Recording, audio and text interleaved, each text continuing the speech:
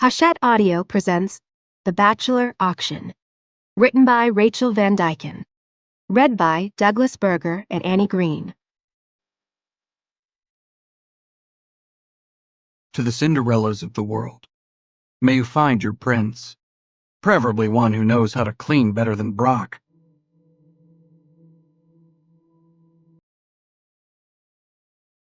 Chapter 1. He's senile. Last night he asked if I believed in unicorns. Brock suppressed a groan at Bentley's insensitive statement. No doubt about it or way around it. Their grandfather, the CEO of Wellington Incorporated, was losing his damn mind. But still, someone should come to the old man's defense. And ever since he was 12 years old, that someone had always been Brock. Always. His younger brothers, twins, were united front against anything and everything that happened, not only within the family, but especially with Brock. It had always been them against the world, leaving Brock the awkward job of defending them to his grandfather, while simultaneously living with the ever-increasing aggravation of their sex and alcohol-filled lifestyles. His medication causes... Brock clenched and unclenched his fists, mainly so he wouldn't do something stupid like punch one of them. Sleep. He needed more sleep, and a life outside of running a company he'd never wanted to run in the first place. Visions, he finished. Bitterness took hold like it always did when he thought of the company, his grandfather, and the heavy weight of the world on his shoulders. You think visions of unicorns is bad? Brant, the younger of the twins, gave Brock a disgusted look. Just last week, I found him skinny dipping in the pool. Brock frowned as the elevator doors opened to the main offices of Wellington Inc. Why is that strange? Alone, Brant said. Who skinny dips alone? Bentley smirked, pushing past both of them. Not you, clearly. Brant's lips pressed into a smug grin. Jealous? Of the skank from last night? Bentley snorted and sent off a text, most likely to the very same girl who had left Brant's bed the night before. Always a competition with them. Hardly. Hello, boys. Mrs. Everly, their grandfather's secretary, was like family. She refused to acknowledge the brothers were well past the boy stage and had been for years. Hello, they all said in unison. Bentley reached for her hand and kissed the top of it. You get younger every day. Amazing, almost like you're aging backwards. He winked. Brock's patience was already on edge. Running the company for his grandfather was one thing. Keeping the twins from making asses of themselves was another. Bentley. Brock gripped his brother's shoulders with a jerk and shoved him toward the door. Don't keep grandfather waiting. The twins exchanged an eye roll. So responsible, Brant said under his breath. It wasn't meant to be a compliment. So old, Bentley added, because that's what he did. Brock, when was the last time you even got laid? If you say anything past 7 days, I may need to disown you. It had been more than 7. Way more than 14. But with a company to run, and 2 brothers to keep under control, not to mention the accident that had nearly taken his grandfather's life this last year. Resentment washed over him. When would he even have time? For fun. Sex. Women. Anything. You're not getting any younger, Bentley interrupted Brock's depressing thoughts. Aren't you turning 38 this year? I saw gray hair when he turned his head, Brant added. Depressing as hell. It's not gray, Brock snapped, clenching his jaw so tight his teeth ached. And if you haven't noticed, I've been busy. Boys? Brock flinched at the sound of their grandfather's booming voice. Boys, is that you out there? He may be losing his mind, but he sure hasn't lost his vocal cords, Bentley murmured as all 3 of them stepped casually into the office and shut the large wooden door behind them. It closed with a resounding thud, and Brock felt an ominous current of anxiety travel down his spine. It was the same feeling he'd had when he was 12, and his grandfather had told him his parents had died in a plane crash. The same feeling he'd had last year when he'd gone head-to-head with his grandfather over an acquisition, and won. The board had approved his decision, and less than 24 hours later, he'd almost lost his grandfather in a car accident. As if reading the direction of his thoughts, his grandfather winced. The pain was still there, Brock knew, even if grandfather refused to admit it. Charles Williams Wellington III was seated behind his desk as if he sat on a throne, his mass of silver hair flowing into a deep curl that fell over his forehead. His wrinkled and tanned face didn't look older than 70, though he was pushing 82, only weeks away from celebrating his birthday. I have decided, he paused and stood to his full height of 6'4", to have an auction. Oh? Brock was the first to speak. Business he could deal with. Numbers he could process. Anything outside of that and he was going to need a drink. Or 10. What would you like to auction? He pulled out his iPhone and started a new note. One of your houses? A few of your stallions? Titus Enterprises had a car auction last year that was extremely profitable. Grandfather's face transformed into a wicked grin. Maybe the other two should sit down. I think he means us, Bentley said under his breath, while Brant shot Brock a worried glance. I mean to auction. Grandfather took a deep breath and raised his finger to point at them.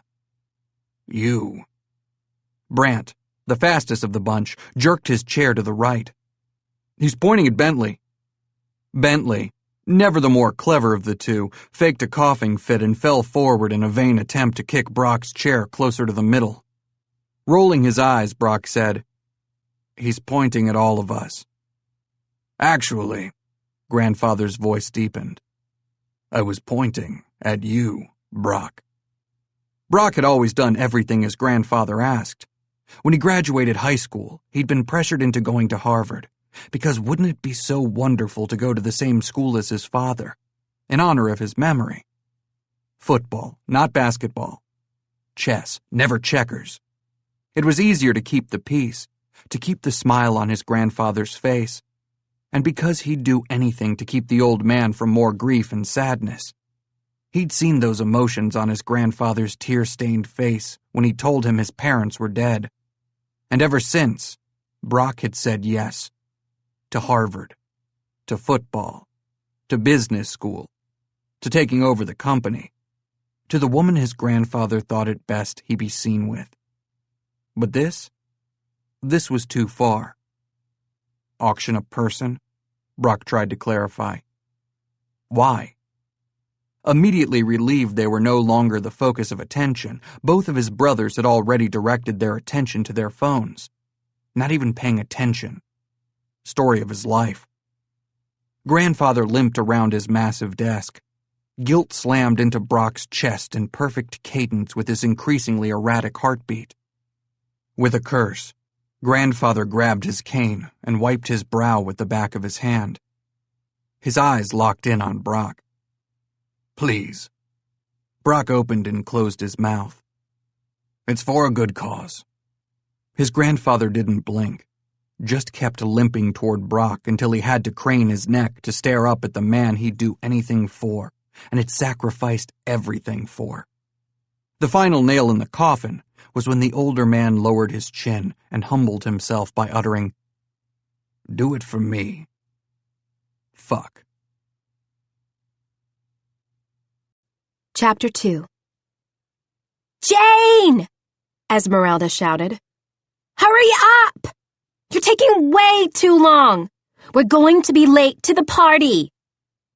Maybe you should just go without me, Jane offered in what she hoped sounded like the perfect balance between depressed yet content. She was exhausted from work. The last thing she needed was to babysit her sisters while they drank their body weight in vodka tonics. Esmeralda's voice was loud and clear as day. Jane, if you don't come, who's going to fix my dress if something happens? Or watch over Essence? You know how she gets shy with guys.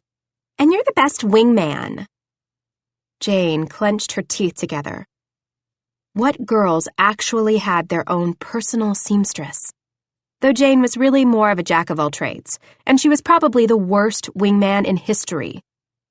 "You girls ready?" Essence asked. "Jane, hurry up! We don't want to arrive too late. It's rude and he may not notice us." Jane barely managed to hold in her gasp as Esmeralda and Essence tumbled down the stairs and presented their dresses. Esmeralda's tight black dress had just enough fabric to cover her surgically enhanced boobs and barely covered her ass. Essence's was nearly the same style, except it was white. One wore purple lipstick, the other had on gray. They were always on top of the newest trends, even if the trends were stupid. And ugly. At Fashion Week, they could get away with it. In Phoenix, they just looked like Bratz dolls. "Yeah, I think..." Jane coughed into her hand. "He'll notice." "Aww!" Esmeralda clapped her hands and flicked her dark hair over her shoulder. "That's so nice of you to say." "Yes." Essence twirled a few times to show off her dress to full effect. "How sweet of you, Jane." With her eyebrows drawn in perfect arches, it was amazing she could even move them. "Jane, why aren't you dressed?" "I think I'm just going to stay in," Jane answered, tugging at her dress self-consciously. It was the best one she could find at the last minute. She hadn't even known about the party until an hour ago, and the best she'd been able to scrounge up was a dress she'd borrowed for prom 4 years ago from one of her sisters. She'd tried her best to make the black cocktail dress appealing, but you couldn't fix plain. And that's what it was, what Jane was. Plain Jane. Her sisters gave her the same empty-eyed stare. Arguing with them was completely useless. When it was 2 against 1, she never won. Not that it mattered in the long run. Her sisters typically got their way regardless of what Jane said. They were pushy. But they were family.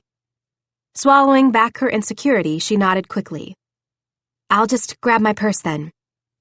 Her sisters whispered under their breaths, though Jane heard every mean word. "Doesn't she have any other dresses? Poor Jane." "Hey, I offered to help her shop and she said no." Jane snorted quietly. She'd said no because Essence's shopping style was more like buying everything name brand and go into major credit card debt. At one point, Jane had had to use all of the money her parents had left them to pay off the bill. "Poor Jane," Esmeralda said again. She hated pity, especially theirs. She would move out of the house if she thought her sisters wouldn't starve without her. Well, that and the fact that they were family, and family stuck together. Even if family exhausted you, stressed you out, and made you want to scream at least 90% of the time. "Let's go!" Esmeralda clapped her hands loudly, and they were off, headed to a party that Jane didn't even care about. Chapter 3. I admit it, this is one of the best ideas he's had in years. The sheer publicity alone is priceless. Bentley tossed back his 3rd drink of the night and slapped Brock on the back, then showed him his phone. "Hey look, you're trending." "I will literally break your phone in half with my bare hands if you show me one more tweet with my name and auction in the same sentence." Brock barely managed a polite nod in his grandfather's direction as he greeted people filling the large downtown nightclub for the annual Wellington party. He tossed back a gulp of whiskey, watching as his grandfather winced in pain after a particular hearty handshake from a journalist chomping to get in on the story of the century. Brock grimaced. The press had gone wild when they'd caught wind of the auction. CNN, the World News, the New York Times, God, every damn newspaper in the universe thought the auction was the most newsworthy thing they'd ever heard of. One of the country's richest bachelors was allowing women to bid on him, and allowing his grandfather to pick a winner from the bidders, a winner that Brock would date, and even potentially marry.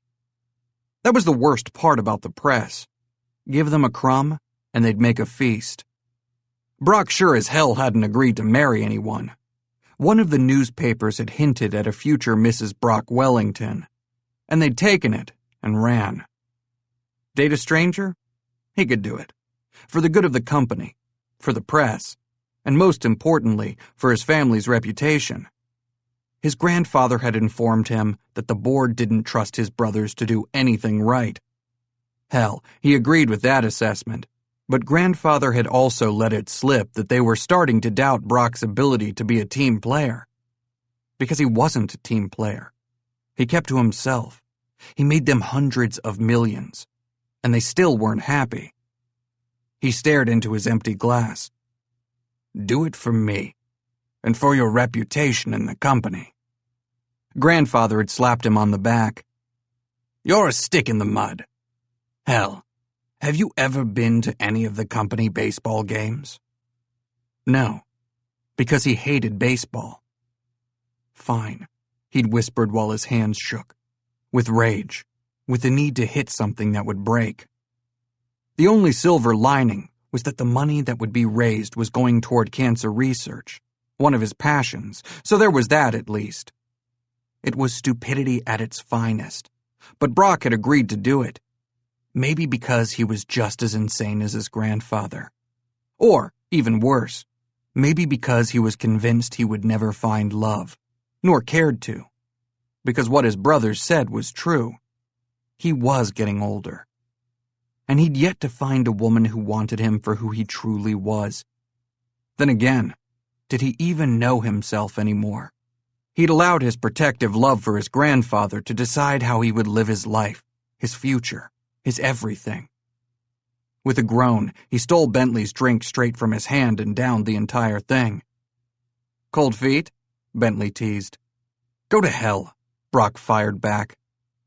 Bentley, as if sensing how pissed off Brock really was, quickly grabbed a flute of champagne from a passing waiter and shoved it into Brock's waiting hand. Look on the bright side. Grandfather said if you married the girl he picked, he'd give you the ranch as a wedding present. So there's that. The ranch. Their home. Their safe haven after their parents had died, where their grandfather had pushed aside his own grief to give them the best life possible. Shit, he was screwed. Hell, Bentley let out a low whistle. I'd even sleep with her for the ranch. Who? Brock was too busy chugging champagne to notice anything except the constant beat of the techno music and bright red and white lights flashing around them. He really was getting old. Her. Bentley glanced at Brock's empty glass and handed him another from a passing waiter. Her lipstick's purple. How exciting. Brock actually flinched when the woman waved his way. She looks like she should be poking her head out of a limousine screaming, "What up, bitches?" Oh God, I'd sell my soul to hear you say that exact same phrase in a high-pitched voice while you rip at your shirt. Please, it's just what this party needs. Brock's lips twitched into an amused smile as he let out a bark of laughter. What, and steal her moment? He nodded at the woman, who had just started convulsing on the dance floor with a friend. I think I'll let her have the spotlight. Bentley grinned. Imagine how they dance when they're drunk. Are you under the impression they're sober? Either way, bad choices. Oh shit. Brock choked on his third drink. They just saw grandfather. Brock prayed to God that his grandfather wouldn't send the girls his way. Time slowed as grandfather turned, made a face and dismissed them. Both Brock and Bentley exhaled loudly. Drink, Bentley encouraged. Maybe the caterpillars will turn into butterflies. Whiskey encourages these things. I'm only taking this drink. He gripped it between his hands. How many had he just downed anyway? 4? 5? Because I see no other option, and believe me, I've done nothing but try to think of a way out of this. Bentley crossed his arms. What about no? No. Brock shook his head vehemently. You have no problem saying it to me or Brant on a daily basis, yet the minute grandfather turns his furry eyebrows in your direction, you turn into this robot. Brock stiffened. Robot? Hardly. He'd been called worse, but that was beside the point. His brothers didn't get it. They didn't understand the power behind a simple word. and how it was Brock's fault that their parents were dead in the first place. Because the first time he'd said that word had been after an argument with his father. No, he'd said. No, no, no. The next day, both of his parents were dead. His hand shook with the memory, as if reliving it all over again. All right, then. So you said yes because you want to settle down. With a woman of grandfather's choosing?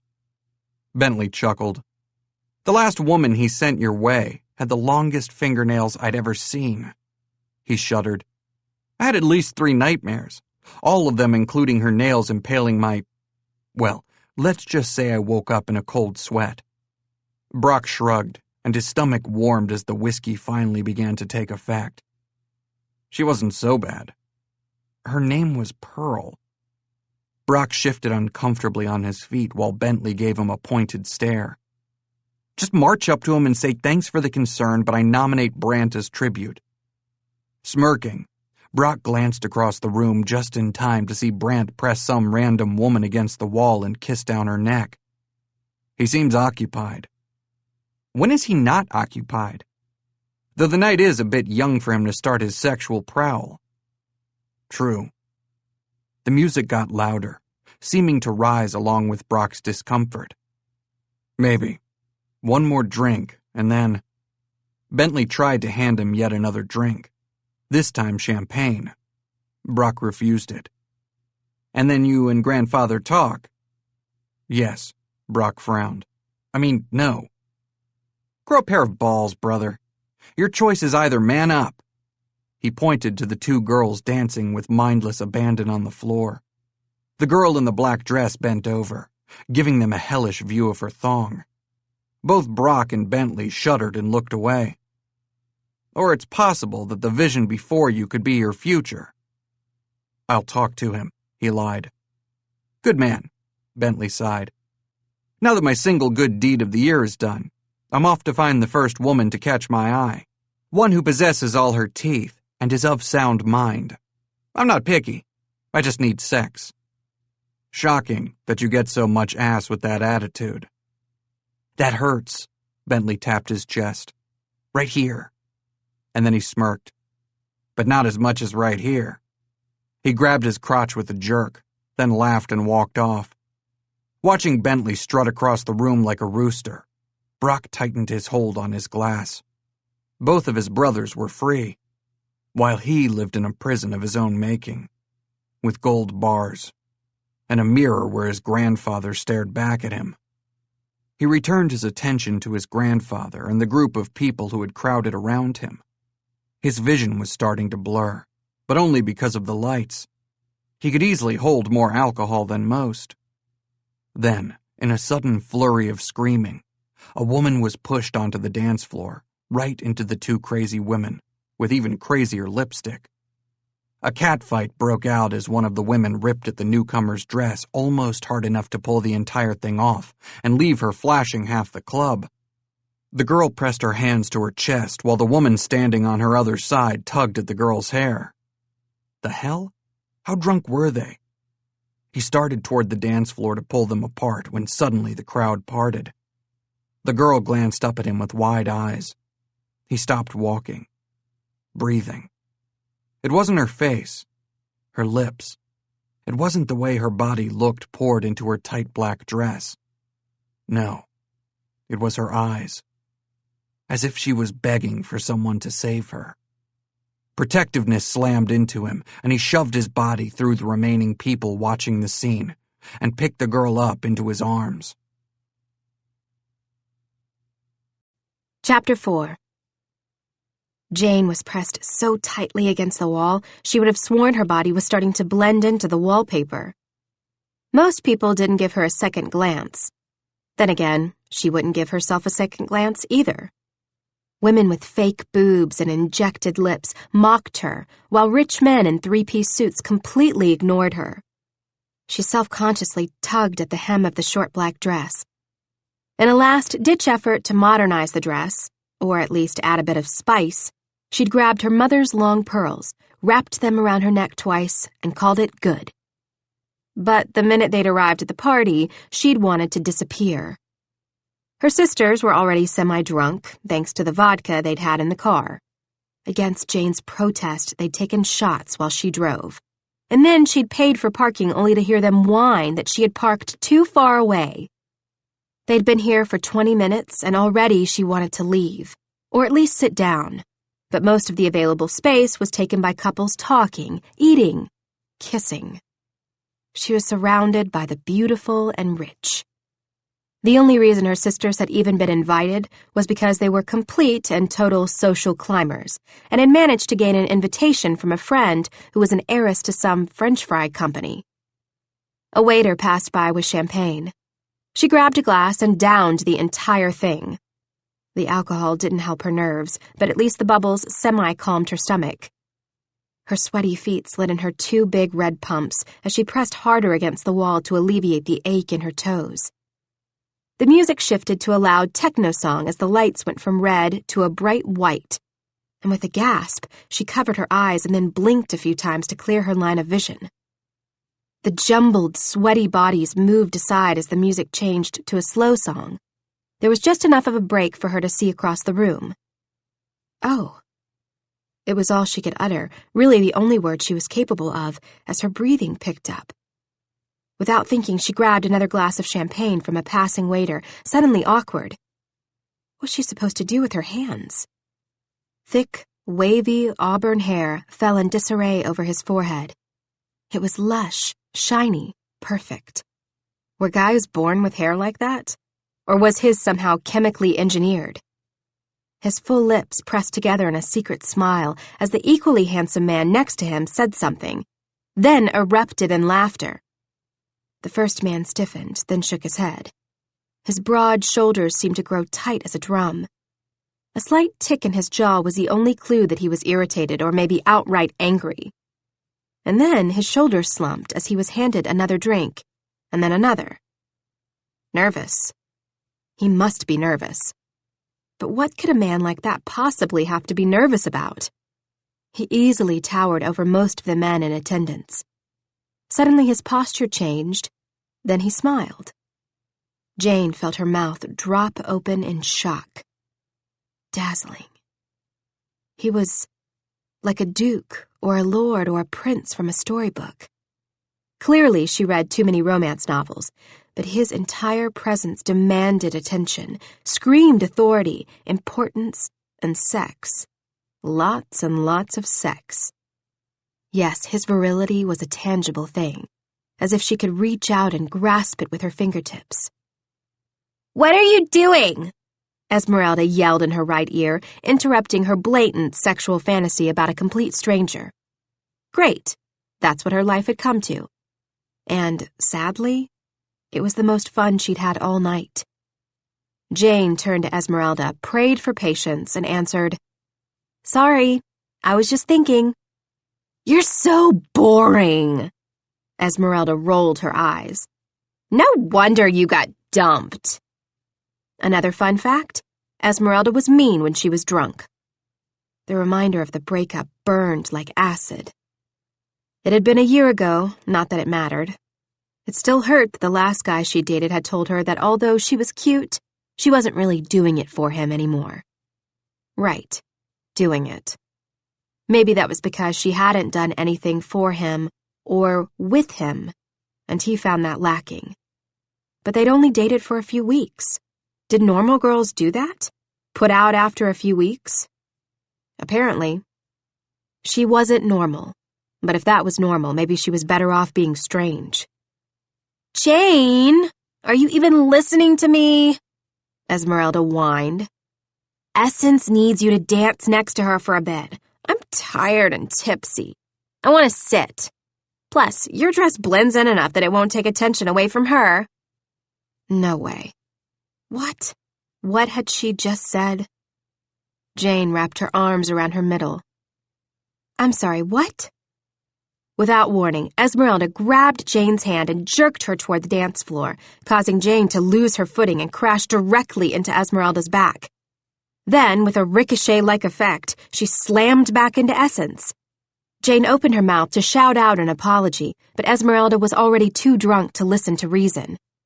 With determination in her eyes, she reached for the pearls at Jane's neck, but grabbed the fabric of the dress instead. Her poorly sewn dress ripped instantly, causing the fabric to slink past her strapless bra.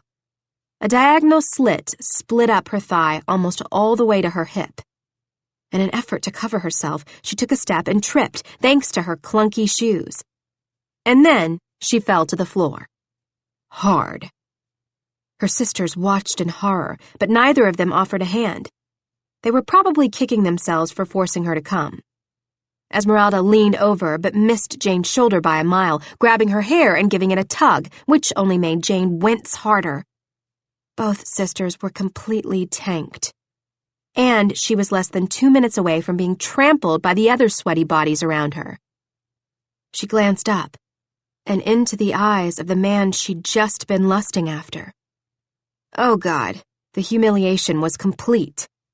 That one glance told her he'd seen it all. She swallowed back the thickness building in her throat. Of course, the only time he'd notice her would be when she'd ripped her dress and nearly took out a few guests on her way down to the dance floor. The crowd gathered around her, and the sexy man disappeared, probably off in search of a girl with perfect hair, perfect teeth, perfect clothes. She really should have stayed home. Tears filled her eyes as a heel pressed into her right hand. With a jerk, she tugged her hand free, struggling to get up to stand on her wobbly feet, when suddenly she was pulled to a standing position and then swept up in strong arms. Jane's eyes were still so blurry from unshed tears, she couldn't make out the man's face as he carried her out of the crowd. He smelled like heaven. She fought the insane urge to press her face against his chest and just close her eyes, because he felt safe.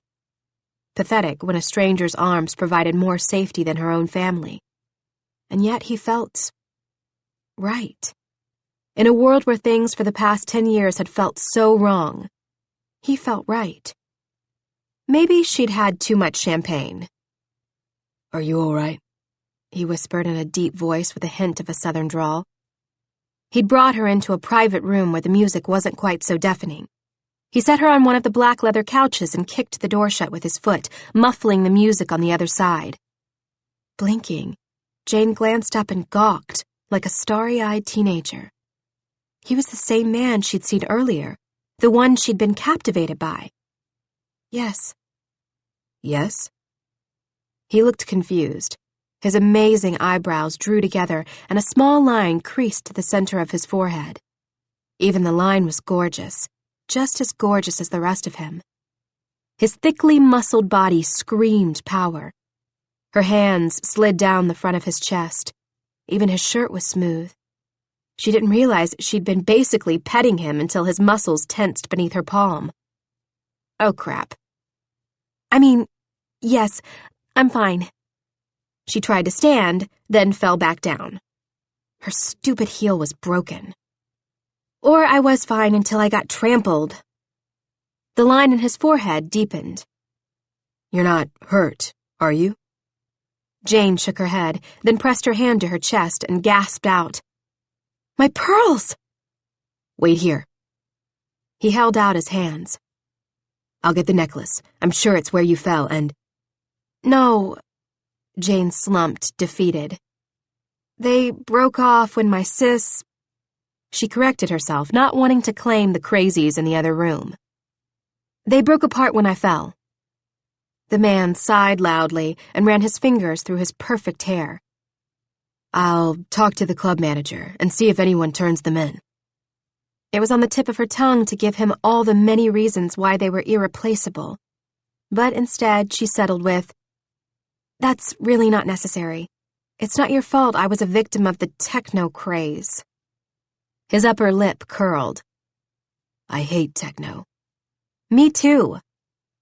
"Is there something I can do? Anything? You promise you aren't hurt?"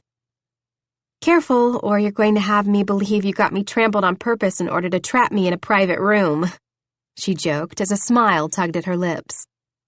"Had I known you were willing, I wouldn't have had to go to such extremes to orchestrate it." He appeared stunned by his own answer. Her breath hitched. Was he flirting with her? His crystal blue eyes twinkled with amusement. So... Her voice was hoarse, like an old woman's. Great. I should probably get back to the party. Why did she need to go back again? All the reasons seemed to disappear as he maneuvered around the couch and popped a bottle of champagne that had been chilling in a nearby crystal bucket. Why don't you and I have a drink first? He peered around the table. I'll need to send for some shoes. It's the least I can do. His gaze heated. Shoes are appropriate to purchase for a stranger. A dress, I'm afraid. The corners of his mouth tilted into a sultry smile as his eyes slowly raked over the scraps of fabric barely covering her breasts. Not so much. Did people do that these days? Just send for shoes? Who was this guy? Really, it's not necessary. I'll just stick to the shadows so I don't scare anyone with my limp, and I'll be okay. She sounded more confident than she felt, and her lower lip trembled a bit.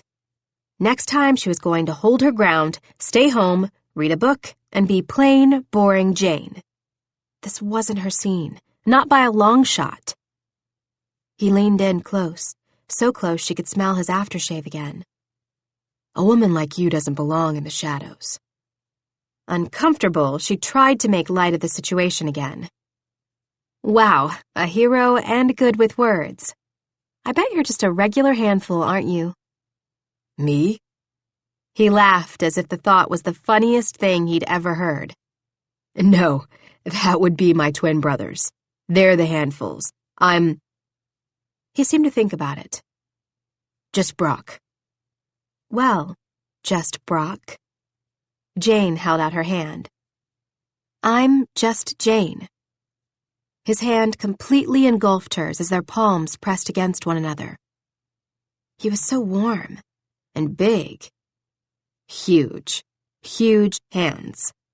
That meant something, right? Crap, she was still shaking his hand, and he was grinning at her as if it was the funniest thing that had ever happened to him. And he was looking at her eyes, not at the fact that she was half naked on a couch with a broken shoe. With a jerk, she pulled her hand back and nervously reached to tuck a stray piece of hair behind her ear. So, Brock. Jane looked down at his shoes. That was safe. Shoes. Nothing sexy about a man's feet, right? Except his were inside shoes that she ventured probably cost more than she'd ever see in a lifetime. About those shoes. Shoes. He repeated the word and then quickly stood. Right. Just wait here. But you don't even know my size. His eyes heated as he eyed her up and down. Would it be too cheesy if I said perfect? Perfect? She repeated like an idiot. I don't think I understand. The perfect size. His half-lidded gaze was causing her stomach to do flip-flops while she tried to keep a calm demeanor. With a smile, he knelt down and touched her foot. Touched it. And then gazed up at her and said, 8? Am I close? 8, she nearly stuttered. 8.5. With a nod, he stood and disappeared, giving her the breathing room she absolutely needed, only to reappear a few seconds later. Without shoes. She frowned. Then again, what had she expected? That he'd bang some plastic Barbie over the head with his cell phone, steal her shoes, and then toss them to Jane? Brock studied her. Your shoes should be here within the next 15 minutes. I just sent my degenerate brother across the street. Saks is still open. The night is young. Saks? Shoes from Saks? She'd never owned anything from Saks. Ever. But she knew the store. Didn't every woman? Still, the most expensive thing she'd ever owned had been the pearls. That's really... She waved her hand in the air and stood. Not necessary. You can tell him that... Brock reached for her hand and lightly tugged her back. Sit. It is necessary. And although I typically wait until the third date to buy a woman gifts, I think your nearly getting trampled allows me to break that rule. Still tense, Jane nodded and took a shaky look around the small private room. "To new shoes?" Brock grabbed his drink and lifted it in the air toward her. She lifted her glass and clinked it against his, then took a small sip. The champagne was pink and sweet, with a tart aftertaste. "It's good." "You sound surprised." Brock's lips lifted in a smile. She scrunched up her nose. "I'm not much of a drinker, and I typically don't like drinks that are the same color as my underwear." The minute the words were out of her mouth, she froze, barely managing to suppress the urge to clap a hand over her mouth. She wanted someone to run her over with a car. With a choke, Brock nearly spit out the sip he'd just taken. Face flushed, he stared her down and then whispered, "You're making me regret my decision to send out for boring black shoes." Pink is fine." Stop talking. "Not all of my underwear is pink. I have black, too." Brock's lips parted with a greedy exhale, and he downed the rest of his drink. Oh? Hell in a handbasket. Why was she giving him a rundown of her lingerie drawer? As if he were a naughty Santa with a checklist in front of him, putting down little marks on the little boxes that read, "Red lacy thong. Check. Black boy shorts. Double check." "I'm more of a boxer brief sort of guy," he said smoothly, bringing her back to the present. "Huh?" "Too far," he chuckled. "I figured if I knew the color of yours, I should at least show you mine." He leaned forward. Had he said, "show"? Just how drunk was he? Maybe that was the reason his eyes were zeroing in on her mouth. He blinked, and then seemed to sway a bit. Was he okay? And why was he still staring at her mouth?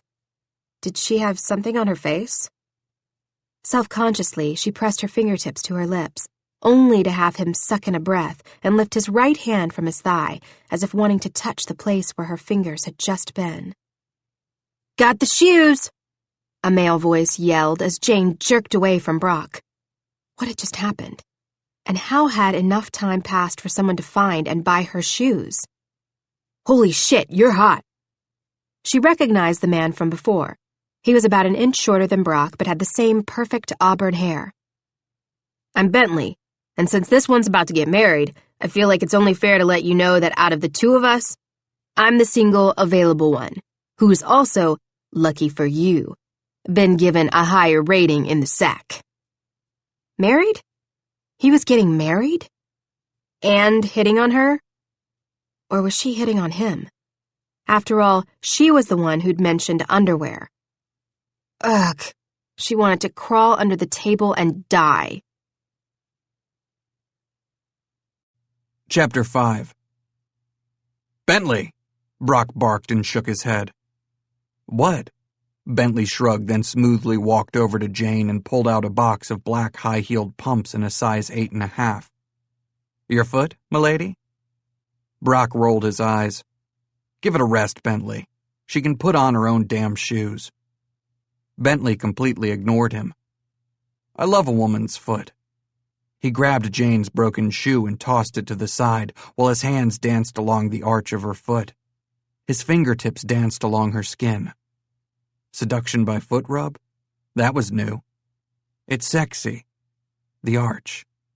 He leaned over her, his lips parting just enough to give her the impression he was thinking about kissing her. The curve of a woman's foot reminds me of her body. See? Sexy. He slid the shoe on a very terrified-looking Jane and stood. Perfect fit. Jane's mouth opened, then closed as a rosy flush crept over her face. Thank you. I bought you my favorite brand." Her eyebrows arched. How did he know about Manolo Blahnik? "Oh." And then she nodded and said loudly, "Oh, that makes sense." Bentley's eyes narrowed. "Me buying women's shoes?" "You wearing them," she explained. "That's great. I mean, good for you. I'm sorry I'm so awkward at things like this, but it's good you're, you know." She bobbed her head and sputtered. "Out and comfortable with it." "Out?" Bentley repeated. I'm confused. Of the closet, she said slowly, then saw the scowl on Bentley's face. Or maybe you just like to dress like a woman? She straightened her shoulders and tried again. In either case, congratulations on your choice to wear women's clothing. Brock about died laughing as Bentley's horrified expression went from stunned to genuine confusion. You heard her. Brock held his laughter in check. Congratulations, brother. I'll take care of the press release. Bachelor Playboy Bentley Wellington and his private women's shoe collection. Bentley let out a strangled laugh. Yes, and while we're at it, why don't we remind the press that the clock is ticking on that auction of yours? Auction? Jane asked. Don't, Brock shook his head. You don't want to know. But she probably already does, Bentley pointed out. Unless she doesn't read the news. They both stared at her, waiting for an answer. She ducked her head, blushing again. I read books. How pure. Bentley smiled and sat down next to her. And just so we're clear. He leaned in as though he was going to kiss her. My bat only swings one way. And I can assure you, every time I get thrown a pitch, I hit it out of the park. Incredible, Brock muttered. I've never seen you try so hard, especially with a woman clearly not interested in what you're offering. Brock gripped his brother by the shoulders, aimed him toward the door, and gave a hard shove. Go. Bentley cursed Brock the entire way. Brock turned back to apologize to Jane, but she was already trying to sneak past him, both of her hands clutching her dress so it wouldn't fall down. What the hell? Logic told him to let her go, but her eyes. Damn those eyes. He wanted her to stay. Enjoy the shoes. He pushed his lips into what he hoped resembled a smile, and took a step back. The right thing always won out with Brock. God, he hated himself sometimes. Jane. She turned quickly, and he had to suppress a groan. Her legs went on for days in those shoes, damn it. Thanks again. She smiled self-consciously, but at least it was a real smile. For the save. She gave him another awkward smile as she pointed behind her. Out there. Any time, he murmured as she disappeared back into the crowded club. With a sigh, he fell back against the couch and stared up at the ceiling. The best part of his night so far had been spent with a woman who had no clue who he was. And he'd loved it. He glanced down at the floor. A small smile spread across his lips. Jane had left her old shoes. Curiosity had him picking up the worn shoes. The brand on the inside was worn away from use. What did he expect to find? Her name and address written inside? Every cell in his body was telling him he needed to see Jane again, to find out if the connection he'd felt with her was real. She'd made him laugh and engage. He'd wanted to have an actual conversation that had nothing to do with his money, his brothers, the auction, or his grandfather. It had been nice. She had been nice. And now she was gone. Chapter 6. Jane! Jane pulled her pillow over her face and for one brief moment wondered if it would be possible to suffocate herself. Not that she was suicidal, but Mondays with her sisters, they always made her violent. Jane! Esmeralda screamed at the top of her lungs. It's 7! I'm going to be late for work! I'm starving! God forbid her sister pour her own coffee. Grumbling, Jane crawled out of bed, tossed on a ratty sweatshirt, and ran down the stairs just in time to get shoved against the wall as Essence moved breezily past her in a cloud of cloying perfume and cigarette smoke. Both of her sisters sat at the table expectantly, checking their phones. Eggs okay? Jane asked with fake cheer as she made her way over to the fridge. Neither of her sisters answered. Her parents had hated Mondays, and early on had established a family tradition by starting the week with a home-cooked breakfast. Jane had kept the tradition alive, long after she suspected that she was the only one who cared about the tradition. And then one Monday, she'd poured them all cereal, thinking she was too tired to keep up the tradition no one else seemed to care about. Her sisters cried. It was horrible. Manipulative, yes, but also horrible. Everyone mourned in their own way.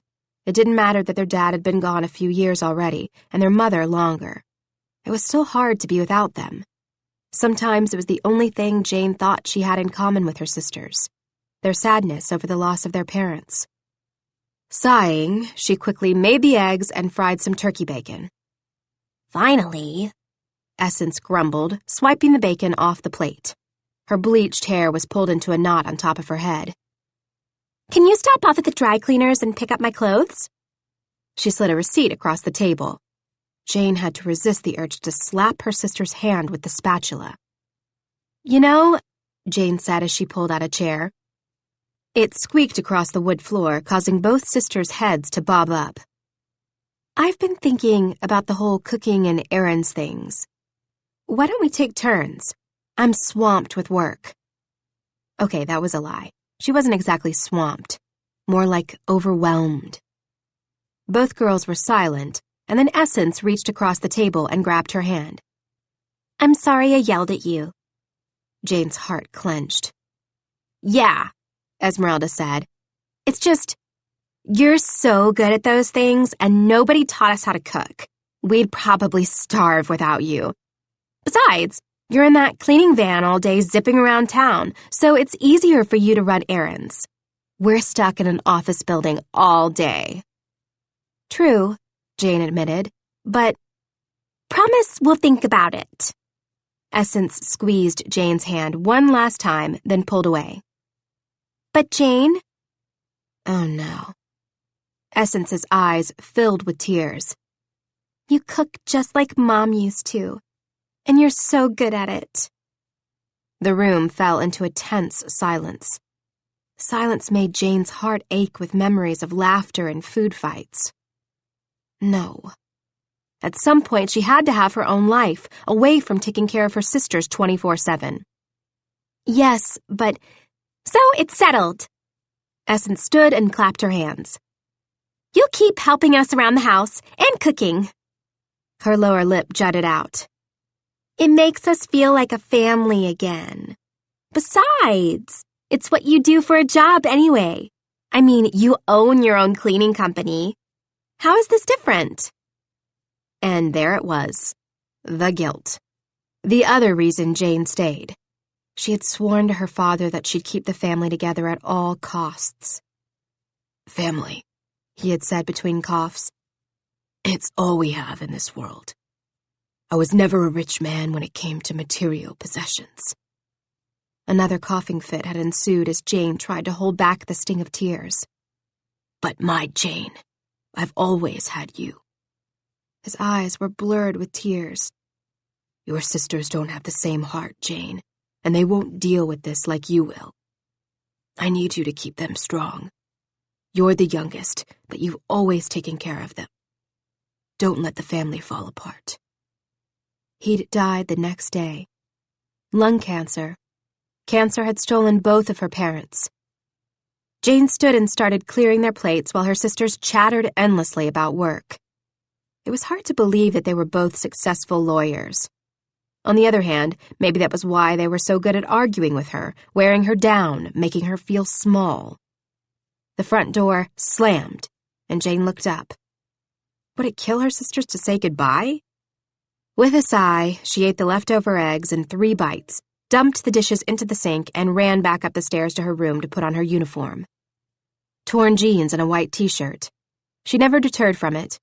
She'd ruined way too many of her favorite shirts because of multiple bleach accidents. Humming, she opened the curtains to her small room and smiled. Today would be a good one. She wouldn't let the rocky start ruin the rest of the day.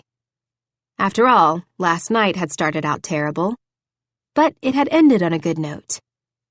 She touched her lips. Brock hadn't kissed her, but she could imagine what his kiss would feel like all the same. Brock was so out of her league it was laughable, but he'd treated her like an equal, something she wasn't used to even in her own family. Pushing that depressing thought away, she turned away from the window to grab her tennis shoes, only to stumble over a pair of heels that cost more than she made in a week. They were even prettier in the daylight. The soft leather glistened. A small smile formed as she picked up one of the shoes and examined it. These were the kind of shoes that made her feel like she could click the heels together and she'd end up with a different life. A life where her boyfriend didn't dump her because she was too boring. A life where her sisters respected her. A life where she didn't live with the constant nagging guilt of keeping the family together. A life where men like Brock asked women like her on a date. She slipped her right foot into the pump and stood on one leg, then slid her left foot into the remaining shoe. Immediately she was reminded of his smile, his hard, muscled body as it pressed against hers. Jane clicked her heels together and whispered, "I wish." Her eyes filled with tears. "I want." She stumbled out of the shoes and stared down at her naked feet. "I just want more than this," she finished, looking around the room she'd been forced into since both of her sisters had claimed the bigger rooms in the house. And then her gaze fell on her own reflection in the mirror. Straightening her shoulders, she stared herself down. There were people worse off than she was. She was just being emotional. Tears blurred her vision. This reaction was so unlike her. Maybe it was the fact that right above the shoes was a pile of bills that she knew she'd have to pay. Bills that her sisters didn't feel it was their responsibility to help out with. She kicked one of the heels and crossed her arms. Actually, her reaction made perfect sense, because for one fleeting moment, she'd been something more than the Jane who'd cleaned office buildings and bailed her sisters out of shopping debt. She'd felt beautiful. Powerful. How pathetic that all it took was a well-dressed man with a gorgeous smile and a pair of shoes to completely disarm her. And make her want things that girls like her would never get. Those shoes were a catalyst. Those shoes were temptation. Those shoes were the devil. Chapter 7. Brock woke up with a pounding headache and a shoe in bed with him. A woman's shoe. Someone grunted from across the room. He wasn't alone. Pasting on a carefully blank expression, he looked around. Shit, had he slept with Cinderella? God, that smile. Those hips. Those legs. He squeezed the shoe tighter between his hands as lust hit him hard and fast. Even with the hangover from hell, he could still see a clear picture of Jane in his head. The groaning was coming from the bathroom. Slowly, so as not to puke all over the pristine wood floor. He threw the white duvet off his legs and walked to the tune of a jackhammer between his temples, all the way to the bathroom. A foot poked out through the half-opened door. Definitely not a size 8.5, nor feminine. He kicked at the limb to get the door fully open, and the groan turned into cursing. Pushing at the door, he saw Bentley hugging the toilet like a new best friend. Rough night? Brock smirked like the complete bastard he was as Bentley lifted a middle finger in the air and kept it there. He'd tire out eventually. Another grunt sounded from somewhere else in the large master bathroom. Brock stepped around the corner. Brant was sprawled in the bathtub, holding a fluffy white towel close to his chest. Where was a whistle when Brock needed one? Or a car alarm? Air horn? There had to be an app for that. Brant opened one eye, then two. Sleeping Beauty awakes. Shirtless, he stood up on wobbly legs, then stepped out of the clawfoot tub and scratched his naked stomach. That was a rough one. The shots? Brock guessed, making his way over to the sink to brush his teeth and find some aspirin. The hookers, Brant said quickly, causing Brock to inhale an unhealthy amount of toothpaste before nearly choking to death. Kidding. Brock choked even harder. Fuck off. Seeing you lose your shit at 7 a.m. is one of my favorite things. You both smell like shit, and Brock felt like it. Third drawer down for the unopened toothbrushes. A drawer closed with a thud, and Brock winced. Stop slamming things. Bentley smiled at him in the mirror and slammed 2 more drawers before unwrapping a toothbrush. You know what's sadder than the fact that you can't hold your liquor? Brock spat into the kitchen sink, then wiped his face with his arm. 12 shots within 90 minutes is impressive. Had it been 12? 10? Did it matter? After chasing and losing Cinderella in the crowd, he'd completely lost his shit and drank the frustration away. Why the hell hadn't she stayed at the party? Why did he care? Bentley completely ignored him and lifted his toothbrush into the air. Light flashed off plastic the color of blood. This is sad. This right here. Brant moved to Brock's left and splashed his face with water. Red toothbrushes? Nope. Bentley spread toothpaste across the bristles. It's sad you don't need these because you don't have a new woman here every night. Brock rolled his eyes. Right, because he had time for that. What? Bentley smirked, toothpaste foaming out of his mouth. You're a sad, lonely bastard. No wonder grandfather thinks he needs to pick out a willing woman and slap the Wellington name across her forehead. Brant nodded his agreement. Remind me why you're both here? You have your own apartments. Nice penthouses full of STDs and whores. Ah, Bentley laughed. You restocked for us? You're such a good brother. Patience. Patience. Patience. Brock located a bottle of aspirin and popped 2 in his mouth, then handed it over to Brant, who was already greedily eyeing the white bottle. You invited us back here to keep a watchful eye. Bentley used his fingers to make air quotes and then shrugged.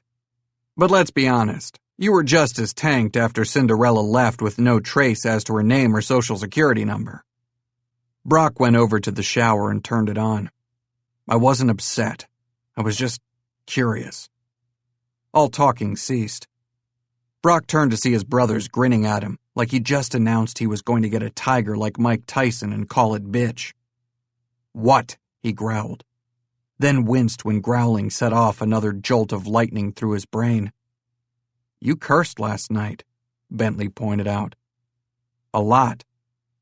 I was drunk, Brock said, irritated to find himself on the defensive. Nope. God, he wanted to punch the smug grin from Brant's face. That's a lie. You curse when you're either really upset or... He shared a look with Bentley. When you want something you can't have, which isn't often. Bullshit, Brock yelled, and winced again as blood surged in his head. Bentley held up his hands. And we rest our case. I'm too tired for this. Bentley sidestepped Brock, then made a beeline for the shower. Like hell. Brock shoved his brother out of the way. When I'm done showering, I want you out of my apartment. He pulled his shirt over his head and dropped it onto the floor as he got into the shower. But who's going to make us breakfast? Came Bentley's voice. Go. Silence ensued, and then Brant appeared next to the shower door. He was holding up a black shoe. Shit. So either you have something you want to tell us, or you slept with a woman's shoe last night. Where's the rest of her? Groaning, Brock let the hot water singe his back as he leaned against the tile and exhaled roughly. It's the girl Bentley was talking about. I bought her shoes. Hers broke. You do realize that's kind of a weird thing to do for a complete stranger, right? You don't just buy someone expensive shoes after theirs break, especially not a woman. Buying clothes, even in a relationship, usually means commitment. How do you know they were expensive? He asked. Weren't they? $850, Bentley shouted from the bedroom.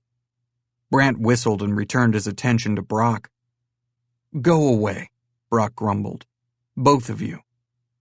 That was Brant's only response.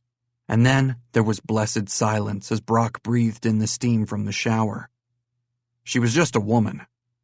A really pretty, vibrant girl-next-door attractive woman. With 7 freckles. Damn it. Small, straight white teeth. An overly plump top lip. Damn. Brock slammed his hands against the tiled wall. The reminder of the auction he'd agreed to was like a brick in his stomach, a heavy, horrible brick of guilt. Today he and Grandfather would go over all of the fine print.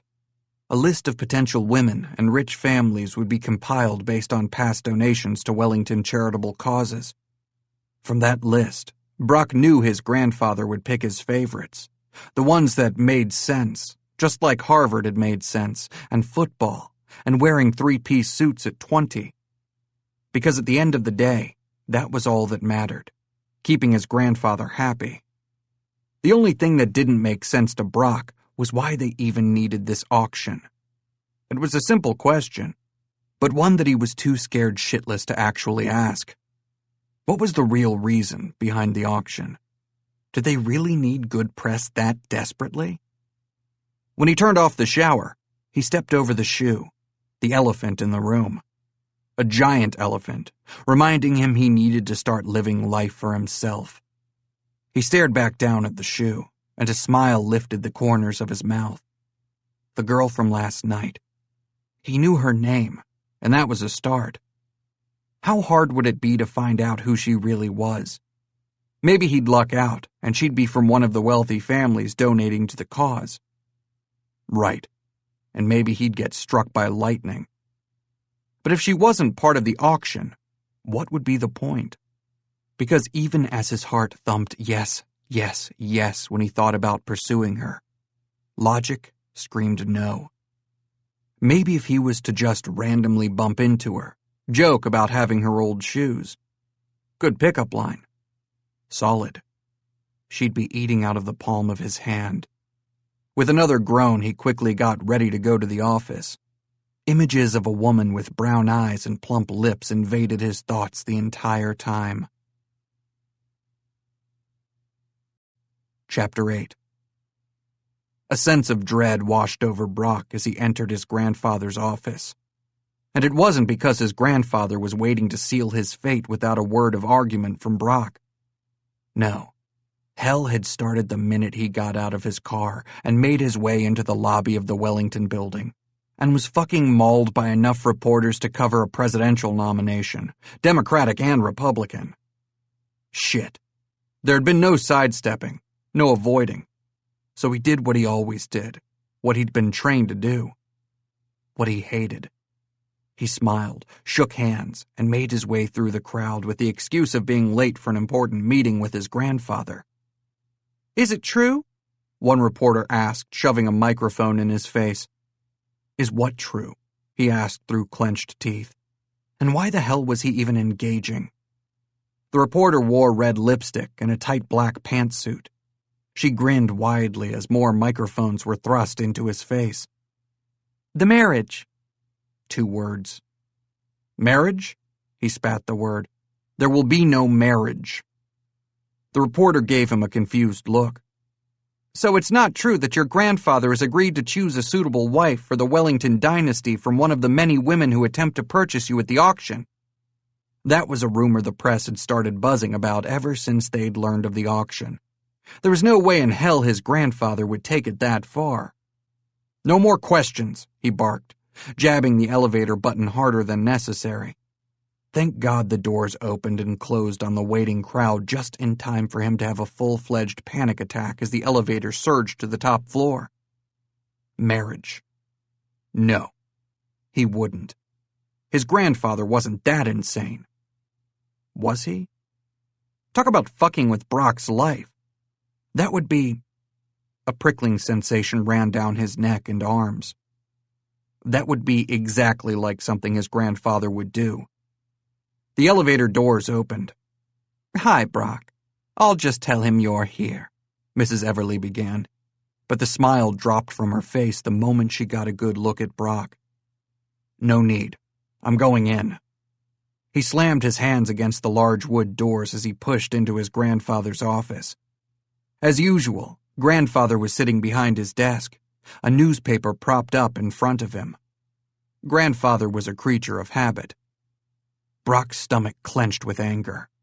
If he wasn't careful, his future was staring right at him, and it looked bleak. Lonely. Hell, it looked like marriage to a woman of his grandfather's choosing. Brock. Grandfather placed his weathered hand on the mahogany desk and stood on shaky knees. Sit. I think I'll stand, he said through clenched teeth. Suit yourself, Grandfather shrugged. No. Pardon? Grandfather's eyebrows furrowed as he moved around the desk and crossed his arms. What was that, son? I won't do it.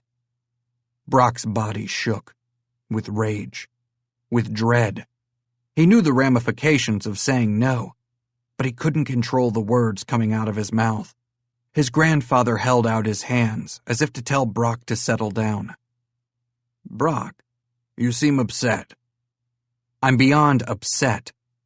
Brock took a step backward. Find someone else. Though God knows why you think this is good publicity. We get enough attention from the twins, who seem to land themselves in every newspaper and magazine in the country. Grandfather suddenly went pale. His hand went to his chest, and then, with a strangled gasp, he collapsed. 3 hours after Brock thought he'd nearly killed his grandfather by actually standing up for himself, he was still in the office. The EMTs were long gone. Grandfather was going to be fine. An anxiety attack. From stress.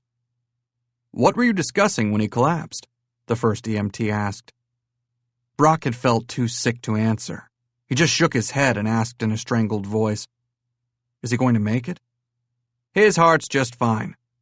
The other EMT was giving Grandfather oxygen, or at least trying to. Grandfather was fighting him every step of the way, saying he had just felt a tightening in his chest and then hot all over. And now they were back to square one. What should have been a brief meeting had turned into one of the scariest moments of Brock's life. How are you feeling? He asked. I'm fine, Brock, his grandfather lied. His grandfather coughed and sputtered into a handkerchief, then stuffed it in the pocket of his three-piece suit. The sound of his leather seat giving way filled the office as Grandfather leaned back in the cushions and placed his hands in front of his face, tapping his fingers against one another, signaling he was deep in thought. Brock tugged at his suddenly too tight tie. Shall we go over the plans for the auction? Grandfather asked with hopeful eyes. And just like that, he got his way. Again. Sure. Oh. Grandfather thumbed through a folder on his desk and waved him off.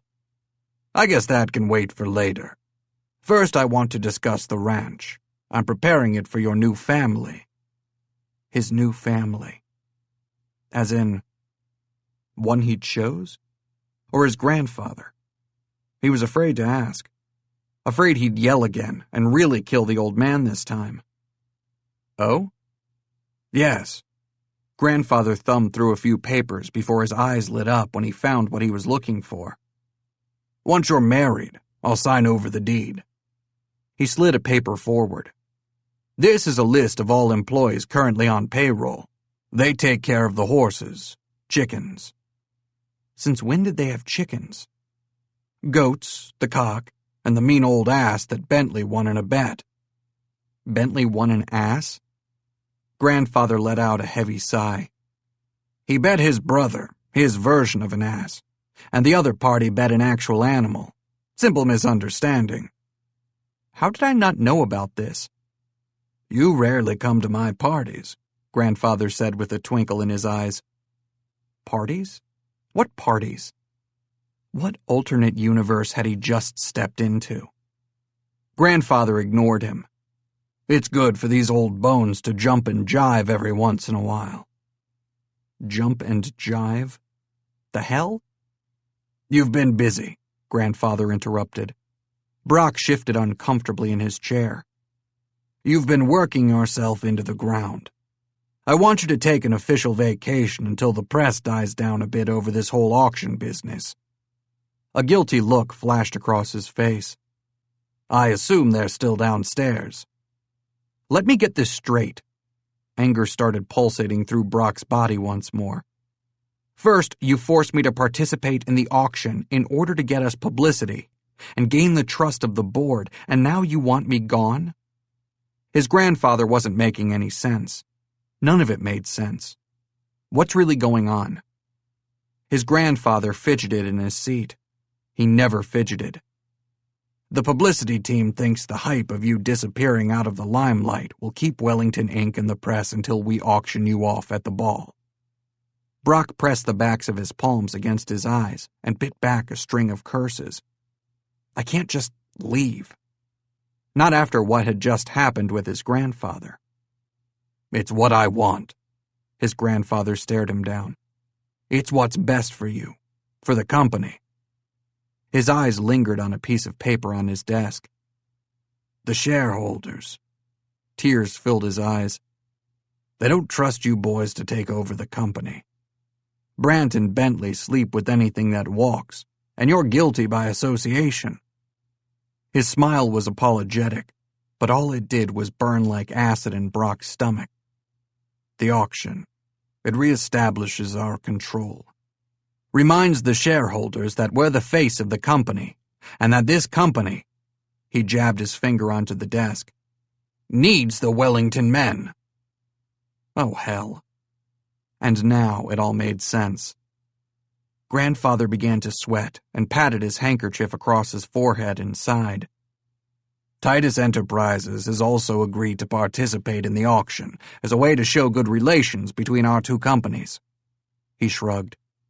The shareholders have been itching to mend the relationship between us and the Titus family, and I've kept my promise that I would do everything in my power to do that.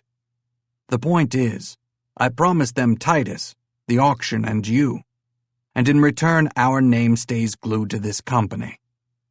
He looked down, and then back up at Brock with an unreadable expression.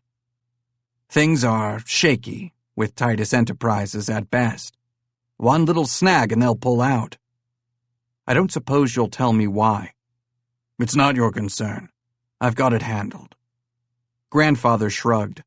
A nice little vacation is just what you need. Besides, what could possibly be keeping you here? Let me run the company, my company, for a few weeks to get the faith of the shareholders back in our court. They'll see that you're being the dutiful grandson by agreeing to be auctioned off, and we'll let the press do what they do best. Destroy lives? Brock offered. Don't be so dramatic. Grandfather pulled the papers into a neat pile and leaned forward. Now, was there anything else? He was officially being dismissed. Brock stood and nodded his head. I don't like being kept in the dark. If I worry about you, you'll worry about me, which in turn makes me worry about you more. Brock jerked back as if he'd just been slapped. You worry about me? Ever since that day when I watched the light fade from your eyes. The same day the responsibility for you boys came to rest on my shoulders. Do this for me, Brock. I'm not telling. I'm asking.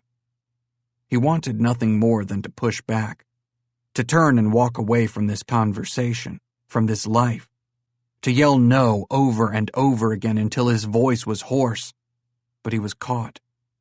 Memories of his parents' deaths flooded his brain. The shock, the tears, the twins waiting for them to come home, the knowledge they never would. And he knew his thoughts were written all over his face, because his grandfather stared at him with pity-filled eyes, as if to say, we can talk about it. But he didn't want to talk about it. He wanted to push the whole horrible situation to the furthest recess of his mind and put it on lockdown, where he didn't have to deal with it, any of it. Because once he dealt with it, healed, and got over the trauma, there was this lingering fear that he'd forget them. Yes, he whispered and closed his eyes. The answer is yes. Good. Grandfather's smile was strained. He looked like he was about to say more, but didn't. God, it was always the same with them. So much was always left unsaid. A fake smile replaced Grandfather's worried one. And there it was.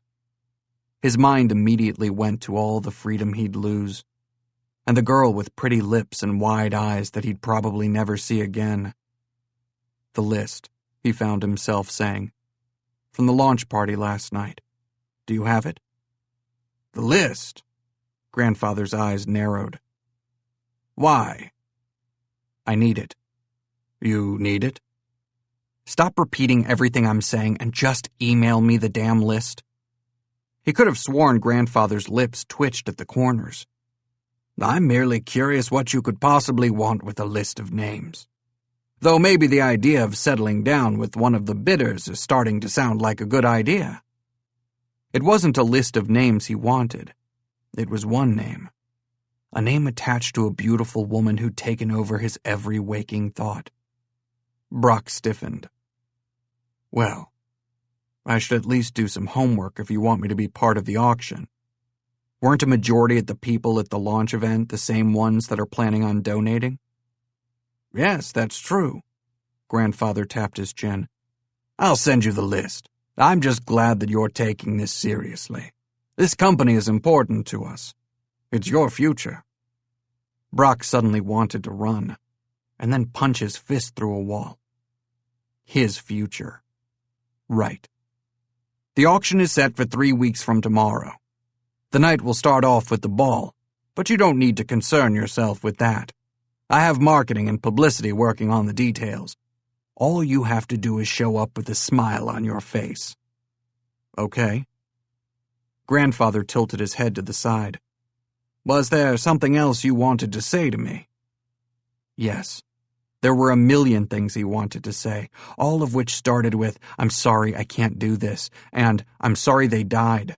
I'm sorry it's my fault. I'm sorry that you lost your son and daughter-in-law.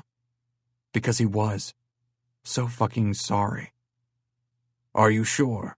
Grandfather prodded further. You know you can talk to me about anything, Brock.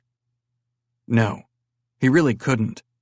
Because clearly bad things always happened when he said no, and his grandfather was the glue that held the family together. And he was being selfish for wanting more for himself when his grandfather had sacrificed everything to raise 3 hellion boys who'd lost their parents. No. Brock shot to his feet. No, there's nothing else. Grandfather sighed. That's too bad. What was that? It was hard to miss the hopeful look in his grandfather's eyes. What could he possibly expect Brock to ask? The weather, Grandfather nodded. It's supposed to get bad. Try not to leave too late on your trip to the ranch house. The ranch house. Chills ran up and down Brock's arms. The last time he'd been there, he'd been a broken child searching for answers. Funny how some things changed, and some things don't.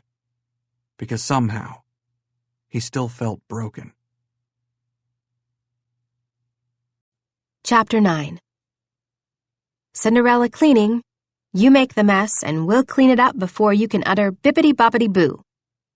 Jane seriously needed to consider changing her company's motto. Yawning, she put a hand over her mouth to stifle the sound and scrunched her nose at the scent. Lemon pine sol was her perfume these days. She loathed every part of her job, except the way things looked once she was finished. That she appreciated. But Cinderella cleaning had been her father's business, and it had helped get her through college. And it made sense.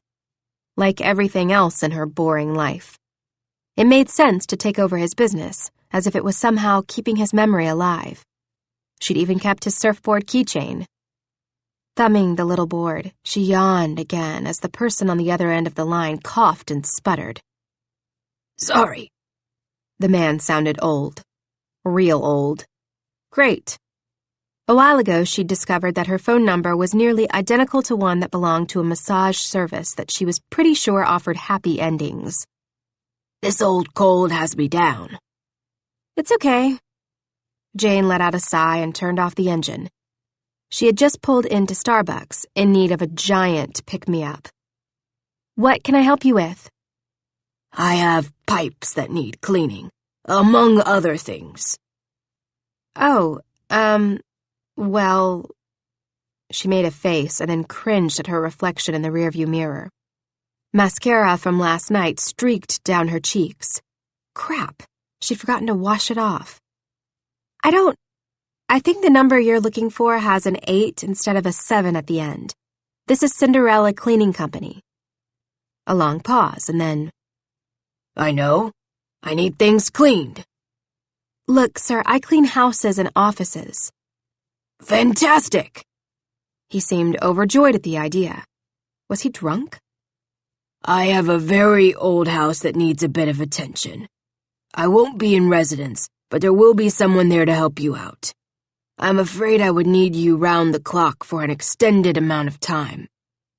I'm not really a live-in maid, she said, as visions of being locked in the attic Jane Eyre style filled her head. It's only for a few days. I'll pay handsomely.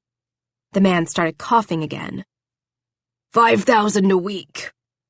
Dollars? She shouted, dropping the phone into her lap and staring at it in shock before picking it up again. He chuckled on the other end. I didn't think you'd be interested in alternate forms of payment. Although I do have some chickens. Doubt I could get more than one good egg out of them, though. 5,000? Good night. They'd probably explode. But then again, chickens need love, too. I believe mine simply enjoy the act of lovemaking more than the production of eggs. That's all there is to it. Jane stared at the phone, then put it back near her ear. Was he talking about chicken sex? At any rate, he sighed. I'd like to hire you if you don't mind. We can go over specifics tomorrow when I send a car for you. I haven't said yes yet. You will. Why? She drew out the word slowly. Because you need an adventure, he said so quietly she almost didn't hear him. Who the hell is this? Her skin prickled with awareness as she nervously glanced out the window. Was he watching her? How creepy! Think of me as your fairy godfather. Thanks, but no thanks. $15,000 a week. Goodbye. She hung up the phone with shaking hands. Within a minute, it started ringing again. She let it go to voicemail. This was crazy, right? He could be a homicidal maniac, luring maids or house cleaners into his home with the promise of money.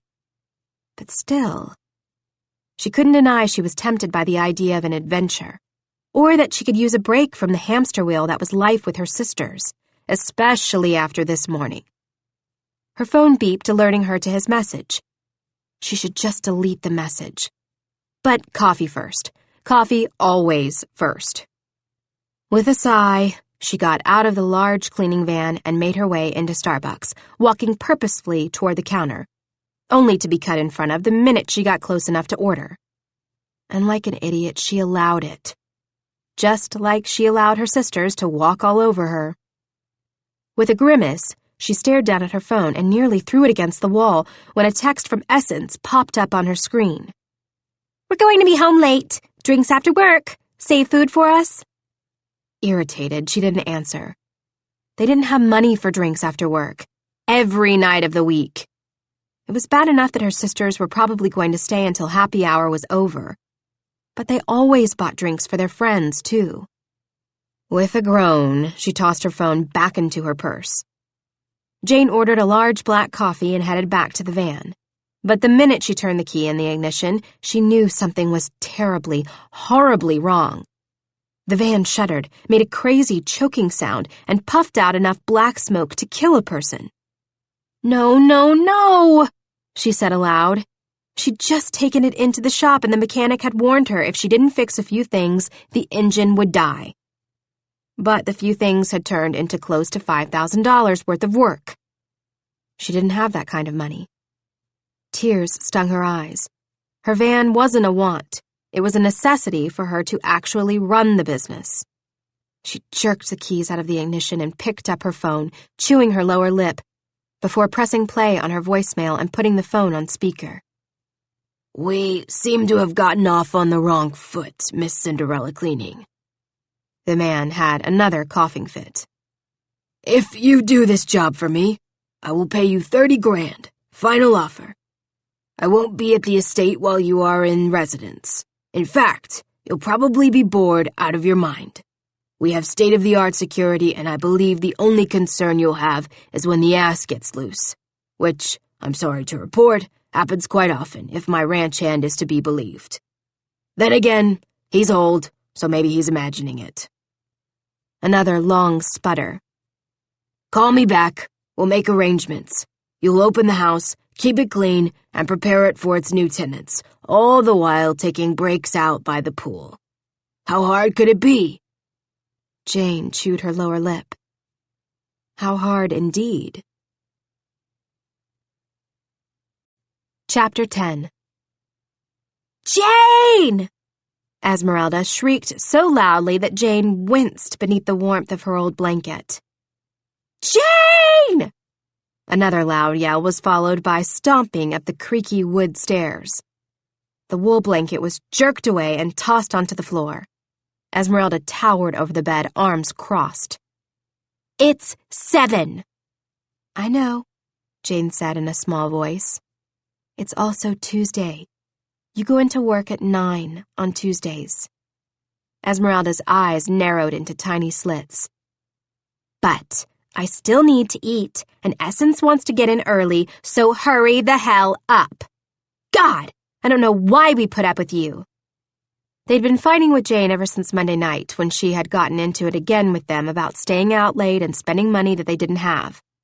It didn't help that Esmeralda didn't get the promotion she'd thought she was up for, which meant no pay raise. Essence had said as much when she got home last night. Her face was pale when she'd mentioned that Esmeralda had been counting on the money. Jane didn't want to know, didn't ask, because she had a sinking feeling her sister had done something stupid, and they couldn't afford to bail her out again.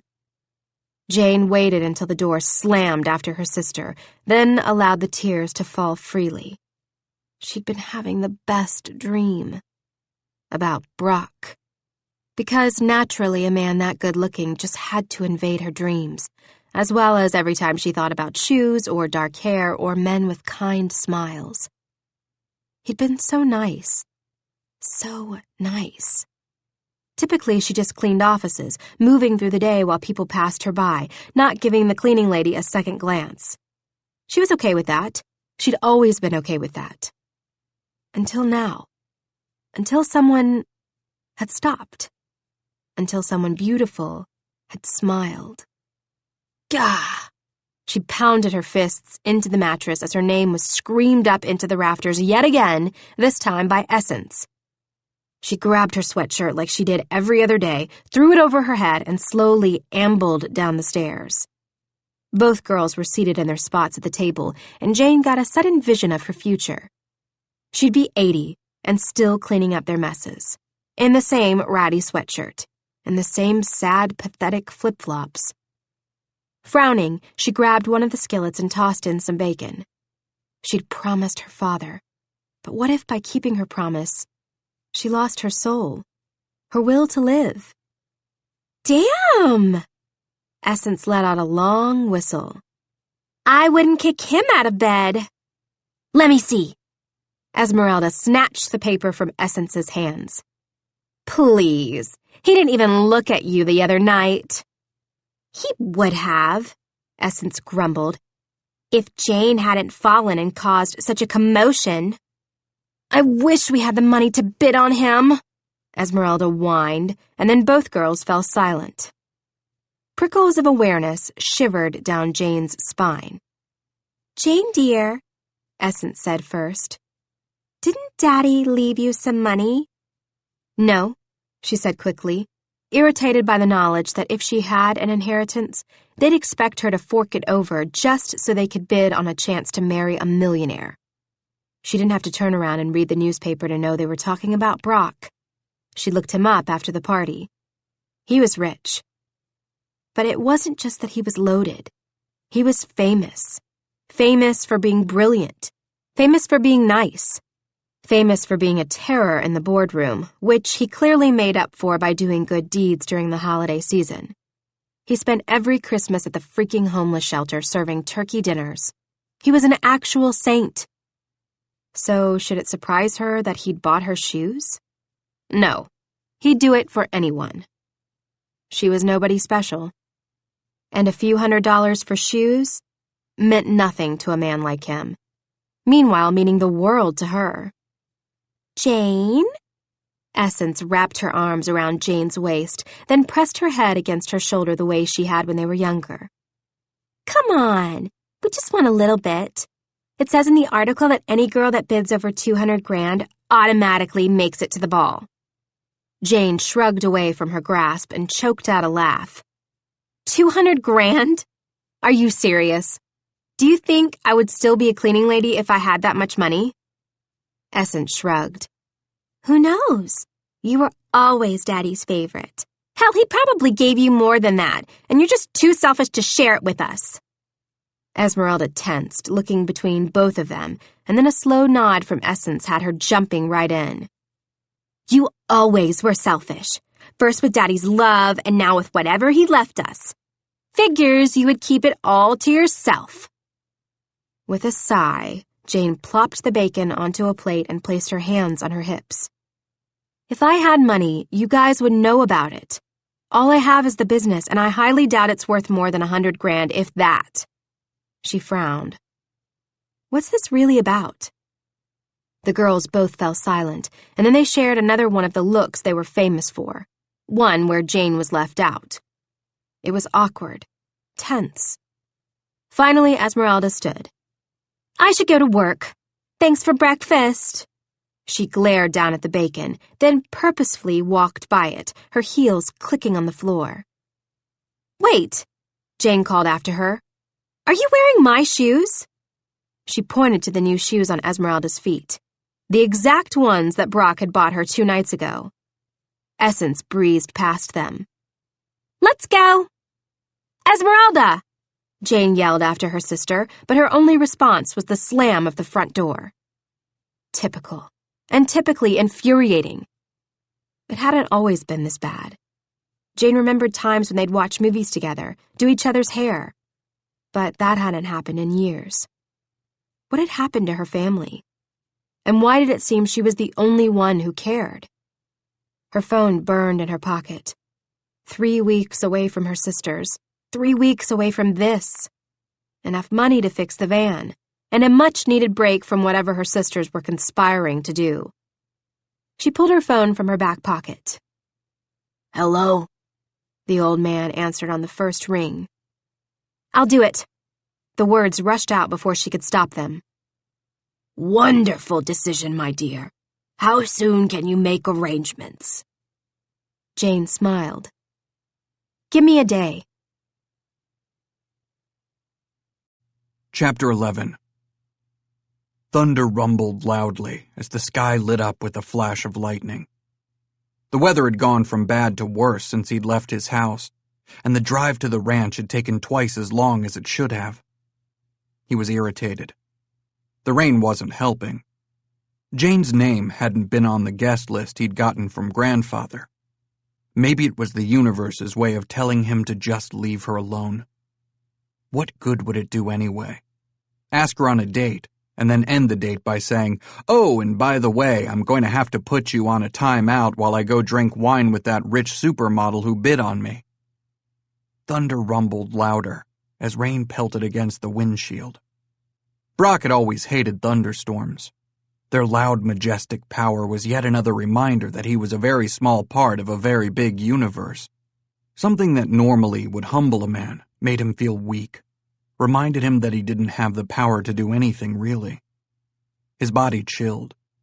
He turned up the heated seat and focused on the rest of the drive down the 3-mile-long, tree-lined dirt road that led up to the main house. He hadn't been back since he was a child. The place held too many painful memories. Memories that he'd always wanted to keep locked down, until now. Twirls me, Daddy." Brock giggled as his father twirled him around and around. Higher, higher, Daddy." His dad suddenly stopped and set Brock back onto his feet. Out of breath, he'd mumbled, "You're getting so big." I'm 4, his father repeated with a laugh as he messed with Brock's dark hair, and then leaned in with arms open wide. "Now give your dad a hug. It's time to go in for dinner." Brock hung his head. "I'm not hungry." "I'm not hungry." His dad said the sentence again, correcting it for Brock. He'd had a speech problem as a child, was unable to say most of his R's, and had been blind as a bat before glasses, and later contacts. Brock took a deep breath and repeated, "I'm not hungry, Dad." "But your mother worked very hard on this meal, so even though you aren't hungry, we need to still be respectful of the time she put into making the food so you grow big and strong, yes?" Brock nodded his head. "Now, how about that hug?" His dad's arms opened wide. Brock ran into them, and his dad twirled him around on the grass one last time. It was impossible to see the actual patch of grass that they'd so often played on, but Brock knew it was there. 15th tree in, to the left. Brock briefly closed his eyes and slowed the car to a stop. With shaking hands, he put the car into park and sat there listening to the rain. He still had a mile or so to get to the house, but he needed a minute.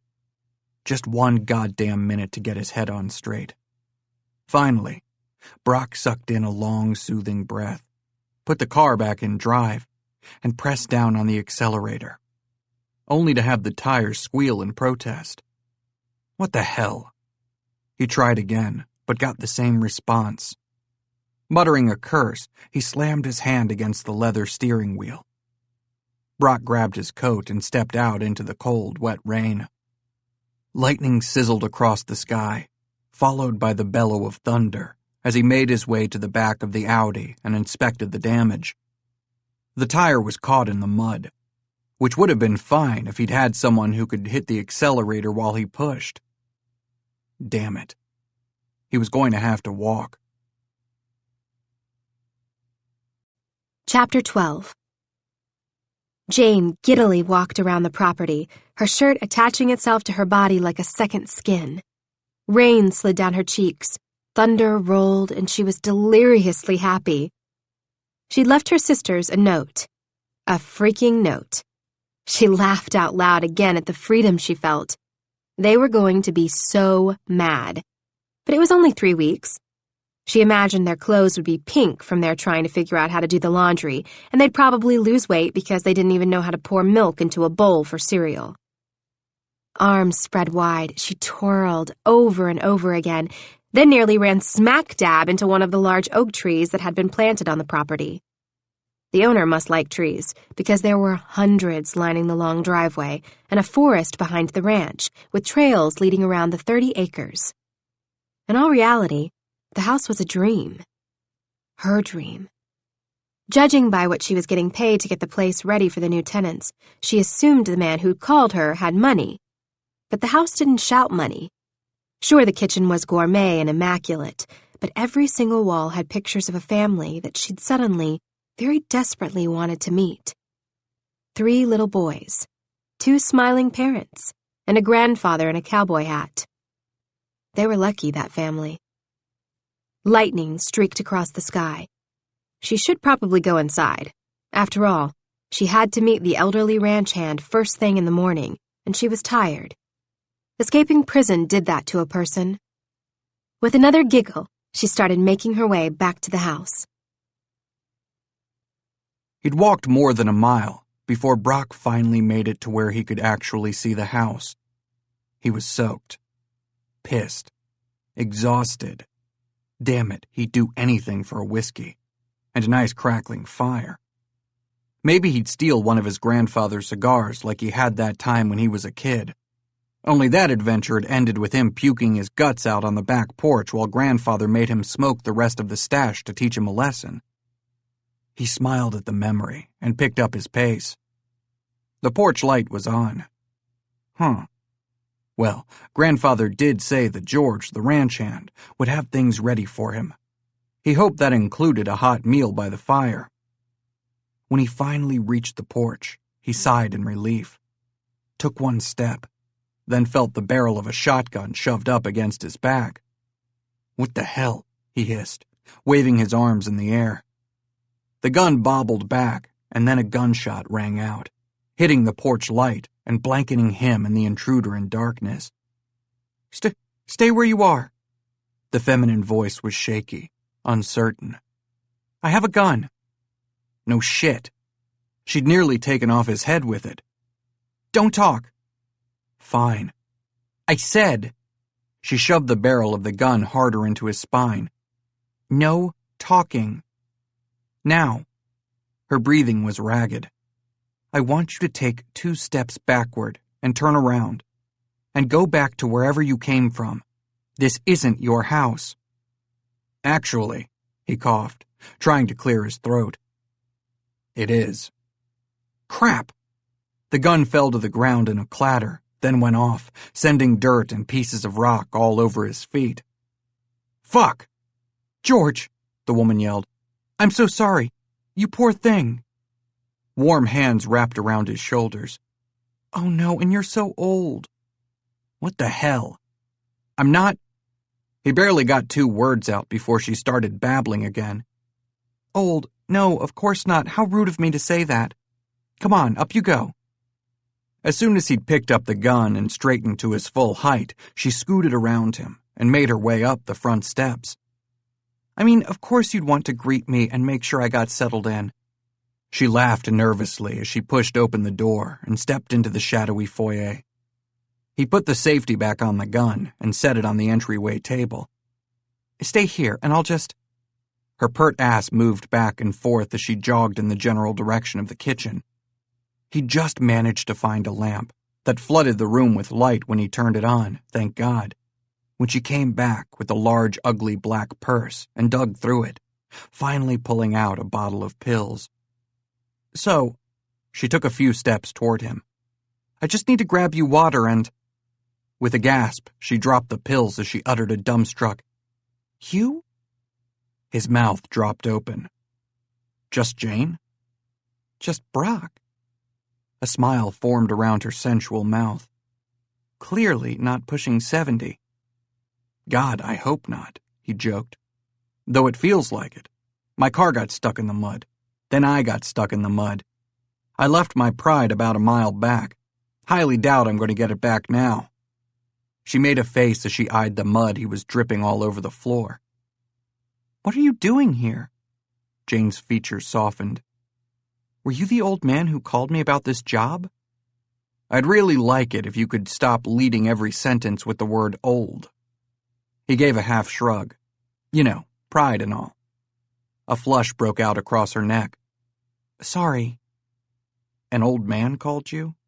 He sat in the nearest chair and tried not to laugh at Jane's wince over his obvious destruction of said chair.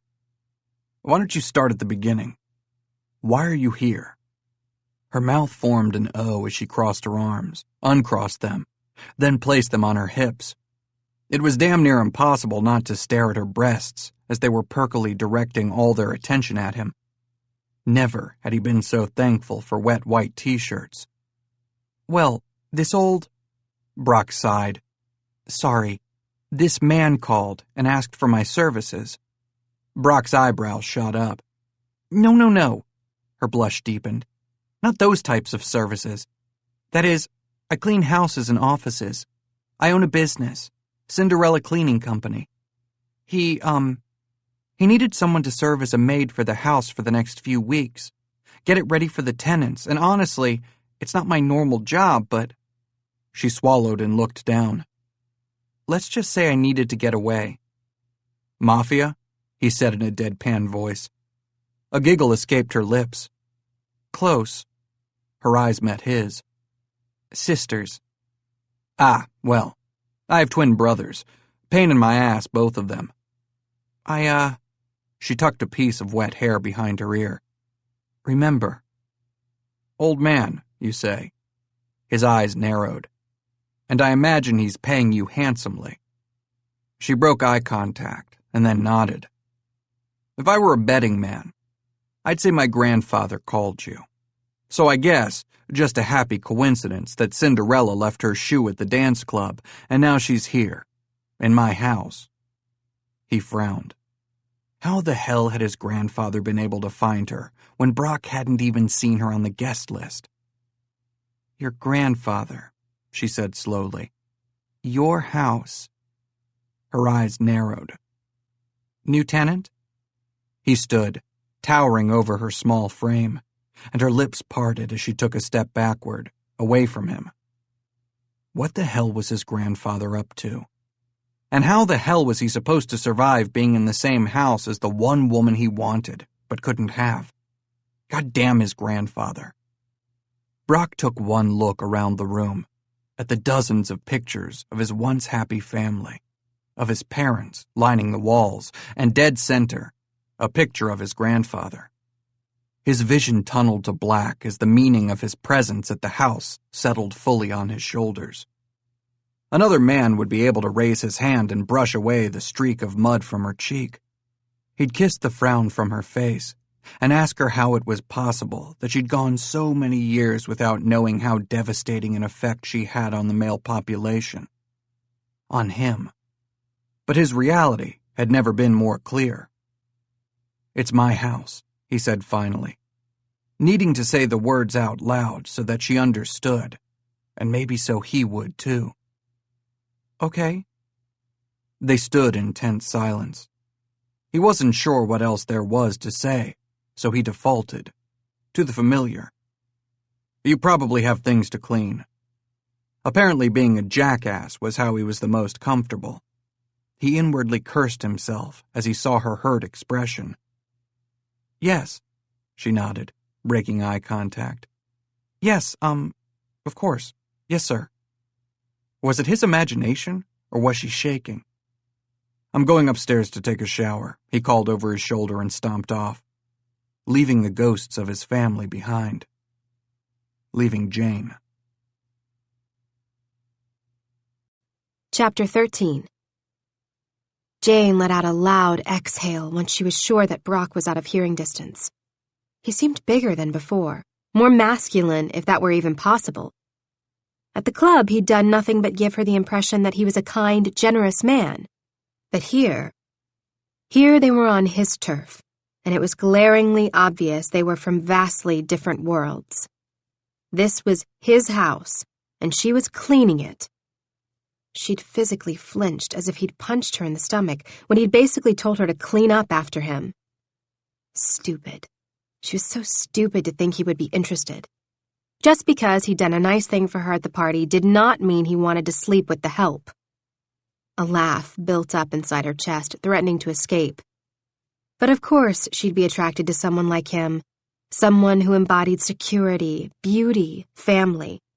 Everything she'd always wanted wrapped up into one shiny package. Prince Charming he was not. Sighing, she moved down the hall and into her bedroom. Thinking she'd be the only one staying at the house, she'd taken the master. Embarrassed, she'd managed to stuff most of her belongings back into her suitcase and roll it down the hall to the next available room. If Brock was going to stay here, she had no business being in the master suite. Although she'd been dreaming of taking a bath in that tub. Heck, more like swimming in it. But she'd be fine. All of the guest rooms were beautiful. With a shrug, she pushed open the door to the room she'd chosen and wheeled her suitcase in, then pulled out some of her clothes and started putting them in the dresser drawers. The room was quaint, around 200 square feet, with floor-to-ceiling windows on the east wall and an attached bathroom. It was perfect for her. Jane located a bulky sweatshirt and hurriedly peeled off her wet t-shirt, flinching at the sucking sound it made when she pulled the fabric over her head. "What the hell are you doing?" Brock's voice came from behind her just as the shirt got caught on one of her earrings. Panicked, she twisted as she tried to pull the shirt back down, but it wouldn't budge. Realizing she was almost facing him now, Jane turned away from the direction of his voice. "I was changing my clothes. Why are you in my room?" "Your room?" His voice rose. "And here I thought it was my house." Well, that was an asinine thing to say. "So why aren't you in the master bedroom?" "I don't stay there," he barked. How was she supposed to know that? "It's the bigger room, and since you're moving in, I just assumed—" "Is this part of the deal? You clean my house and strip for me after hours?" Tears threatened. What a complete jackass. "I'm sort of stuck." "Stuck? Are you just going to repeat everything I say?" He didn't respond. Whatever. He was clearly still there. She could feel his presence watching her. Thank God she was wearing her good bra. She gave another tug and was able to get part of the shirt back down, but the other half was still stuck on her earring and over her head. I would help, but...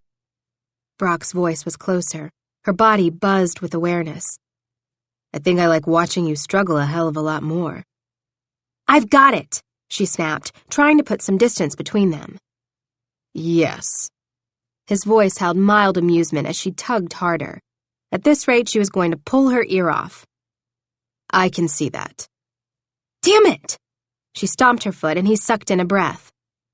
Brock? Yes, just Jane. I think I need help. You think? You don't have to be a jackass. I know I don't have to be. This night needed to be over already. Jane's right arm was cramping and she'd been flashing poor Brock for the past 5 minutes. Here. Brock's breath was warm on her neck. Allow me. Within seconds, he'd located the part of the shirt attached to her earring, and with a soft tug, the shirt came over her head. Hey! She turned to yell at him for making her more naked when she was trying for less, but she let out a little moan instead. He grinned. Problem? You.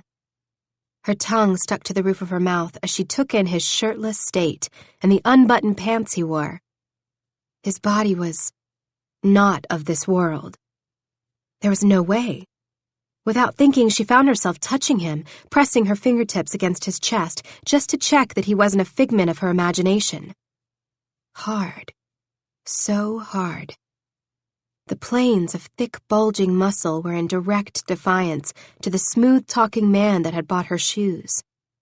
When she'd seen him last, he'd been large, intimidating, and very much the businessman. Now? Now she could clearly see every muscle ripple, and felt her body react to him as she tried to keep her composure. She could handle the single rich bachelor who was kind. What she couldn't handle? A man. A man who was all man through and through, who had a body to match all that dominance and masculine goodness. Jane. Brock whispered her name. She jerked her hand away, then took 2 steps backward, nearly colliding with her suitcase as she folded her arms across her breasts. Thanks. If I'd known that getting eye-fucked was going to be my thank you, I would have come to your rescue a lot sooner. Her eyes narrowed while he fluidly moved past her into what she assumed was a bathroom. Before shutting the door, he turned and barked. Take the master.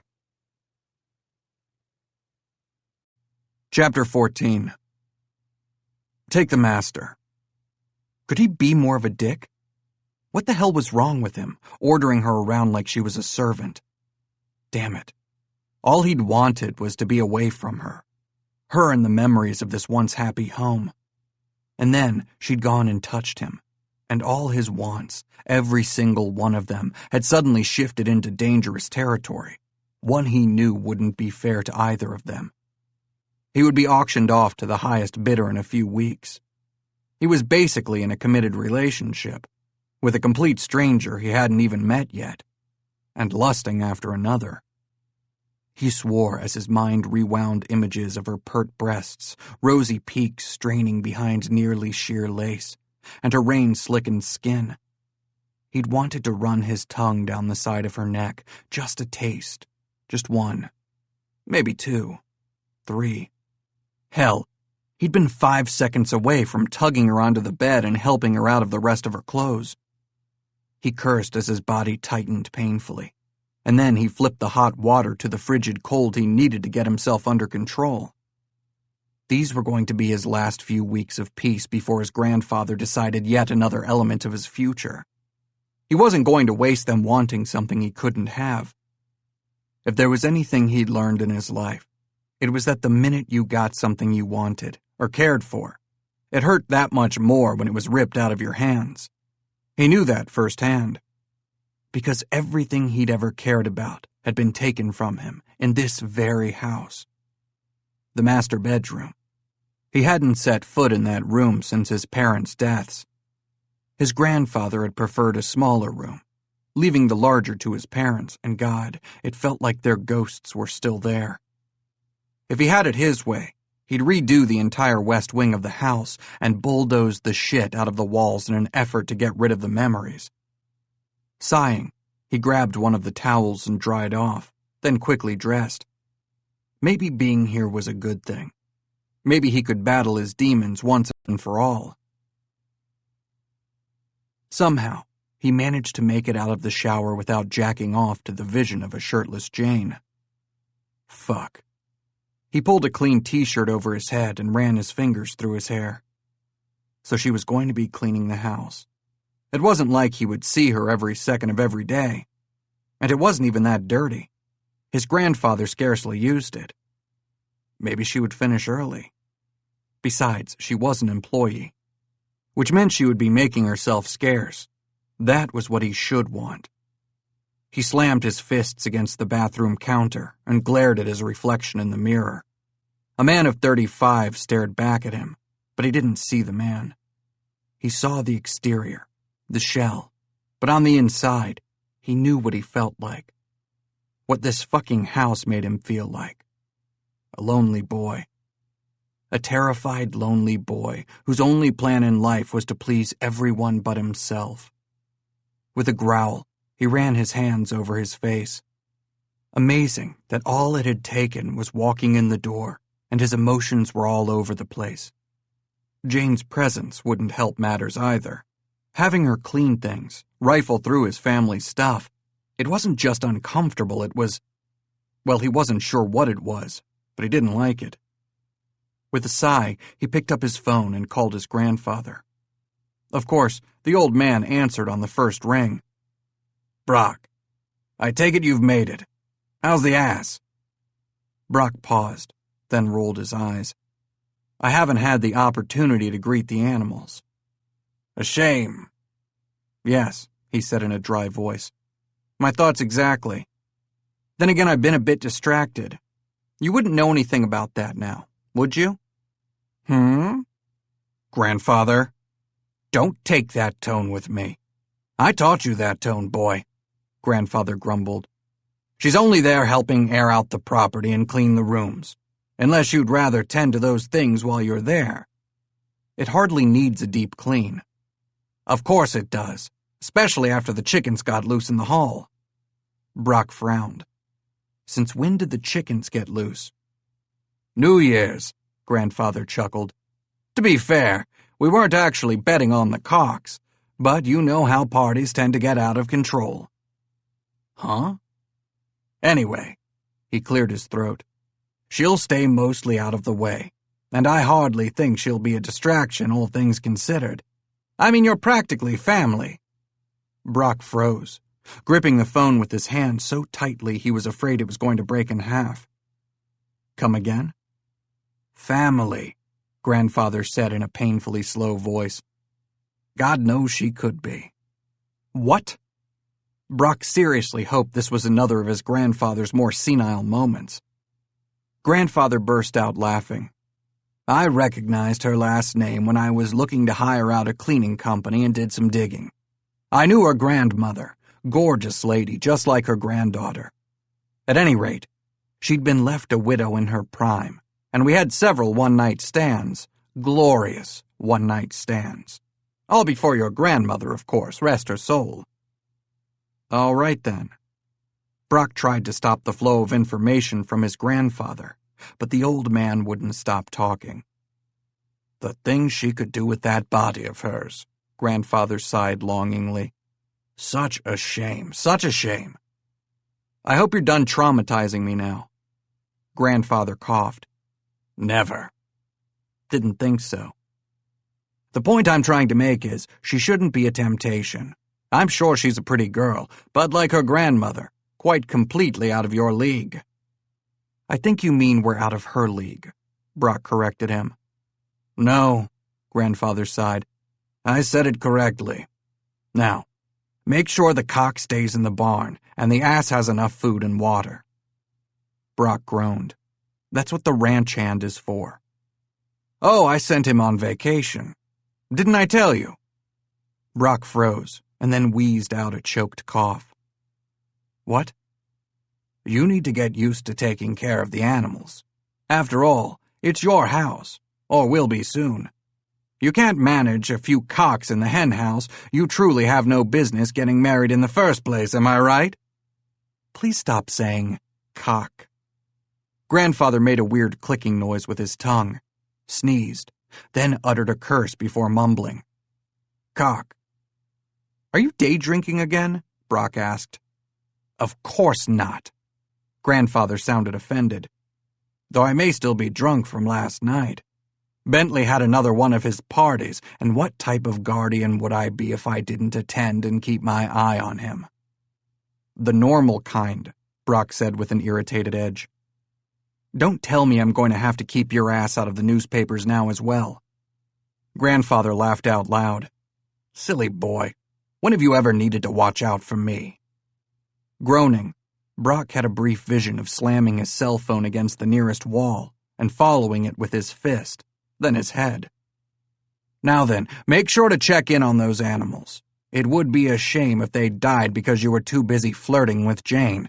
Remember, out of your league. With that, the conversation ended. Brock was met with silence as a stab of irritation hit him square in the chest. Did he just hang up on me? Brock stared at his cell, then glared at himself in the mirror. Could it really be a coincidence that his grandfather had just happened to hire Jane in her company? It had to be. There was no damn name on the list when he'd checked. He let out a frustrated sigh. Regardless, it didn't matter. He walked into the living room and nearly groaned aloud when the grandfather clock chimed 9 at night. Just another reminder that he was literally his own ticking time bomb. He opened his mouth to say something to Jane. Anything that would put them back on even ground, rather than the shaky-as-hell situation that had him ready to ram his fist through a wall. What he'd expected to find was a woman doing her job. What he found instead? A woman on her hands and knees, cleaning the very same floor that his mother used to clean. In the exact same position, only there was nothing familial about Jane. Raw lust pounded through his system as she moved her hands back and forth over the wood. And then, his gaze lifted to the side table where a few vases and pictures lined the wall. One of the vases was missing. There were always 3. Always. And then he noticed a piece of crystal on the ground. What happened here? Jane's hands jerked on the rag she was using for the floor. Sorry, I bumped into the table. Sorry doesn't bring back the vase, he heard himself saying. I can replace it. She looked up at him with wide eyes. It was an accident. I was moving some of the pictures. That, of course, made him look at the pictures, then back at Jane. It's not replaceable. Just how long have you been cleaning? Great, now he was questioning her. And from the angry look in her eyes, he knew he'd pushed her too far. 4 years, she said through clenched teeth. 4 years what?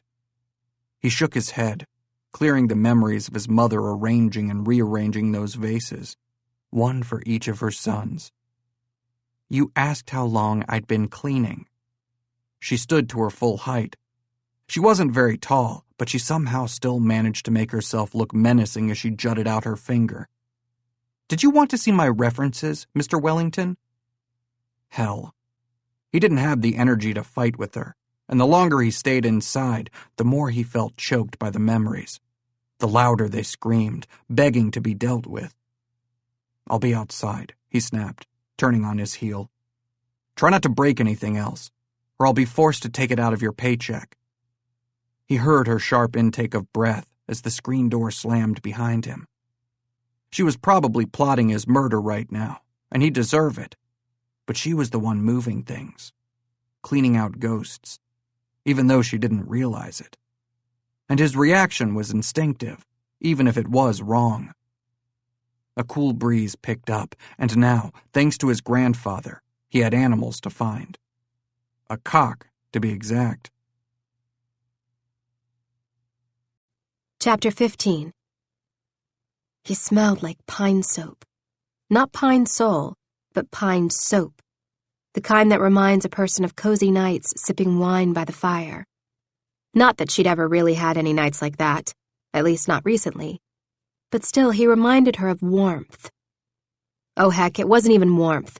That word made him sound boring, like he was temperate, rather than hot, sizzling to the touch.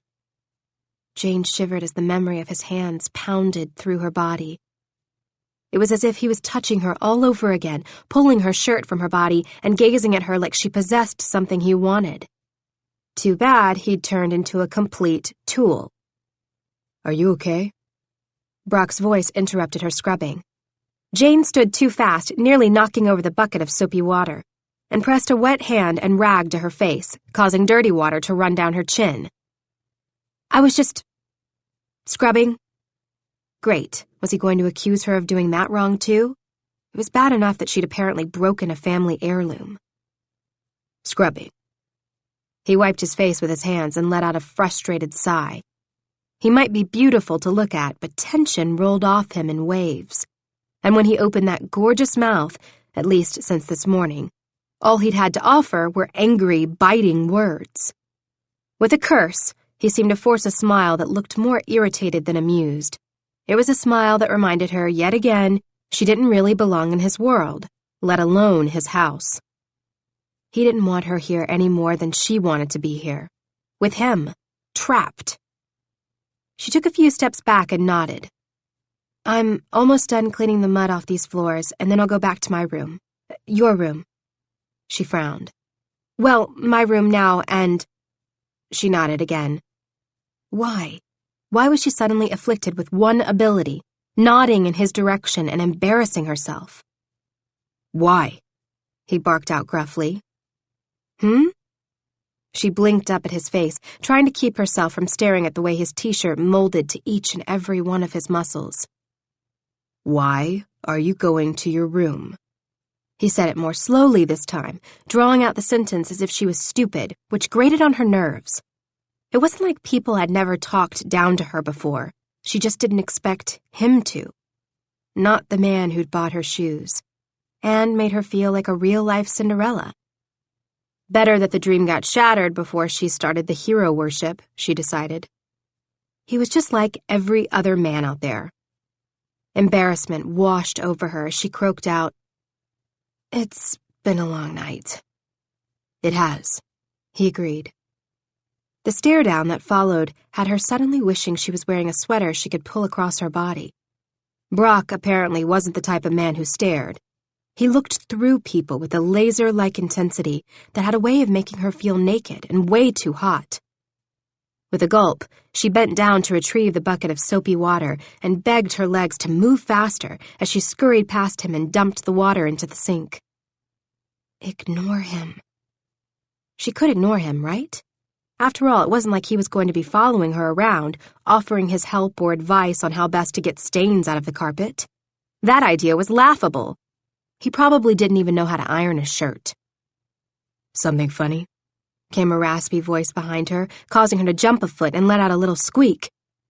Just... She gulped. Nope. Nothing at all.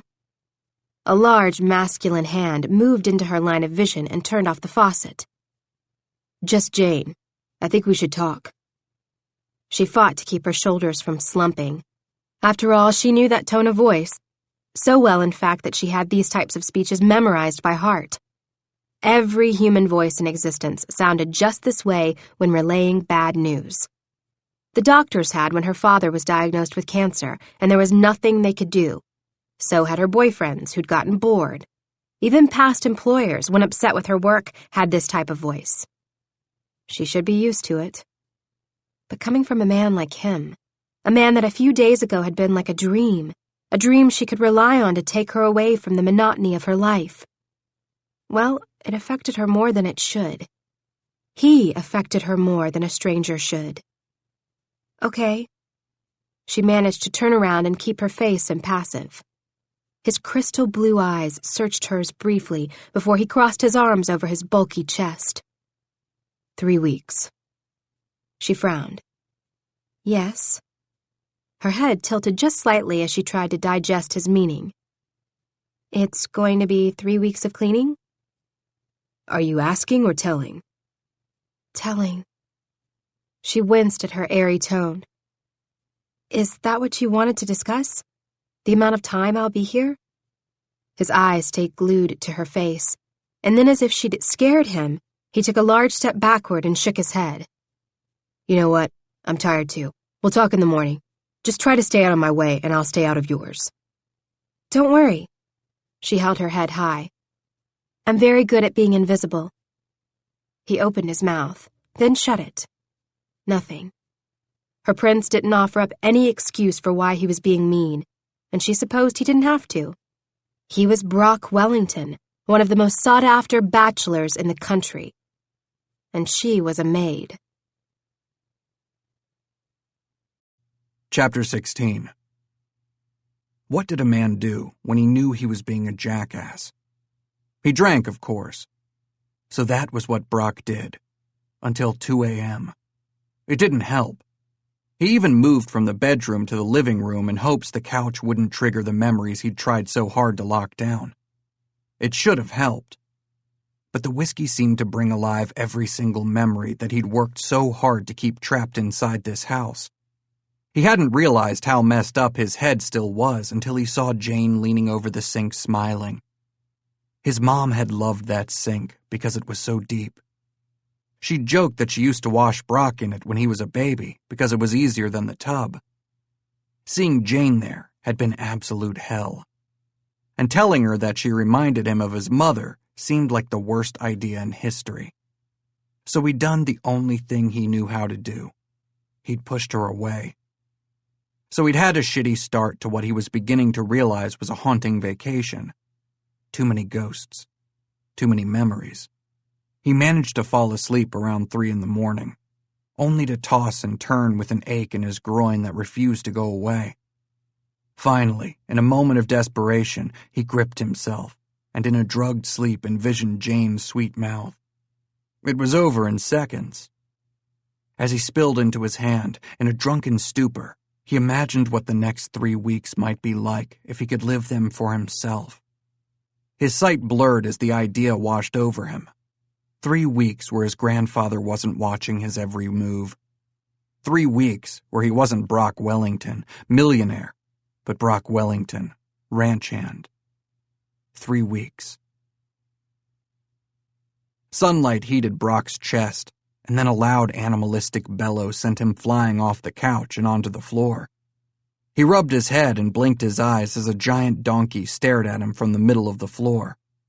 The donkey made another ear-splitting noise and glared. It was too early. Way too early for a donkey in the middle of the room. How the hell had it gotten into the house? Coffee? Brock asked aloud. Can't I at least have coffee first? Are you talking to a donkey? Came Jane's silky voice from behind him. Brock's headache gripped his head like a vice. Well, it seemed the other option was to ignore him, and I wasn't sure if that would just piss the damn thing off more. Fred's harmless. She breezed past him and moved into the kitchen while the donkey continued staring at Brock like he was the one who didn't belong here. Wait, did you call him Fred? Brock stood slowly, eyeing the donkey for any sudden moves. Yep, came her reply. All the animals have names. The ranch hand said it makes them feel more like pets. He left a list on the fridge. Donkeys aren't pets. Jane's eyes twinkled. Oh? No, Brock argued. Jane pointed. He seems to think differently. The donkey was directly behind him. The damn thing had followed him into the kitchen. Out! Brock clapped his hands, which of course made the donkey neigh or whatever the hell they did, louder, until the ear-splitting sound was deafening. You didn't use his name, Jane teased. Brock glared. Did you let him in? Is this punishment for being rude last night? She snorted. The idea does have merit, but no, I didn't sick Fred on you. I'd like to think I'm more creative than that.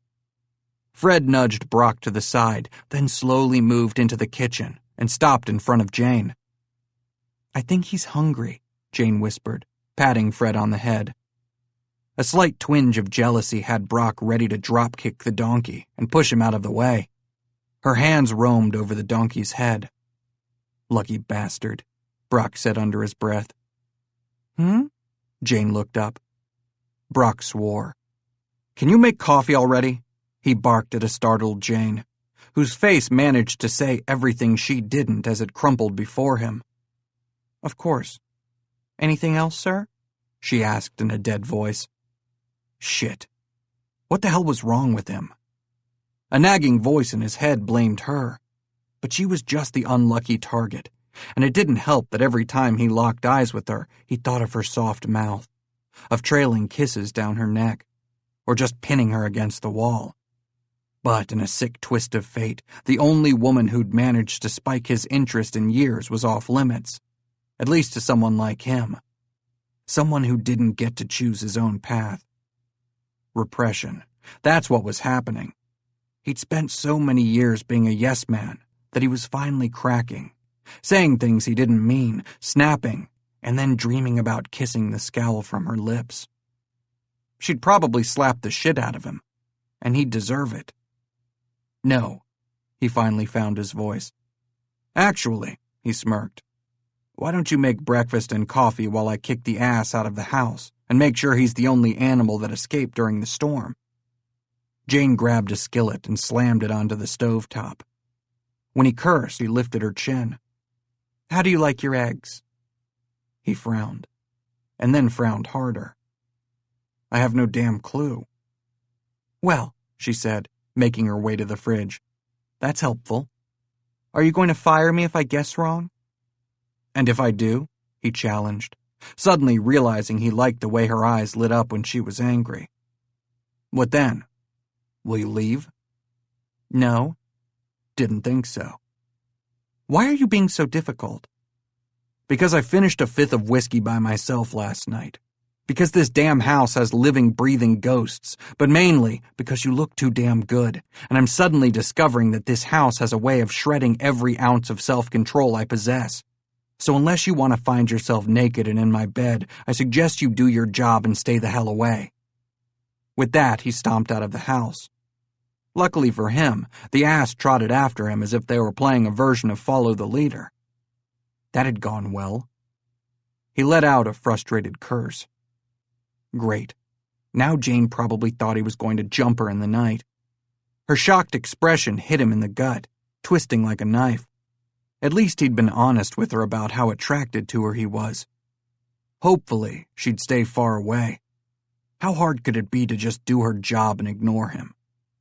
Furthermore, why was she here? His grandfather had been vague. For some reason, he still felt puppet strings digging into his skin, and he couldn't shake the suspicion that Jane was just another way his grandfather was manipulating him. Desperation filled him. A desperation to be free, and to not let his grandfather win, and yet, where would that leave him? Another funeral?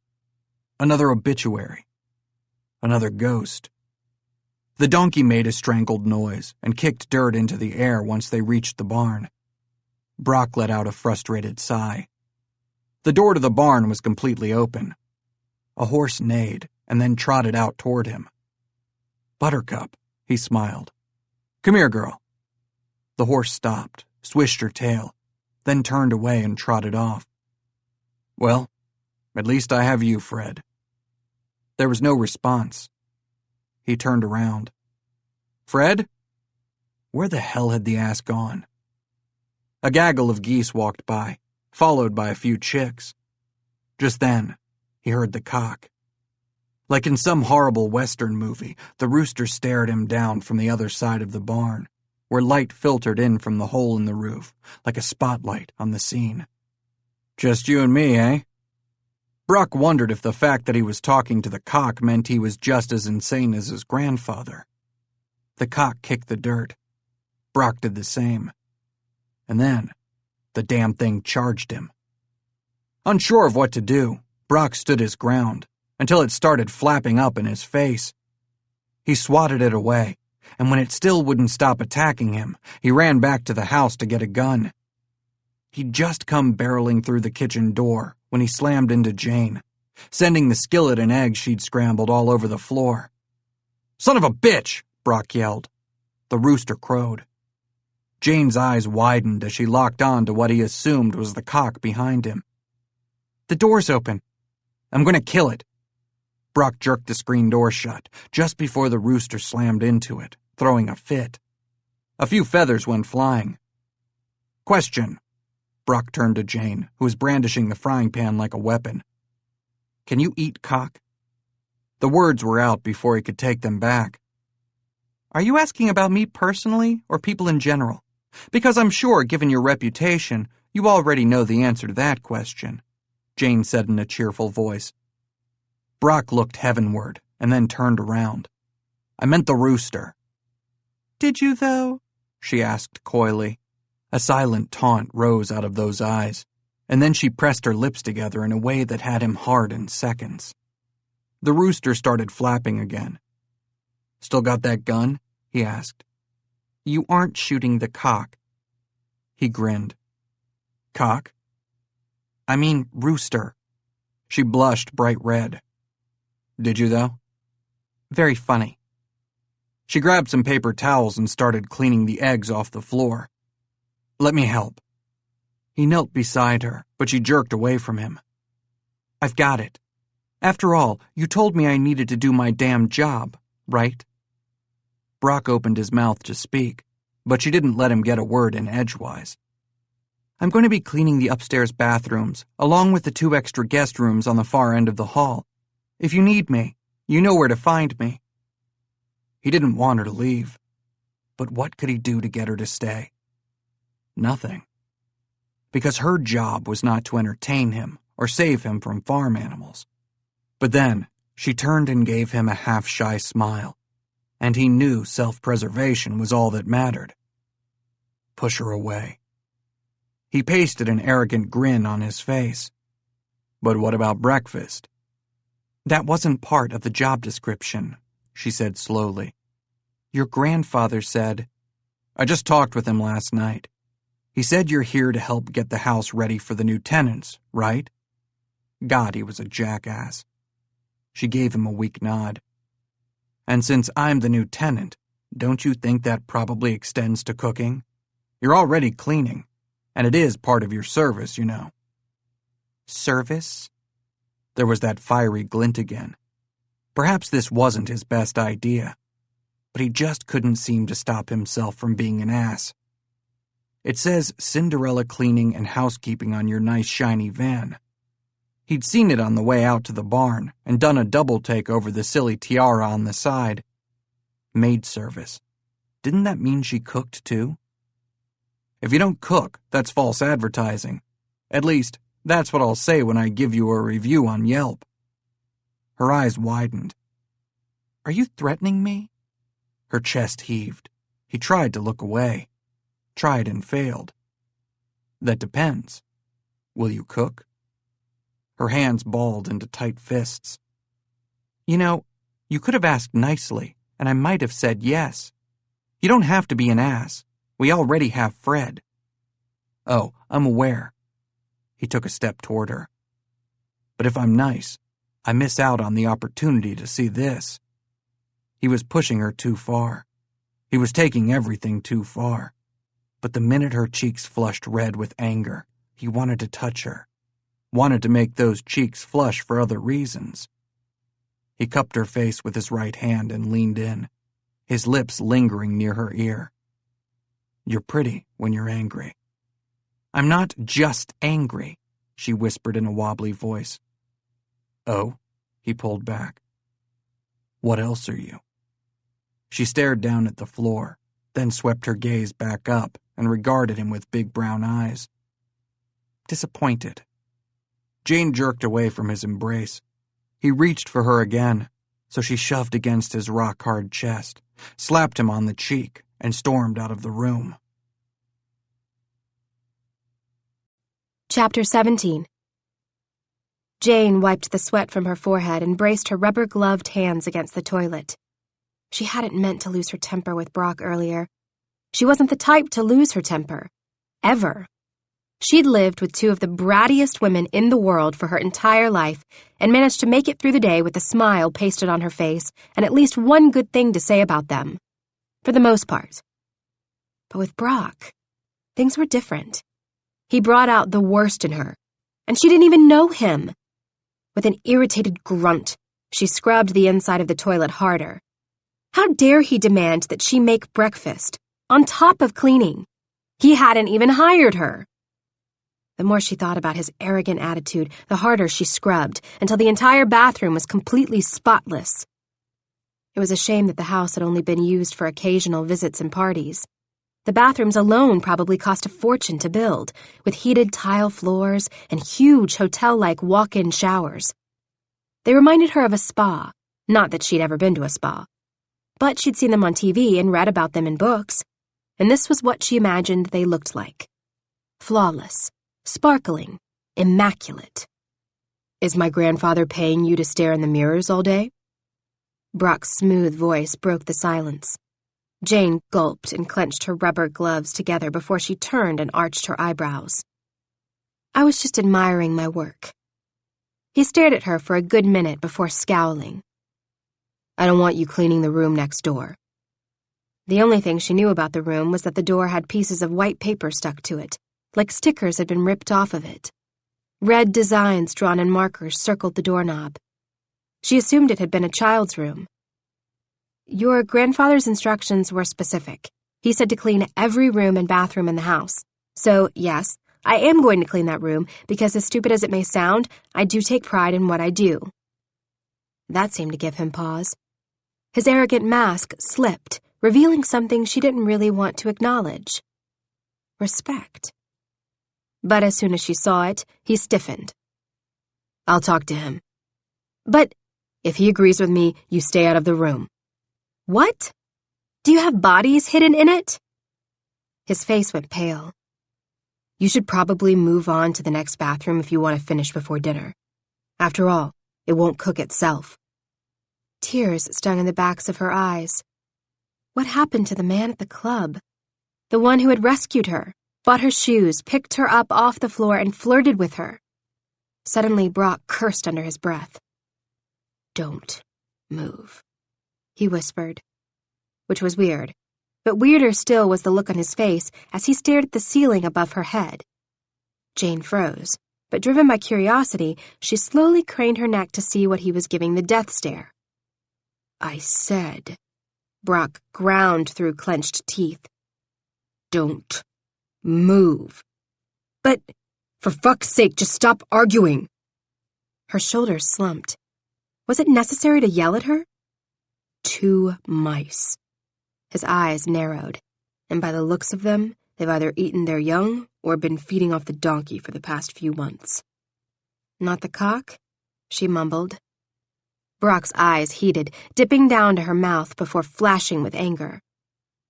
"Clearly you don't clean as well as you think." She refused to let the insult sting. "It's a ranch house. They probably snuck in through a crack on the wall. I'll shoo them away and you can start fixing things up, handyman." "Me?" he snorted. No, I think that falls under the hired help category. Sorry, sweetheart." "Huh. What?" He frowned. "What's that look?" "I just should have expected someone like you to be like this. I bet you get manicures, too. And since you probably don't want to get a sliver, I guess I'll have to step up. Where's your hammer?" "Let's leave my hammer out of this." "The real hammer, not the sexual one you're envisioning in your mind in order to distract me from the fact that you're a spoiled, silver spoon-fed city boy with the brain of a gnat." He burst out laughing. "You think you know all about me, huh?" "Not much to know," she challenged, crossing her arms. "At least from this vantage point." She made sure to lower her eyes and smirk. Nothing at all. He took a step toward her, but she backed away. "I'll be back. It seems I have a rat to deal with." "They're mice," he called after her. "Wasn't talking about them," she yelled back, making her way down the stairs and out the screen door. It slammed behind her. The hot Arizona sun burned down on her skin. The bastard! She took a few deep breaths and glanced back at the house. Could he be more insulting? Okay, she sighed. If I was a mousetrap, where would I hide? After a few minutes rummaging in the barn, where the ass was currently watching her with terrifying intensity, she found some rat poison and 2 mousetraps. She walked back into the house, grabbed some peanut butter for the traps, then carefully walked up the stairs. Brock hadn't moved from his spot. Instead, he was staring into the bathroom as if he'd just seen a ghost. Move. She pushed by him. Maybe we should just shut the door, he offered in a quiet voice. She jerked away from his body. Shut the door? And what, let the mice just spread throughout the house? He seemed unsure, and then with a nod stepped away from her as she made her way back into the bathroom. Both mice were huddled in the corner as if people didn't bother them one bit. Were they pets or something? They looked at her, then at each other, then back at her, and slowly approached like she was holding out treats. I can't do it. She stood and slowly backed out of the room. What the hell do you mean you can't do it? Brock roared. They're mice. They carry diseases. They have kind eyes. She lowered the traps. And I can't be responsible for their deaths. You're serious? She nodded and shoved the traps into his hands. In hindsight, she could have done it more slowly, possibly more gently, but the minute the traps snapped, she knew it was too late. With a loud roar, Brock stumbled backward, one trap clinging to his fingers, the other hanging from his t-shirt from what looked like part of his nipple. He was still yelling in rage. Jane covered her face with her hands. When he was done swearing, she jerked the trap from his chest, harder perhaps than necessary. His glare said it all. It's not funny. She bit down on her bottom lip and grabbed the other trap from his right hand. There. She couldn't stop laughing. You're as good as new. Nostrils flaring, he brushed up against her, setting her body instantly on fire. You did that on purpose. Had I done it on purpose, I would have aimed lower, she said sweetly, blinking her eyes in innocence while trying to get out of the too small bathroom with the large man in it. Regardless of how many times he acted like a jerk, he intrigued her way more than she cared to admit. Because she couldn't forget how kind he'd been at that party. And that guy had to be in there too, right? He shook out his right hand and placed both hands on his narrow hips, which only drew her attention once again to his body. Just stay out of the room next door. He brushed past her and went straight down the stairs, leaving her alone with the mice, the traps, and the distinct impression that if he had a choice between her and the traps, he'd probably choose the traps. Chapter 18. Women ask too many questions. Stupid questions. Brock held the ice pack against his sore chest and winced as the memory of his last encounter with Jane played back in his head. Something inside of him was snapping. It was his damn house. The fucking living room, with all of the pictures. The way that he couldn't even look at the stairway without thinking about his father making them slide down the stairs. Or the Legos that used to be scattered in every single corner until his father tripped on one of Brock's latest inventions, only to fall down the stairs and sprain his ankle. Everywhere he looked, he saw happiness. Until the memory shifted, and he was that same little boy, playing with the same toys, alone. The blinds drawn, the laughter gone. Hell. He wiped his face with his hands and cursed. It wasn't her fault she was here, but she was an easy target, because she made him feel things. She was a tangible reminder of all he'd lost, all he'd never have. She was doing exactly what his mother had done in this house, cooking, cleaning, laughing, smiling, and it was fucking killing him. Logically, he knew it made no sense at all. Keep the old man happy, keep him alive. But trauma had a way of stealing all logic and replacing it with survival. He realized, as he blinked down at his phone, that's all he'd been doing. Surviving. Not living. 2 missed calls from Bentley. And 3 missed calls from his grandfather. For the first time in his life, he didn't call back right away. Instead, he stared at the locked screen and waited. For the apocalypse? For the sky to fall? For something. His answer came 5 minutes later, when he dialed Bentley's number only to hear the familiar Jay-Z ringtone flood the hall. "Does this mean I'm the prodigal son?" Bentley's cocky as hell voice said. "Since I stepped over the threshold first." There was a loud thump, followed by cursing and laughter. Brock stood and walked around the corner. The twins were on the floor, and they were drunk. What the hell are you both doing here? Better yet, how did they get here if they were drunk off their asses? Brock's thoughts suddenly turned dark and thunderous as he remembered who was upstairs. In a few minutes, they'd be trying to seduce her into their beds. That's what they did. And sometimes they shared. No chance in hell. She was his. His torture? Was that it?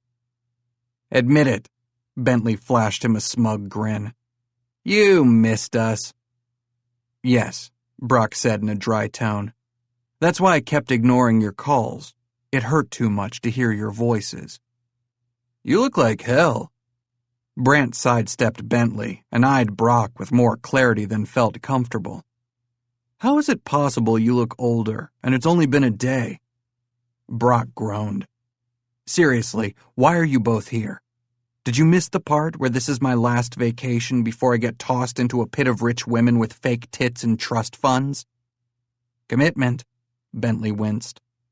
"I'll move to Canada before that becomes my fate." "He'll find you anywhere," Brant said in an annoyed tone. "Believe me. Once I was taking a piss in Costa Rica, and naturally grandfather walks in with a prostitute and—" Brock held up his hand. "I don't think I need to hear the rest of that story." "Yeah, man, not in front of Sheldon," Bentley snapped. "Who the ever-loving hell is Sheldon?" Brock glanced around the room until his eyes settled on the open door, where the donkey he'd been calling Fred was hanging out casually in front of it. Something's not right with that donkey. "Sheldon!" Bentley charged the poor ass and started patting its head. Sheldon, clearly confused that he was a donkey and not a dog, cuddled closer to Bentley. "How are you, old boy?" The donkey made a noise. Brock's mouth dropped open. "It talks?" Bentley shrugged. "Sheldon used to be a magician's assistant. He was part of the disappearing act. He can basically escape or break into anything, but he was too old to keep doing tricks. I won him." "Yes," grandfather mentioned. "He's very valuable. You have no idea how expensive it is to train a donkey." He nodded seriously. "Huh, Sheldon. What's that, boy? You want to fetch?" "Donkeys don't fetch," Brant sighed. "Though I wager $10 Sheldon has his own frisbee." "Go home." Brock opened the screen door. "Both of you, damn it." Bentley's eyes narrowed. "Cursing a lot, I see. Under some stress?" "He has bloodshot eyes," Brant added in a cool, calculating tone. "Out," Brock repeated himself. "Seriously, go torture someone else." "Grandfather wants to introduce Brant to a woman. He said I was next. I had both our asses packed before he micromanaged yet another one of us." He smiled widely. "The point is this." Bentley pushed against Brock's chest, moving him from the screen door and farther into the house. "We need to lay low for a while, and what better place to have some family bonding than here? I can name at least 10. Brock clenched his teeth, his hangover suddenly coming back with a vengeance. 20. Hell, go out of the country. "Brock?" Jane's voice carried through the house. "Brock!"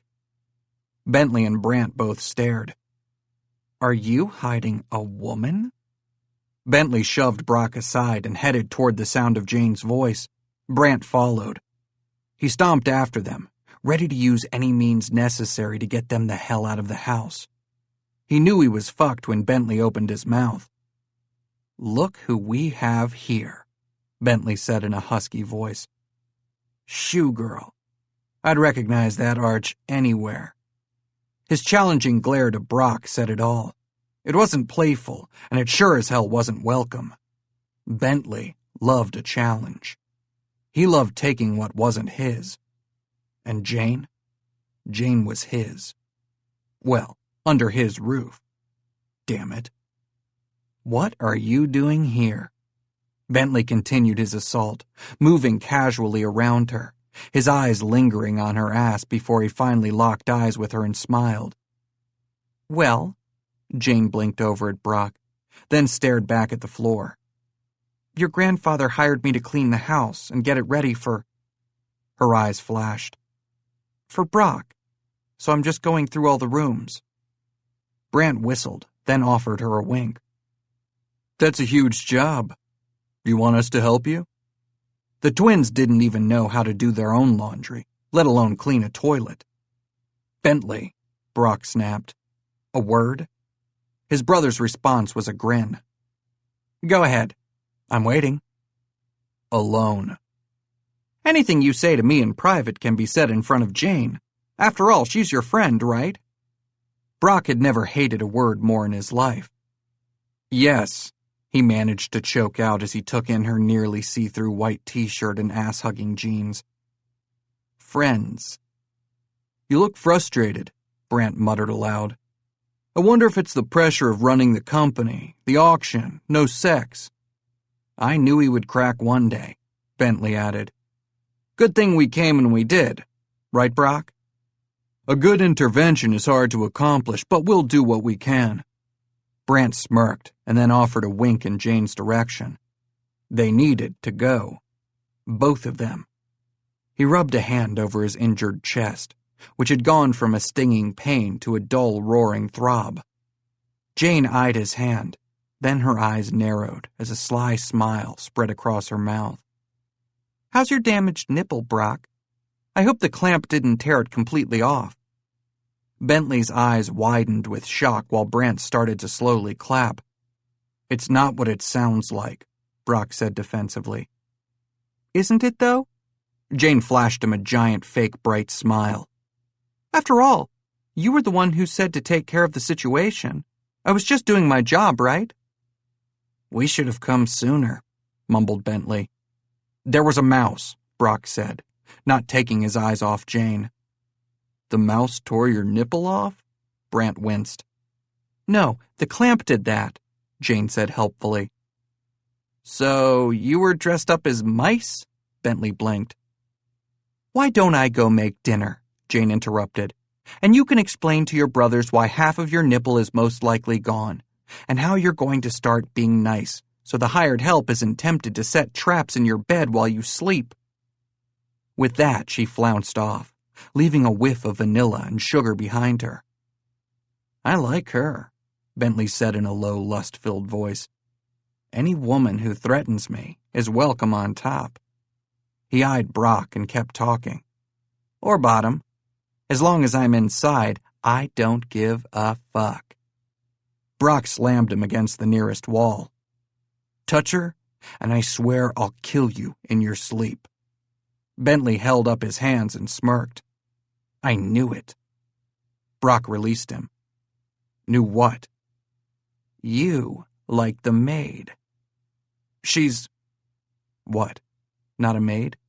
But she was. Not that it mattered. She was just Jane. Sweet, spicy, beautiful just Jane. And that was the real problem. She's sexy. Brant peered around the corner. So what if she's the help? She's a person. A pretty right-in-front-of-you person. According to the press, you'll be marching toward an arranged marriage in 3 weeks. Why not enjoy her now? Good idea. I'll just screw the maid and then marry someone else. Why hadn't I thought of that? The temptation to run over both of his brothers with a car had never been so strong. What the hell were they thinking? Were they always this insensitive? A feminine cough interrupted their fight. I just, was wondering if you guys wanted to eat indoors or outdoors. Indoors, Bentley answered, and he had the decency to look ashamed at being caught talking about her like she was a piece of meat. Thanks, Jane. Her smile was forced as she nodded and turned on her heel and left. Chapter 19. Jane pounded the chicken with the mallet over and over again, picturing Brock's face with each whack. Why was she so upset? It wasn't like he was wrong. She was the maid. It was her job. It was what she did. But he'd made her feel low, dirty, like her job didn't mean anything. Like by sleeping with her, he'd been doing her a favor. The arrogant prick. Slam. Pieces of chicken went flying. Slam! How dare he joke about sleeping with the maid? Slam! Jane. A warm hand cupped her shoulder. You're scaring Sheldon. She glanced up into Bentley's emerald green eyes. We have another dinner guest? No, the donkey. Fred? She frowned. Bentley's expression mirrored her own. Did you rename my pet ass?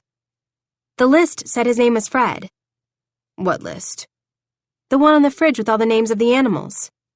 Jane pointed over her shoulder. At least that's what I assumed it was. Next to each animal is a name. Why else would it be there? Bentley pulled down the laminated piece of paper and burst out laughing. My parents put these together. He chuckled harder. They're approved of words to say instead of swearing. So if you want to say ass, you say, don't be a Fred. He grinned. Instead of saying, suck my... He grinned shamelessly. You could say, suck Mr. Feathers. Jane read the rest of the names. Really read them. The list was like a kid's glossary for saying naughty words. It all started when Brock learned the word shit, Bentley said with amusement. And things quickly went downhill from there. We turned it into a game. And well, now you know. Jane tried to keep herself from smiling at the thought of a young Brock strutting around the house screaming shit at the top of his lungs. He's not always an ass, you know, Bentley said in a gentle voice, his hand covering hers on the countertop. No? Jane swallowed against a lump in her throat. Just most of the time, then. He bought you shoes, Bentley reminded her. Really nice shoes. Actually, you bought me shoes. After he made me. Bentley removed his hand and offered a wicked grin. But hey, if you want to switch brothers, I'm all for it. Excuse me? Jane sidestepped him to grab the butter out of the fridge. Bentley laughed. I'm kidding. Jane rolled her eyes. Sort of. He shrugged. Okay, so maybe like 10% kidding, but apparently you only have eyes for the ass. Fred? Brock. You understand how I'd be confused, though, right? She teased while Bentley flashed her another one of those grins, the one she was 100% sure he practiced in front of the mirror. Need any help in here? Something about the way Brant walked into the room was calculating, like every step he made was for a purpose he already had in mind, a plan. His smile was equally as charming and dangerous as his twins. I thought I heard the words ass and shit, so I figured either we were talking about Brock or we were talking about Brock. His grin widened. It's one of my favorite things in the world. Brother shaming. Bentley flipped him off. Not you. Brant rolled his eyes. Jane again tried to focus on the dinner. It was nearly impossible to have a solid thought in her brain when she had the twins talking and flirting with her. She'd have to be either dead or insane not to notice how devastatingly handsome the men were. Charisma rolled off them in waves, but they weren't intimidating. Not like Brock. His mere presence nearly stilled her breath and had her wishing for more time to look at him and just study his features. Which sounded so lame in her head that she wanted to slam her palm against her own cheek. He was a jackass. A privileged jackass. What's going on in here? Brock's low voice rumbled through the kitchen. His dark, wavy hair looked like he'd just spent the last 5 minutes running his hands through it. Mussed and sexy. She had to avert her eyes before her thoughts went into dangerous territory. Look! Bentley snatched the sheet from the fridge and handed it to Brock. She found your swear sheet. That's a load of hairy ants, and you know it, Bentley yelled. How dare you goat my cock? Jane giggled behind her hand. That isn't even on this sheet, Brock said in a strangled voice as he ran his fingers through his hair again. The simple action was so sexy she had to look away. Made it up just now. Sounds dirty, right? Goat my cock. Bentley shrugged and maneuvered his way over to Jane, sliding his arm around her body. What do you think, Jane? What would a lady's response be to that question, He leaned in too close, his eyes focused on her lips. Would you goat my cock? Uncomfortable, she ducked away from him and returned to preparing dinner, while Brock leveled his brother with a glare that would have left her trembling, though she wasn't sure if it would be from fear or excitement. Maybe both.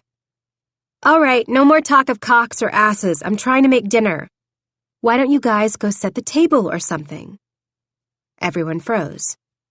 She glanced at each of their panicked expressions, finally landing on a thunderous Brock. His fists clenched and unclenched as a muscle twitched in his jaw. Sure thing. Bentley and Brant quickly exited the room while Brock stayed. He wasn't saying anything, just staring her down like she was able to read minds. Finally, she set down her knife and sighed. What? What did I do this time? Brock's eyes narrowed. There won't be any setting of the table. We'll eat in the living room. Fine. Jane was too tired to argue and needed him to leave. Just being in the same room as him made her want to launch across the floor and beat him with her fists. And kiss him senseless. Something was seriously wrong with her.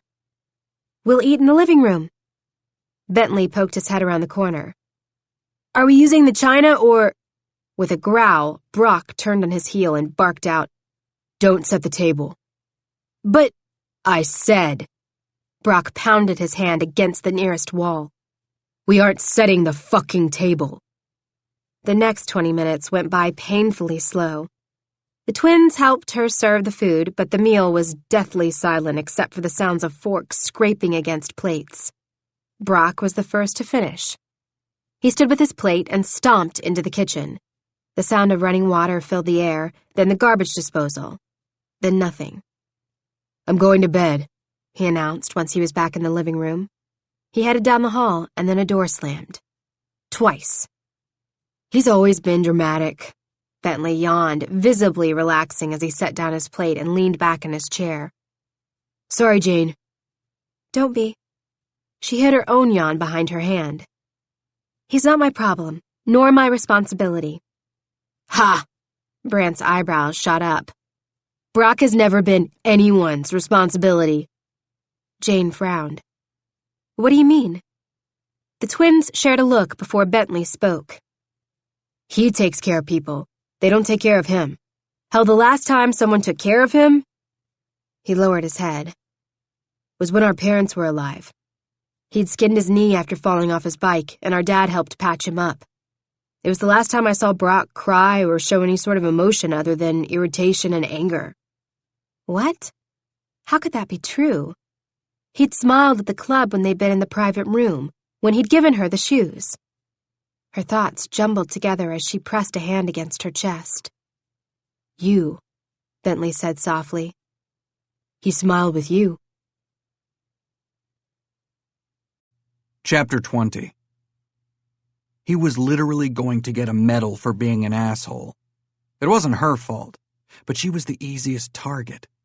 Projecting every damn feeling of insecurity and loss onto her just seemed easier than dealing with it. Seeing her in the kitchen had been a fucking nightmare. She was pounding the hell out of a chicken for shit's sake, just like his mom. She looked nothing like his mom, nothing. And yet, seeing her there made his chest ache and his stomach drop to his knees. And with his brothers home, the house was full again. It was all too familiar. With a curse, Brock tossed off the giant comforter, pulled on a pair of sweats, and walked out of the room. He needed whiskey if he was going to have any hope of sleep. Lots of whiskey. He'd always prided himself on his control. Until her. And the house. Both of them were grating his very last nerve. Set the table? Seriously? Like his brothers both weren't completely aware that the last meal they'd had as a family had been shared at that very table.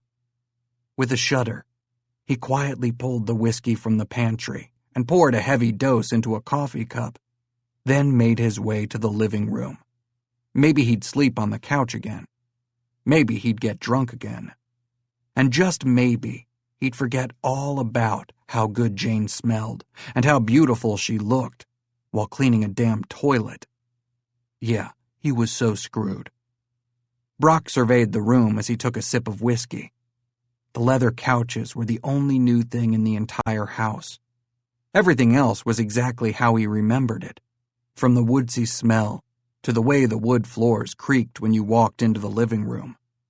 Another slow sip, and he was sinking down onto the couch. A little squeak erupted from where he tried to sit, and he jumped back up. "Hey!" Jane's quick movements were almost impossible to make out in the dark, but her voice? It was clear, smooth, and it sent really irrational feelings straight to his heart. Every muscle in his body tensed. Because that was what happened when you treated people like shit. People who didn't deserve it. His body, aware that things were about to get uncomfortable, braced for impact, while his brain scurried to come up with the right words that would form nice-sounding sentences that would make things better without going as far as an apology. Dumbstruck, the only thing he could utter was, "Sorry, didn't see you there." "You didn't even look." She tucked her legs under the large afghan and yawned behind her hand. Her dark hair was pulled into a long braid that draped over her right shoulder. A white tank top was visible beneath part of the blanket. Her expression was tired. As the fog cleared from his head, he managed to sit across from her in his own chair. Buying time, he sipped more whiskey from his coffee cup. "Why are you out here?" A long pause descended over them, like a hot, itchy blanket before she answered. "I couldn't sleep. You know, you can always switch to another room, if it's the bed." "It's not the bed," she answered in a whisper. Or, he licked his suddenly dry lips. "I think I can find you some NyQuil or something to help." She smiled. He could see the white of her teeth as her nose scrunched up in a cute little expression that he really needed to not stare at too long, lest his body take it as an invitation and suddenly launch itself over the couch. "Actually," she said, adjusting herself on the couch again, "it's more like I keep getting texts from my evil sisters." "Turn off your phone." "I finally did, but there were things said before the phone went off. Things that made it so I couldn't sleep." He wanted to help her, and for some reason, thinking about her problems was a hell of a lot more welcome than thinking about the ghosts floating around the room, staring at him, begging to be dealt with. "Here." He thrust his mug of whiskey in her direction. With a frown, she leaned forward, her hands coming into contact with his as they wrapped around the cup. He released the cup into her care, his hands tingling from the sensation of her skin against his. "What is this?" She sniffed, then made a face. "Whiskey. Believe me, it helps." She sighed. "If you say so." One small sip and she was coughing, her eyes tearing up as she got off the couch and handed the mug back to him. His eyes moved from her sock-clad feet up her dangerously long legs to short black shorts that nearly gave him a view of perfect ass cheeks. Licking his lips, he grabbed the mug and met her pointed gaze. "You didn't have to get up." "Well, you look exhausted. I don't want you to make any extra effort on my behalf only to blame me tomorrow for being more tired than you already are." He winced. "I deserve that." "Totally." And there was that shy smile again. Locking eyes on her, Brock sipped from the mug exactly where her lips had been, his tongue swiping across the ceramic mug unnecessarily. Yep, losing his mind. Or maybe just that desperate for her. Jane's eyes hooded before she took a cautious step back and finally grabbed the blanket, resuming her place on the couch. A safe place. A safe distance away from him. He wasn't so sure he liked it. Did it help? She nodded warily. Good. Another pause followed.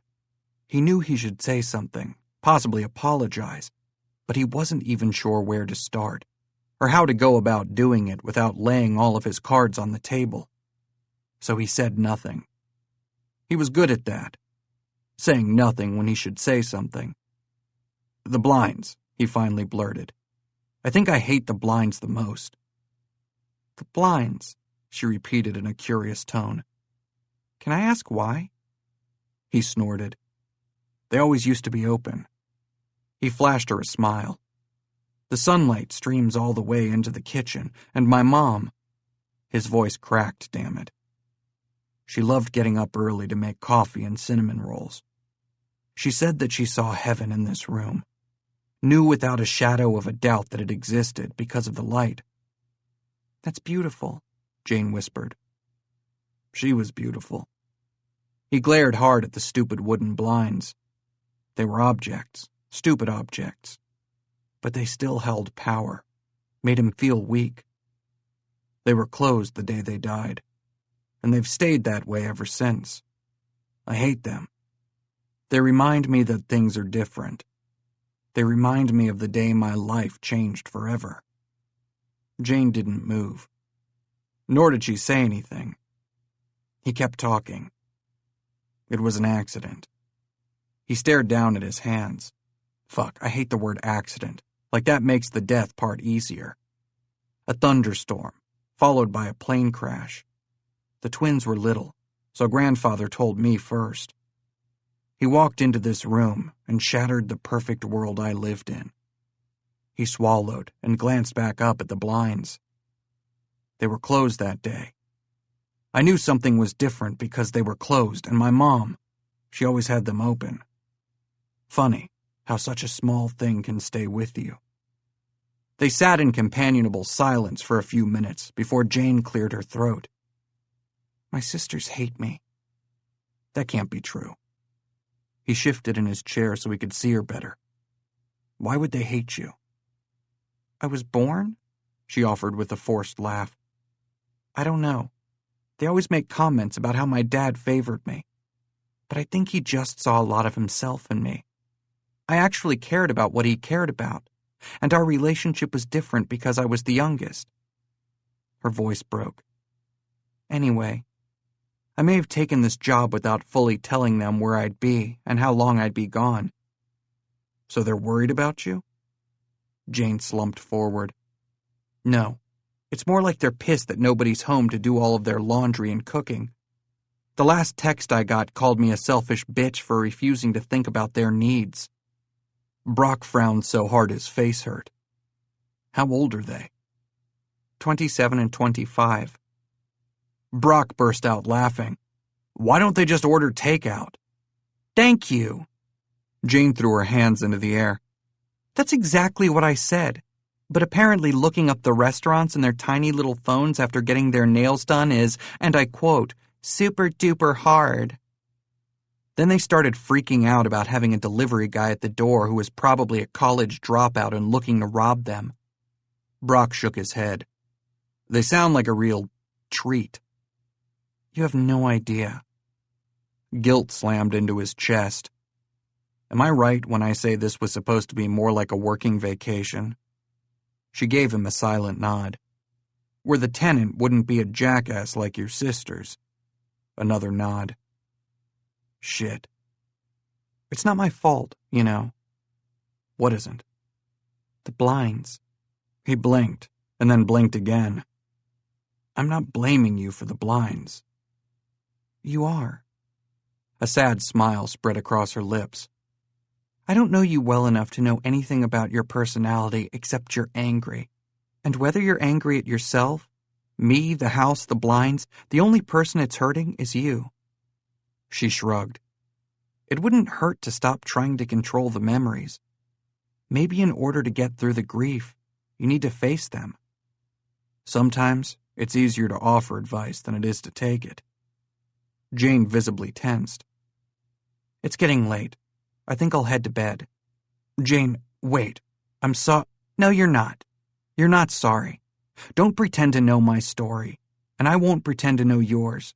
It wasn't my place. I apologize."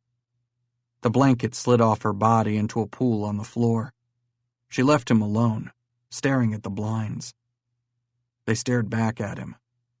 And he wondered if the blinds were just that, a symbol of the day he'd decided to let his grandfather control his life, solely based on the fear of a 12-year-old boy who'd felt he had no other choice but to hold on to the man who promised him everything would be okay. The blinds still stared. And he stared right back, challenging them, wondering if he pulled them open, what exactly would happen. Would the sky fall? Would grandfather die? Or would his life be exactly the same? He stood and walked over to the blinds, lifting a shaky hand to the string that held them closed, and then jerked his hand away.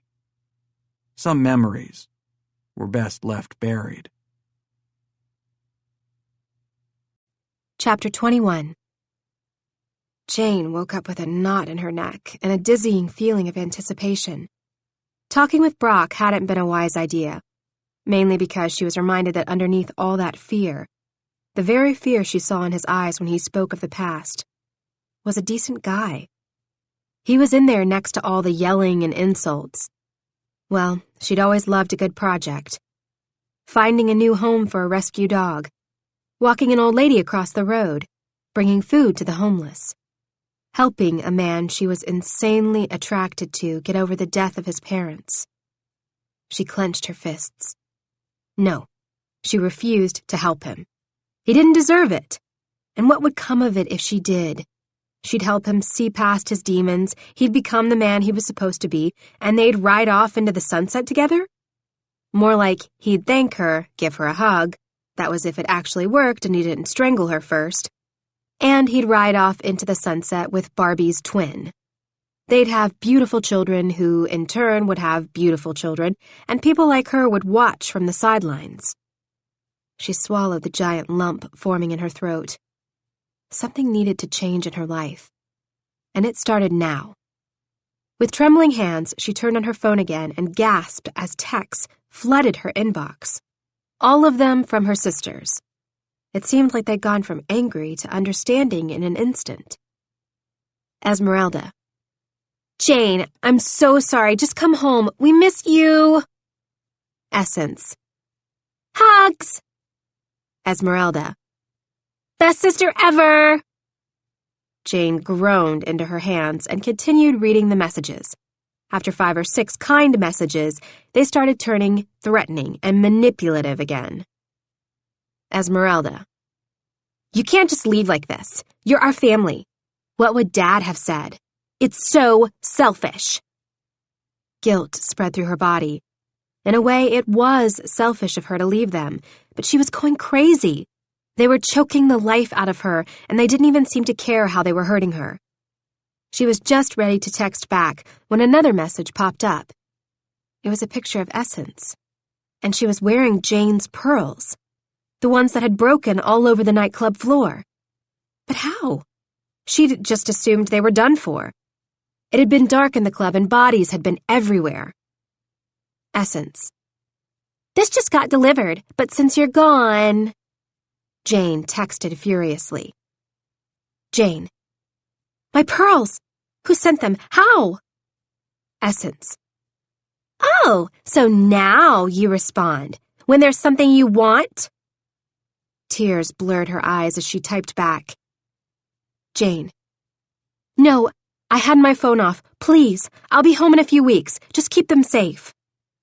Essence. No promises. Emotion clogged Jane's throat as she touched the screen to her phone. It wasn't the fact that they were expensive. It was the fact that the pearls had been her mother's, given to her. The next text was a picture of Esmeralda wearing Jane's shoes, the ones Brock had gotten for her. Esmeralda. They look better on me. She knew it. She'd just known that Esmeralda had taken the shoes that day, but she'd been too weak to fight her on it. She didn't want to start a fight she knew she couldn't win or finish.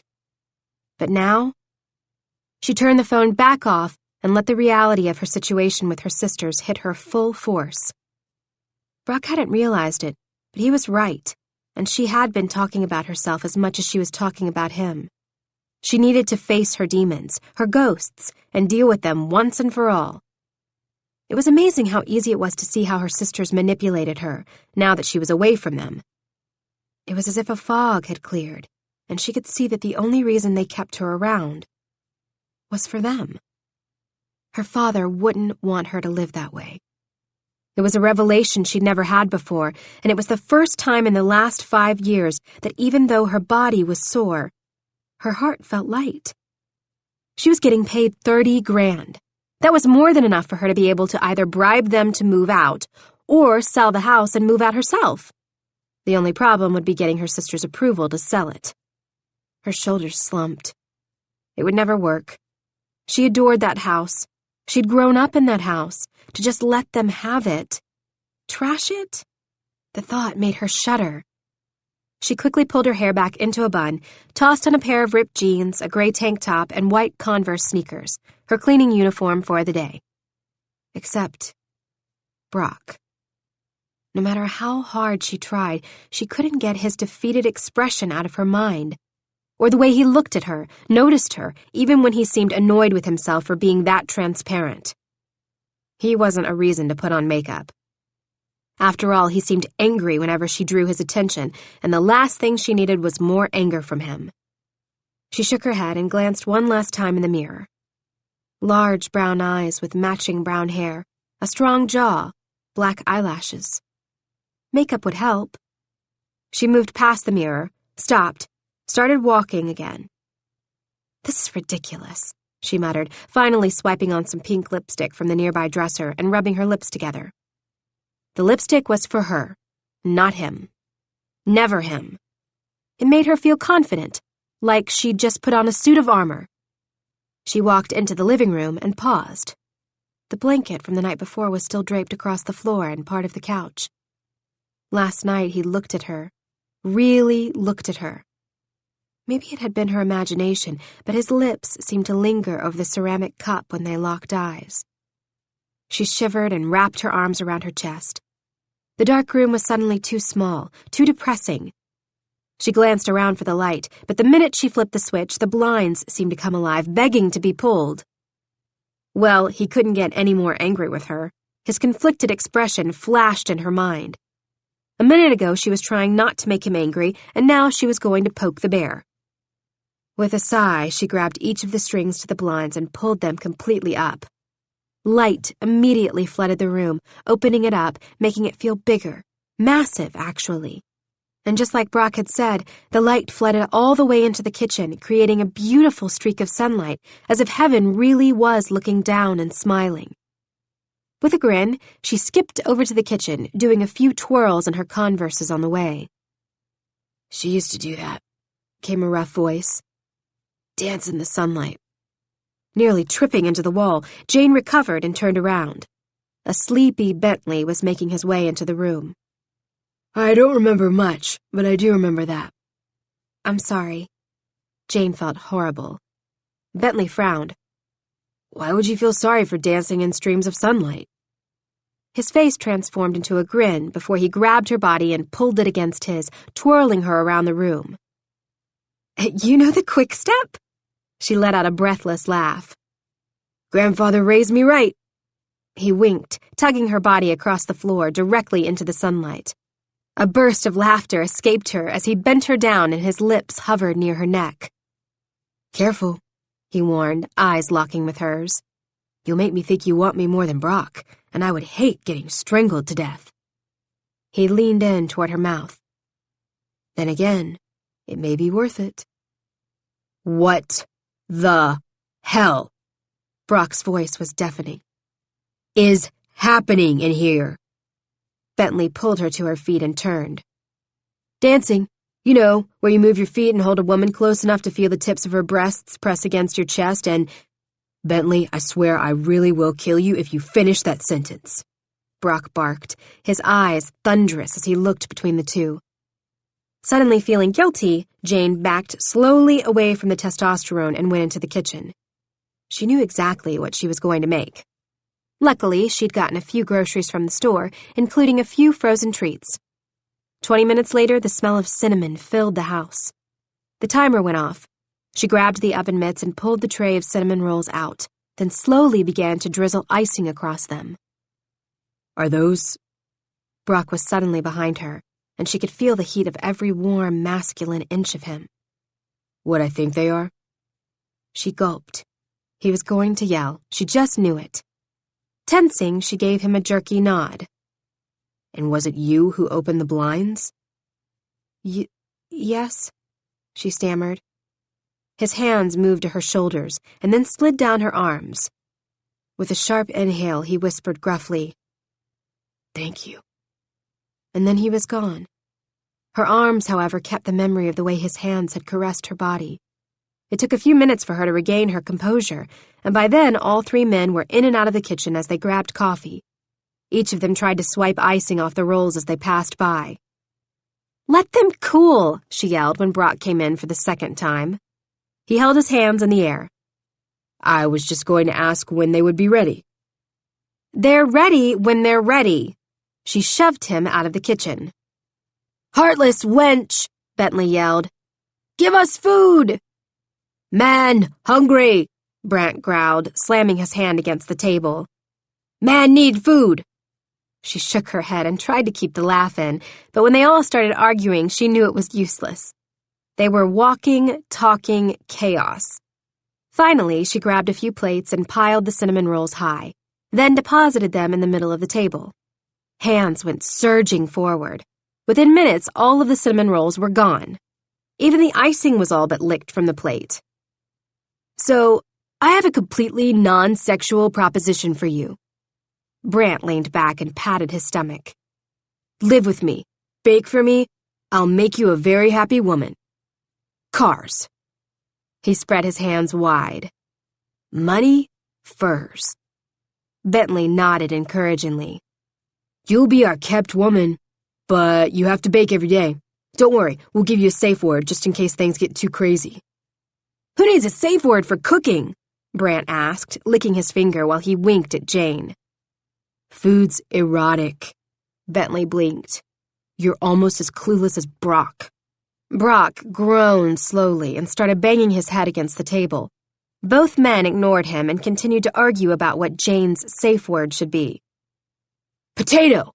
Bentley snapped his fingers. "There's nothing liberating about a damn potato," Brant argued. "How about cherry?" He smirked. "Get it? Cherry." Brock stood abruptly and started grabbing all of the plates, making more noise than necessary as he fumbled with the forks and left the dining area. "Better go help him, Cherry." Bentley winked. "Fuck me, I love sexy nicknames." She knew he was kidding, but she was still embarrassed. With a weak wave of her hand, she went into the kitchen, only to find Brock doing the dishes. For someone who had been doing nothing but cleaning up after other people her entire life, it was like watching porn. His denim shirt was rolled up to his elbows. Tanned forearms flexed as he dipped a dish into the water and began to wipe. A whimper escaped her lips before she could stop it. He looked up at the sound, and a smile spread across his face. "Imagine what would happen if I had a larger plate," he teased. Her face probably did look like a cherry. Clearing her throat, she grabbed one of the wet dishes and started drying it, only to have him pull the towel from her hands and jerk the plate away from her. Great, he was mad again, just when she'd gotten him to smile. His large body loomed over hers, his blue eyes flashed, and then his mouth slammed against hers. She wasn't ready for it. Then again she imagined as his tongue slid past her lips, a woman could never be prepared for a kiss like this. It was as if he was claiming her, consuming her, and the very last thing she wanted to scream out was, "Cherry." His body pressed so hard against hers she could feel his arousal strain against his jeans. Jane gripped his shirt, bunching it in her hands as he deepened the kiss with a growl, only to abruptly pull away. Chest heaving, he whispered a hoarse, "Thank you," before walking out of the kitchen. She didn't move. She couldn't. "Everything okay in here?" Bentley poked his head around the corner, then grinned. "Oh, never mind. I can see things went just fine. Need to go take a cold shower?" Jane glared. Don't deny it. I can practically smell sexual arousal when it hits the air. Just remember to use protection. I'm too young to be an uncle. Don't you have a job? Her voice was stupidly weak. Yup, he nodded. And I'm so good at it and so rich that I rarely need to be in the office. Lucky you. Yes, just what I was thinking. Lucky me. He smirked. Do you want help with the rest of the dishes? I can dry while you overanalyze the panty-melting kiss he just gave you. Searing heat blazed her cheeks, and she turned around and shoved her hands into the soapy water. Bentley grabbed a plate and started drying. Did he use tongue? Water sloshed over the edge of the sink. Bentley tilted his head and nodded. That slick bastard. He dark-horsed me, didn't he? Huh?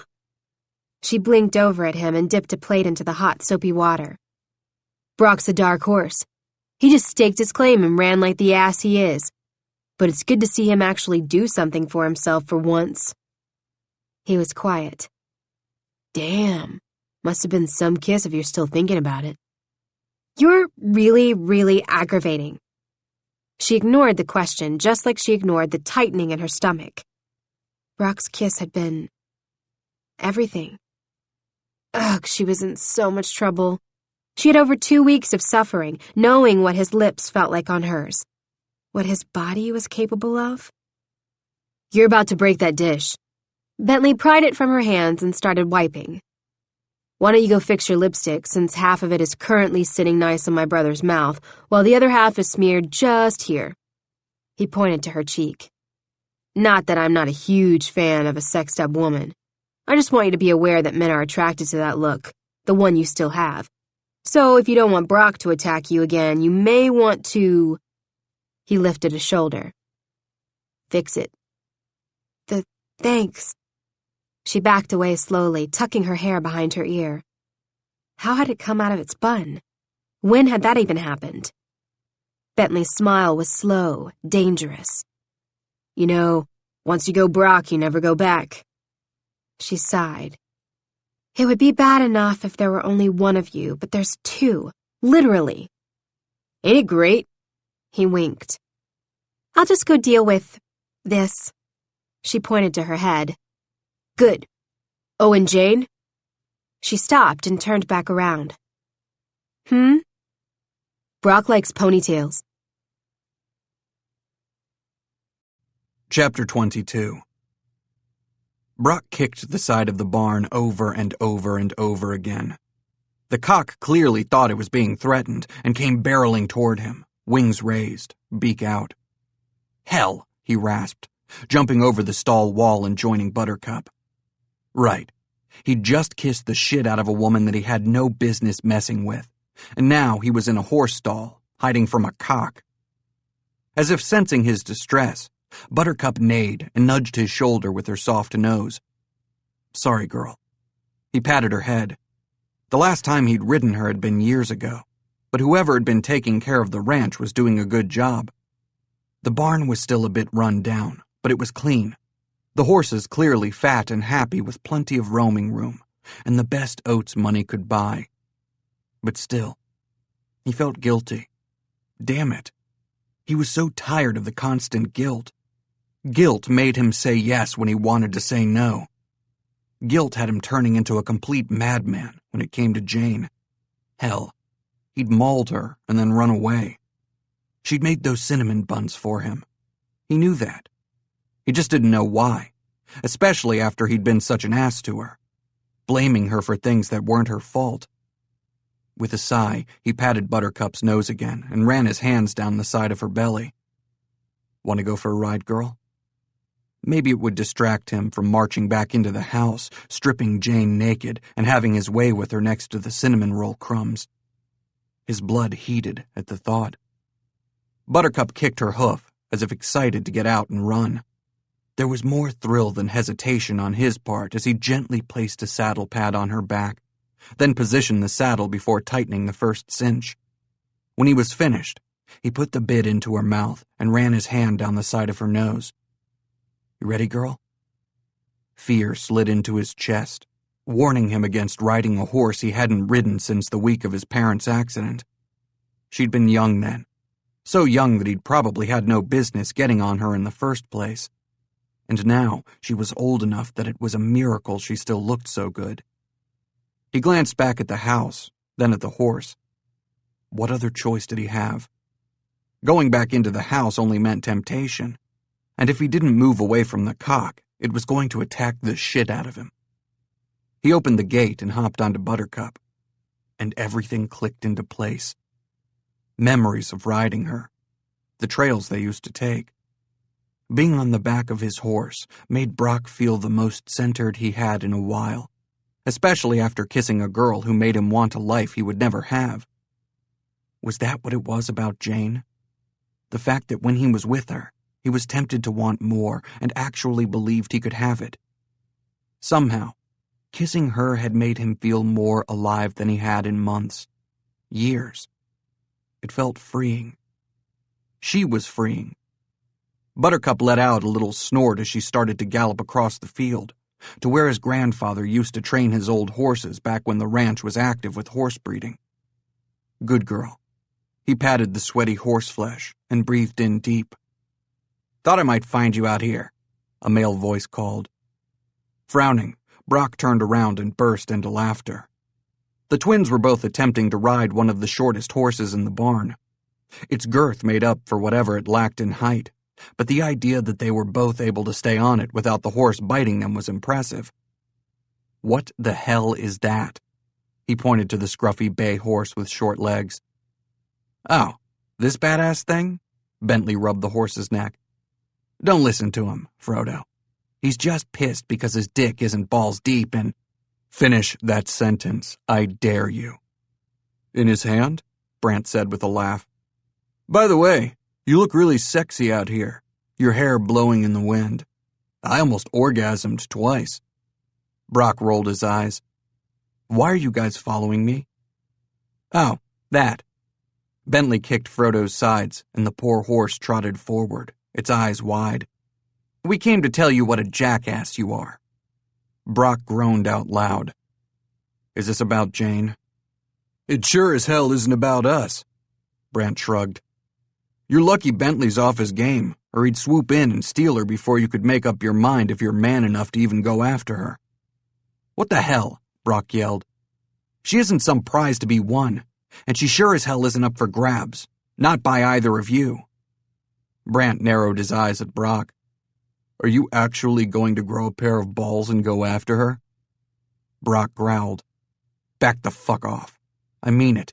She isn't like the girls you normally date. He cleared his throat. She's better than that. The idea that they would even contemplate actually doing more than hitting on her made Brock want to punch something. She seemed embarrassed that you just took off after making out with her. Probably isn't used to all the attention, only to have the guy who just kissed her run out of the house like she has Ebola, Bentley said softly. And stop looking at me like I've grown another head. I'm a man whore, not heartless. I didn't, Brock said defensively. I just needed to think. We know. Brant's eyes flashed. But we grew up with you, so we know how you deal with shit. She, however, doesn't. I never thought I'd see the day where you two are the ones lecturing me. Brock shifted uncomfortably in the saddle. They were right, and he hated it. So, Bentley rubbed his hands together. Who's going after the girl? First man back to the house wins? First man to the house my ass. Brock leaned over the horse's neck as they glided across the pasture and made it back to the barn in record time. He made sure Buttercup had fresh water and gave her a handful of oats before putting her in her stall, promising to take the saddle off once he made sure Jane was okay. Buttercup seemed too immersed in the oats to care. Long strides took him up the stairs and into the house. The kitchen was spotless. No Jane. Jane? He yelled. Nothing. He took the stairs 2 at a time and swore as he spotted her, bent over in front of him, washing the floor with a rag. He gulped. No mops? Her ass was pointed straight at him, and so help him God, he wanted to take a bite out of it. He gripped the wall with one hand and let out a rough exhale. This hardwood deserves more attention than a simple mop. I want to get in all the crevices. She didn't stop moving her hands back and forth. His dick ached with each movement, as if she was stroking him instead of the wood. What the hell was it about this woman, this small, intimidating woman with her silky brown hair and chocolate eyes? She let out a little grunt, turning on her hands and knees to get the section directly in front of his feet, and slowly she raised her head, cheeks flushed. His breathing slowed as she moved one hand back and forth across the wood, and the smell of lemon soap and water filled his nostrils as he watched her work. Pieces of hair poked out of her bun, kissing her neck and shoulders. Her hand moved a bit faster. He clenched his free hand into a fist. She was stunning, from her freckles to her toes. Damn it. You're really good at that.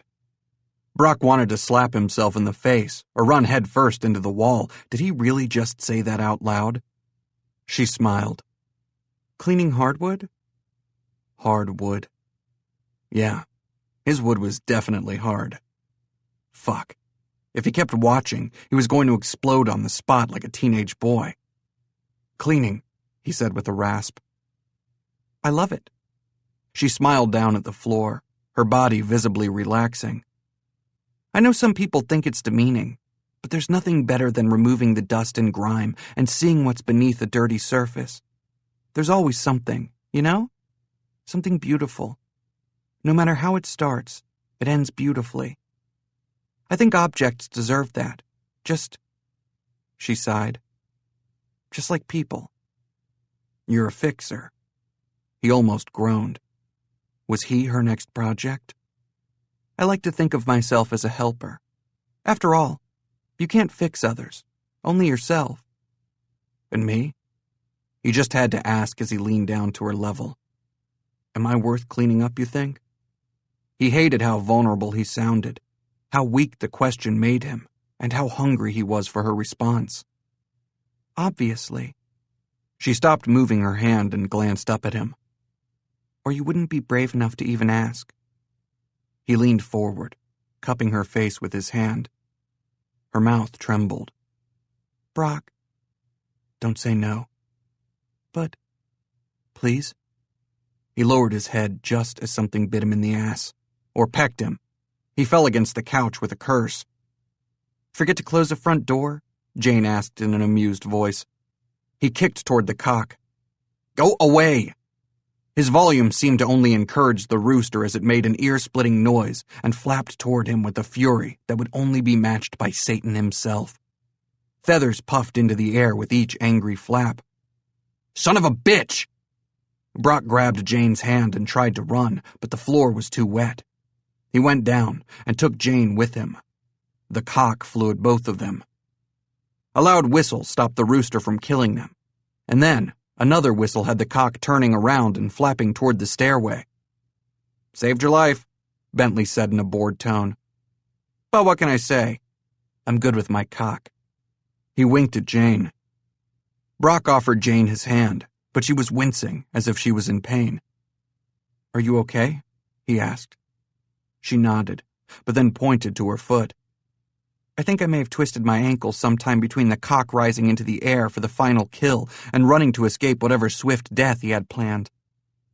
If I had $1, Bentley joked, moving toward them over the slippery floor. He touched Jane's ankle, giving Brock the sudden urge to growl and punch his brother in the face. Starting to swell. No! Jane shoved him away. I swear, it's fine. I can still work. She tried to stand. See? No problem. Tears welled in her eyes. Despite her claim, Brock lifted her into his arms and carried her into the master bedroom. Bentley, get me some Advil and ice. On it. Bentley was immediately gone. Please, Jane's lower lip trembled.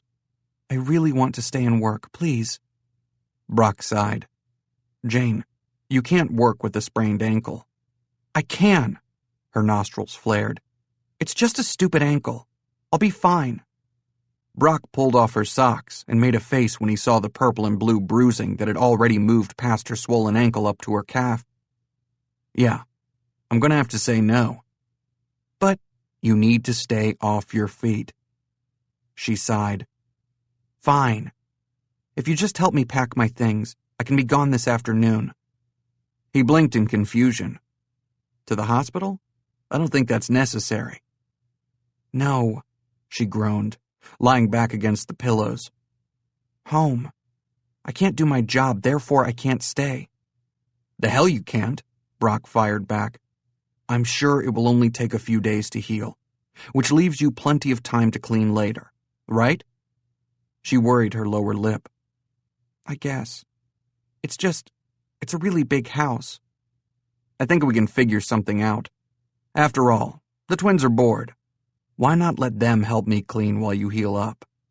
Jane froze, then licked her lips. You? Clean? Brock tried not to be offended. Of course I can clean. What do you think? I have a maid or something? She arched her eyebrows. Okay, fine, I have maids. But how hard can it be? She glared. Shit, I didn't mean it like that. I just meant I can figure it out. It's not rocket science. He swore. I'm not helping my case at all, am I? Jane shook her head and smiled. I respect what you do, and I will try my hardest to be just as good when I rub out the wood. Jane giggled.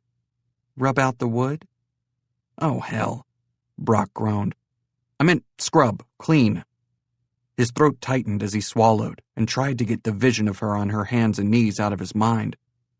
Sure you did. Bentley! Brock yelled. Where are we with that ice? Need to cool off? Jane teased in a breathless voice. Her eyes were on his mouth. Maybe she was reliving the kiss just like he was, or anticipating more. Brock eyed her up and down, then swore.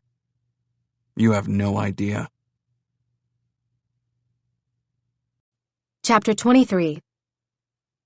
Jane smiled when Brock fussed over her ankle, making sure to put a towel between her skin and the ice pack. Truthfully, it hurt bad. Enough that every time she tried to stand to prove to them she was fine, a shot of pain would run up her leg, stealing her breath away. All because of an out-of-control cock. I think he's jealous of me, Brock announced when he walked back into the room with a tray of food. The cock, I mean. Jane grinned. How do you figure? Every time he gets really aggressive, it's when I'm with you. Has the cock always lived here? Older than dirt, that cock. Brock smirked. My grandfather bought it to protect the hens, but it refused to stay in the hen house. The damn thing used to strut around the ranch like he owned it. I honestly thought it would be dead by now, but apparently he's as stubborn as grandfather. You know how they say dogs resemble their owners? Clearly, they've never met Diablo. Diablo? Jane asked. You named the cock Diablo? Satan sounded too tame, and Beelzebub wasn't quite strong enough, so Diablo it is. I figured if we had a name, we could stop using the word cock. You should make him a collar. He'd be impossible to live with. Brock's smile was wide, and his dimples were wreaking havoc on her already weakened body.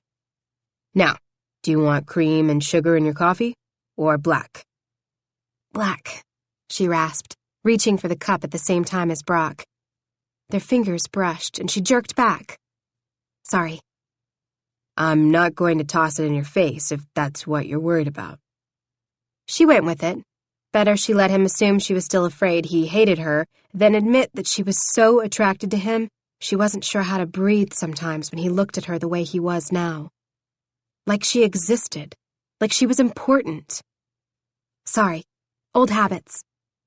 He made a face and sipped some of his own coffee. Do you want to... He licked his full lips and ran his fingers through his long hair. Shit. Do I want to shit? She giggled. His face actually reddened a bit. That's not what I meant. I know. Someone's feeling better. Advil, she lied. It was the company. Again, he didn't need to know that. Yeah, well, don't put it past Bentley to try to sneak muscle relaxers into your food. Or Molly. Molly? You're kidding. Grandfather still claims the reason he went to the hospital was dehydration, not the drug. Never mind that the drug causes dehydration. Wait. Jane held up her hand. Your grandfather, the one pushing 82, was taking Molly? Brock shrugged. He was at a rave. I've learned not to ask questions. But he's old. Doesn't stop him from doing whatever the hell he wants, believe me. Brock stared down into his coffee as if lost in his thoughts. Jane wasn't sure what to say. Bringing up the auction seemed like a bad idea. She didn't want a reminder that he was going to be with someone else, and that someone else wasn't her. The last thing she wanted was for Brock to be thinking about it too, because for a few brief moments today, she'd imagined what it would be like to share more kisses in the kitchen. She'd even get chased by Diablo every day if it meant she could be with someone like him. She pushed the thought away because that was all it was, a fleeting thought that could so easily turn into a dream, which meant that when it didn't come true, it would hurt. She shivered. Are you cold? Brock quickly stood and walked over to the chair, grabbing a large blanket and tucking it around her body. You don't have to stay, you know? She kept her voice even. I know you probably want to relax and... She lifted a shoulder into the air, not finishing her thought. Diablo's blocking the door, Brock said. And the twins are making dinner. Actually, Bentley's eating the dinner Brant's trying to make. The point is, I have all the time in the world. And he was spending it with her. She chewed her bottom lip as his gaze lowered. Checkers? She blurted. Brock's expression relaxed. Sure. Just don't get mad when I kick your ass. What do I get if I win? Oh, she likes to gamble. He flashed her a tempting smile that she felt all the way down to her toes. If you win, I'll give you one favor. You can ask for anything but money. I would never ask for money, she said in a horrified voice. Brock studied her with an intensity that had her nearly squirming in her own skin. I know. She broke eye contact. And if you win, I'll give you a favor. Clearly you can't ask for money because I don't have any. I would never take money from a woman anyway. You're making me want to bet money now. She snorted. Don't get your panties in a bunch. He winked. All right, let's play. She nodded and rubbed her hands together. Prepare to have your world rocked.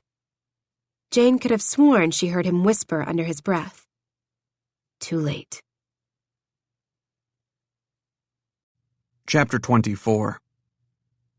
He's going to lose, Bentley announced, tossing more money into the pot. He and Brant had started betting once they heard that Brock and Jane were playing checkers, and now they were sitting on Jane's bedroom floor being annoying as usual. They had gone from making a simple $5 bet to $500, which, all things considering, was pretty tame for his brothers, given the last thing that Bentley had won was an ass. Shh, you just take your time, Brant coached Jane. In and out. There you go. Deep breaths. Make your decision, then stick with it. Stick it to him hard. He gave Brock a wicked smirk and mouthed, "Fuck you." Don't listen to Brant, Brock. Just focus. Jane moved her black checker forward. It was a bad move. He could easily jump it. So clearly he was missing something. He glanced around the board. Impossible. She'd just given him the game. And this was their tie-breaking game. The first she'd won. The second he'd won. You've just lost, Brock smiled arrogantly. Her poker face stayed completely unreadable as she gave him a non-committal shrug and glanced down at the board. Then move. He moved his red checker, hopping over the black and stealing it. The way I see it, you have 2 left. I have 3. Mm-hmm.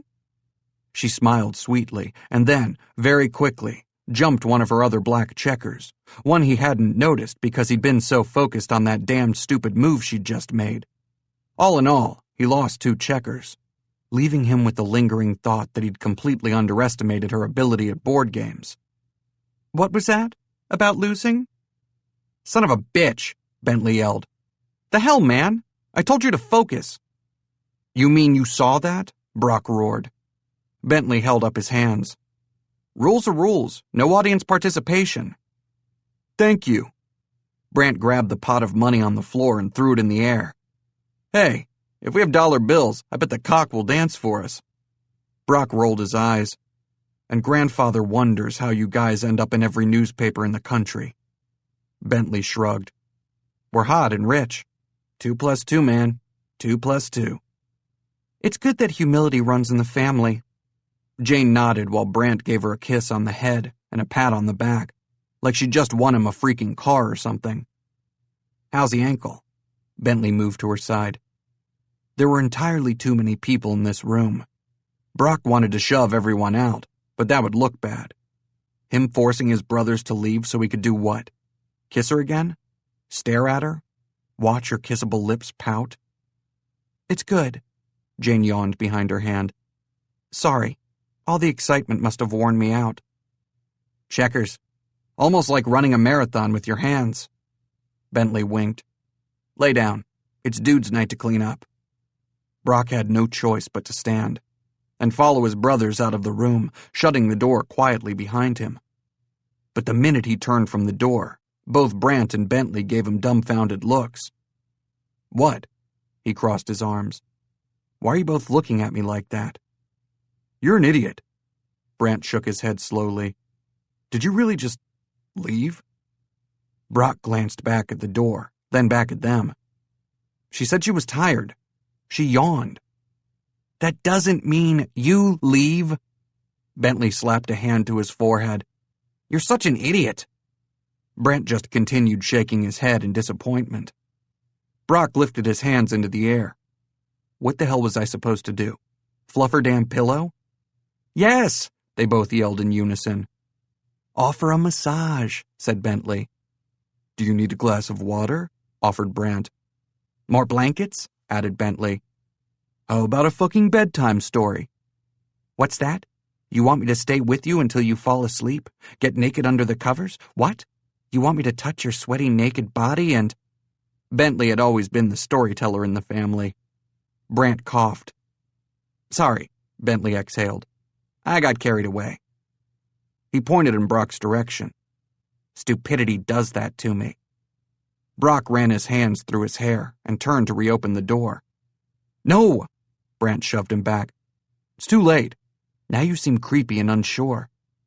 Bentley nodded his head in agreement. Completely wasted opportunity. I've never been so disappointed in a brother, and I live next door to this asshat. Thanks, man, Brant nodded. Anytime. Bentley flashed a smile. Brock, go to bed. Think about all the bad choices made in just the past 10 minutes, and for fuck's sake, fix them. Do you really want to spend the next 17 days without seeing her naked? It's not about that, Brock said defensively. Even better. Brant suddenly grew serious. Even better. What the hell is that supposed to mean? Brock clenched his fists. It means... Bentley stood between them, pressing a hand against Brock's chest. That it's about damn time you do something for you. Not for us. Not for our dead parents, and sure as hell not for grandfather, but for you. And that girl in that room? She's for you. Stunned, Brock could only gape at Bentley, as if his brother had grown 2 heads. There's always tomorrow, Brant encouraged. Night, guys. There isn't, Brock whispered under his breath. We aren't promised tomorrow. Bentley paused in the hall, his expression pained. Then why the hell are you allowing someone else to control your life? If you died tomorrow, what would people remember about you? How easygoing you were? How controlled? How rich? Is that what you want? Boring Brock? The old nickname was a solid hit to his chest. His brothers hadn't called him that since college. Well? Bentley's eyebrows shot up. Boring Brock would walk away.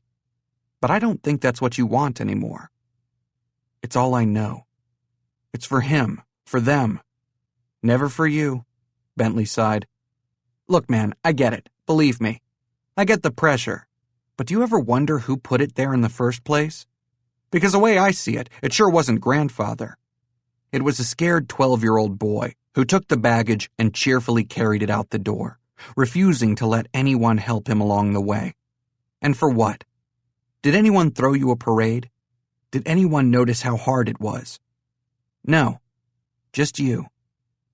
When the fuck did you get so wise? Bentley laughed.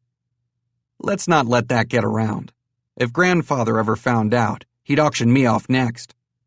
God help the poor woman saddled with me for the rest of her life. Nothing wrong with commitment. Bentley paled. We all have our demons. Good night, Bentley. Night, boring Brock. Brock smiled the entire way back to his room. Tomorrow, after all, was a new day. Chapter 25. Lying awake in bed, staring up at the ceiling and wishing she'd packed some sort of sleep aid. Not that it would work, because for the most part she knew the reason behind the no sleep.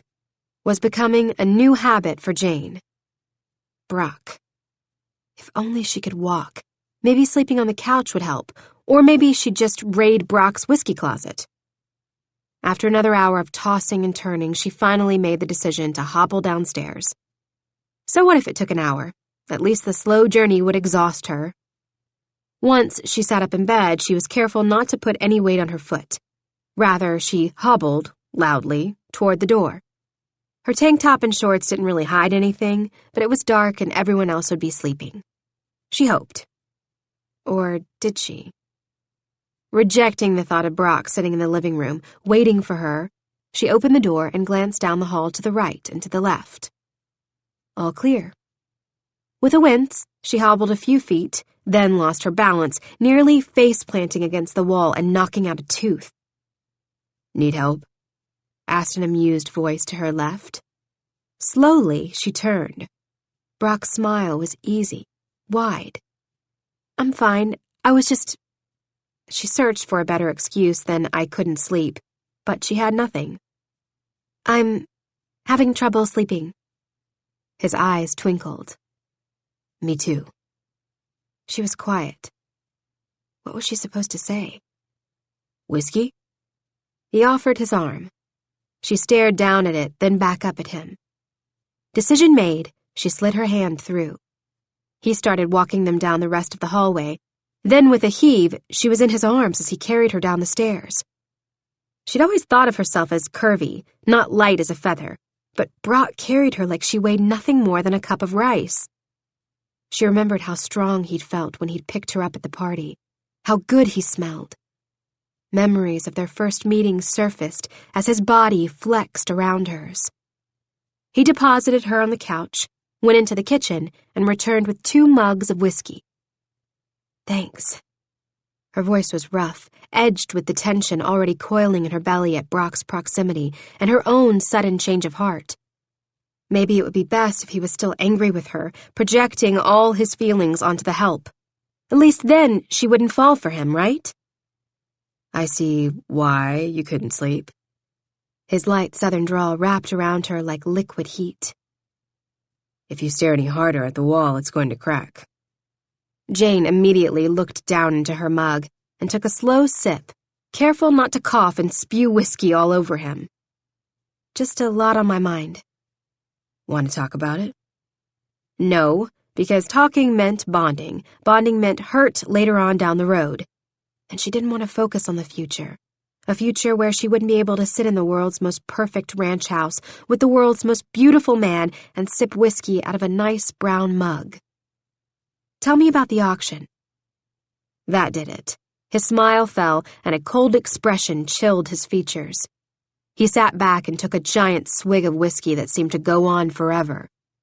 He finally set his empty cup down and made a face. It's for charity.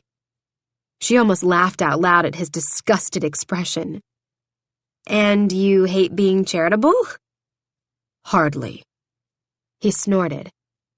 I'd much rather throw millions of dollars at a charity by hosting a dinner. Even the ball that the old man's throwing is a good idea. $10,000 a head is a good way to bring in money to the foundation. It's the whole auction part that's... He cursed. Are you sure you don't want to talk about you? You're much more interesting. He'd brought up a blanket, and she tried pulling it over her ankle, but before she could do it herself, Brock was at her side. He pulled the blanket over her, and within the same breath, he lifted her foot, sat down next to her, and placed her leg over his lap. Jane's breath hitched as he ran his fingers over her ankle in a smooth caress, before locking eyes with her. Is this okay? She gave him a jerky nod, mentally groaning at how eager she must look for his touch, his proximity. Oh, this was bad. So bad. His hand started to move up her calf. Oh, this was good. So very good. You were saying? Somehow, miraculously, she found her voice as he continued to lightly knead the muscles in her calf. The auction is stupid, plain and simple. She frowned. Then why did you say yes? His hand froze and he went completely still. Saying no wasn't an option. But her eyes narrowed. You always have a choice. It would seem that way. I believe that's how life is supposed to work.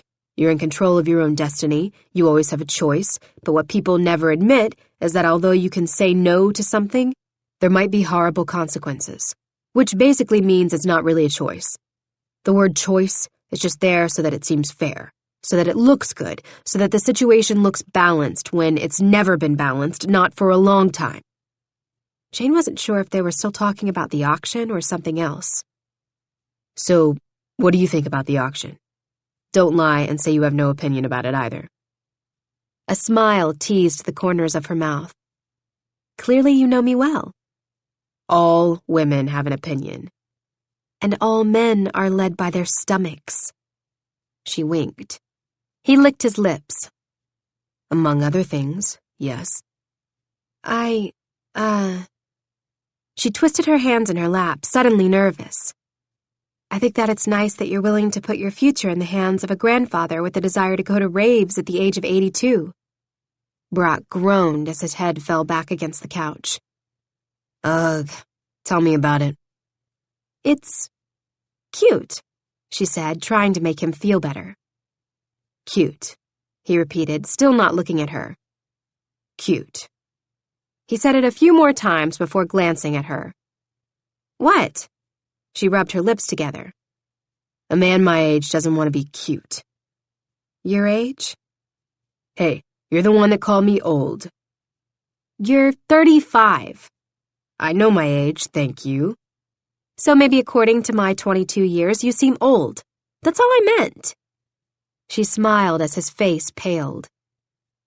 22. He stared at her hard.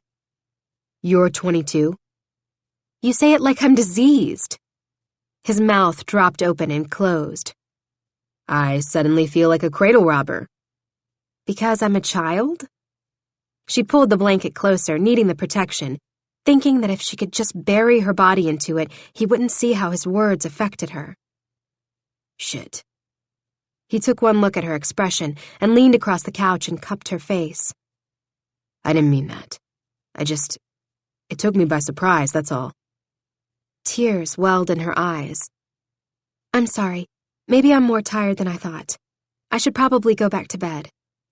I'll join you, Brock added, then stumbled over his words. I mean, I'll take you. Damn it, sorry. Clearly we're both tired. She didn't have a chance to say anything more before he picked her up and carried her slowly up the stairs, careful not to bang her ankle on the wall. Once they were back in her bedroom, he placed her on the bed and pulled the covers over her, his eyes searching, yearning, as raw emotion raged like a war across his dark features. Did he want something more from her?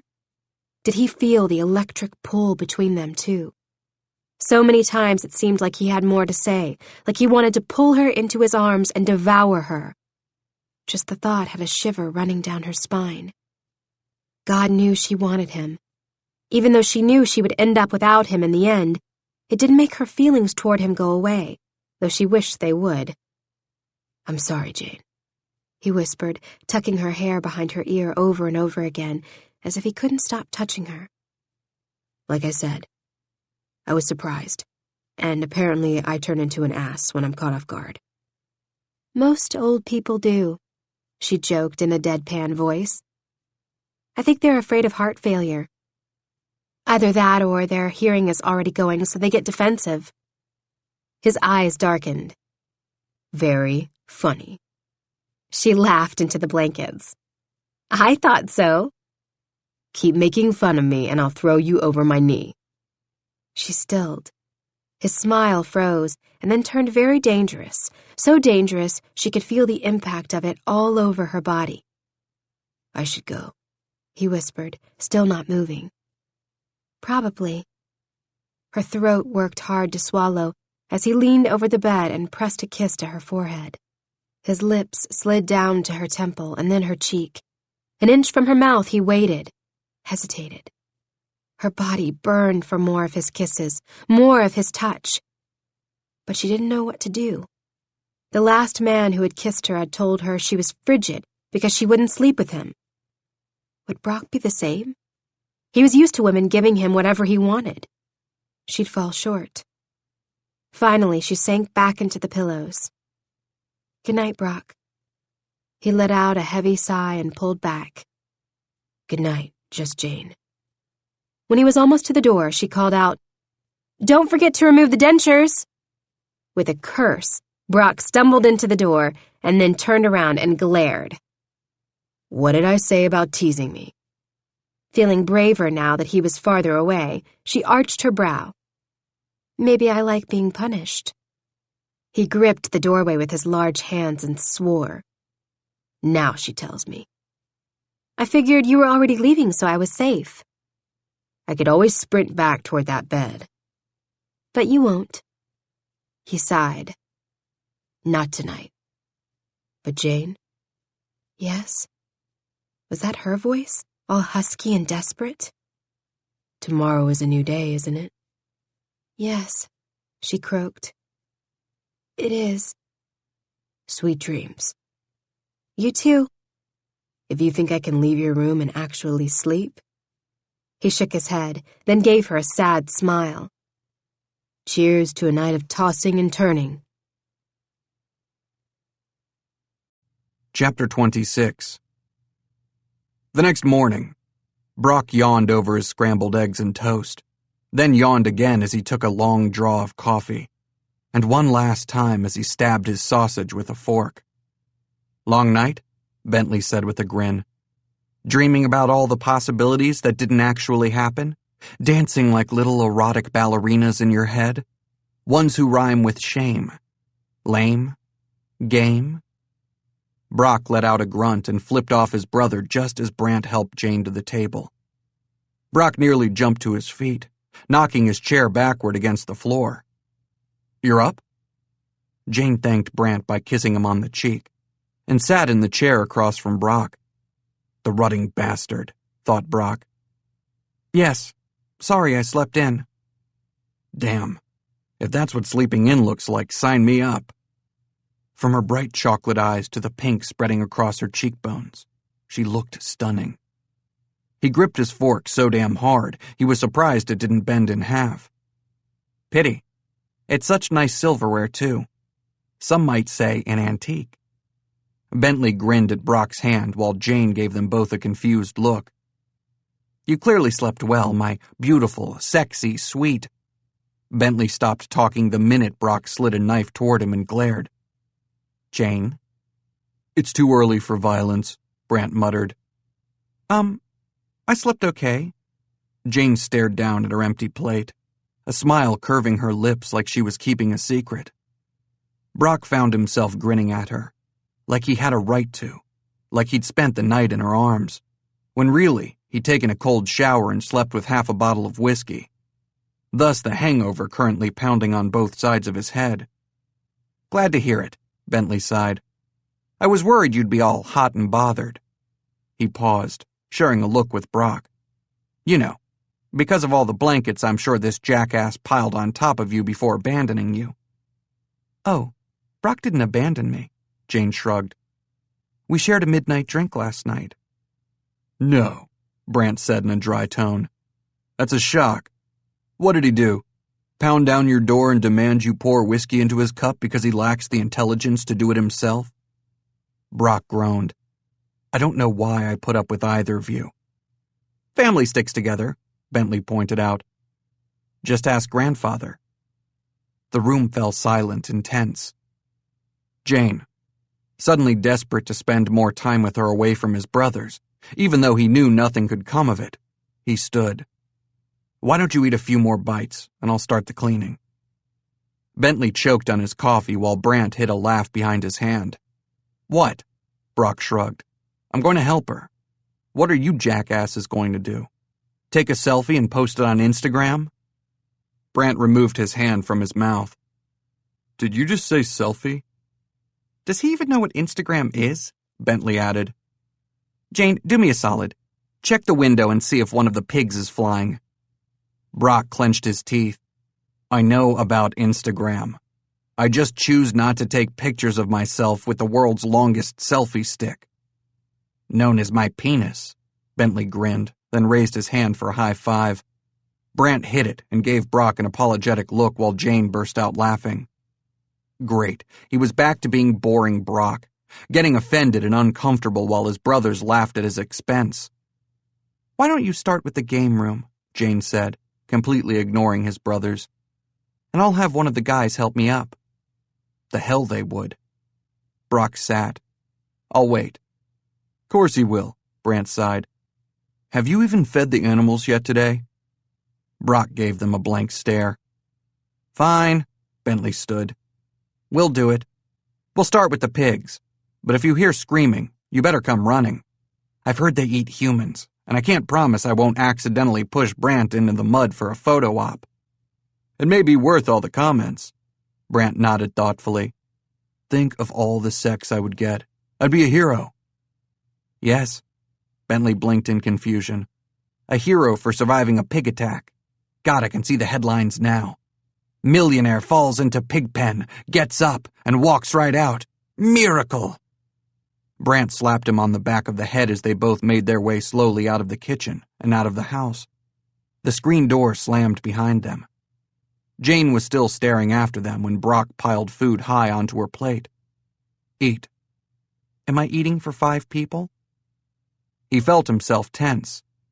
No, You're small. You need... Why was he so bad with the words? Why? Fat. I need fat, she replied. He winced. Something like that. Okay.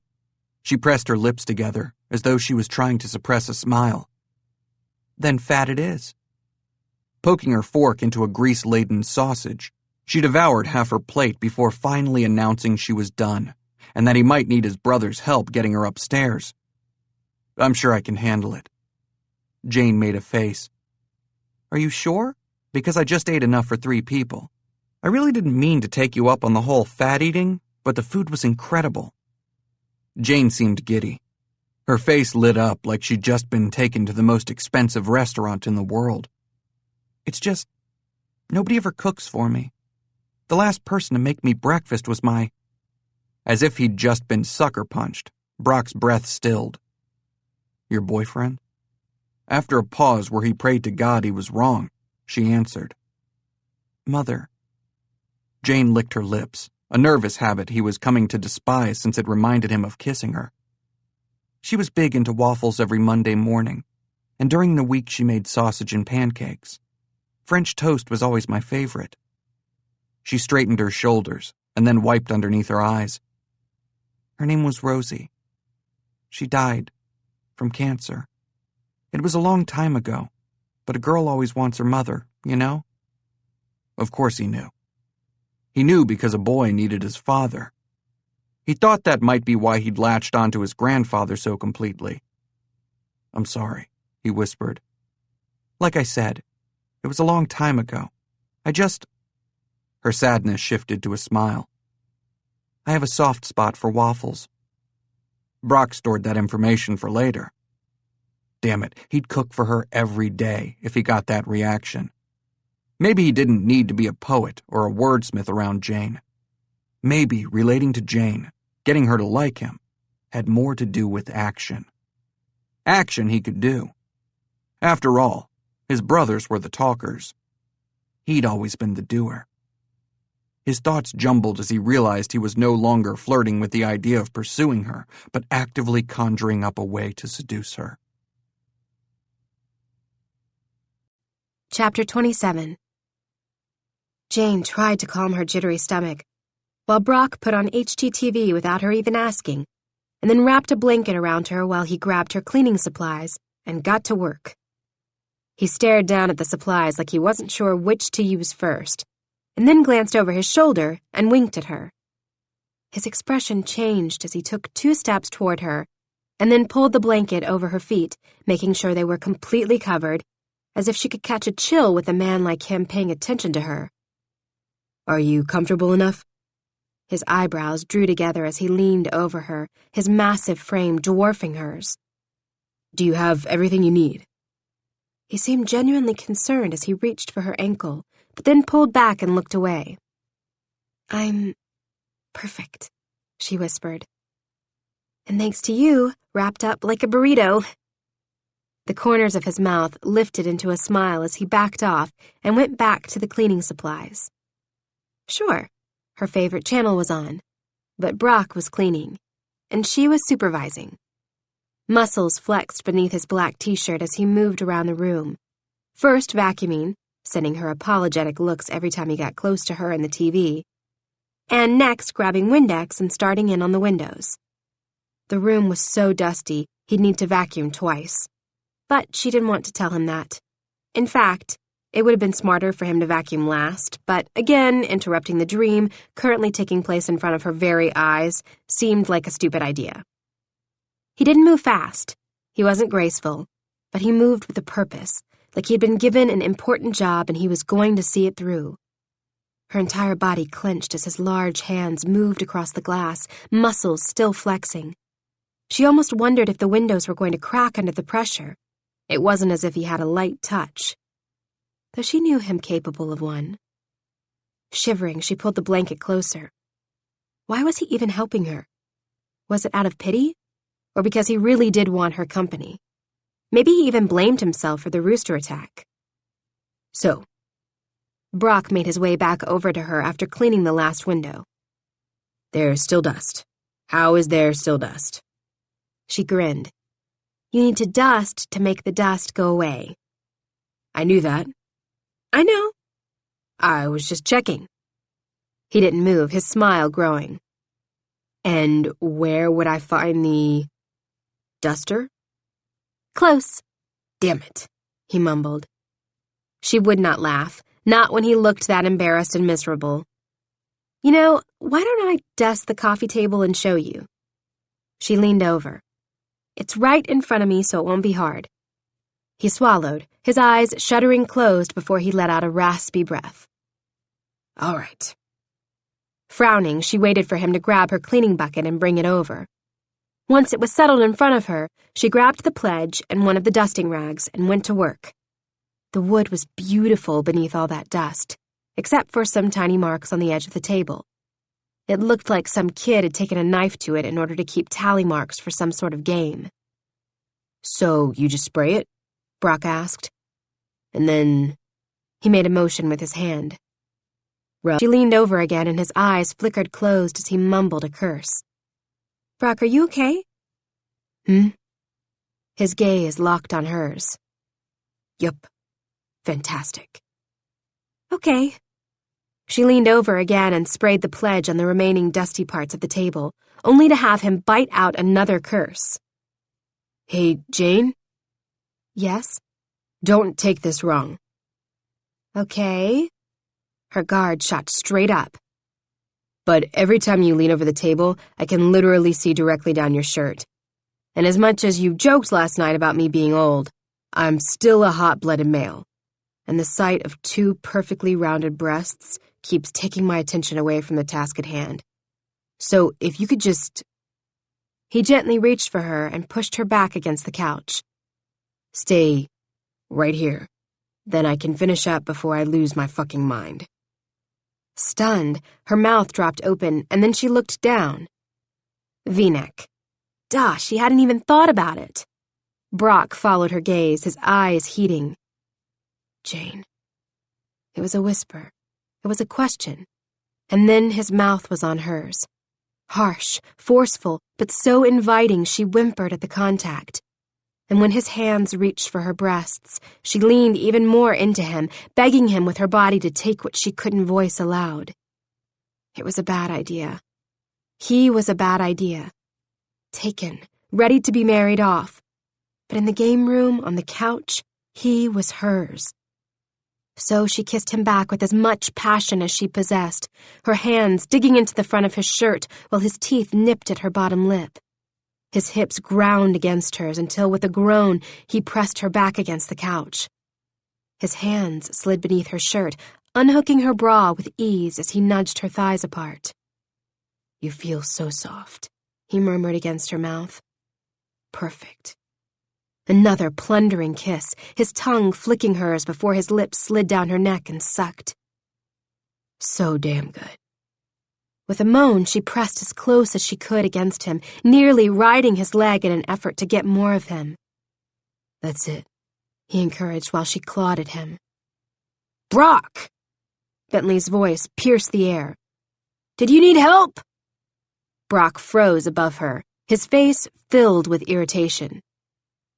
Open that door, Bentley, and I'm selling every car you own and replacing it with a Honda. Silence. You don't mean it. The knob turned. Jane's eyes widened in alarm as Brock quickly moved away from her and tossed the blanket over her head. Right, like that was going to look normal.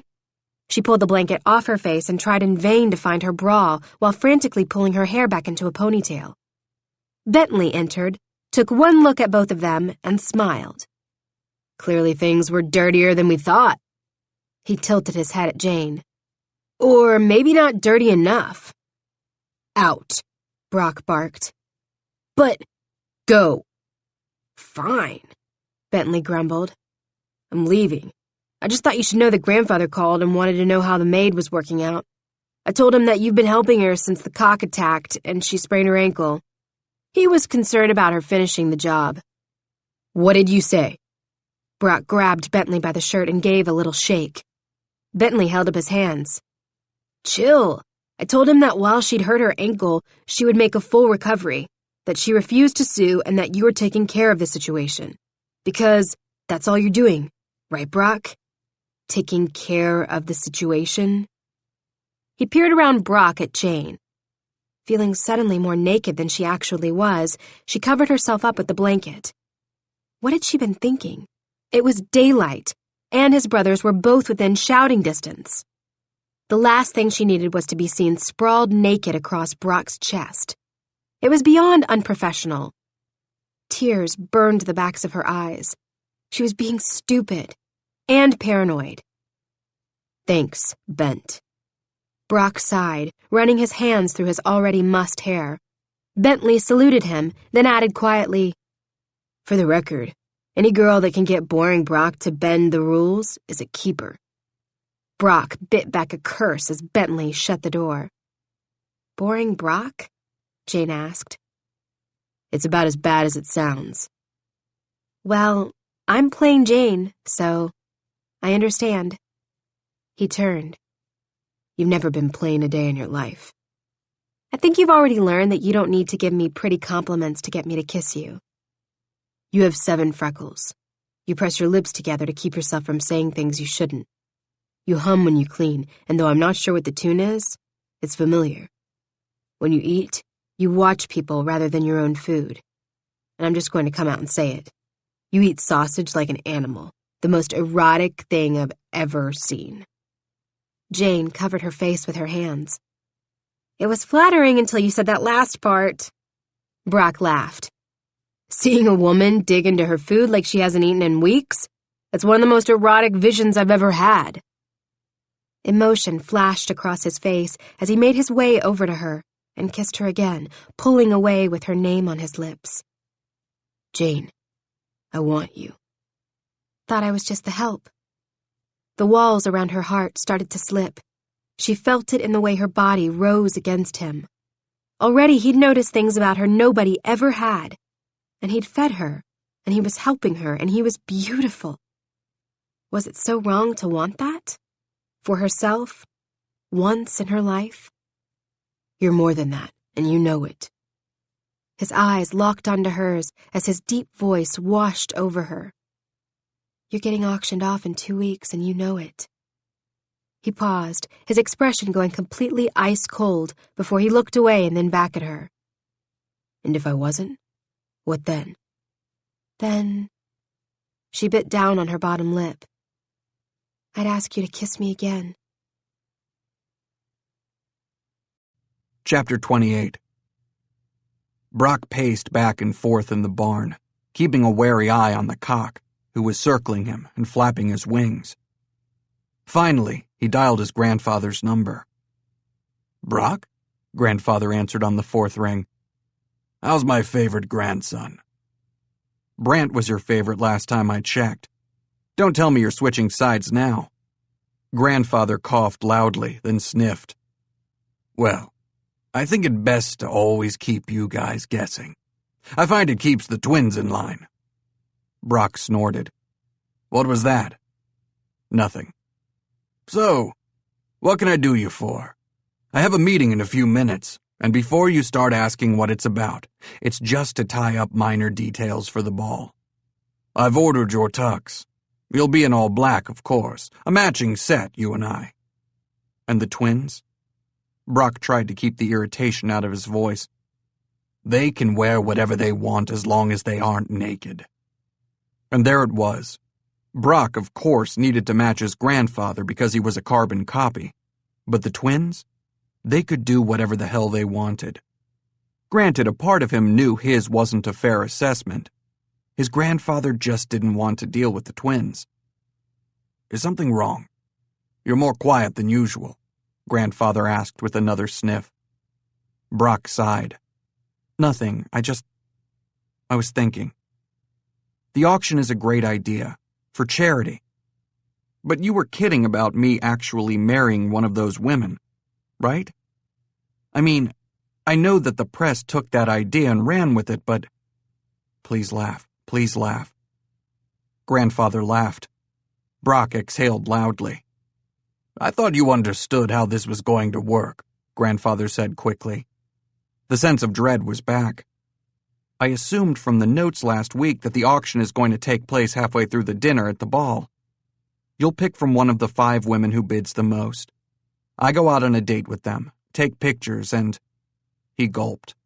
"We get good publicity. The shareholders get to see us as a united front.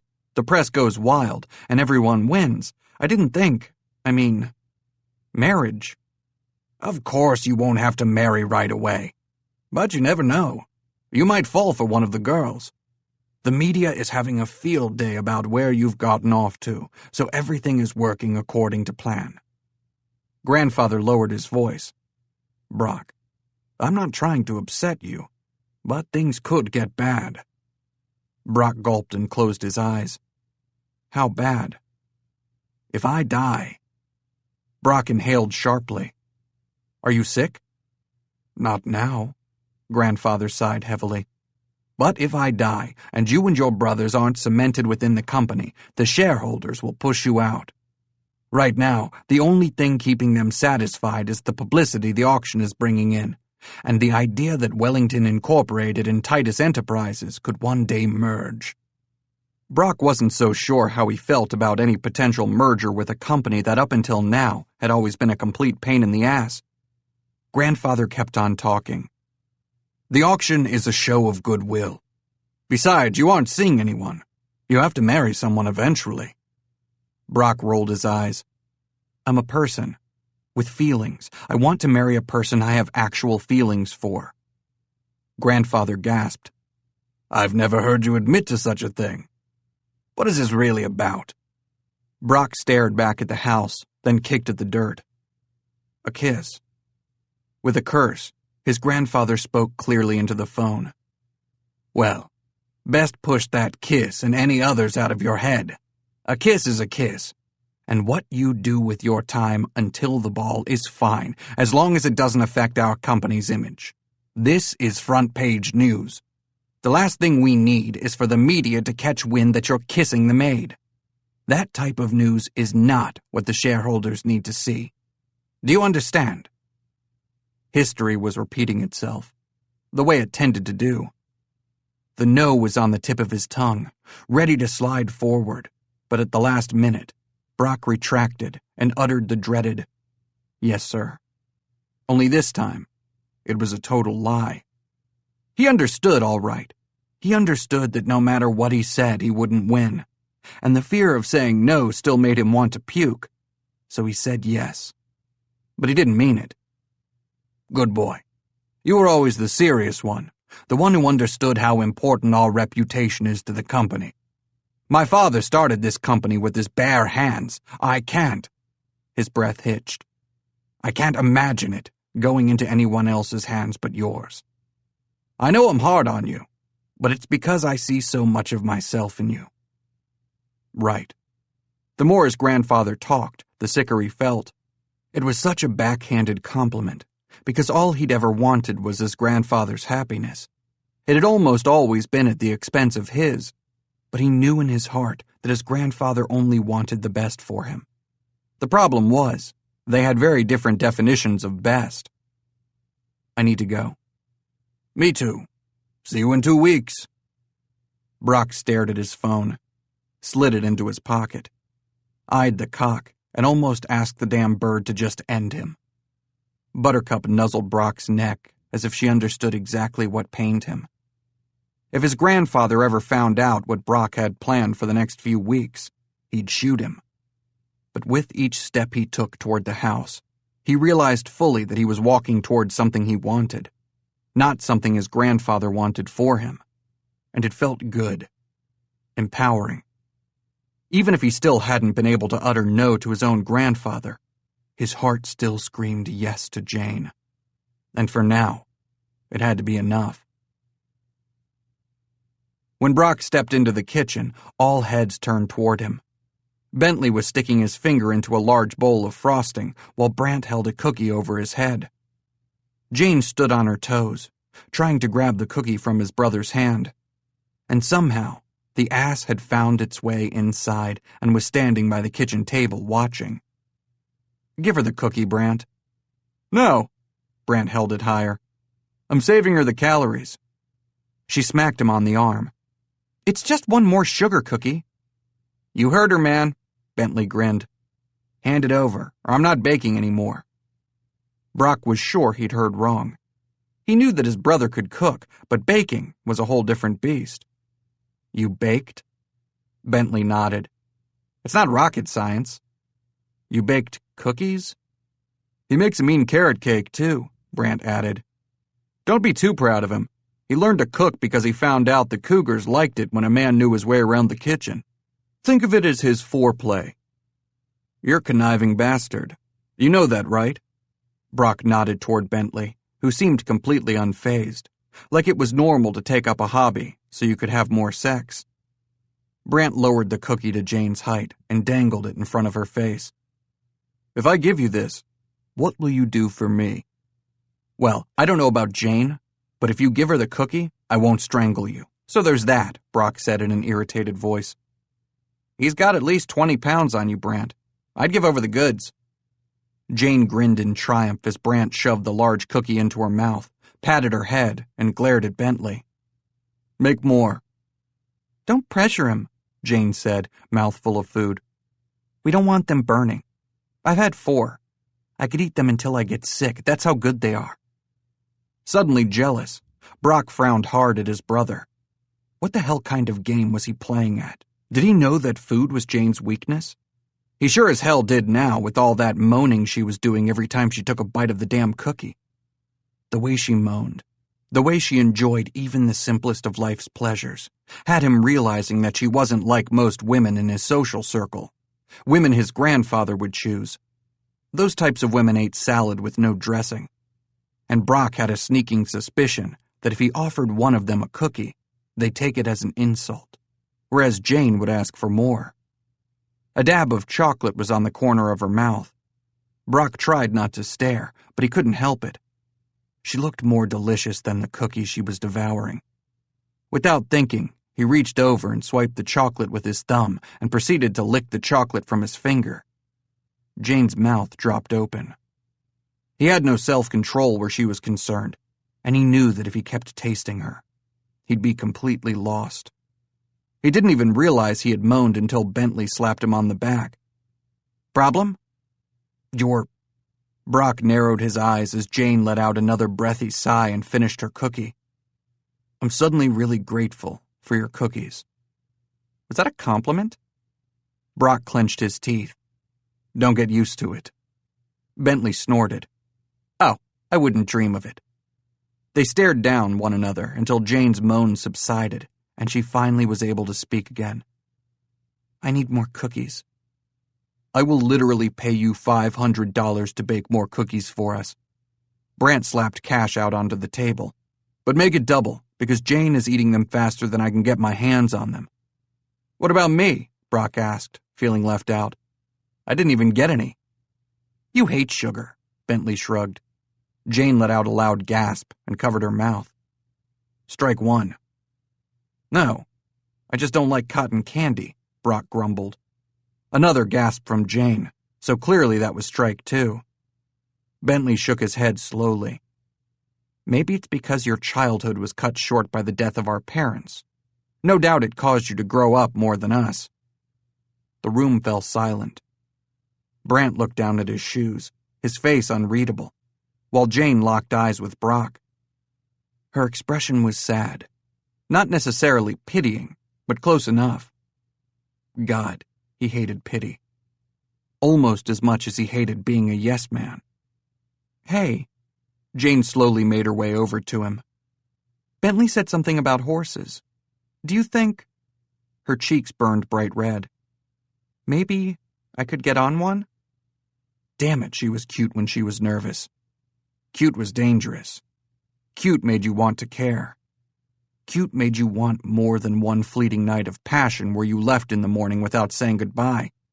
And suddenly, the conversation he'd just had with his grandfather was thrust into the forefront of his mind.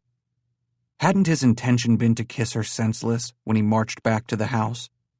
It had been, until his brothers had decided to seduce her with baked goods. Here. Bentley was suddenly at his side with a small backpack. "I have all the essentials. Screw-top wine, cheeses, crackers, grapes, and a few cookies I managed to hide from Brant." "Bastard," Brant muttered. Brock took the bag, wondering what Bentley was about, but as always, Bentley was the king of hiding what he was really feeling, which made it damn near impossible for Brock to know if his brother was being conniving or caring. "Thanks."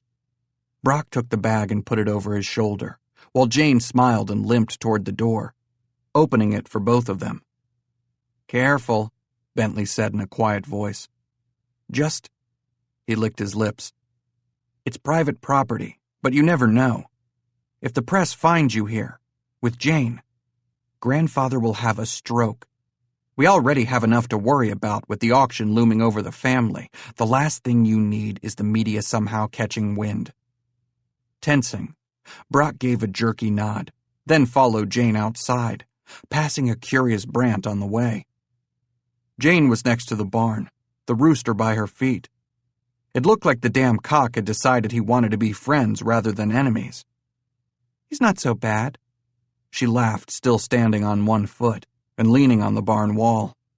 The cock flapped up toward Brock. He stumbled back. "Yeah, completely tame." Jane laughed again. "So which horse is yours?" "Buttercup." Brock felt his chest swell with pride.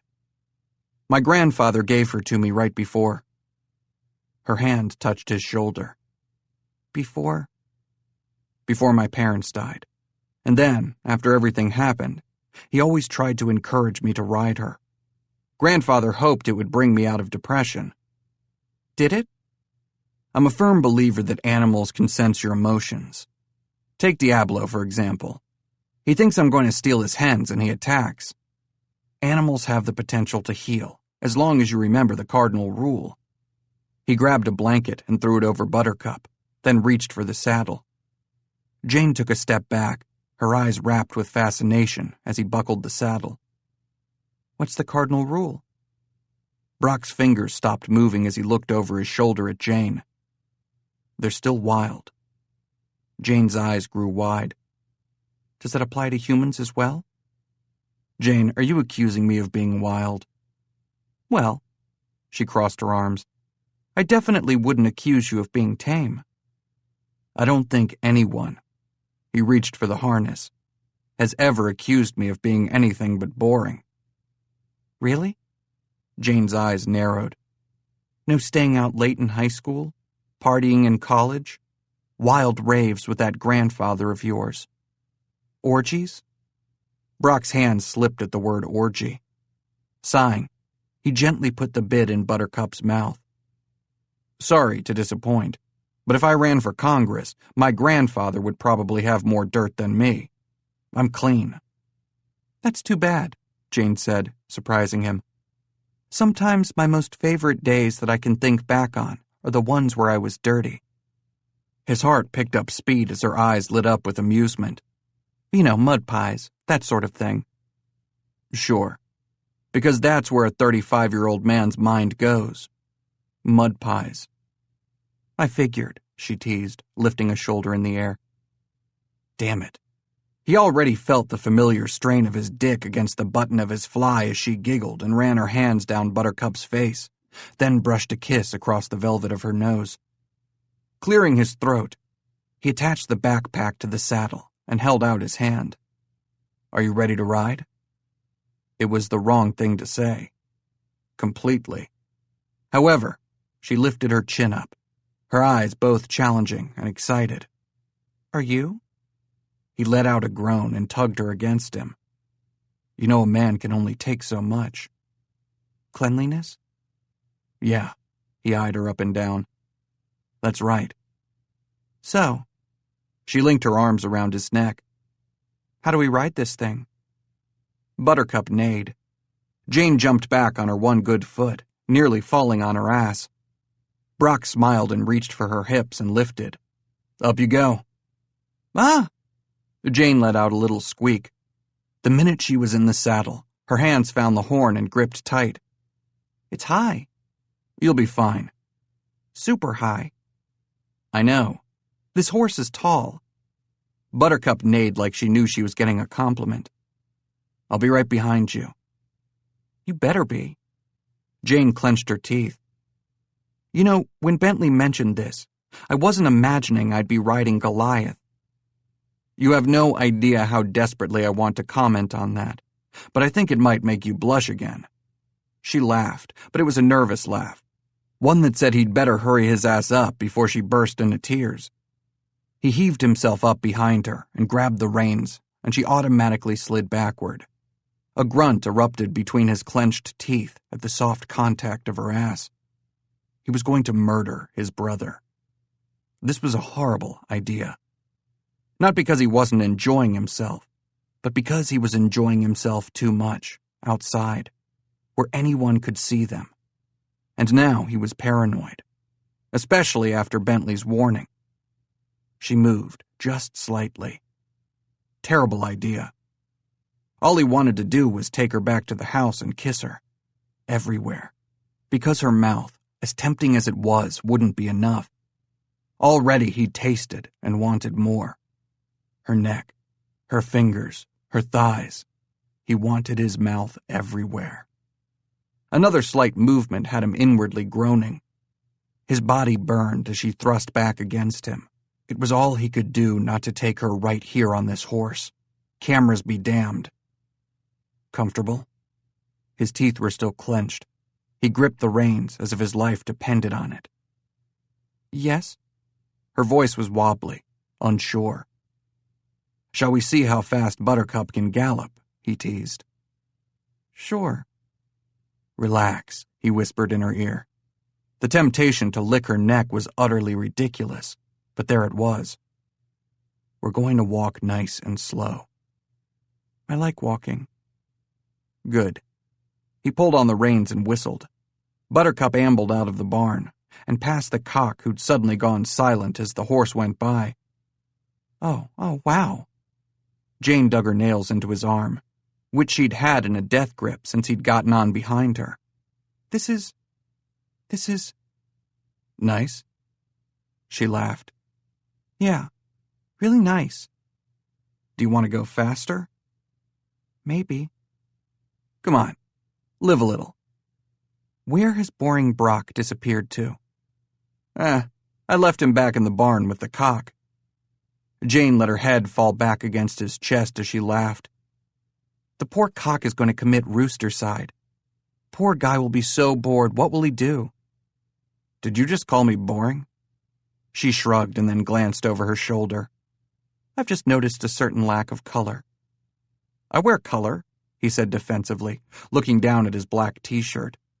I just didn't bring anything like that with me. I see. All right, you've asked for it. Oh? I hate to do this, but you better hold on. Clearly I have something to prove. Brock, hold tight, Jane, he whispered in her ear, just as he dug his heels into Buttercup's sides. The horse took off at a gallop. Thankfully, riding a horse was like riding a bike. You don't forget. Jane let out a loud gasp. Earlier, Brock hadn't thought she could grip him any harder. He was wrong. He'd have nail prints in his arms for days, but she was safe with him. He wouldn't let her fall. Jane's hair was blowing in his face, and it smelled like raspberries. He inhaled deeply. Trouble. He was in so much trouble. Because, for a moment, the temptation to look beyond the next 2 weeks was almost too much to resist. There might be a life where he was able to have Jane in his arms like this, where he wouldn't be paranoid about his grandfather dying over a simple word, or worried that a camera would catch him kissing a woman he actually had feelings for. He had once loved this ranch, and she was making him love it again, but she was part of it. The ranch without Jane would just be a house. She made it feel like home. Hell, he was so happy, he'd even let the cock stay. Outdoors, of course. Eventually, he slowed Buttercup to a walk, and Jane unclenched his arm. What do you think? She quickly wiped at her cheek. He froze. Damn it, are you crying? Did I scare you? No. She wiped her other cheek. It's just... She leaned away from him, and he pulled her back against his chest. Not a chance in hell she was going to get away from him. I felt free. Brock's stomach clenched. He knew the feeling. Do you feel trapped? She nodded. Me too, he admitted. She slid her hand into his. They rode in silence down to the river that divided the pasture and the rest of the property, where they kept a few heads of cattle for beef. I blame myself for my parents' death, he said quietly. Jane gripped his hand as he led Buttercup through the grass. The horse was still breathing heavy from the run. We argued. I said no to something my father asked me to do, something stupid that wasn't even important, and 24 hours later they were dead. He stared into her big brown eyes. I haven't been able to say no again, and I felt trapped ever since. It wasn't your fault. You were how old? 12? I said no. He squeezed her hand tighter. I hate that word. She blinked down at their joined hands, and then back up at him. Do you still feel trapped? Not right now, he whispered. Not with you. Brock slid off Buttercup first, and reached up for Jane. She grabbed his arms and slowly slid down his body. Their mouths almost touched. His body burned for her in a way he'd never experienced before. It was a completely foreign feeling, wanting her not just in his bed, not just in the present, but in the future. She cleared her throat and stepped back, her smile nervous, pink lips trembling. If Bentley packs as good as he cooks, we should have some good snacks. He knew that look, the look she was giving him. After all, he wore it often. It said not to prod, not to ask questions, ignore the elephant in the room even though it's sobbing in the corner. So he obliged her, though it killed him to do so. But selfishly, he knew the minute he started digging more into her life, she'd do the same to him. And part of him preferred to keep the future, The auction, all of it locked away, or at least temporarily forgotten, where he didn't have to deal with it. I'll grab the bag. His voice cracked, and he watched as she quickly turned around and started petting Buttercup again. The moment floated away, and he kicked himself mentally for allowing it to go. After all, moments with her were precious. They were short, and the sand was very quickly sifting through the hourglass. Chapter 29. She was getting too close.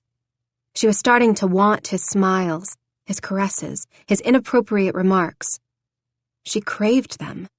Not just the attention, but the fact that somehow they were building something together. Just to have it ripped away when she left, when he was auctioned off. Was it worth it? Pursuing him? Allowing more touches? Kissing? Spending the few nights they had left together? Would it be worth it? Or would she regret knowing what it would be like to be in his arms? Would she spend the rest of her life comparing every other man to him? Brock's muscles flexed as he pulled the backpack from the horse, then patted down Buttercup's side and whispered in her ear. Holy crap, he was sexy. He was gruff, both a polished CEO and apparently a cowboy, a regular prince of industry, with a popper. Ha! She reached for her phone to take a picture of the scenery in front of her, then remembered she'd turned it off after receiving all the nasty texts from her sisters and left it in her room. Brock spread out a small black and red quilted blanket, then grabbed the backpack and dropped it in the middle. Wine? She nodded. He opened the wine and handed her a plastic cup. So, what do you think? She took a long sip, frowning over the cup as Brock eyed her up and down in appreciation. Writing. He grinned wolfishly. She looked away and smiled. It was okay. Just okay? He leaned forward. Careful, or you'll hurt Buttercup's feelings. Just Buttercup? She tilted her head. Mine too. His voice was gravelly, buzzing with sexual tension as he leaned forward and very slowly pulled her cup from her hands and kissed her on the cheek. His body was braced above hers. I'm going to taste you again. You were right. What? He blinked as if confused. You did leave boring Brock with the cock. It irritates the hell out of me that Brock rhymes with cock. Just laying it all out there so you know. She giggled. And now you're laughing, and I'm trying to kiss you. Don't try, she whispered. Just do it, before I lose my nerve and limp back to the house. Done, he said, just before he slammed his mouth against hers. With a gasp, she hung on to his shoulders to keep from falling backward against the blanket, even though the idea had merit. His hands reached for her body. They were a pair. Brock grasping at her in any way he possibly could. Jane holding on for dear life, praying that the kiss could go on forever. It wasn't just his taste, or the possessive way he marked her with his lips with each caress. Maybe it was the combination of everything, of the desperation they both felt. To be free. His tongue slid against hers, and a shiver ran down her body, just as a raindrop fell onto her cheek. Brock pulled back, his expression heated. I'm not stopping at one kiss. Jane brushed the raindrop away only to have another take its place. Brock glanced up and swore, just as the sky opened up and a downpour rained hell all over the beginnings of their romantic picnic. He jumped to his feet, but Jane remained, her face tilted up at the sky as the cool rain fell against her body, each drop sliding down her skin, making her feel alive, ready for anything. Maybe the rain was an omen, a sign. After all, didn't rain mean fresh chances? Starting over? Her gaze blurred as she took in Brock's wet form hovering over her. His thick black eyelashes blinked slowly as his hazel eyes locked on hers, never wavering. His full lips were slightly swollen. His chin lifted in defiance, ready to challenge her maybe. Or himself. Mud pies? She whispered, needing to break the tense silence with something. Mud wrestling? He countered. Tough choice. Believe me. He held out his hand to her. I know. With a grin, she took his hand and stood. Seconds later, he lifted her up into his arms and twirled her around the wet grass. She burst out laughing as he jogged over to a pile of dirt that was quickly turning into mud and set her on her feet. How do we do this? Oh, I forgot. You were born an old man. He shoved her lightly, making her laugh like she was a teenager. You need to stop talking to the twins before one or both of them end up dead. You'd kill them? She asked in mock horror. It's often a tempting thought. The only thing that used to help me fall asleep at night with a smile on my face. His crooked smile had her heart hammering in her chest uncontrollably. And now? Now, she asks. He smiled down at the dirt and slowly leaned over, pulling some mud into his hand and slapping it into his other like he was clapping. Now, my thoughts are a lot hotter at night, scorching, uncontrollably erotic. And if I'm being honest, damned uncomfortable. Hot, you say? She grinned, leaning down on her haunches to grab some mud. Very. He nodded. Let me cool you off. She winked, then smeared mud on his face. Better? He bit back a curse, then fell against the dirt, laughing. Completely healed of any sort of sexual fantasy. Yup, thanks. I'm at your service. He let out a groan. Just kidding. Still hot. Laughing, she trailed more mud down his chin with her finger, then captured his lips in hers without even giving a second thought to what she was doing, initiating whatever this was between them. He cupped her face with his dirty hands as if she was precious, as if she was everything, and pressed his forehead against hers. What about now? Not then, but now. She frowned. What are you asking? Now. Give me now. And forget about the future? Is that what you're asking? Borderline begging. His voice rasped. Let me worry about the future, and I swear to you I'll figure something out. But let me taste you now. Let me have you now. Out of fear, Jane hesitated. She wanted him more than anything, but she wanted more than a fleeting kiss or moment. Trust me, he whispered across her lips. His tone was gentle, desperate. So she said yes, even though her heart simultaneously screamed for her to be careful. Chapter 30. Brock couldn't get the afternoon ride out of his mind. They'd returned to the house soaking wet, and while the twins both gave them looks of complete innocence, he knew better. Hell, he knew their minds sometimes better than he knew his own. Sending them off had been a complete setup. To get them out of the house and alone together.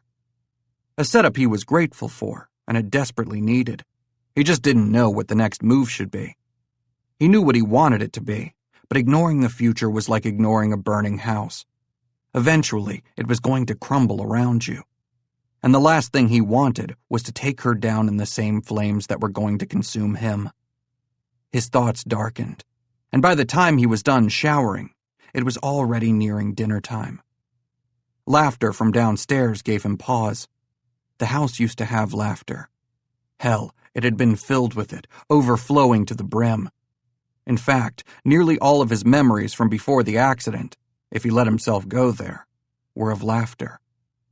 Memories that no longer refused to stay buried. But he was starting to realize it wasn't necessarily his presence in the house that was causing them to resurface, but hers. She brought life back to death. Didn't she say that was her specialty? Looking at something that others would pass by, picking it up, cleaning it, and making it shine. His gut still clenched when he thought about his parents' deaths, about his grandfather's orders to marry one of the women of his choosing. But it was better. For the first time since he was 12, it was better. He took the stairs a few at a time and frowned when he saw that Brant and Bentley both had their bags by the door and were hugging Jane. "Are you sure you can't stay?" she asked, her expression sad, causing a little kick to Brock's chest. "Sorry, beautiful, heard us." Bentley rolled his eyes. The worst he can do is auction one of us off like he's going to do with Brock. Jane's smile was sad as she glanced down at the floor. "Well, it was really fun. I'll miss you guys."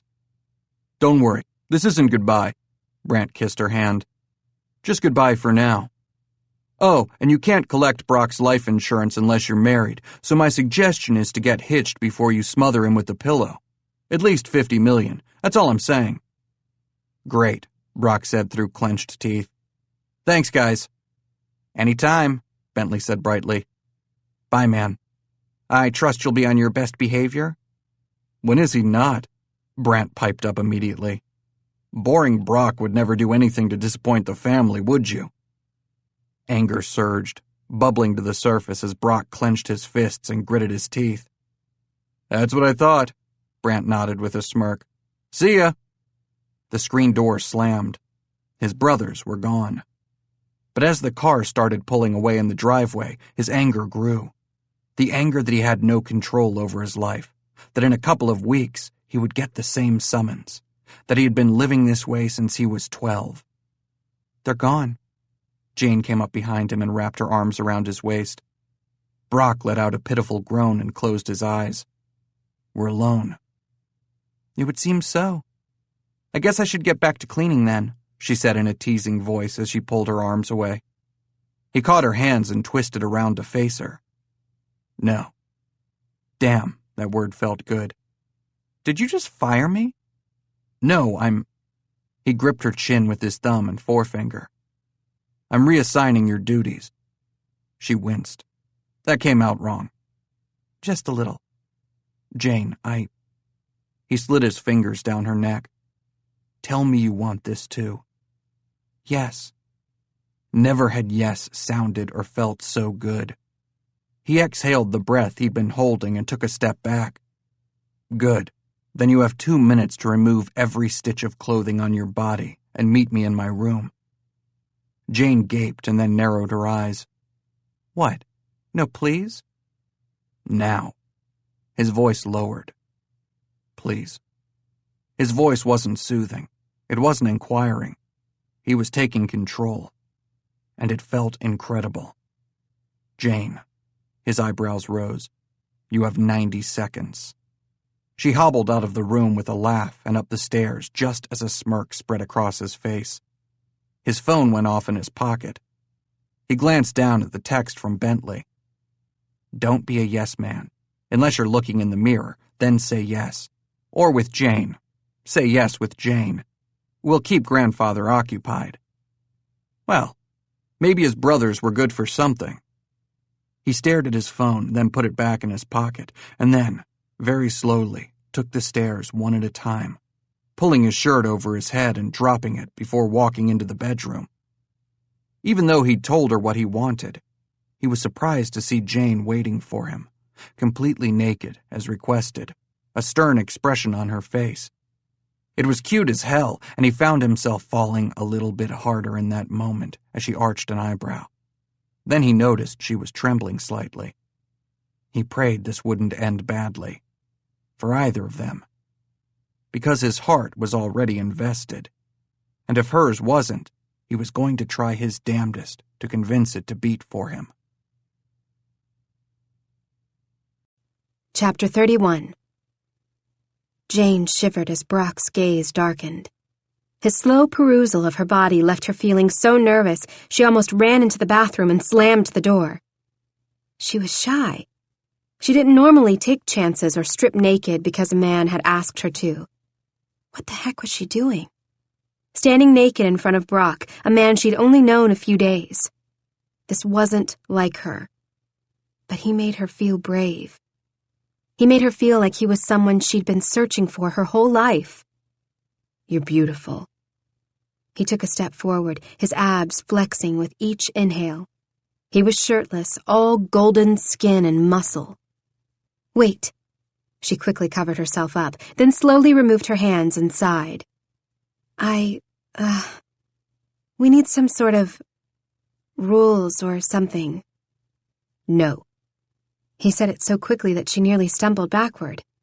Then he ran his large hands across her shoulders and lower, cupping her breasts gently before moving his fingers down to her hips and pulling her body against his. Do you want this? Yes? Then that's all that matters. He captured her mouth again and again, his kiss going from aggressive to soft in a matter of seconds. His hands spread across her ass, fingers flexing against her skin as he deepened the kiss, his lips hungry in their pursuit. He kissed her like he wanted her. He touched her like he couldn't get enough of her. Jane reached up to touch his face.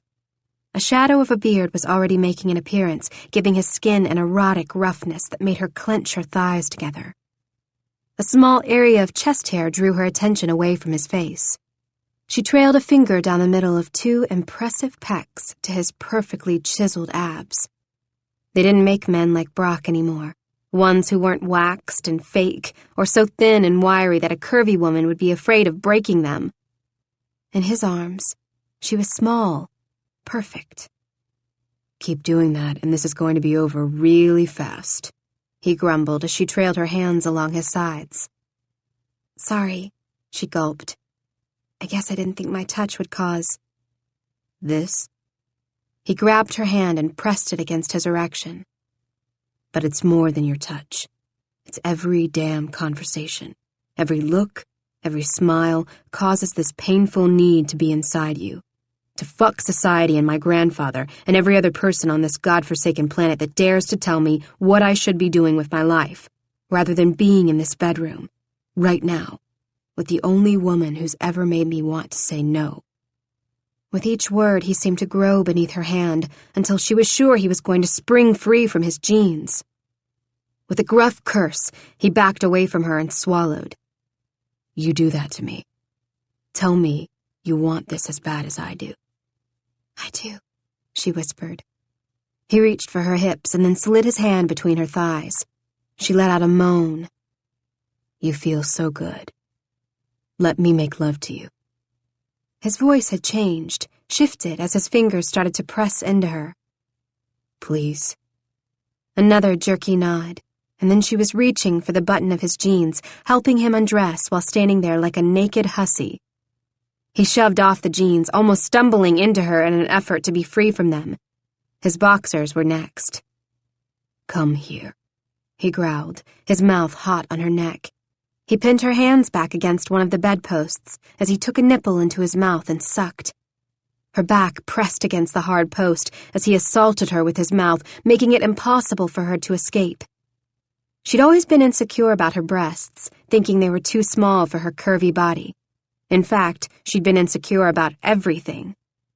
But Brock didn't seem to mind. Not at all. And in the process of him kissing her, touching her, she realized she didn't mind either. Not at all. His face was rough. The friction of it against her skin was one of the most erotic things she'd ever experienced. It was hard to remain standing with all the wonderful sensations flowing through her, and she started to tremble. I'm just getting started. He kissed down her stomach, and his gaze moved over her body in what looked like reverence. Apprehensive, she watched as he knelt in front of her, a wicked grin on his face. What are you doing? You should watch, was his answer, right before he lowered his mouth between her thighs. No, she squeezed her legs shut. It was a bad idea. But she didn't know that until he reached between her legs again and hooked one over his large shoulder, holding it down, giving him a better angle, making it impossible for her to think as his tongue tasted the most sensitive part of her. What was she doing? She was so exposed. But it felt so good. Her hips ground against him, her nails dug into his shoulders, both pushing him away and pulling him closer. He wasn't just kissing or exploring her, but sucking, coaxing, making her so unaware of her surroundings that all she could focus on was him and how he made her feel. A wave of anxiety was replaced with pleasure as her body pulsed with the rhythm of his mouth. And then she broke, shattering not just everything she knew about herself or about sex, but about how it should feel, with the right person, with Brock. His mouth slid to her right thigh as he released her leg. "I'm not done," he said, and tremors of pleasure still rocked through her as he slowly backed her up to the bed and lifted her onto it. "Lay down." She didn't need to be told twice. The minute she laid down, she jerked his head toward hers, kissing him as hard as she could, sucking his lips between her teeth. He let out a hiss, deepening the kiss with so much aggression it was almost painful. "Brock." She clung to him as if her life depended on it. "I want more." His eyes darkened. He pulled away from her and grabbed his jeans. Her heart sank in disappointment. Was he leaving? Rejection washed over her, immediately followed by shame. And then he pulled something out of his pocket. She was an idiot. He glanced up at her, taking in her worried expression. "Jane, I wasn't leaving. I just don't think an unplanned pregnancy should be part of this plan." She just nodded, feeling too stupid to actually use words. "Hey, look at me." He cupped her face. "Only a complete idiot would walk out of this room right now." "Which is why it's so surprising you're still here," she teased, finding her voice. He grinned. "Cute." "I thought so." His eyes flashed as he tapped the packet against his fingertips. "Now stop talking so I can keep exploring, because we have all night, and I'm not nearly as tired or hungry as I thought I was." "You ate?" she asked, confused. He glanced down at her naked body. "I had a really, really sweet appetizer." His mouth found hers again. "But I'm a glutton, and I want the main course." Maybe weeks from now she'd regret this, but now she nodded and whispered, "Then take it." Chapter 32. He was going to burn in hell for all the things he wanted to do to her, for the things that he was going to do to her. God, he loved her hips. They fit his hands perfectly. He could spend years getting lost in her curves, in the way she responded with little moans and gasps. Most of the women he had been with had been older, experienced, jaded, meaning they faked orgasms and screamed so loud you'd think that they were trying to get a part in the next 50 Shades movie. Jane's responses were genuine. This girl, that had held him at gunpoint, called him old, and laughed when she said he'd clean. His girl. Possessiveness washed over him as he slid the condom on and watched her eyes grow big. She was nervous. "Stay with me," he whispered as gently as he could. Because, really, truth be told, he was dying. Dying to be inside her. Dying to feel her. Dying to watch her fall apart. She responded with a jerky nod, and he cupped her face, capturing her lips again and again. They were red and swollen, and her cheeks were flushed from rubbing against his face. He had already marked her. He wanted to howl, or at least pounce on her and claim her. It was absolutely primitive, the way that he wanted to make every male in the world aware that she was his. "Relax," he soothed. He could feel the tension flowing off her, and he could only assume it was because she felt it too. He knew this thing between them wasn't just about sex. These weren't fleeting emotions that would just go away. His teeth captured her earlobe before he kissed his way down her neck. Slowly, he pressed himself inside her tight entrance, nearly blacking out as her body bucked off the bed. A moan of pleasure escaped her lips, and she hooked her ankles behind his back. She was scorching, burning him inch by inch as he gritted his teeth and kept himself from thrusting completely into her and breaking her in half. "You're so hard," she exhaled with what he hoped was a satisfied sigh. "Kind of the point." He let out a dark laugh. "But glad you approve." "I do." She returned his kiss, grabbing his face, losing complete control as her hips bucked against his. Brock Wellington was a man of complete control. A man who knew what was expected of him. Brock Wellington died in that moment, and was replaced quite possibly with the man he was always supposed to be. Crazed, passionate, slightly drunk on the feeling of the perfect woman in his arms. His destiny felt altered, his world changed. She met each thrust, her nails digging into his skin as her head fell back against the pillows, her body arching into his, responding, pulling him tighter inside her heat. Jane let out a gasp as he filled her one last time and stopped, his body throbbing for release. It was a moment he wished he could freeze in time. The look on her face, the feel of her body beneath his, and the absolute certainty he felt in his heart that this was exactly the future he wanted, for both of them. A future together. When her eyes opened, he found he couldn't hold back, not anymore, as with one last thrust, she found her release. His orgasm followed immediately after, and he yelled the first yes he'd ever really meant.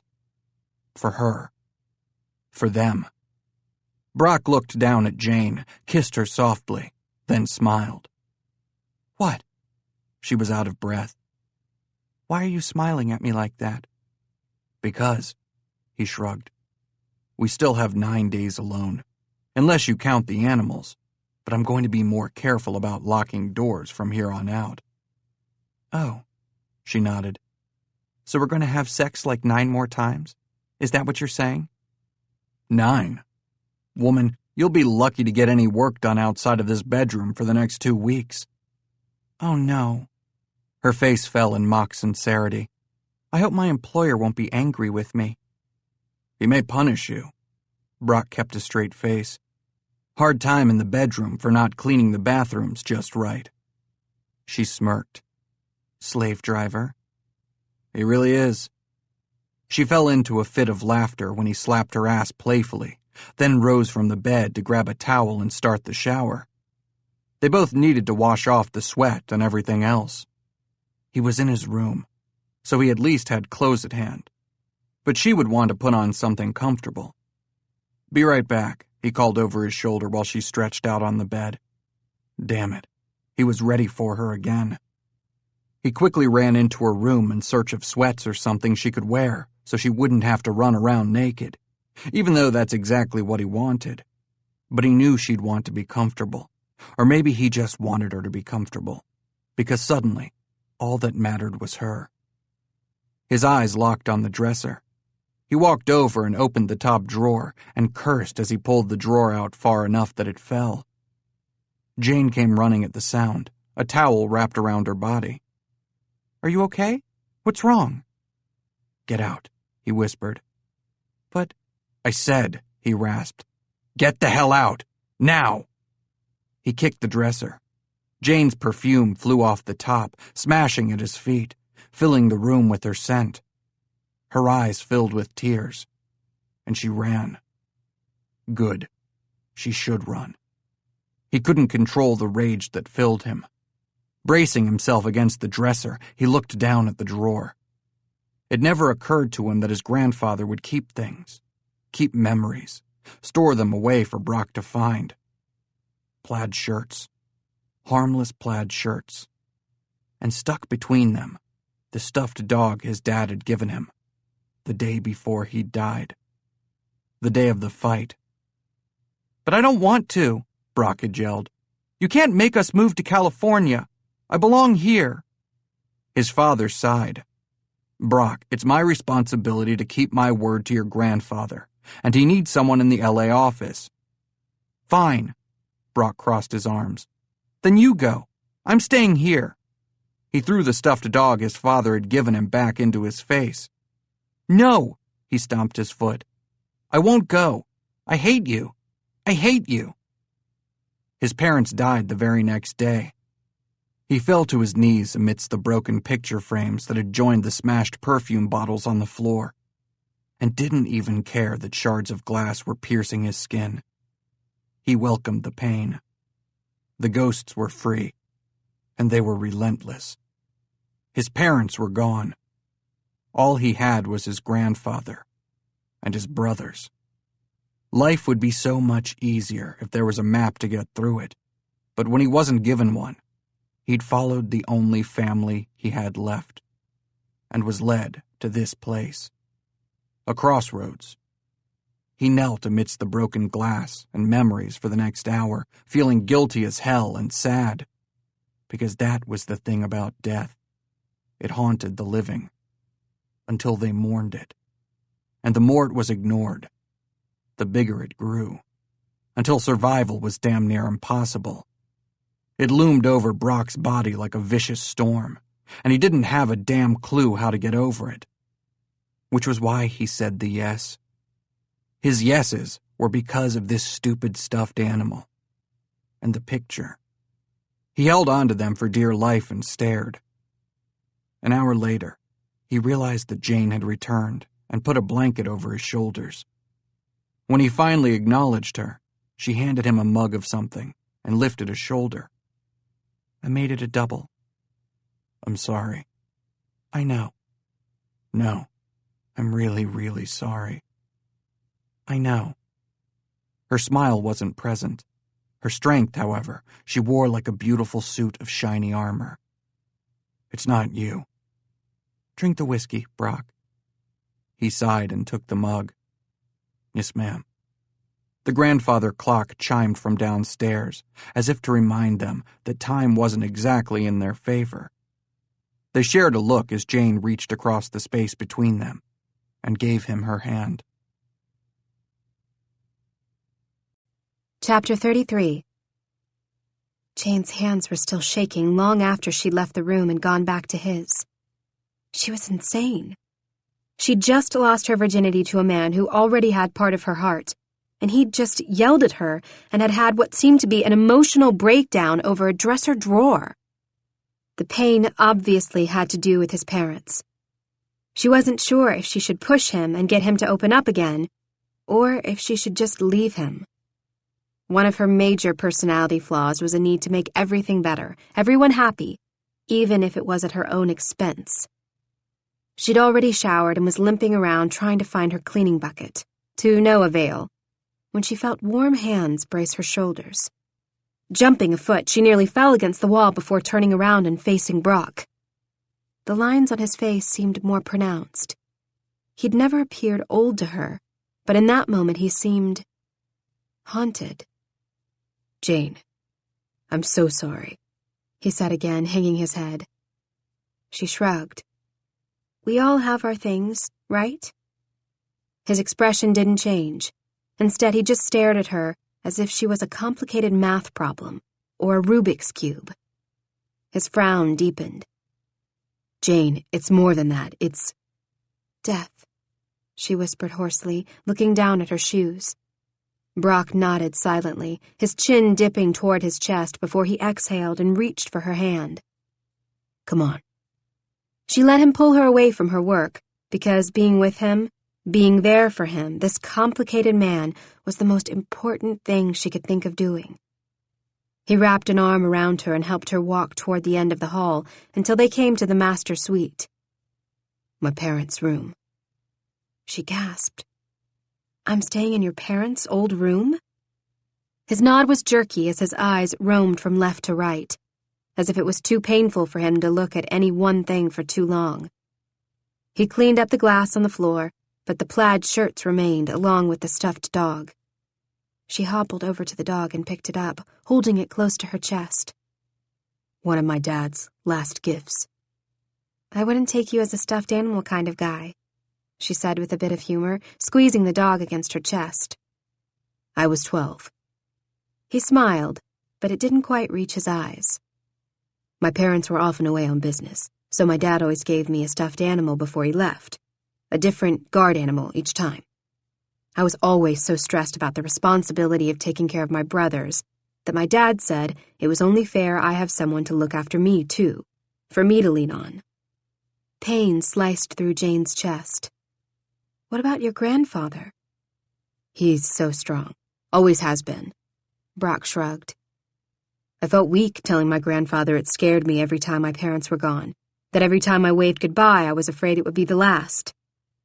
His smile was sad. My greatest fear eventually happened. I gave power to it, and it destroyed us all. Bullshit. The word escaped Jane's mouth before she could stop it. Jane, you don't understand. My dad gave me my dog before he broke the news that we were moving. I said some ugly things, horrible things. I told him no. I told him I wouldn't do it. I threw the dog at him, said I hated him. Just repeating the words seemed difficult for him, like he was reliving the moments over again. I still call bullshit, she said in a strong voice. Brock's eyes widened a bit.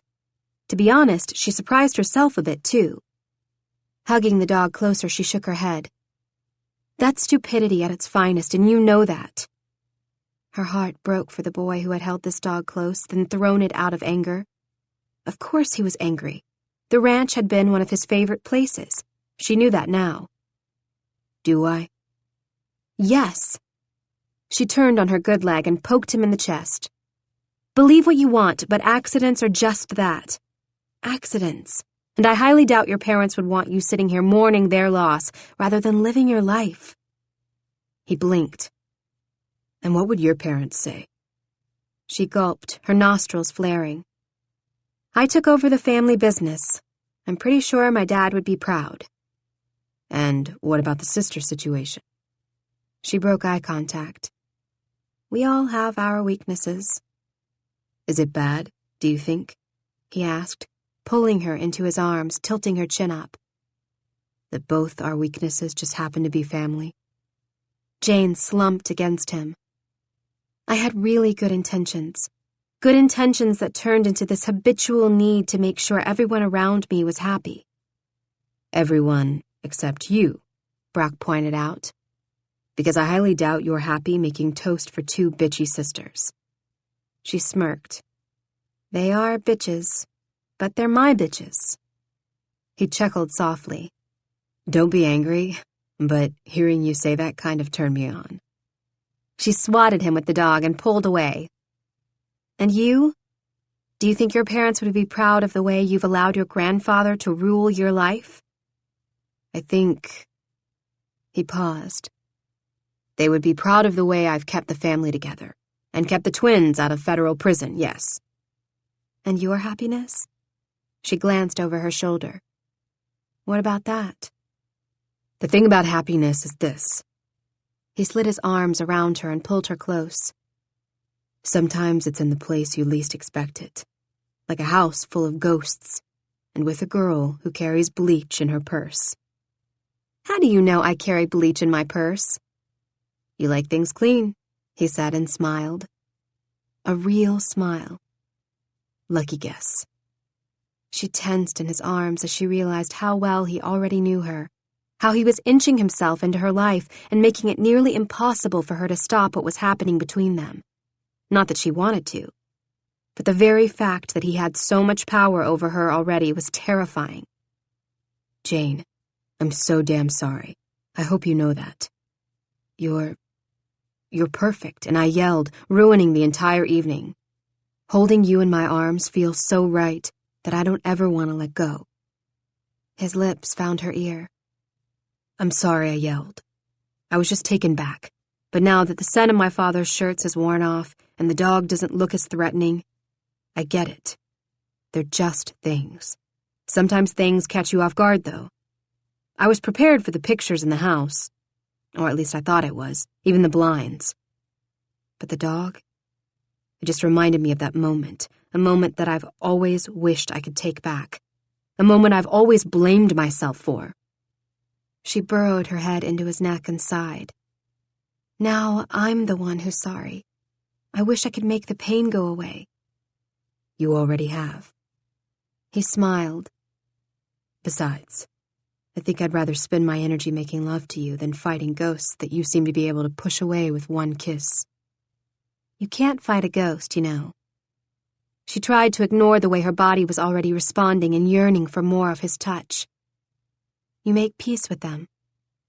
I may need help doing that. I'm not really sure what peace looks like. Jane hung her head, fully aware that what she was going to say applied to her and her situation with her family as much as it applied to him. Peace looks like letting go, Brock. Jane was behind on cleaning, which meant that she needed Brock's help more than she wanted to admit, because it also meant she had to spend more time with him. And she wanted to, she really did. But the more she got to know him, the harder she fell, even though she tried not to. Not because she didn't want to fall for him, but because a part of her was afraid that he would leave, or that the end wouldn't be happy. Even though his kisses promised a future, she was still afraid to hope for one. He was funny, really funny, but in a way that wasn't flashy. He didn't need to be the center of attention, even though he often was. He was happy standing in the background, just like she was. It wasn't fair. It felt like every time he kissed her, he took pieces of her heart away, and she knew that when he returned to his normal life, he would either have to explain her to his grandfather and hope for the best, or realize that maybe a maid wasn't the best type of match for someone like the great Brock Wellington. She wasn't sure if she could take that loss on top of the death of her father, the realization that her sisters weren't ever going to care for her the way she cared for them, and the start of a life where she might have to go against her father's dying wish. What if she lost Brock, too? It would break her. She wasn't just falling for him romantically, but he'd become a friend, someone she could talk to, a face she looked forward to seeing every morning and kissing every night. It had been 2 days since they'd initially slept together, followed by 2 more glorious nights in bed. And now, they only had 1 week left together. The days were already going too fast, folding into one another. Before she knew it, before she was ready, they would both pack their bags, shake hands, and drive their separate cars back to the city. "You've been scrubbing that same spot on the floor for the past few minutes," Brock said, casting a shadow over her. "I think you've done the best you can do. Maybe move on? Either that or keep going and you'll end up in China." She tossed the sponge back into the bucket and turned hands on hips. "Are you trying to tell me how to do my job?" "Absolutely." He nodded. "After all, I'm a professional cleaner now." 1 room, Brock. You cleaned 1 room. "And it shines. You can eat off of those damn floors." Jane shook her head. "You didn't even finish." "Priorities, Jane." He dipped his head, brushing a kiss across her mouth. "I was distracted." "And now?" she asked, breathless. "You want to distract me?" "Is it working?" He kissed her again. "Brock!" She pushed against his chest. "I have to work." "You're fired." She gasped. Was it something I said? Angry, she turned away and kept cleaning. The room filled with tense silence, but she kept scrubbing. This time she moved to a different spot. "Jane." Scrub, scrub, scrub. Hot tears ran down her cheeks. "Jane." Brock knelt down. "Shit, Jane, don't cry. I'm sorry, I was teasing." "Well, it's not funny." She refused to look at him. "Did you ever wonder why I took the job in the first place? Yes, it was an escape from my crazy family, but I need the money. Don't fire me because you want more time for sex. I know you were joking, but it just reminded me that we're from 2 very different worlds. You may think nothing of it, but it's my life, Brock. This is my life." "Damn it, Jane, I would never. You know I care about you. I really was teasing." She nodded. He reached for her. "Hey, look at me." She shook her head. "Jane." "Brock." He finally grabbed hold of her and turned her to look at him. His face was apologetic and so handsome it hurt to stare at him. "You aren't fired." He sighed. "But..." He leaned forward and whispered in her ear. "I think you missed a spot." With a gasp, she threw the sponge at his face. It splashed against his chest, leaving a wet mark across his nice white shirt. "Oops, it slipped." "Oh?" His eyebrows shot up. "It seems to me like you took at least 2 seconds to aim. But sure, it slipped." "Completely." "Liar." She splashed some of the soapy water into his face. "See? All clean." 1. His voice was calm. Too calm. 2. Brock! She held her hands out in front of her. Calm down. 3. He stood. She tried to scurry backward, but he was too fast. Suddenly he was on her and the bucket was in midair. You wouldn't. She lifted her chin in defiance, just as he dumped the entire bucket's contents over her head. She couldn't even see, but she could hear his laughter. Oops. You bastard! She roared, wiping at her eyes.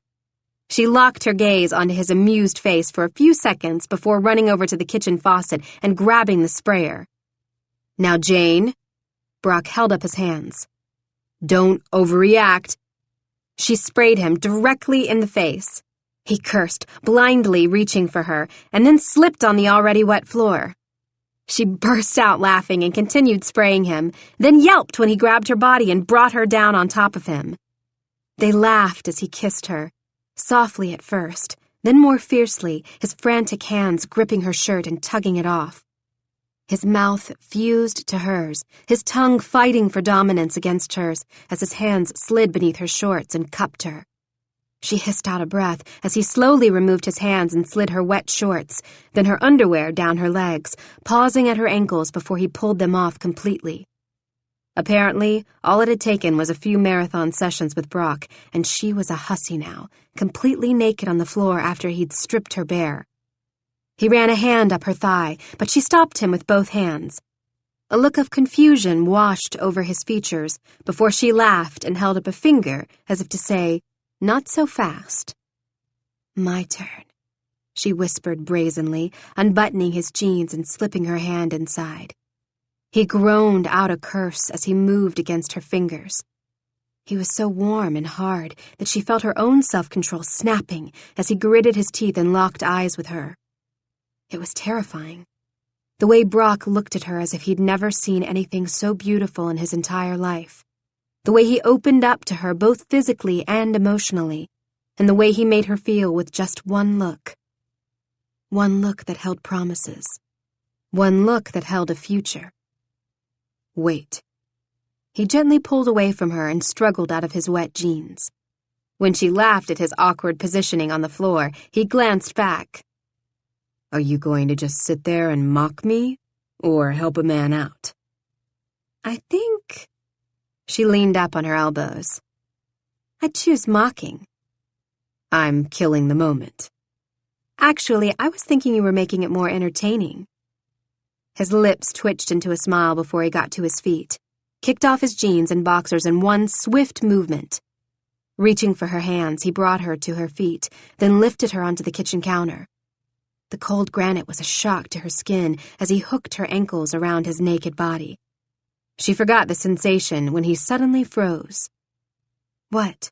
She asked, cupping his face with her hands, then running them down his muscular shoulders. He swallowed. I think you're incredible. He leaned in closer, his mouth grazing hers. I think you're absolutely stunning.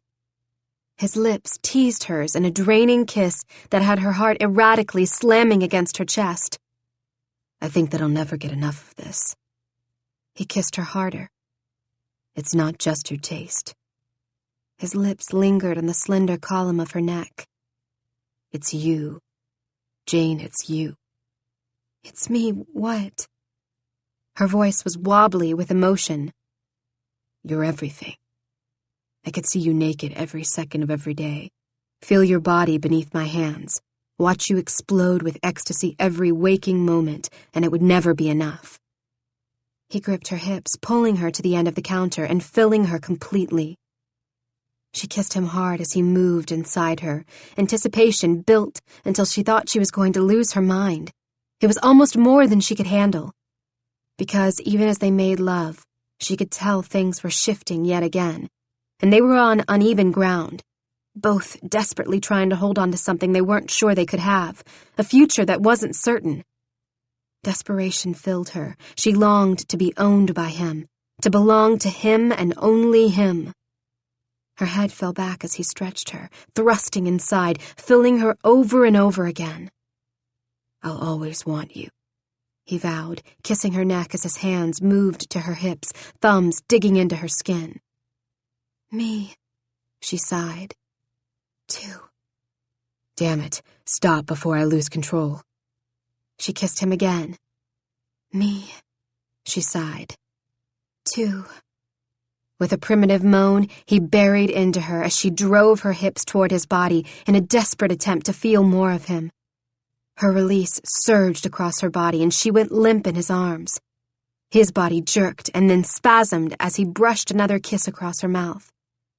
Sagging against him, she was too lost in bliss to do anything but revel in the feel of him still inside her, his heartbeat as it slammed against his chest, then slowed.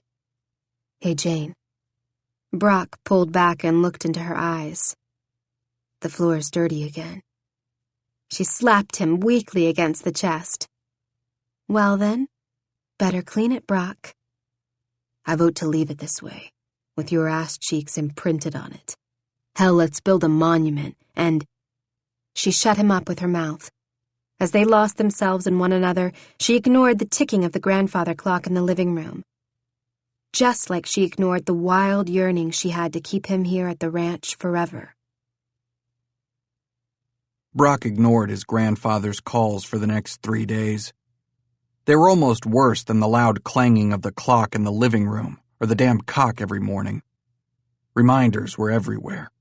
Reminders that he only had 3 more days with Jane. Reminders that he had to confront his grandfather. The thought of it made him break out into a cold sweat. But the thought of no Jane was like a physical pain. The hot shower pelted his back, giving him the wake-up call he needed after spending the night in Jane's arms. It felt right. Sleeping next to her. Being inside her. How the hell could he even date another woman, let alone marry another woman? How could another woman ever measure up to the way Jane made him feel, like he wasn't some lost boy pretending to be a man? She listened to him, understood him, challenged him. God, she was perfect. Brock. Jane's smooth voice interrupted his thoughts. Suddenly, she was in the bathroom, completely naked. Damn. A blush lit up her cheeks. Need some company? Need, he exhaled slowly. Want. Brock held out his hands. Come here, beautiful. Her hips swayed as she slowly approached the glass shower door, then slowly opened it and stepped in. Her brown hair was splayed across her shoulders, her lips full, ready for him. This is a nice surprise, he murmured, pulling her into his arms.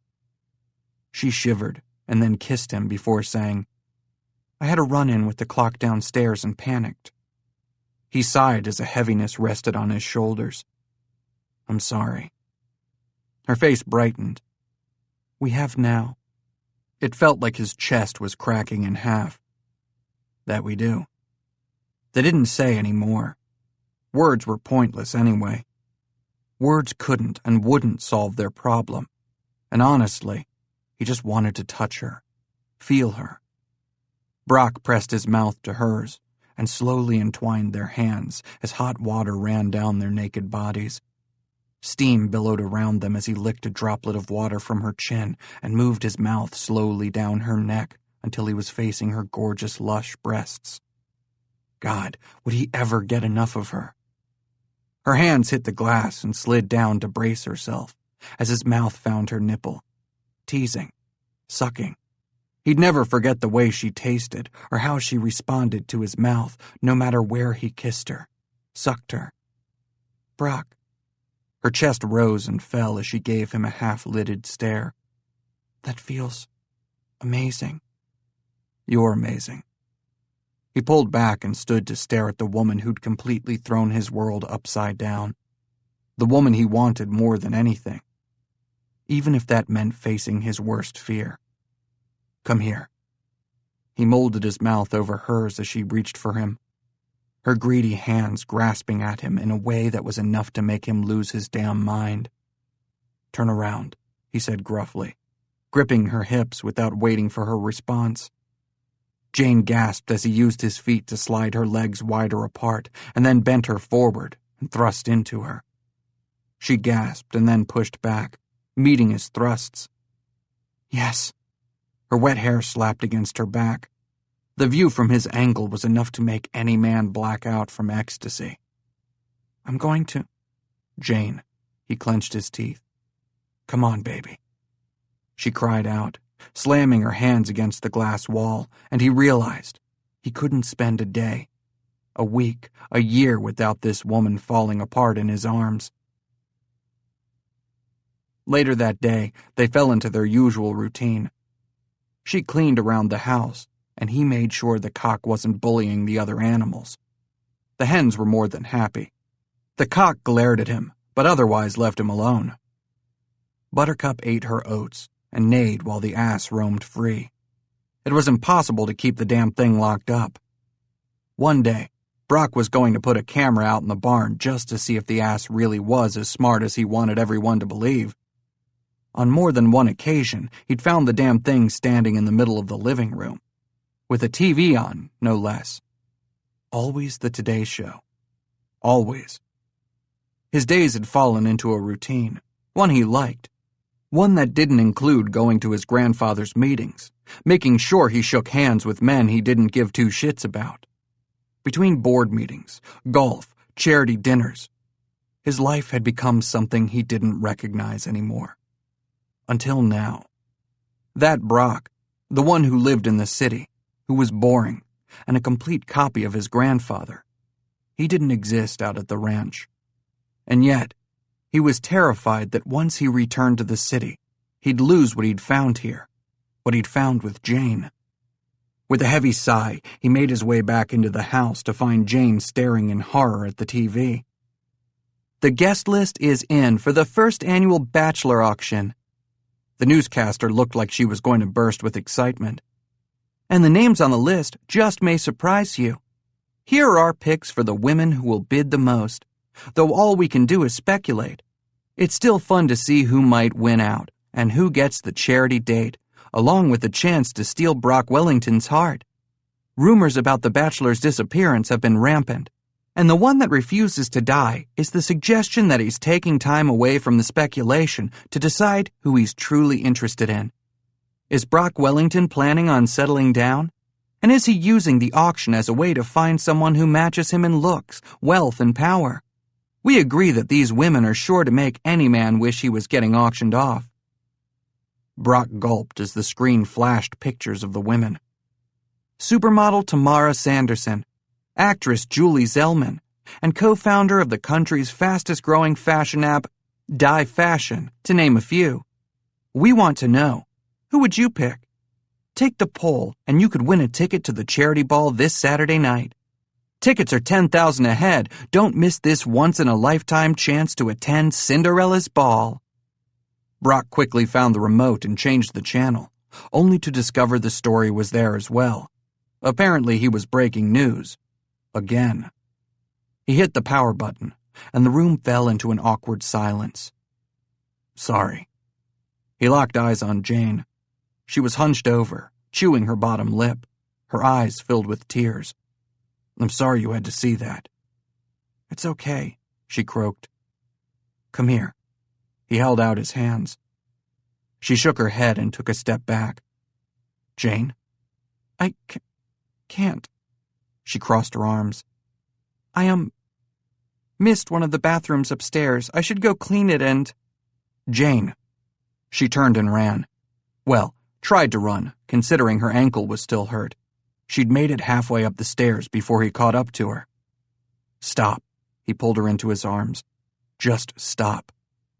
You have to go back. She stared at his chest. Yes. It killed him to say so. But you do too. As much as I want to stay here forever, we have to face our ghosts. Weren't you the one who said that? Jane nodded. I'm going back to my life, Brock, but will you be a part of it? He closed his eyes and breathed out a curse. Jane, just give me a few days to talk to my grandfather. It's been a long time coming, but I can't just drop this news on him. I mean, think of his heart and... His heart? Jane repeated loudly. Has he ever had a weak heart? Well, He may have had an anxiety attack over me not doing the auction, but we thought it was a heart attack at first, Brock said defensively. And he's always talking about his impending death. Brock, are you listening to yourself? Are you seriously going to do whatever he says for the rest of your life just because you're worried he's going to die the minute you say no? Anger swelled in his chest. You don't get it. He's all I have. What about me? That's not what I mean. You're different. I thought I was, but... She shrugged. Brock, if you deny him, he's not going to die. You don't know that. You can't know that. Accidents happen, remember? He shook his head. He knew his argument made no sense, not even to him anymore. Look, all I'm asking for is time. We don't have time. The ball is on Saturday.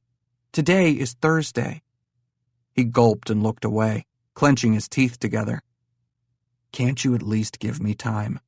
I mean, you of all people should know how hard it is to stand up to family. You've been a doormat to your own sisters your entire life. Jane's lower lip trembled as her eyes filled with tears. You're right, but I'm willing to make that change, and it's because of you. I'm willing to fight for me, to fight for us. Are you? Jane. Brock felt like his heart was breaking. I'm just asking for time. Time. She sighed. Then I guess that's it. What had just happened? Why did this feel like goodbye? He blinked hard at her. So you're okay? No, Brock. I'm not okay. I'm leaving.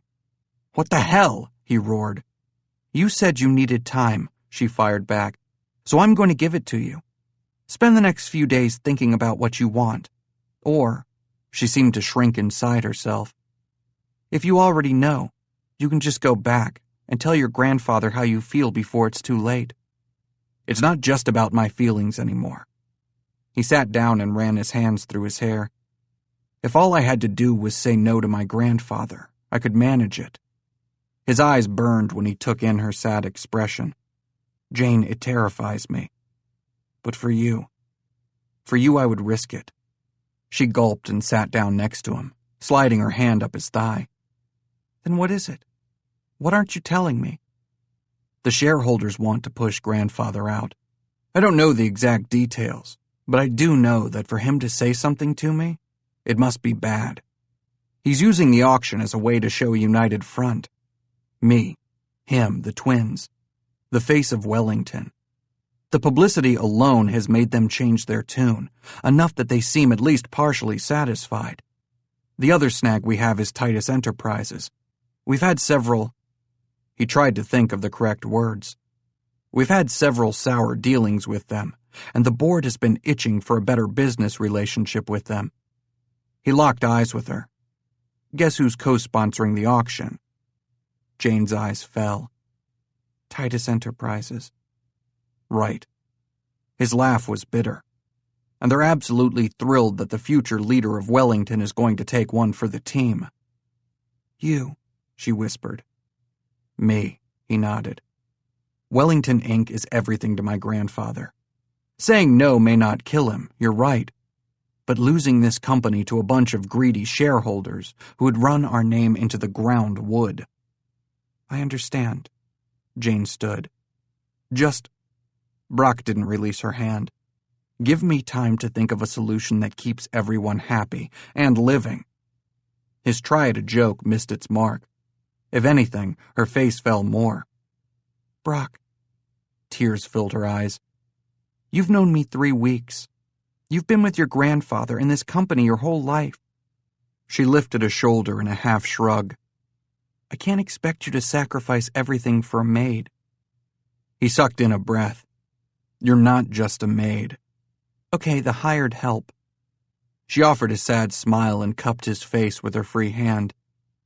I'll wait for you. Tears spilled onto her cheeks. And I hope you can come up with a solution. You don't have to leave. Maybe we both should. I'll go back home and face my own ghosts. Her brave smile wasn't making him feel any better. And you can go try to find a way to keep the company and your grandfather. And what about us? We'll be fine. It was a lie. Even as she said it, he knew she didn't really believe her own words. His chest clenched. Did she really have that little faith in him? Then again, even as he sat there, hating life, hating their circumstances, he literally had no clue how to fix them, and still keep her. She left 2 hours later. Brock suddenly understood what it was like to feel truly empty. His parents' death had altered the course of his life, but a few weeks with Jane had changed it as well. Chapter 34. Jane held back the tears that threatened the entire drive back to Phoenix. She was proud of herself when she finally pulled up to her house that evening and had managed to shed only one. New life, new life, new life. She had to confront her sisters, even though it was the last thing she wanted to do. She needed a life of her own, a life that didn't involve walking on eggshells. And Brock was right. Would her father really have wanted her to live this way in order to keep the family together? She'd tried, but now she needed to create a life for herself. And she hoped to God that Brock would find a way to create one for himself. With her in it. She'd already called Brock's crazy grandfather and confessed she'd left early, in hopes he would still pay her for the time she did clean. When he asked about her ankle injury, she assured him that she only needed half pay. He started to argue, but she held firm. She wanted to be fair. She hadn't done all the work alone. Reluctantly, he told her he'd have a messenger drop off her check later that evening. At least that worked out in her favor. She'd expected Brock to follow her, to call her, to say something, anything. But he didn't chase after her and confess his feelings, and there were no texts from the prince stating that he'd stormed the castle and fixed the shattered happy ending in their future. Just nothing. She straightened her shoulders and took a deep, long breath before grabbing the handle to the door of her house. Locked. Since when did her sisters lock the house? Confused, she grabbed her keys and shoved the right one into the keyhole, only to have it only go in halfway. The doorknob looked the same. Had they seriously changed the locks to piss her off? Were they that immature? She knocked as loudly as she could, then rang the doorbell repeatedly. After a few minutes, during which she seriously considered trying to break the door down, it flew open, revealing a crazed-looking Essence. Jane? She spat. What are you doing here? Jane tried to shove the door open. She was exhausted and in no mood to argue. I live here, remember? It's been almost 3 weeks, Essence said in that same irritating tone. For all we knew, you could have been dead. You never took our calls, remember? Jane remembered. It had been the most peaceful 3 weeks she'd had in years. I was working, Jane finally answered. I got hired to do a job, and now I'm home. Oh, we know.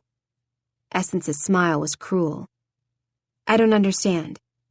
Jane gulped as dread washed over her. What had her sisters done now?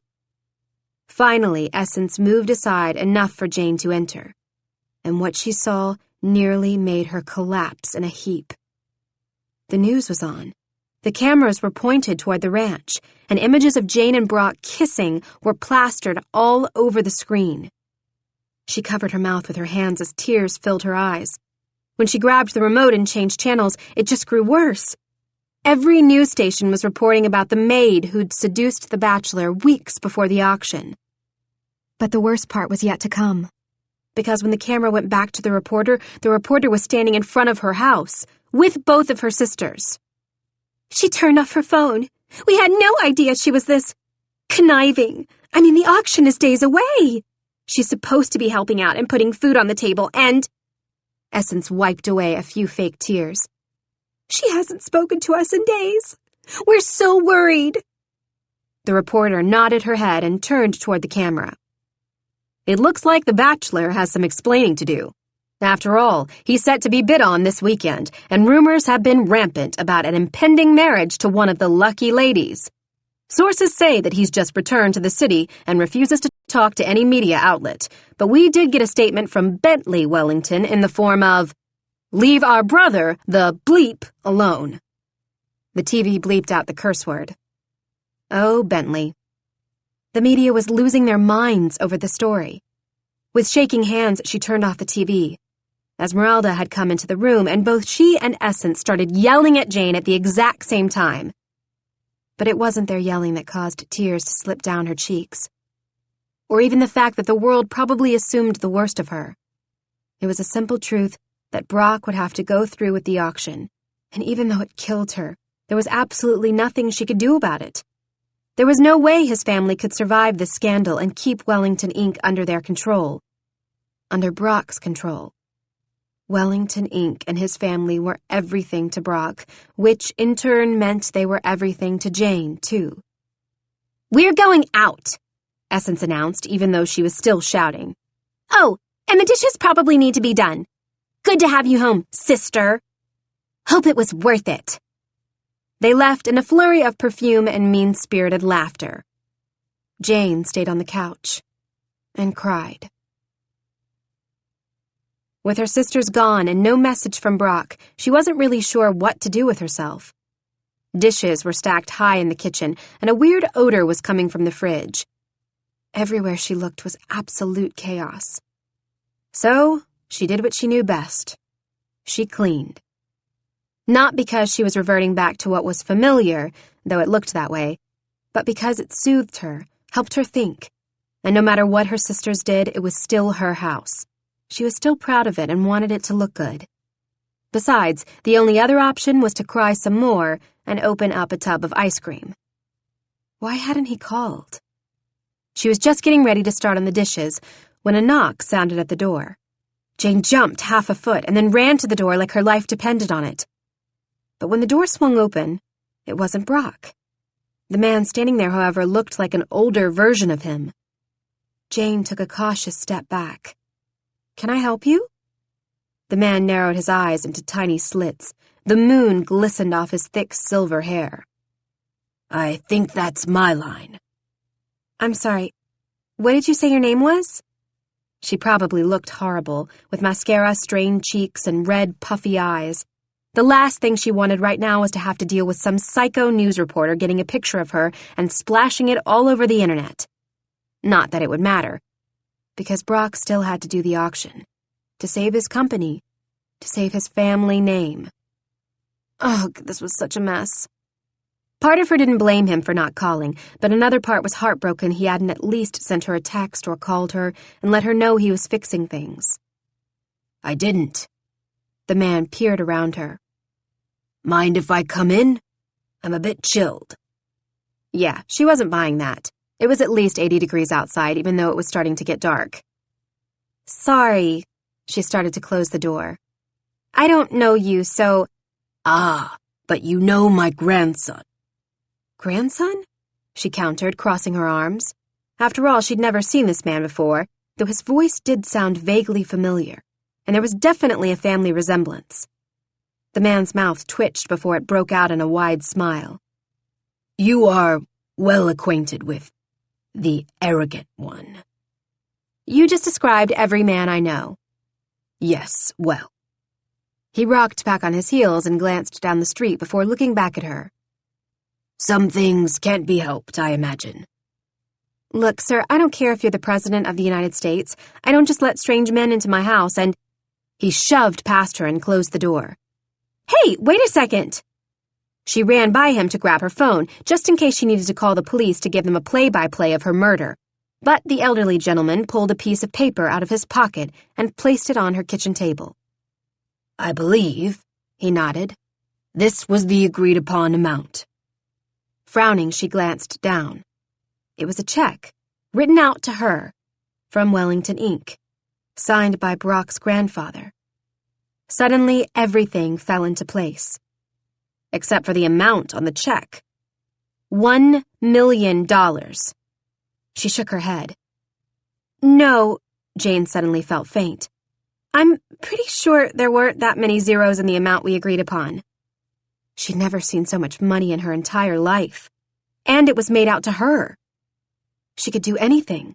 Start over, kick her sisters out of the house, put money in her business, hire employees, The possibilities were endless.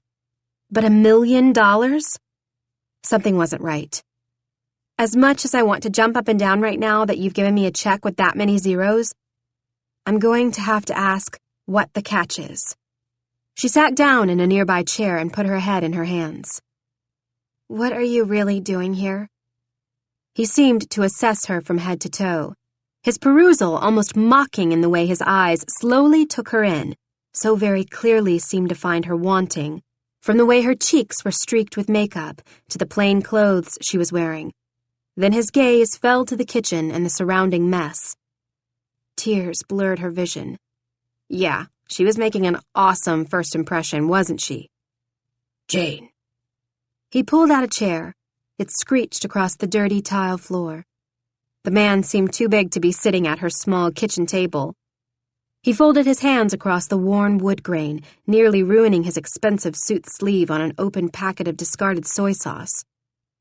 What would you say if I told you I'd give you $1 million to never see my grandson again? The arrogant one, about yay tall. He held his hand way up above his head and winked, his indifferent mask slipping to reveal a kind smile. Carries the weight of the world on his shoulders, prone to barking, yelling, shouting. He shrugged. And those are just the positive attributes. Jane attempted a smile, but failed even at that. So? He leaned back, the chair creaking under his massive frame. Jane leaned forward and uttered a simple, clear, "No." His mouth spread into a wide grin. Money could buy you everything you need, including happiness. Soon you'd forget about him. It would be so easy, Jane. So very easy to cash this check.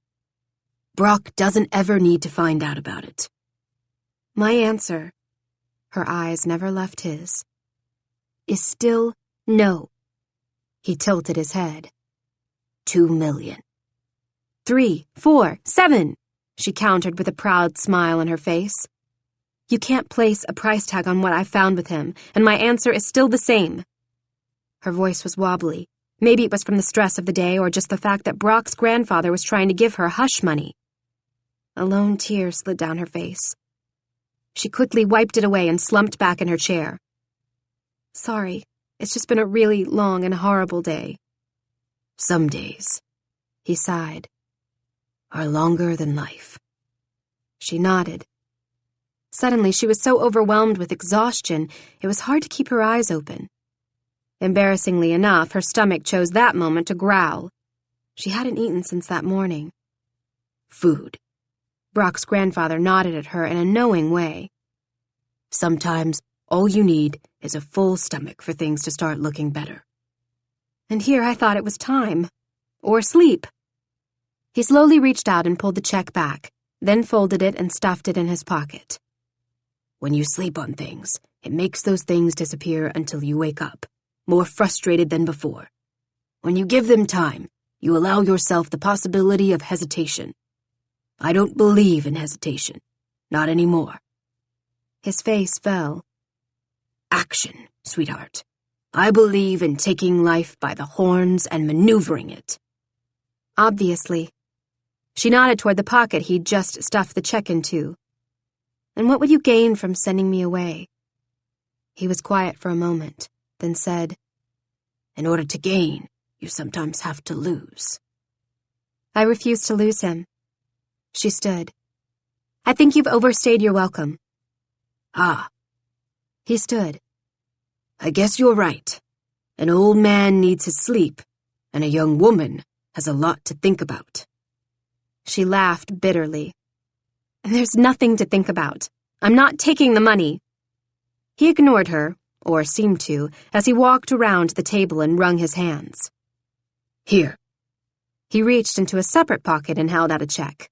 This one was written for $30,000. Jane frowned. I'm sorry, I don't understand. Take what is owed you from our original agreement.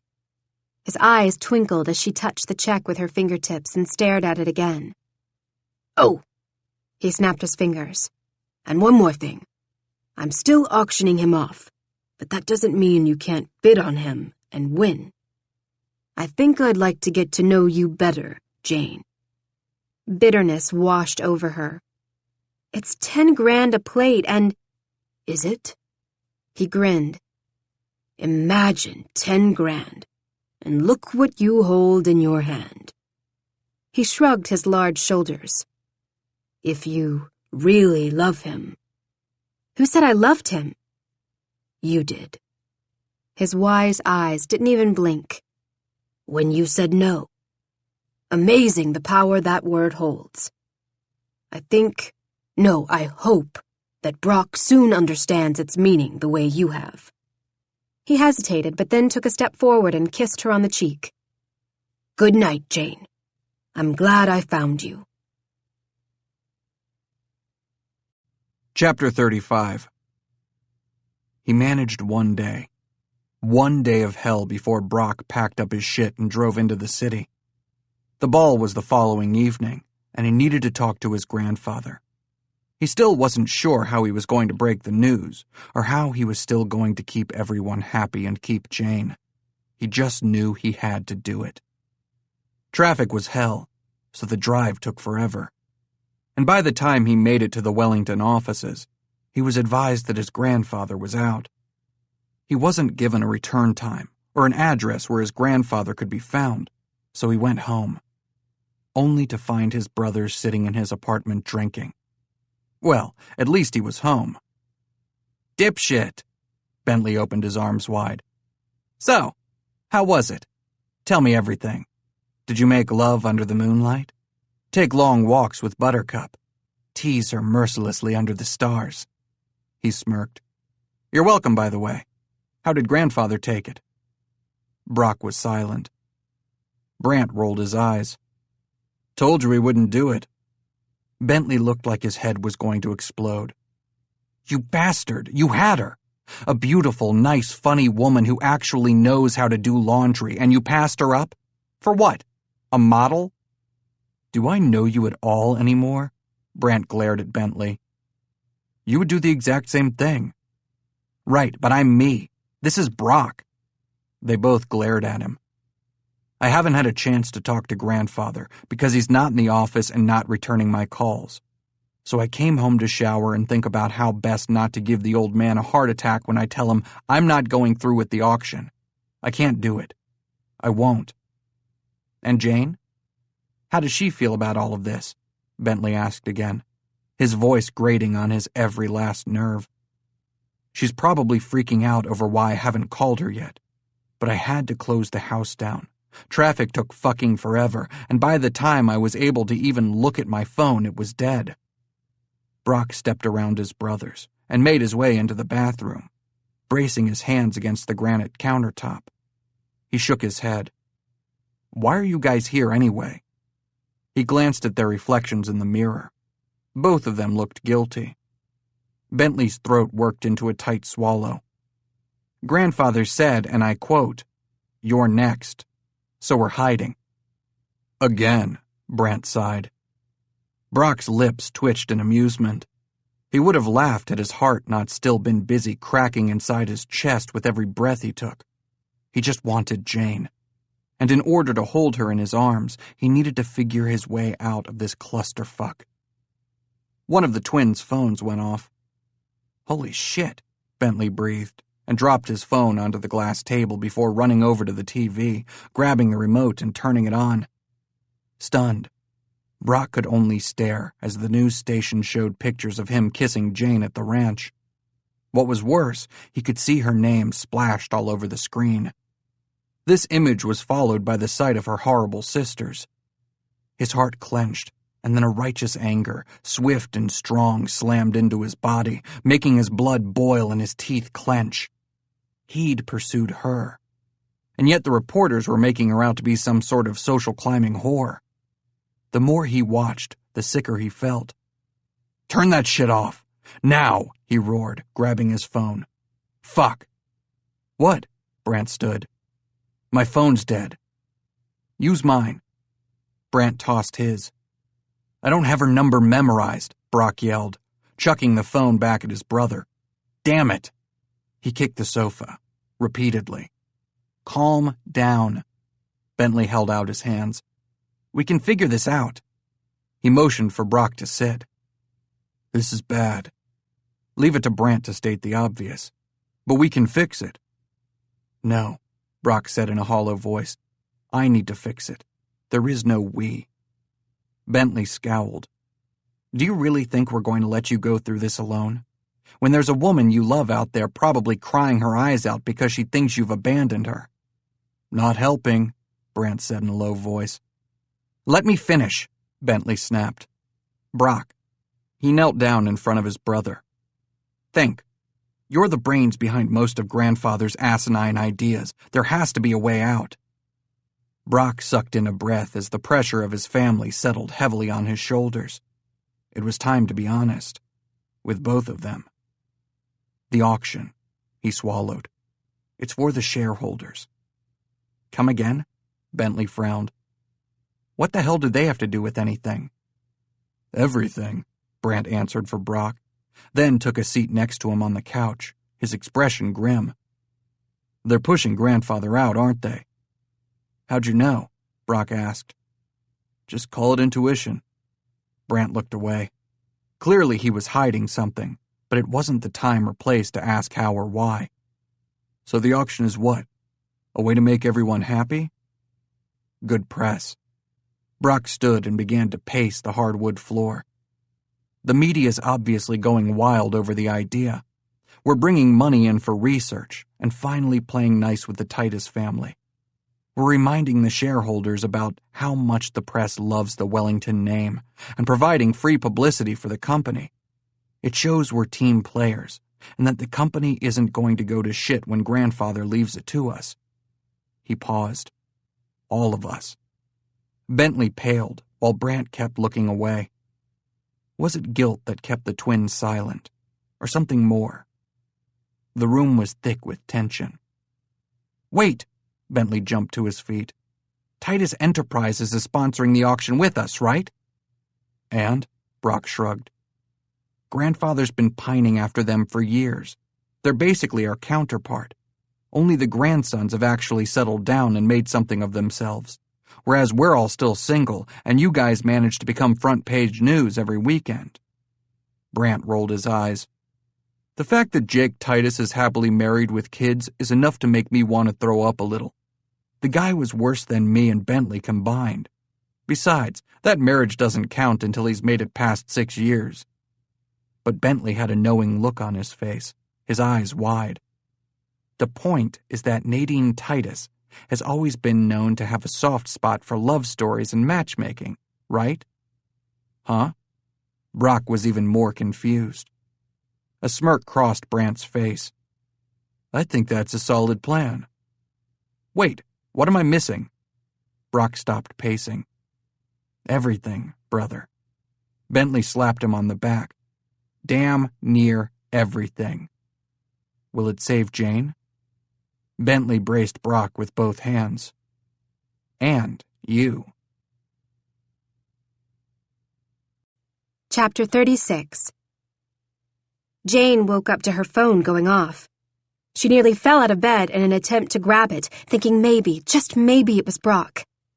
Instead, it was a text from Essence, saying that she and Esmeralda had stayed the night at a friend's house and not to worry. The thing about it, though, she wasn't worried. Not at all. She'd stopped worrying the minute her sisters had proved they cared about themselves more than her, since she was left, as usual, to pick up the pieces. The press hadn't left her house since news had broken that she was back home, which just so happened to be a few hours after Brock's grandfather left. Newspapers and TV shows wanted to interview her. She could understand her sisters wanting to dodge the press, but honestly, leaving had just given them an excuse to do just what they'd normally do. They'd left a mess in the house. They'd had no regard for her feelings. They'd manipulated. And if she needed more proof of how little concern they actually felt for her, she had all of the text conversations from when she was at the ranch. Her heart slammed against her chest. The ranch. Brock. She still hadn't heard from him, but at the same time she refused to believe things were over. Sighing, she was just ready to put her phone back down when it rang. Fumbling with the device, she pressed answer and had it to her ear. Jane? Jane, is that you? Esmeralda's voice may as well be nails on a chalkboard. Hey, Jane answered. I'm still pissed at you, Esmeralda sighed. But whatever. I just wanted to let you know that we forgive you. Forgive me? Jane rolled her eyes. Was her sister serious? For what? Leaving us. I left to take a job. Jane slammed her hand against her forehead. Because that's how I make money. Were they really that dense? Right, but you didn't answer your phone, left the laundry, didn't even think to grocery shop. You know, I hate going to crowded superstores like Walmart. I had a traumatic experience there. You know that. Jane bit her tongue. It was more that Esmeralda just hated doing anything that she thought was beneath her. Grocery shopping fit that bill. Anyway, we forgive you, and we actually wanted to do you a favor. We thought it would be fun to get ready for the ball tonight.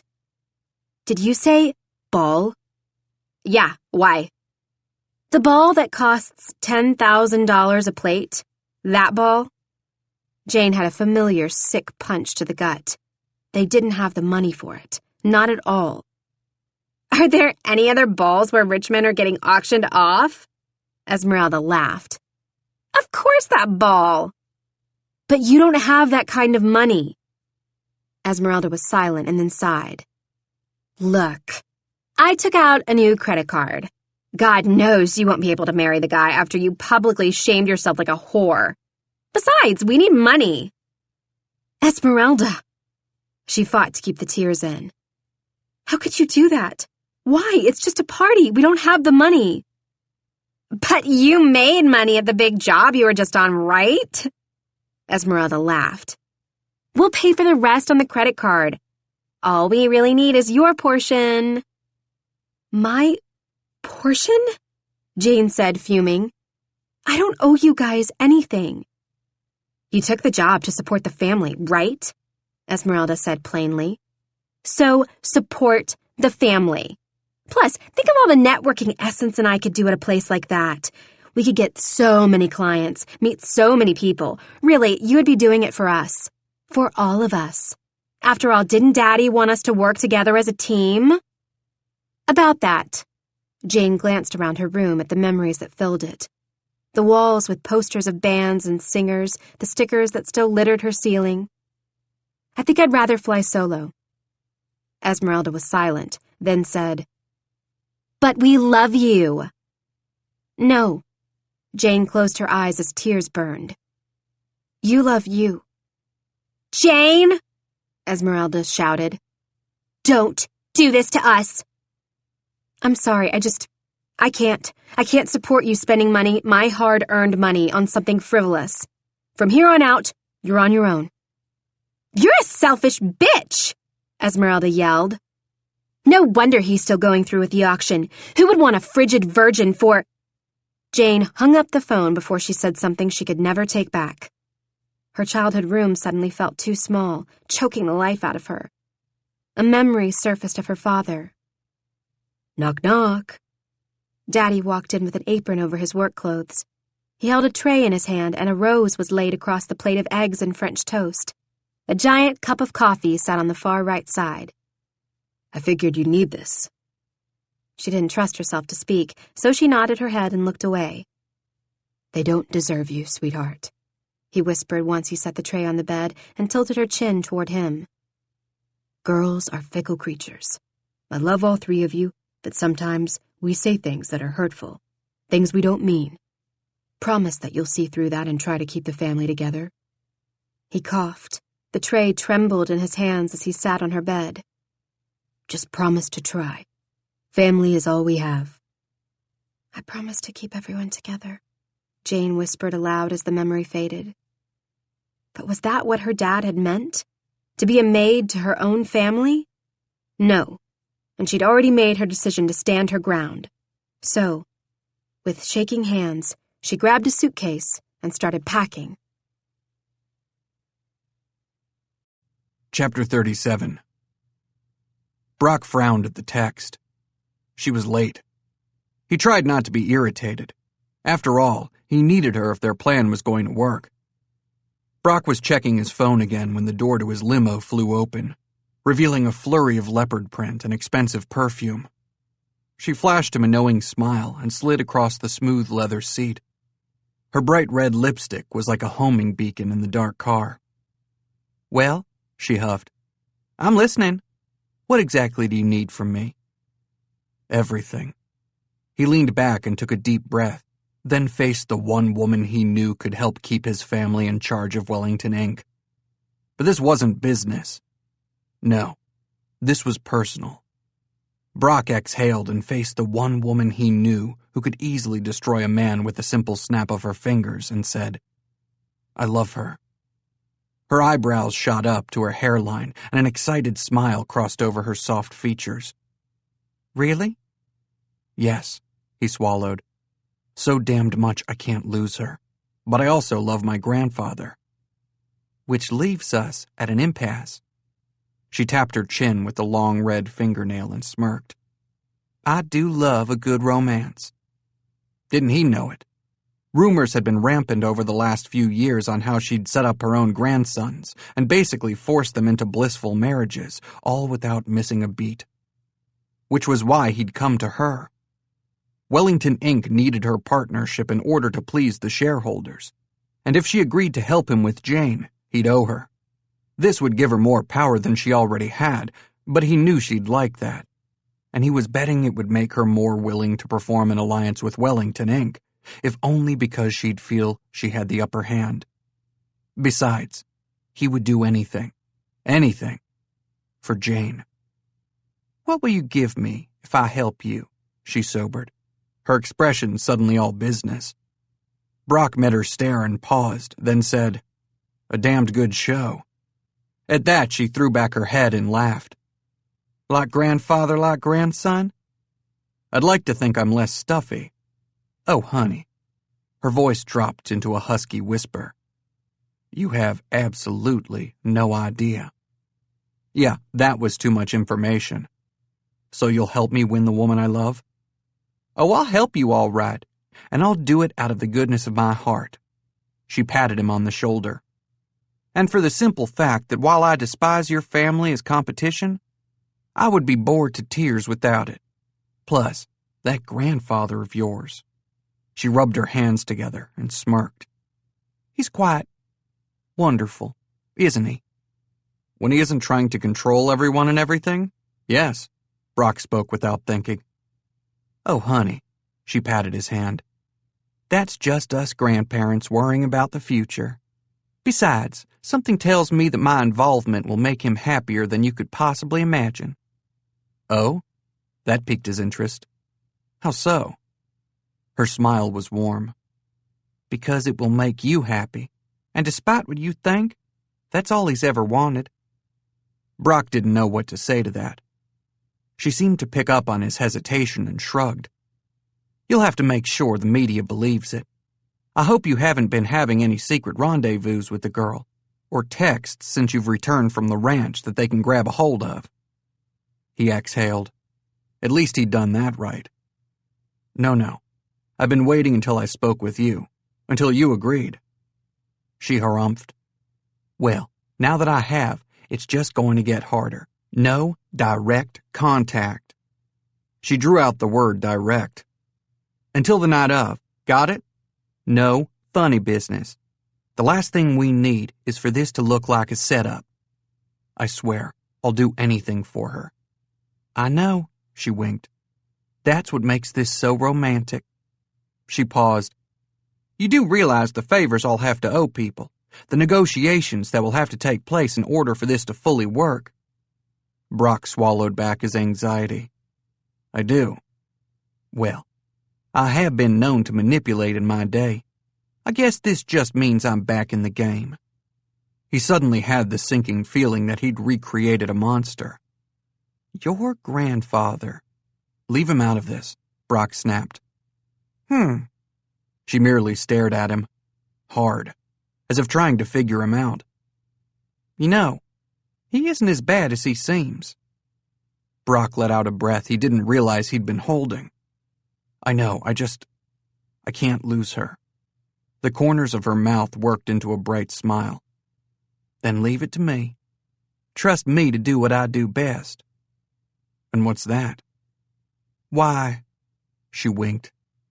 Everything, of course. Chapter 38. The auction was tomorrow. Jane tried to ignore the pain in her chest. Clearly, he was going through with it, without her. 2 days had passed and there'd been no word from Brock. She wanted to trust that he was dealing with it, but really, part of her was already so depressed that she still hadn't heard from him that all she wanted to do was sob into her ice cream and watch crap TV. With a grimace, she walked over to the freezer and pulled out some Rocky Road, then took a seat on the couch. After the fight with her sisters, they'd come home, grabbed some of their things, and told her yet again not to wait up. She was pretty sure they were still going to the auction. Without her, unless she used the money that was burning a hole in her pocket to buy a ticket to the dinner. She groaned. Did she really have a choice? Her own sisters were sacrificing everything to go. They'd see Brock. Brock. Another groan escaped her lips. Why hadn't he texted her? Had he stood up to his grandfather? Was he happy? Sad? Why the hell did she care? She was sad. She was eating Rocky Road. With a frustrated sigh, she dug her spoon in. And then, her doorbell rang. "No!" she yelled. "Not more!" Probably because, even though she was going crazy, the last thing she wanted was another visit from the media. They'd been relentless all day, since it was the night before the auction. The doorbell sounded again. Then someone knocked so hard that she thought they'd break the door down. She shot up from the couch and stomped over to throw it open. "Bentley?" "Jane." He smiled. He really did have a killer smile. What are you doing here?" "Getting your sizes, of course," he said as he handed her a garment bag. "For some reason, women keep leaving their clothes in my apartment, as if I'd invite them back. Ha! Anyway, let's see if any of these fit." "Wait, what?" "Trust me," Bentley shrugged. "Can you do that?" It was the same thing Brock had said to her. But Brock, trust him too, Bentley said gently, although his gaze was a bit harsh, as if he didn't have the patience for her to argue with him. "Now, let's get you out of those clothes." She jerked back and eyed him up and down. "Some things never change." "Shit." Bentley rubbed his temples. "That came out wrong. What I meant was, let's see if any of these fit, so we can figure out what kind of dress to get. Please?" Jane rubbed her arms and stepped back into the house. "Cinderella has to go to the ball, don't you think?" She shook her head. "Bentley, this is sweet. You're sweet. But I haven't heard from him in 2 days, and even though I have the money to buy a ticket..." Had she really lost trust in him that fast, when he swore he'd make things right? "His phone was dead on day 1, and he's been advised." Bentley chose his words carefully, it seemed. "He's not supposed to make actual contact with you until the right time. He's working on a solution to this whole mess, believe me. And you've had the media camped outside your house for God knows how long. It's a simple question, Jane. Do you trust him?" She stared Bentley down. He seemed genuine, but oh, how her heart hurt. "Yes," she finally whispered. "I do." Tears threatened again. "But the company, it's everything to him, and not letting you guys down and his grandfather... Don't even get me started on that piece of work, and..." Bentley pressed a finger to her lips. "Do you care for Brock? Possibly love him?" Tears spilled onto her cheeks. Why couldn't she stop crying? 3 weeks shouldn't have affected her so much. But Brock had found his way into her heart, and no amount of tears or logic that he was doing what he had to do made the pain go away, or the sadness at potentially losing him. And really, what was she losing him to? A nameless face? Not really. The messed up part was that really, when she thought about it, she was losing him to his grandfather. "Thought so." Bentley grinned, bringing her back to the present. He removed his finger and let out a whistle. To her horror, several people piled out of a black SUV and started shuffling into her house. "Is this necessary?" His eyes twinkled, and that practiced, devastating, panty-melting smile was back in full force. For Wellington? For Jane? For the princess of the ball? Absolutely. Besides, my brother would have me by the balls if I did anything as half-assed as sending you to the mall. Should you maybe stop at the stop signs? Jane gripped the door handle and held on for dear life. Speed makes me feel alive. The driver of the Uber car Bentley had hired chuckled and then took a hard right followed by another hard left that had the tires screeching in protest. Aha! I knew we were close! They were in an abandoned parking lot. To where you plan on murdering me? Jane scooted next to the door just in case she had to actually make a run for it. 2 hours after taking her measurements, Bentley had insisted on sending a car for her. In his words, she needed to pick out a dress. But still, no Brock. And yet Bentley's words bounced around in her head. Trust Brock. Which meant Brock was in on all of this. She still didn't even know what this was. At Bentley's insistence, she purchased a ticket for the ball. His instructions were clear. Your money is your own. What does that even mean? Should she bid on Brock? Well, duh, of course. But 30 grand wasn't going to win her anything. Nothing made sense. Doubt crept in the corners of her mind, and then the driver put the car in park and turned it off. Parking lots are too out in the open. Now a parking garage. He tapped his chin and grinned. I could commit a crime there, I suppose. Jane made a mental note to stay out of every parking garage within the city limits. The van door slid open. A gorgeous Asian woman with bright red lipstick stepped out. Right off the runway, but some may need adjustments. Curiosity got the best of Jane, so she got out of the car and peered behind the girl. The back of the van was filled with at least 20, maybe 30 gorgeous ball gowns in every color of the rainbow and in every type of material she could imagine. Silk, satin, tulle. With a gasp, she covered her face. Those are beautiful. I'm glad you think so, sweetheart. Suddenly Bentley walked up, his swagger even more pronounced. Pick one. Oh, hell, pick two. Nothing's too good for my date. Your what? She tried to hide her disappointment, but it was impossible. Bentley wrapped a muscular arm around her and smiled harder. Now, I want you to pick one that screams sexy. Brock's favorite color is black. Shocker, I know. But he gave me strict instructions for you to make sure it's what you want, not what he wants. Not what I want, not what anyone else wants, but you. Jane was still stuck on the fact that Brock had given his brother instructions. He had to care. He just had to. And in her heart, she knew he did. She just didn't understand why a simple text message or phone call would hurt anything. The media was still hounding her. Maybe he was afraid something would leak? Ugh. And now Bentley was escorting her instead of Brock. Brock knows you're my date, and he's okay with it? Bentley rolled his eyes. Women are so damn complicated. He pointed to the dresses and then back at her. Just because you're arriving at the ball on my arm doesn't mean you're leaving on it. Make sense? No. Jane shook her head. Not at all. In fact, none of this makes sense. Trust, remember? Bentley smiled. Now hurry up. I have places to be, women to seduce. Chapter 39. I look like I belong in prison, Brock complained. Brant nodded his head in agreement. I'll admit, his brother said, the stripes are a bit bold. You think? Brock pointed down at himself. Do you have anything less?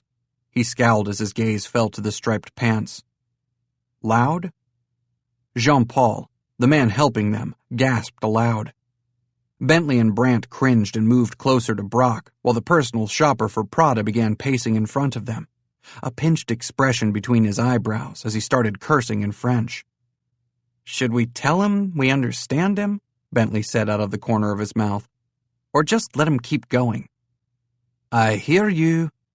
Jean-Paul stopped pacing, then glanced up, his eyes hopeful. I do have one suit left. It's perfect. Not to be a jackass, but you said that about the stripes, Brock muttered. glancing back in the mirror and shuddering. "Here." Jean-Paul returned with the black garment bag. "Very new, very classic. A black and white three-piece tuxedo with a black tie. The shirt is a white silk. I'll admit the coattails are a bit long, but I think you'll find the cut agreeable to your full figure." "The hell," Brock muttered. "Did he just call me fat?" "Good thing Jane loves all sizes," Bentley said helpfully. "Plus, more cushion for the pushin', right?" "Please stop talking," Brock pleaded while Jean-Paul unzipped the garment bag and did a little ta-da with his hands. "Dibs," Bentley yelled. "Damn it," Brant yelled. "Guys, I thought we were here for me. Also, born first. Getting auctioned off. You lose." He touched the smooth silk shirt. This he could wear. A few hours later, he was back at his apartment, the garment bag hanging in his closet, the rooms silent.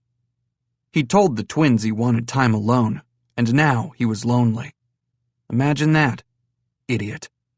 He was so damn tempted to just text Jane and let her in on his plan, but Jane deserved more than a text. He wanted to sweep her off her feet, surprise her, do it in front of the whole fucking world. And unfortunately, her reaction had to be real. The plan depended on it. If it looked fabricated, people would accuse them of setting the whole thing up. He picked up his phone and swiped past her contact, even though it made his chest hurt just thinking about the pain he was putting her through by not calling, and hit his grandfather's number. His grandfather answered on the second ring. "Son, you better be dead. I'm up to my earlobes with ball details. Everything has to be perfect. As you know, and the media is in a frenzy over that kiss with the maid." Shit. The media refused to let it go. Which led to questions about the ball being rigged, which in turn had driven Brock to ask the notorious woman he'd just spent the last hour talking to for help. Their plan had to look real. He knew it, for the sake of the company and for Jane. But that kiss, he wouldn't take it back. He couldn't. It was everything. His mouth burned with the memory. "Fruit of my loins," Grandfather yelled, interrupting Brock's daydream. "One more day. Just one more day. You've caused more drama than the twins together. Childbirth was never this difficult." "Are you talking to me?" Brock asked. "And you didn't actually birth the children as far as I know." He rolled his eyes. "Good thing, or I probably would have given up and walked out of that damn hospital. Your grandmother was such a saint, pushing out God knows what through her." "All right, that's enough bonding for tonight," Brock said gruffly. "We need to talk about the ball." Grandfather sighed. "It is what it is. That is, unless you have something on your mind."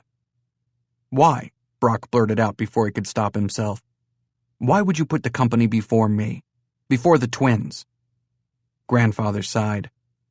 "I guess I would have to answer with a question. Why, Brock, do you always feel you need to put me before you?" Brock opened his mouth, then shut it. "That's what I thought," Grandfather sighed. "I've seen the news about you and the maid, and yet I haven't heard from you. Why is that, I wonder?" "Because," Brock cleared his throat, "I found a way to have both." "Both?" Grandfather's voice sounded like he was frowning. His brows were probably furrowing in confusion like they always did when he was forced to solve a puzzle that didn't magically solve itself. "Yes," Brock chuckled. "Both. My family. And my Jane." "Your Jane, hmm?" Brock closed his eyes and continued. "I'm keeping my word to both of you in the only way I know how." "Is that why you called?" "I called to tell you that if it goes badly, if my crazy plan doesn't work out, I still choose her." God, it hurt. Hurt like hell to say that. He sucked in a breath. Waited for his grandfather to die. Waited for the sky to fall. Waited for an earthquake. But all the old man did was sigh and say, "Well then, I guess that's that." The line went dead, leaving Brock to wonder if it was another omen for his future. Death. when all he wanted was a life. Life with Jane. Chapter 40. The press attention was getting worse. Well, what did she expect? The ball was tonight. Of course it was getting worse, with speculation about Jane being there even though she didn't have the money to bid on Brock. There were also rumors that she was pregnant with his love child, amongst other things. It made her sick to her stomach. Bentley had said that he was going to stop by for some last-minute details, but he was clearly running late. Her dress and shoes were upstairs waiting for her, and she still had hours to kill before a team of highly trained professionals, Bentley's words, not hers, would be at her house to do her makeup and hair. Maybe it was her nerves, or the fact that her sisters still hadn't contacted her. They'd said they were staying with a friend, but they'd never stayed away so long. Then again, she'd never made them angry enough to want to before. Were they still planning on going to the ball? Or at least trying? Because that was so not the place where she wanted to have a confrontation with them, not that she'd be able to help it in the first place if they wanted to start something. When had life become so stressful? Oh, right, the minute she'd said yes to a crazy old man and fell in love with his even crazier grandson. With nothing to do but basically sit on her hands and try not to have a nervous breakdown, she slowly made her way upstairs to unpack from the ranch. Sadness had kept her from unzipping her suitcase for fear that her clothes and the smell of the ranch would remind her of Brock too much, and it was hard enough as it was to not think of him. He was everywhere, on the news, radio. You couldn't walk down the street without hearing or seeing something about the auction. With shaking hands, she pulled open the suitcase, and a smile spread across her face. She brushed her hand against the plaid fabric at the top of the suitcase, and her smile grew. Maybe all memories weren't bad, even if they were painful. And in all her stress and sadness, she'd forgotten something important, something that even if Brock rejected her and never saw her again, she wanted to do. She grabbed the present and ran down the stairs just as a knock sounded. Throwing the door open to a bored-looking Bentley, Jane grabbed a fistful of his shirt and jerked him into the house. "I want his address. Now." "I don't really think—" "Now!" "It's 6 a.m., Bentley yawned. 6 in the morning. "I heard you the first time. Address, please. It's important." "What's that?" He pointed at the object in her hands. "Something for Brock." Bentley's eyes narrowed, and then a mocking look crossed his face. "Wow, that's romantic?" "Shut up!" He smirked. "Fine, I'll give you the address if you promise to be on your best behavior tonight." She scowled. "No hitting on me, grabbing my ass, flirting, or falling in love. I'm well aware that these past 2 days have been the best of your life, but yeah, I'm going to go ahead and stop you right there. Sometimes love can't be helped or explained." He winked. "Okay, fine. You're immune to my charm. Damn aggravating. Not that I want to steal you away from underneath one of my favorite brothers, but like I said, some things can't be helped, and I'm competitive by nature." "Are you done yet?" "No." He smiled. "Okay, fine. Be ready by 6 and remember to just go with it." "Go with what?" "It," he said slowly. "Go with it." "What exactly is it?" "You'll see when it or she presents itself." "Okay, now I've confused myself. Hand over that weird-looking shirt fluffy thing, and I'll make sure it gets to Brock. I'm not entirely sure I can trust you with that address yet. Besides, it's for the best." Well, it wasn't exactly what she wanted, but it would work. "Thank you." She kissed his cheek. He touched the spot she'd kissed and shrugged. "See? You're in love with me. Can't be helped." "Go away, Bentley." He tilted her chin toward him. "Give him hell tonight, Jane. And remember, trust him." And with that, he was gone. Chapter 41. Brock woke up to the piercing sound of a rooster. The cock was even invading his dreams now. Fantastic. "Wake up!" A pillow slammed across his face. Twice. On the third swing, he grabbed it, and the person attached to it, shoving them off the bed and onto the floor. Brant let out a curse. See if I ever make you coffee again. You made coffee?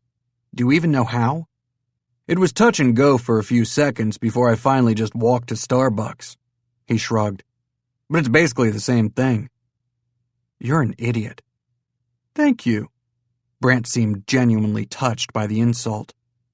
Brock rolled his eyes. Someone better be dying, and why the hell did I hear a rooster? Brant held up his phone. Farm animal app. I'm thinking of buying the company. Please, don't, Brock grumbled as he got to his feet. They walked into the kitchen where Bentley was reading the paper. Why are you guys always at my house? Brock snatched a piece of fruit as Bentley slid him his coffee. Seriously, are you that lonely? Yes, Bentley said without looking up from the paper. That's why we bother you, because we're lonely. He smirked. It's more like...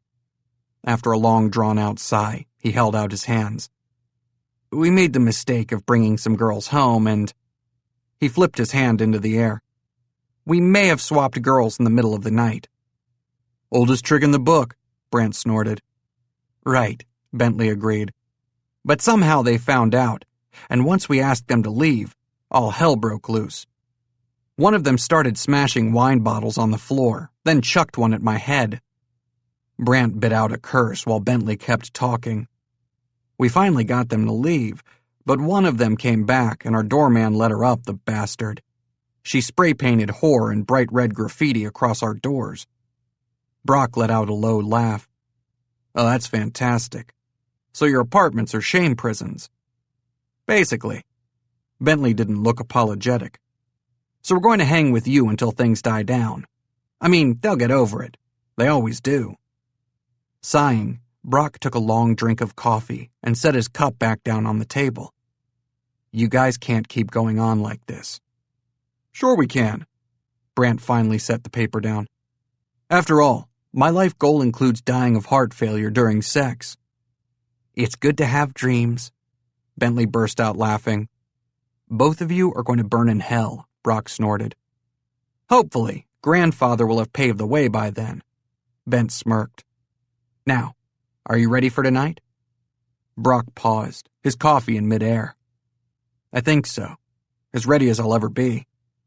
Grandfather doesn't know what's going on. He just knows I'm going to try and keep my word to him while still trying to be with Jane.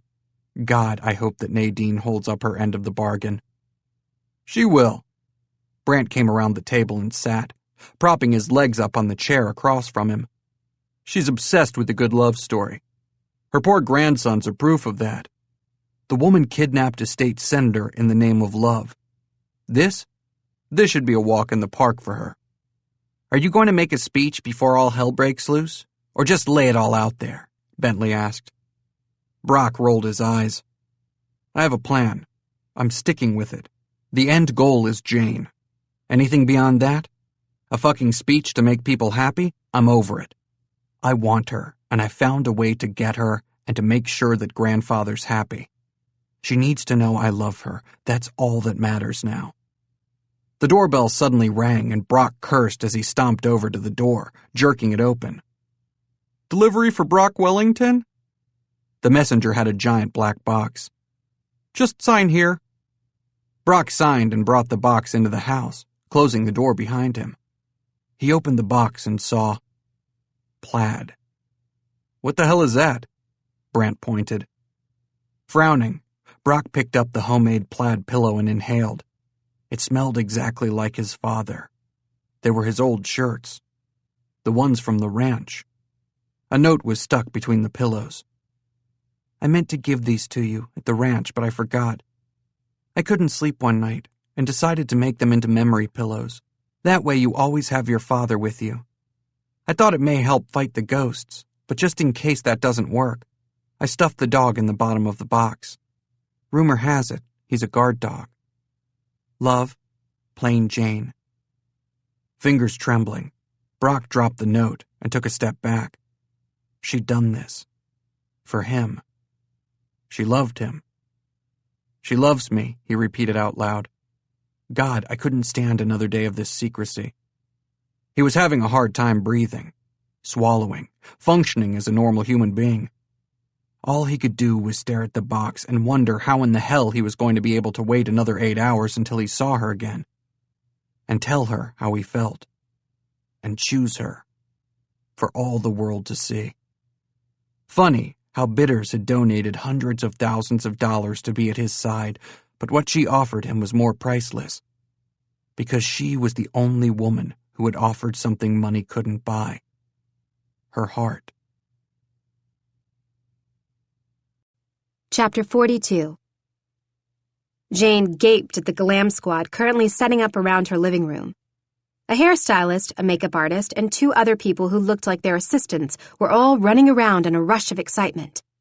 A glass of champagne was thrust into her hand, and then she was shoved into a tall makeup chair, bright lights turned toward her.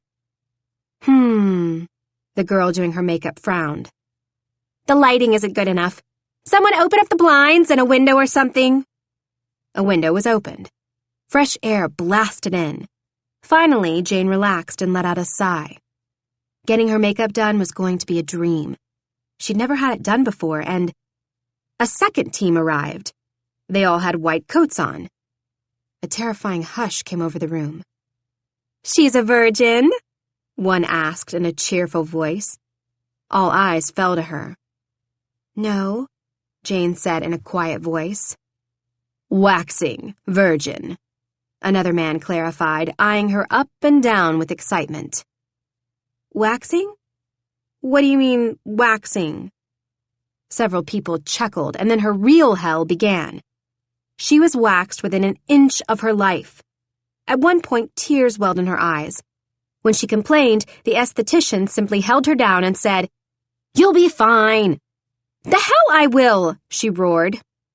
"We've got a screamer," the esthetician said through clenched teeth as another woman entered the living room. She helped to hold down Jane's legs. "Is this legal?" Jane exclaimed. "Don't make us bring the duct tape. I've done it before. I don't want to have to resort to it again." The woman had a terrifying eyebrow arch that just wouldn't quit. And she was only half done. The last thing she needed, Jane concluded, was to be hairy on one side of her body and smooth on the other. The anticipation was the worst part. She jumped every time the sugar wax ball thingy was applied, mainly because every time it was spread on her skin, it tugged hair and then tugged again. 2 tugs. So help her God, she was going to die on the waxing table. She shivered as another tug nearly sent her into a screaming fit. Women did this? And paid actual money for it? "Don't move unless you want the sculpting and shading to be off," the woman doing her makeup snapped once she was off the waxing table and in the makeup chair. Was everyone grumpy in the beauty industry? Was that a thing? Just as she was relaxing again, a brush tugged at her head. "We're running out of time. I need to start on this mess." The lady applying her makeup snorted. "Good luck with that." "Hey," Jane said, and another hard tug had her eyes watering. "It's a lot of hair." The man ran the brush from root to tip. "But silver lining, it's really healthy." "I don't dye it," Jane said proudly. "Oh, honey, we know," the makeup artist smiled. "It's virgin hair. I can spot it a mile away." Is that bad?" Jane self-consciously tugged a few strands. The makeup artist laughed loudly. "No, it just means no hairstylist is going to want to be your first. Too much pressure." She scrunched up her nose. "Now, slump your shoulders again, and I'm putting you in the harness." "There's a harness?" Jane squeaked. The makeup artist nodded. "It's in my trunk." "Okay, then." Jane held as straight and still as she could, hardly breathing as the woman did her makeup, and the mean, demon-possessed man brushed out her hair. It was going to be a really long afternoon. When Bentley said he'd pick her up at 6, what he'd really meant was that he was going to arrive at her house around 5:30, bring his own champagne, pour himself a glass or 2, and then yell at the makeup artist for making her look too beautiful. He was just being Bentley, which was a thing in and of itself. The more time she spent with him, the more he felt like a brother. A really good-looking, annoying older brother who liked to drink and hit on every female he saw. She had no way of even knowing what she looked like. The team had refused to let her see a mirror. Satan's minions simply said they were under strict instructions to keep her away from every shiny surface. Which, of course, meant that she had 3 of the squad, the guy included, helping her into her dress. Nothing about her body was left to the imagination. Nothing. Not one small bit. Her shame was complete when Doug, the hairstylist, was pulling at the skirt of her dress and wanted to make sure that the lining was pulled tight enough so it didn't wrinkle. Why did it matter? She'd actually asked that out loud and gained nothing but shocked silence. They weren't human, these people. They seemed to express emotion only toward inanimate objects. The curling iron, for example. Doug went on and on about its technology for at least a half hour, while her makeup artist, Leah, gasped and moaned like she was having a sexual experience or something. Doug was lucky to still have a head. Considering it had been between her thighs about 10 minutes earlier, inspecting. When she'd said something about him looking in places he shouldn't look, he very loudly told her she had the wrong equipment to attract him. Not that I don't appreciate the view. He slapped her thigh, making her shame complete. Stop, Leah sighed. You'll make her get all flushed, and I did a damn good job on her makeup. Sorry. Doug made his way out from underneath her dress and smiled brightly, his white teeth nearly blinding as he ran a hand over his shaved and tattooed head. You look killer. Thanks. Jane felt a laugh bubble up inside her. Can I see myself now? Aw, sweetie. Doug lifted her chin with a single finger. Not a chance in hell. Now off you go. Off? Bentley yelled from the kitchen. She better be ready in 5 minutes. Ready, Jane called, turning the corner to find Bentley pouring another glass of champagne. He slowly examined her, his expression blank until his eyes landed on her face. He lifted the flute of champagne in a salute and chuckled darkly before handing her his glass. He's going to lose his damn mind, he whispered. You know, I think I like this sneaking around business. Oh? Jane took a long sip of champagne, then looped her hand through his arm. Yes. Bentley nodded, then leaned in. You sure you want Brock? Positive, she giggled. Fine, he sighed. Then I guess I'll just have to pretend to be completely enamored with your sexy ass and gorgeous mouth. If Brock heard you say that, he'd kill you. Empty threats, Bentley whispered in her ear. Tonight, he's going to fall to his knees. He pulled back. The man cares about you. And now, so will the rest of the world. Jane laughed nervously. I hope you're right about this. I trust you guys. Good. He eyed her up and down again. Good. Are you okay? Fine, he said quickly. Then his smile faded and he locked eyes with her. Serious moment. Okay. You're absolutely stunning. Don't let anyone convince you otherwise. Hold your head high. You belong there. At Brock's side. She didn't trust herself to speak. Jane nodded and exhaled loudly. Thank you. No problem. He held out his arm. Now, let's head to the carriage, Cinderella. Jane laughed as they walked outside, her heels making a clicking sound against the concrete as her gold dress swished over her hips. At least she knew the dress fit. She'd picked it out. It was a bold choice. With it slit all the way up her left thigh, all she had to do was trip and people would get more than an eyeful. The plunging neckline covered her breasts, then twisted around to her back in a Grecian manner. Everything about the dress was elegant and simple, modern yet very romantic. Maybe something Cinderella would wear in this century. Her shoes were a matching gold-strapped sandal, a little high for her taste, but still beautiful, with diamond-encrusted buckles across her ankles. She was so busy looking down at her shoes that when she looked up, she was momentarily stunned. Is that... She frowned. Buttercup? Shh, Bentley whispered. She's in costume. Does she not like costumes? Jane whispered back, momentarily wondering if she'd left her sanity back inside the house. Why were they whispering around the horse? She doesn't want you to recognize her.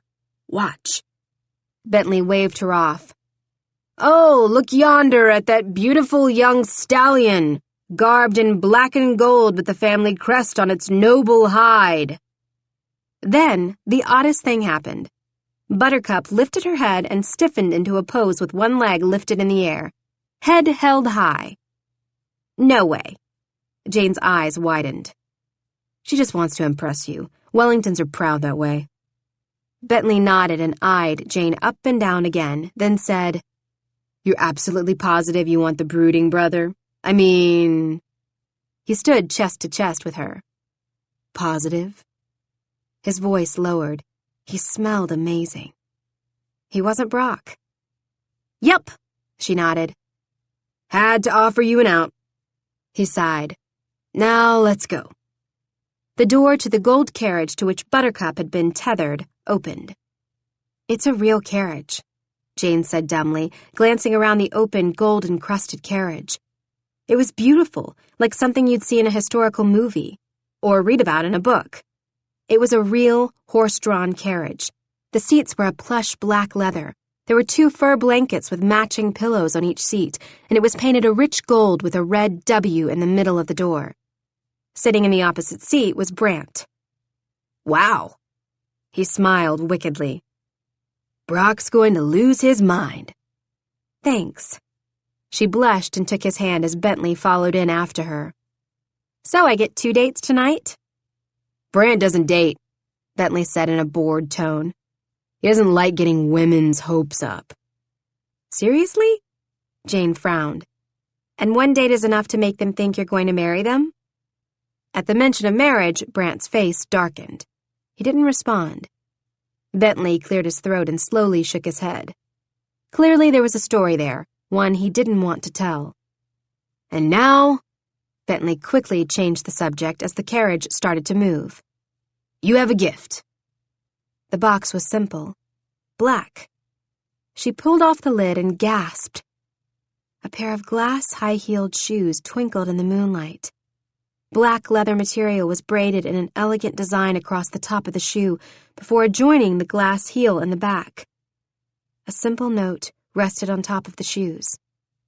For Cinderella. Try not to break a heel at the ball. Love, Brock. Her pearls sat neatly between the 2 shoes, set in the shape of a heart.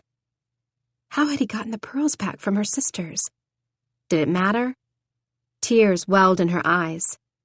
He'd said, love, love, and pearls and shoes. More tears stung. Well, I'll be damned, Bentley laughed. Instead of sending me for shoes, he went shopping all on his own. More laughter. Brock hates shopping. Looks like the jackass grew some balls. Oh, he's always had balls, Jane said without thinking.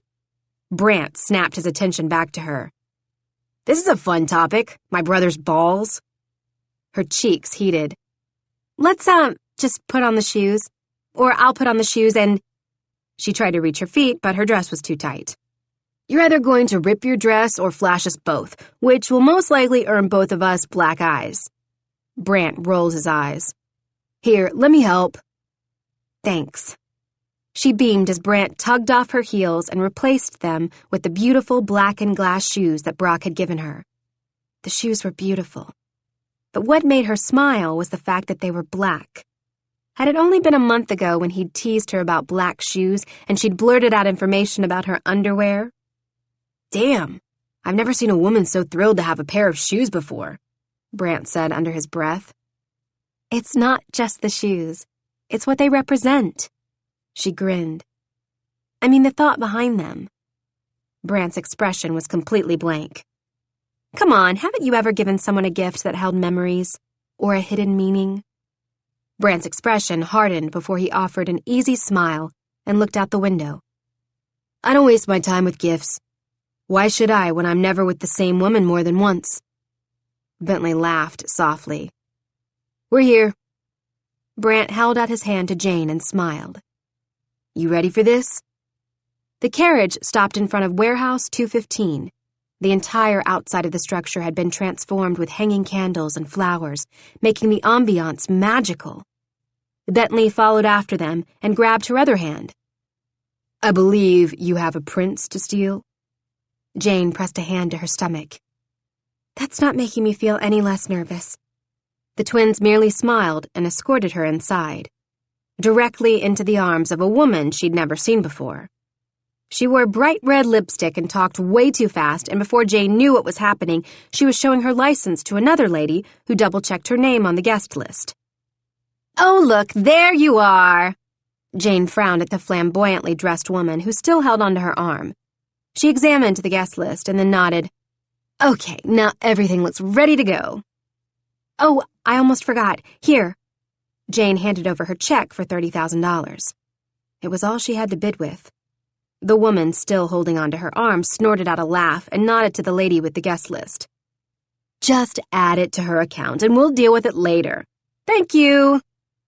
The next person in line stepped up and Jane was tugged away by the pretty elderly woman. With a giant smile, she whispered to Jane, "Wait 10 minutes before coming in." "What?" Jane frowned. "Why?" "Honey." The woman's red pouted mouth dipped into a frown. "Cinderella always has to make the perfect entrance." She winked and abandoned Jane just like the twins had. What the heck was going on? Chapter 43. If Brock had to listen to one more woman talk about the state of the world, or the economy, or the irritating fact that they couldn't park close enough to the warehouse where the ball was being held, he was going to take a cue from his brothers and start downing shots. Bentley eyed Brock over his whiskey with a smug grin, then lifted his glass into the air in a silent toast. They were supposed to have arrived with Jane a half hour ago. The twins were here, but where was Jane? So far, there'd been no sign of his grandfather. Where the hell were they? Panic set in when he realized that if for some reason his grandfather saw Jane first, what if he said something to her that made her run? What if he was mean to her? Was his grandfather capable of that? Maybe it was just Brock's own nerves about the plan for that evening. He just wanted everything to be over with, and Jane in his arms. "He's late," a voice to his right said. Brock turned and came face to face with the CEO of Titus Enterprises. She and his grandfather were rarely in the same room together. They couldn't stand one another. Their fights alone had made national news, when in a fury, she'd thrown a pencil at his head during a charity board meeting. If the Wellingtons were the Kennedys of the South, then the Titus family was the Vanderbilts of the Pacific Northwest. Both companies had set out with the mindset of world domination, and both companies had had their share of scandal. Then again, with a woman like Nadine at the helm of Titus, it was no shock at all. Her dangerously low-cut silk ball gown had a bright red bow wrapped around her neck and matched her lipstick perfectly. With heavy eyelashes and bright blonde hair, she looked to be somewhere around her mid-60s rather than pushing 89. "Well?" Her penciled brows drew together in a furrow. "Where's that damn grandfather of yours?" She rolled her eyes. "Charles never did understand the point of being punctual. Why, last time we went to dinner and—" Brock's eyes narrowed. "Dinner? You shared a meal? Broke bread?" "Yes, and I only managed to stab him twice." She adjusted her short black velvet gloves and shrugged one shoulder. "He took all of my silverware before I had the chance to inflict more violence. The bastard just kept pouring me more wine." "How horrible for you." "Dreadful man, getting a woman drunk for his own pleasure." Brock coughed into his hand. "This isn't awkward, this conversation." "Boy, ain't nothing awkward about a man and a woman engaging in a nice meal and having the consensual 3 S's. Brock stared at her, then toward the door. "I'm almost scared to ask this, but why 3 S's? "Oh." She touched his arm lightly. "How sad. Do you not understand how to woo a woman properly? No wonder you needed my help." She grinned brightly. "You know, I have some incredible lithographs of the Kama Sutra and—" "No thanks." He took a step away while she pouted. "Oh, I see." Her eyes suddenly widened. "You haven't conquered young Jane yet. Are you a virgin?" She yelled the last part. She clearly wanted to embarrass him and create a scene, because that's what she did best. He groaned as he noticed the curious stares from people around him. "Hilarious," he murmured while she laughed to herself. "Keep your voice down." The last part was said on a hiss. "Scared of breasts," she nodded knowingly. "Well, boy, they ain't gonna smother you if that's what you're afraid of. Worst comes to worst, hold your breath." Great advice. I'll be sure to pass it along to someone who actually needs it. Asphyxiation during coitus used to be a thing, you know, back in the 70s. Why was the woman still talking about sex? God, she was almost more trouble than she was worth. He took a gulp of champagne. "When I wore the knit tops with no bra." Brock spit out his champagne in shock, then wiped his mouth, while Nadine kept talking about breasts. Then, thankfully, his grandfather appeared. This was it. Such a wicked handsome man. Nadine sighed next to him. Too bad he has the manners of a bastard son of a whore. She said it so politely, one would think she was almost complimenting him. Brock glared as his grandfather slowly and very casually made his way toward them. "I trust everything's in order?" Nadine let out a snort. "Good to see you, Charles." She drew out the S in his name and leaned forward. Her somehow still perky breasts parted like the Red Sea as her dress nearly came off her chest. "Nadine," his grandfather said through gritted teeth. "New dress?" "Yes," she beamed. "Did you steal it from a teenager?" "Yes," Nadine scowled. "That's exactly what I did, right after cheer practice, where I performed splits in the air and made love with Johnny in the locker room." "Bring him up again, and I'll strangle you." His grin was still in place, but his face was red. "Johnny?" Brock repeated. "Your grandfather certainly didn't peak until after high school."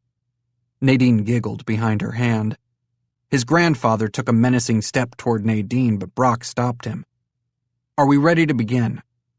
And then his breath caught in his throat as the love of his life waltzed into the room. Jane. She moved through the crowd with so much grace it hurt to watch her, and Brock's heart nearly stopped. Holy shit. He sucked in and choked on the same breath while Jane looked down at her feet, then up at him. The glass slippers. Well, his version of them anyway. She'd worn them. "She's absolutely lovely, Brock. And my, what an entrance." Blood roared in Brock's ears as the entire room fell silent. Jane was looking at him, walking toward him. She was his. Her gold silk dress shimmered under the lights. God, she was so damn beautiful. Yet he couldn't make his feet move toward her. He was glued in place, paralyzed, stunned by her beauty. Beauty that he'd always seen. But tonight it was perfectly highlighted. Her hair was pulled into a low ponytail. The front was braided to the side, covering part of her ear where single diamond earrings twinkled. The gloves she wore went past her elbows. Everything about her was magical. Her lips widened into a shaky smile as she took a few more steps toward him.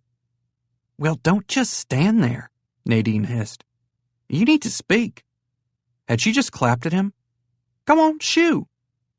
Jane bit her bottom lip and then let out a laugh as she finally made it to his side. "There's something really strange about that woman." She pointed her auction paddle in Nadine's direction. "Don't point. She'll think it's an invitation to come over." "Too late," Jane whispered. "Sorry." "Hello, dear." Nadine spread her arms wide. "I've heard so much about you." She gave Jane an overly obvious wink, as if asking her to play along and pretend they hadn't already met at the door. "Why, Charles just won't shut up about how you cleaned his home, and slept with his grandson when we're—" Brock's eyes narrowed in on his grandfather, who'd started tugging at his tie like it was choking the life out of him. The crowd gathered around them. Good, that's what he needed. He needed people to think Nadine had absolutely no association with Jane whatsoever, though she didn't need to yell all the gory details. "When you're what?" Brock asked innocently. "Discussing business," Nadine said brightly. "Why, sometimes it takes all day and night to get just the right contract negotiated." Her eyes lit up. "In fact, Charles, I was hoping to steal you away this evening." "Leave the rape whistle, the gun, and the Swiss Army knife at home, and we'll talk." He nodded to her purse. "Oh, and I wasn't born yesterday. The pens stay, too." "You know, for being 9 years younger, you sure aren't very adventurous in—" Her eyes went from Brock to Jane. The charity board meetings were both on, and such. Maybe because I prefer for the focus of board meetings to be singular, on one person rather than objects." "Oh, Charles," she sighed. "Should we leave you two alone now? With the pens?" Brock asked. "Because things just got really weird, and I'm pretty sure you're talking about sex with my grandfather, which, by the way, is totally fine, as long as you never talk about it again in front of me or Jane, or any other object that may or may not be scarred for life." "The cock?" Jane nodded. "Yes, I'm going to have to ask you to refrain from speaking about it even in front of the ass and the rooster." Nadine's lips twitched. "You remind me so much of my grandsons. Should we set up a play date?" "Sure." Brock backed away slowly. "Let me just see if I can find my Legos." "Perfect." She winked and looped her arm with grandfather's. "Now, we've embarrassed you enough. Enjoy the ball." Grandfather walked off, then paused and turned. "Brock, you promised that you would still participate in the auction." He eyed Jane. "I don't know what she's doing here, but unless she bids on you—" Brock stared down his grandfather. "I told you I was choosing both. Maybe it's time you let me decide the course of my life." Grandfather eyed him, and then settled his gaze on Jane. When he finally walked away, Brock could have sworn his grandfather was laughing. But what did he have to laugh about? When he looked back at Jane, her face was tight. "Trust me," he whispered in her ear. "And you look beautiful." She exhaled, then pressed her hands to her hips, smoothing her dress as if she was nervous. "It's not too much?" "It's perfect." He reached for her hand and pulled her into his arms. "Now, you have the shoes, the dress, the pearls." He grinned. "But you're missing one thing." She frowned. "What?" "We need to find you a prince." I don't think I know any princes." He twirled her in his arms. "I can always go get Bentley. I'm sure he'd step in." "I don't want Bentley." "Brant, then?" She smirked. "Nah, he's too handsy." "Then I guess you're stuck with me." He bent over her hand. "May I have this dance?" She curtsied low. "I thought you'd never ask." Chapter 44. Brock's smile melted all her defenses, making her feel beautiful and secure, although she was still a bit nervous. She still hadn't seen her sisters, and she feared that they'd approach her and say something hurtful or embarrassing. Probably both. Brock's smile deepened as he slowly examined her from head to toe. This man in a suit was a dangerous thing, the way his broad shoulders filled out the black jacket. The style reminded her of something she'd seen in an old historical movie, which really did make him the prince. His auburn hair had a slight wave. It was parted to the side, but she knew it would soon fall prey to his hands, since that was his nervous thing, running a hand through his hair. "I'm glad you came." Brock's voice was deep, his eyes locked on hers.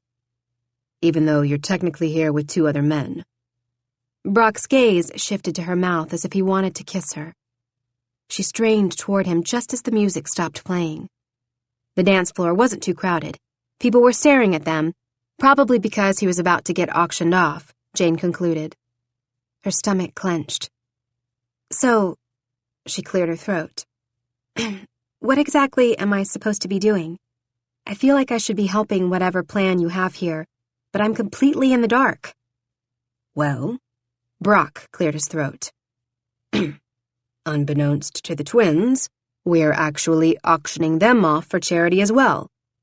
There will be 5 bachelors total. Brant, Bentley, and... He grinned smugly. Thomas and Lucas. Titus. They're Nadine's cousins, and when given the option to get on her good side, I knew they wouldn't say no. He paused and then whispered, I go last. Jane nodded, careful to keep her smile frozen on her face. And then, Brock sighed. The woman who bids the most wins a date with me. Each of the top 5 bidders wins something, but I only have to go out with one of them. Of course, my grandfather still has his mind set on marriage, at least according to the media, but only because it makes sense. Rich, good-looking woman, rich, good-looking man. People are idiots. Jane's throat went dry. But Brock pulled her into his arms. It's not going to happen that way. What makes you think that? Jane asked. Because technically, it's not going to be a real auction. It's fixed. He eyed her boldly. He reached for her hands and squeezed them. I think it's pretty clear who I choose. And it's a girl in a gold dress with 7 freckles. 8, she corrected, a bit breathless. You forgot the one on my ass. Brock burst out laughing. I may have to do some inspecting later. But Brock, Jane said suddenly serious, what will happen if this doesn't work out the way you want it to? Let me worry about that, he growled. But see, that's the thing. She pulled away from him. I do worry, because I don't want to be the reason people don't take you seriously or trust you or back out of a deal. Jane. You would resent me. Maybe not now, maybe not tomorrow, but you would resent me. I think we have enough baggage between the two of us. The last thing we need is to add more. Brock's eyes narrowed. What exactly are you getting at? No matter how this turns out, you have to go through with everything. I mean, if I don't win. You will win. His voice was urgent. And if it doesn't turn out the way I've planned it, then fine. Fuck them all. I love you and I choose you. But your grandfather, Jane said in a small voice, her eyes finding the man in question. She could still remember the way he'd tried to convince her to take the $1 million check, and his almost relieved expression when she didn't. Something wasn't right. She just didn't know what. Jane, did my grandfather get to you? Is that what this is about? Did he try to pay you off or threaten you? Jane froze. Well, Jane. He exhaled loudly and placed his hands on her shoulders. What the hell did he do to you? Her face flushed. Well, he did offer me money to stay away from you. Enough money that I'd never have to clean another toilet. Ever. But then he seemed relieved when I turned him down. But that made no sense. Why would he go to all that trouble? Something wasn't adding up. Jane! Bentley elbowed his way toward her, his smile wide. We'll talk about this later. Brock kissed her temple. After you win. Bentley's smile widened as he approached. She cleaned up well, am I right? Jane rolled her eyes and stood up on her tiptoes to kiss Bentley on the cheek. At the last minute, he turned so his mouth barely grazed hers. Sorry, couldn't help myself. Brock cursed beside her. Do that again, and I'm cutting off your dick. Oh. Bentley winked at Jane and took a long sip of his champagne. Remember, I offered to take you off his hands. Until you have a ring on your finger, offer still stands. His gaze heated. Besides, he's the one with the temper. I'm all about love, sexual healing. I'll do my best. She shoved him away playfully as Brant approached the group. He had 3 different shades of lipstick spread across his neck. Such a selfish bastard. Leave some for us, too, Bentley commented once Brant was in front of them. Brant eyed her up and down again. For the record, Brock, I approve. Well, that's a relief. Jane stepped into his arms. Brant always smelled like women's perfume. Always. Even at the ranch, which really made her wonder if he didn't just wear it so that other women got jealous. Fruit of my loins, Charles called out to his grandsons. "Gather round, my little chickens. The auction is about to start, and I have something to say." The group fell silent. Nadine's lips were formed into an adoring smile as she blinked up at Charles. "Tonight, Brock goes to the highest of the 5 bidders." Jane tried to keep herself from tensing when he looked her way. His eyes lingered on her, then briefly flickered to Nadine. "Now that that's settled..." Charles eyed Brock. "Why don't we go to the stage and get things started?" Brock froze. Jane squeezed his hand. "Brock?" Charles tilted his head. "Is everything all right?" "No," Brock said, and turned to Jane. "But it will be." Chapter 45. I just love me a man market. Nadine clapped her hands next to Jane, then fluffed up her hair with her bidding paddle. It wasn't shocking at all that Nadine's number was 666. Jane's paddle was number 1. She smiled down at it. When she glanced back up at the stage, Charles was making his way across it, smile wide as he approached the podium. "I'm very pleased to bring you to the first annual Bachelor Auction." Applause erupted all over the building, while a very smug Brock winked in her direction. Jane inclined her head toward him and smiled. He was really going to do it. "You." He mouthed the word. Charles continued talking about the Cancer Society and why it was so important to donate to a cause so dear to his heart. Cancer was a bitch. Jane knew that firsthand. When Charles was done talking, Brock stepped forward. He probably had a speech prepared, but beyond that, she had no idea how she was to proceed except for lifting the paddle to bid on him. "Jane." Brock gazed across the room toward her. "Would you stand, please?" Loud whispers erupted from the crowd as Jane locked eyes with Brock and repeated the word, "trust," to herself about 15 more times before finally rising to stand. Nadine elbowed her sharply in the ribs and whispered, "Well, are you just going to sit there and gape like a fish? Stand, girl. Present. And for the love of God, lift your tits. Your slouch is horrific." Jane bolted to her feet, mainly to keep Nadine from repeating what she'd just said, only louder, and beamed back at Brock. Was this part of his great plan? Because she wasn't really sure how pointing her out to everyone sitting there was a solid idea, especially since her face had been plastered all over the news as his before-auction fling. "The Rosie Breast Cancer Foundation has special meaning to me and to this young lady here. I only hope that with the money raised tonight, we can help find a cure for such a terrible disease." Brock's smile grew as he continued. "Young women taken too soon, daughters stolen, and mothers." Choking tears clogged her throat, and Jane had to focus really hard not to break down in sobs. He'd remembered. "Mothers who must leave their young daughters behind." His smile was sad when he looked back at her. "The auction may be a silly way to raise money. Some may say it's stupid, asinine, the dream of an old man popping too many blood thinners." Everyone laughed, including Brock's grandfather. "But it's so much more. This annual auction will bring in millions for cancer research. This silly auction may help cure breast cancer one day. If we had this cure today, then this young lady right here, Jane, would not be standing alone without her mother." He smiled warmly. "So today, we honor Jane. We honor the fallen mothers, daughters, sisters, wives who could not be present because they were stolen from us." Tears filled Jane's eyes as a warm hand grabbed hers and squeezed. "I take it you knew Rosie," Nadine whispered kindly.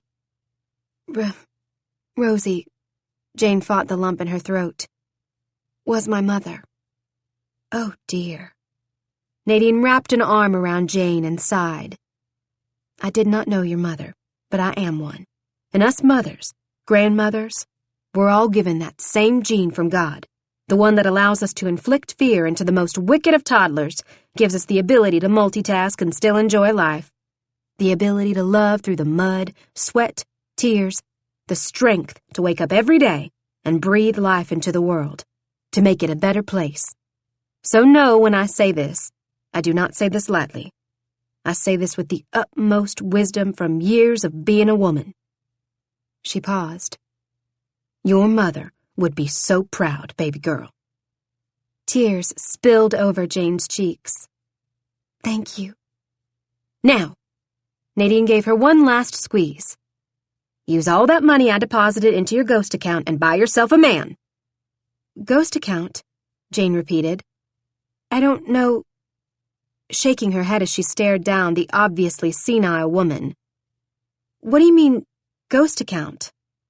"Well, the account!" Nadine waved her hand in the air. "The one you signed for when you walked in. Did you think 30 grand would win your man? Maybe his pinky toe?" She snorted. "But you want the whole thing, am I right?" Yes, please." Jane burst out laughing. Was this really happening? It was like she stepped into a fairy tale. "Just think of me as your fairy godmother." Nadine winked. "When Brock mentioned that he needed my help, I couldn't transfer the money fast enough. Oh, he'll pay me back one day, so it's not like I'm losing out on anything. And even if he didn't, it's for love, right?" Nadine winked. "Besides, had anyone told you beforehand that we were planning this, your shock wouldn't look real when you actually win. That's why I told him not to text you or make direct contact, while we enlisted Bentley, that rogue, to help. I have plans for him, too. Just you wait." Everything suddenly made sense. Bentley, Brock, trusting both of them, and how Nadine fit in with everything. "But I still may not win. I mean, if Brock is going to be a high bid, I would need a lot of money." Nadine coughed into her hand and waved toward the stage. "Dear, I do believe Brock and I have thought of everything. Now, let's have some fun." Jane looked up to see Brock smiling down at her. "Now, let's get the first annual Bachelor Auction started." He nodded to his grandfather and took a step back as Charles grabbed the microphone. "Item number 1. Charles paused and then looked up at Brock with a mixture of shock and amusement as he called out from the cards he was holding. "Bentley Wellington." Someone in the crowd gasped, and then several people started clapping. Jane felt herself relax. Brock's plan just might work. $500, Charles yelled. "Do I hear $500 for Bentley Wellington?" He was shaking his head in disbelief at Bentley, who'd appeared on the stage. Nadine laughed behind her hand. There were 5 men on stage. 3 of them were Wellingtons. Tears filled her eyes. They were doing this for her. For Brock. Jane raised her paddle out of kindness. Bentley looked ready to kiss her feet and proclaim true love. Damn, that man was a danger to women with his killer smile. "Watch this," Nadine snickered, lifting her paddle. Bentley went completely pale, and his mouth dropped open as he gave Jane a psychotic, wide-eyed look. "Bid me up, dear. This is how these things work," Nadine said out of the side of her mouth. Jane lifted her paddle. Bentley, once again relieved, exhaled loudly, only to pale again when Nadine raised her paddle. This went on for a good 15 minutes. "Most stressful moments of that boy's life," Nadine murmured, "although I find I'm quite enjoying myself." She lifted her paddle again. Jane burst out laughing. "You really should put him out of his misery. He looks like he's about to have a stroke." "Oh, fine." Nadine coughed into her hand, and instantly another paddle rose across the room. $10,000! Jane's eyes widened as an elderly lady shouted from the back of the room. "Who's that?" "My first choice," Nadine smiled warmly. "She'll be so great for our Bentley. He'll have to see past a few things first, but I have faith that it will go great." Jane frowned. "The lady looks your age." "Oh, Prudence isn't bidding for herself," Nadine laughed. "She has a lovely granddaughter that needs a little cheering up." "Cheering up?" "Going once, twice," Charles said in the distance. "Sold to Prudence McCleary." Nadine sighed. "Yes, well, ever since Margot lost her leg, she's been impossible to live with." "Lost?" Jane repeated. "Her leg?" "Just one." Nadine shrugged. "She has another, but sometimes when in pain we focus on the loss, not the gain." But, oh look, Brant's up. Bentley walked off the stage, sweat marks marring his armpits as he tugged off his tie and made a beeline for the bar. He looked like he'd just seen a ghost. This one's a good deal more difficult. Nadine raised her paddle when the opening bid went out, then elbowed Jane to do the same. Brant's expression was stone. He didn't show his emotions like Bentley did, so Jane had no idea if he was angry or just in his mental happy place drinking shots from some poor woman's breasts. Brant was walking, talking sex, and so completely unapologetic about it that there had to be a story there, one she knew she would most likely never get if Brant had anything to say about it. For 10 minutes, Brant stood, expression indifferent, until Nadine coughed again and a new paddle flew into the air. $25,000. A small voice echoed through the room. Charles gaped and then glanced around the room. Going once, twice, 3 times. Sold to number... He squinted. Ma'am, I need to see your paddle. What's your number, please? 005. A gorgeous Hispanic woman with bright red lipstick and jet black hair stood, and Brant flinched. Once. Twice. Until finally, his facade shattered and an expression of pure sadness crossed his features, only to switch to red-hot anger as his jaw clenched. "Who is that?" Jane asked Nadine. "She's absolutely gorgeous." "Oh, her. That's Brant's ex-wife." "What?" Stunned, Jane watched the gorgeous woman smile toward the stage, but not directly at Brant. And then a man to her side grabbed her hand and led her back to the table. "Wait, is she..." She went blind from the accident. The accident? Nadine didn't say anything else, but Brant moved from the stage past the bar and directly out the doors of the ballroom. "I sense a story." Nadine snorted. "You have no idea. That little jackass has had it coming for a while." You could feel the tension swirl in the room as the next 2 bachelors were auctioned off in the exact same manner as Brant and Bentley. Nadine coughed. Paddles were raised. The next 2 bachelors, Nadine's cousins, couldn't have looked more angry if they'd tried. "Oh, good. Brock's next." Nadine sighed happily. "You know, if you want me to do the inspection before he jumps into the sack with you, I'd be more than happy to volunteer." Jane laughed. "I've seen under the hood." "A hussy after my own heart," Nadine grinned. "Oh, the hoods I saw beneath in my day were—" "And our last item of the evening," Charles beamed. "My eldest grandson, Brock Wellington." Jane was just getting ready to lift her paddle when she locked eyes on her sisters across the room. Had they just arrived? She'd been there at least an hour and hadn't seen them anywhere. They were almost sitting outside, their table was so far away, and they looked pissed, so angry that Jane wanted to crawl under the table and hide. After all, they'd bragged about being able to buy tickets to the ball and still hadn't talked to her since their falling out. Serve them right. She smiled politely, then looked back to Brock. "We'll start the bidding at 500,000. Jane froze. There was no way she had that much money in her bidding account, right? "Honey, you're going to have to lift your paddle." Nadine kicked her in the leg. "But that's so much money." "Funding cancer research and securing the love of your life, priceless. Plus, I deposited $3 million in that account this morning. I highly doubt you're going to have any issues. Just toss up that paddle and have fun." "But, to be fair, it's all Wellington money. Remember, they're paying it back. But I'm charging interest for my services." She winked. Jane didn't want to ask what that meant, not by a long shot.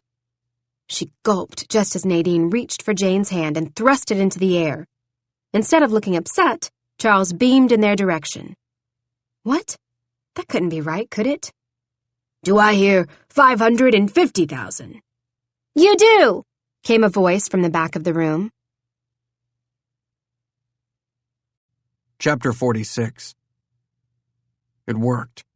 Or it was working. Every single time Jane lifted her paddle, his heart jumped in his chest. God, he wanted nothing more than to run into her arms, kiss her senseless, bend her backwards over the table in front of friends, family, Nadine. It didn't matter. He was tired of pretending. Damn sick of saying yes all the time. The bidding had just hit 1 million. He tried not to panic when several women continued to bid up Jane. He was full-on sweating when it hit 2 million. Thankfully, 2 of the girls dropped out, leaving Jane and one of the supermodels he'd just seen on TV. "Do I have 2.5 million?" Jane didn't lift her paddle. Neither did anyone else. "Going to paddle 0, 0, 1, once. Do I have 2.5? Twice." Thankfully, Jane thrust her paddle into the air. 2.5 million. "Sold!" Charles beamed. Brock let out a breath and mouthed thank you to Jane, who beamed like she'd just won the lottery when it was he who was the winner, the lucky one. "Stop!" a voice shrieked from the corner. "Stop the auction!" Oh, hell. Both of Jane's sisters came barreling toward the stage, the blonde one in such a skin-tight dress she could barely walk, while the dark-haired one had a slinky black number that was nearly identical to Nadine's in cut and style. "She's an imposter!" the blonde shrieked. "And who, my dear, are you?" Grandfather asked loudly. She straightened. "We're her sisters, and I can tell you right now, unless she robbed a bank, she has no money. You've all seen the news. This is a setup, a complete setup. Brock obviously gave her money to bid on him, and that's illegal." "No, it isn't," Charles said simply. "And even if it were, every person had to prove where their money came from at the beginning of the auction when they received their paddles and registered. This is Jane's money. It's not up to us to ask where she got it." Jane looked ready to crawl underneath the table and hide. Everyone was staring at her like she'd grown 2 heads. Some women had kind expressions, while others were venomous, just like her sisters. But again, it was all part of the plan, and he needed her to trust him. She'd helped him make peace with his demons. Now, it was time to make peace with hers, in the flesh. Though he hadn't thought it would be this public. He should have suspected as much when he donated the tickets for her sisters to attend. His only goal had been to make sure that they were out of their minds with jealousy when Jane won the bidding. And when they looked ready to attack, he was going to be at her side, holding her hand. Essence's nostrils flared. "She's a liar, and a fake." Esmeralda started to fake cry. "She's such a horrible person. She makes us cook and clean for her, and we don't even have money for food most of the time because—" "That's enough," Jane snapped and marched over to them. "Get out." She pointed to the door. Brock was just getting ready to open his mouth, or possibly slap a woman or two for the first time in his life when Essence backed up. "See?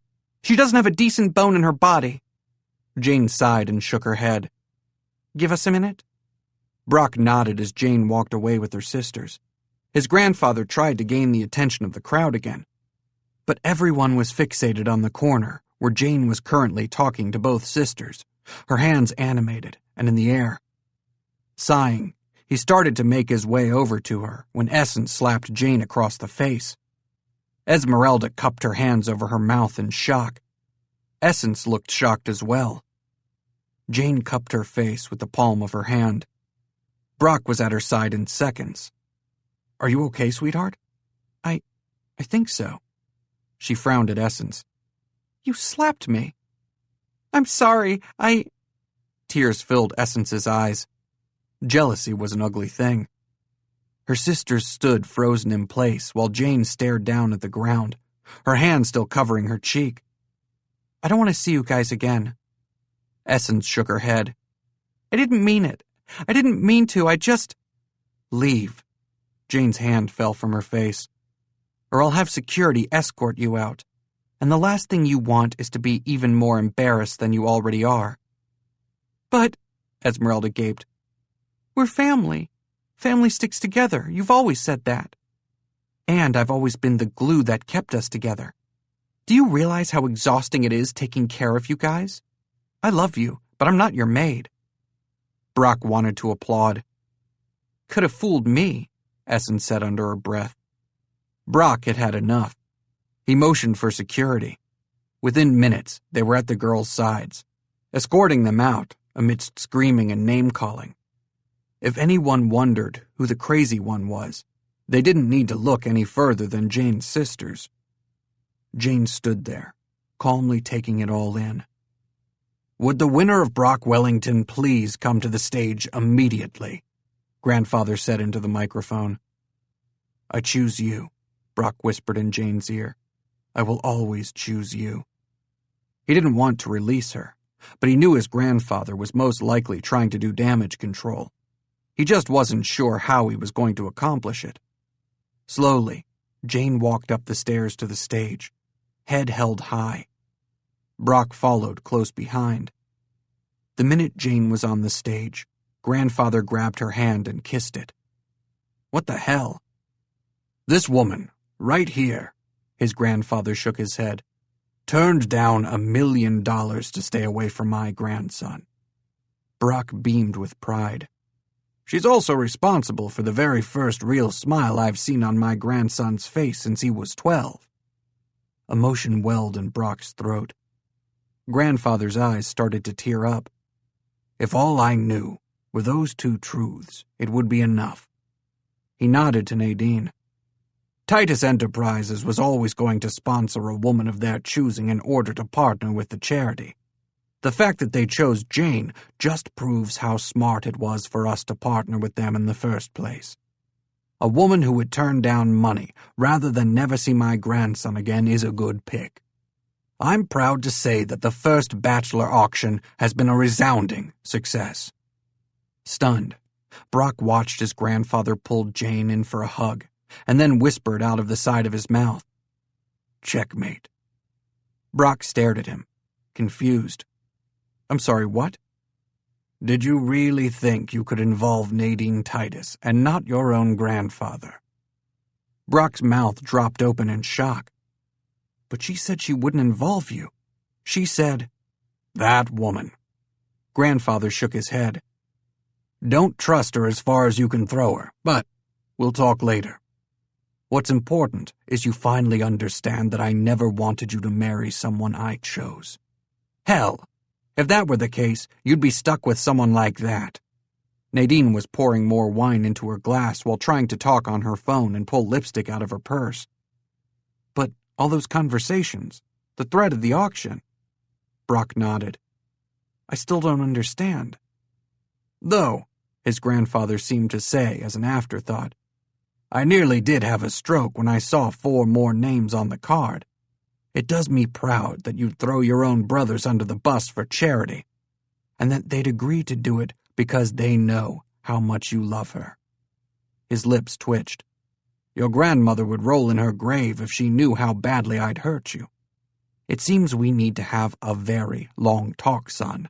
But for now—" He motioned back to the auction and grabbed the microphone. "Now that we have that settled, shall we dance?" "Take off your clothes!" a shout came from one of the tables at the back of the room. "Pardon?" Grandfather sputtered. "What was that?" "Brock Wellington," Nadine shouted. "This young lady just paid over $2 million for your sorry ass. You strip, and you strip right this instant." "She's drunk, ignore her," Grandfather chuckled awkwardly. Clearly everyone was drunk, because soon women were chanting, "Strip, strip, strip." Jane burst out laughing and shrugged. "Give them what they want." Suddenly the music came on, and the lights started strobing, and it was as if he'd been caught in a horrible version of Magic Mike. Horrified, he was about to walk off stage, but Jane locked eyes with him, and suddenly the rest of the world faded away. Besides, it made her laugh. And he had said that was all he wanted. Her smile, everything about her. Slowly, he shrugged out of his jacket and tossed it at Jane's face.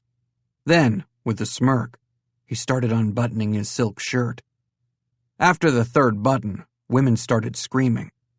Cameras flashed, and Brock strutted toward Jane as he undid the next few buttons, stopping in front of her when the last fell away. He grabbed her hands and pressed them against his chest. She helped him out of the shirt and tossed it into the air, amidst screams and whistles. "I'm going to kiss you now," he grinned. "I'm going to let you." Their mouths met in a searing kiss. Too soon she pulled away, laughing as Nadine appeared beside her, phone hoisted in the air, snapping picture after picture. "Humiliation's complete," he nodded. "Fantastic." "That is some stallion you've got there," Nadine elbowed Jane. "Come on, stallion. Give us a good neigh." "Grandfather," Brock interrupted before things got even more awkward. If that was even possible. "About that talk." "Tomorrow." Grandfather's eyes seemed to twinkle. "For now, enjoy that you've bested me." And then he winked. But before he walked away, he paused mid-step, looking back over his shoulder. "By the way, you did me proud tonight." And then he was gone. Chapter 47. "Were you worried?" Jane whispered in Brock's ear once they were back at his penthouse apartment. She was still trying to get over the luxury and opulence that he lived in. She truly was in a fairy tale, and he was her prince in every way imaginable.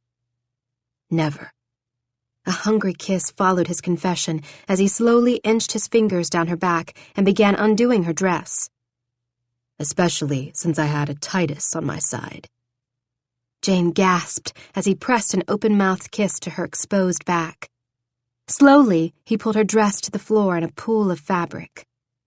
One day, her body felt heavy as she leaned back against his chest. "You're going to have to tell me more about that woman." "That's part of her charm. Nobody really knows the truth. Did she run for president? Did she work for the CIA? Is she a Russian spy?" Brock's hot chuckle seared her skin as his hands reached around her body and cupped her breasts, weighing them in his hands while simultaneously pulling her closer to his aroused body. Russian spy? Seriously? Jane was ridiculously curious, but was having a hard time concentrating on anything except the way Brock's erection pressed against her backside, and all she wanted to do was wiggle closer. "I don't want to talk about someone who's more than likely seen my grandfather naked." He bit her earlobe, then started kissing down the right side of her neck. He turned her around to face him. His eyes were dark with need. "Shocking, I know. But I'd rather be worshipping your body with my mouth right about now." "That's a good plan." She touched her fingertips against his lips. "Thank you for being willing to give up everything." "In a heartbeat."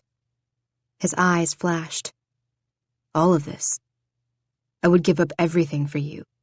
Know that when I say I love you, it's because you're special, beautiful, caring, unique. You drive me crazy, and now that I have you, I can't imagine ever letting you go." Tears filled her eyes. "Good, because I won't let you." "Oh?" She slowly started unbuttoning his shirt. He stared down at her with a half-lidded gaze as she removed his shirt. When he was bare-chested but still in his tux pants, she took a step back, crossed her arms over her breasts.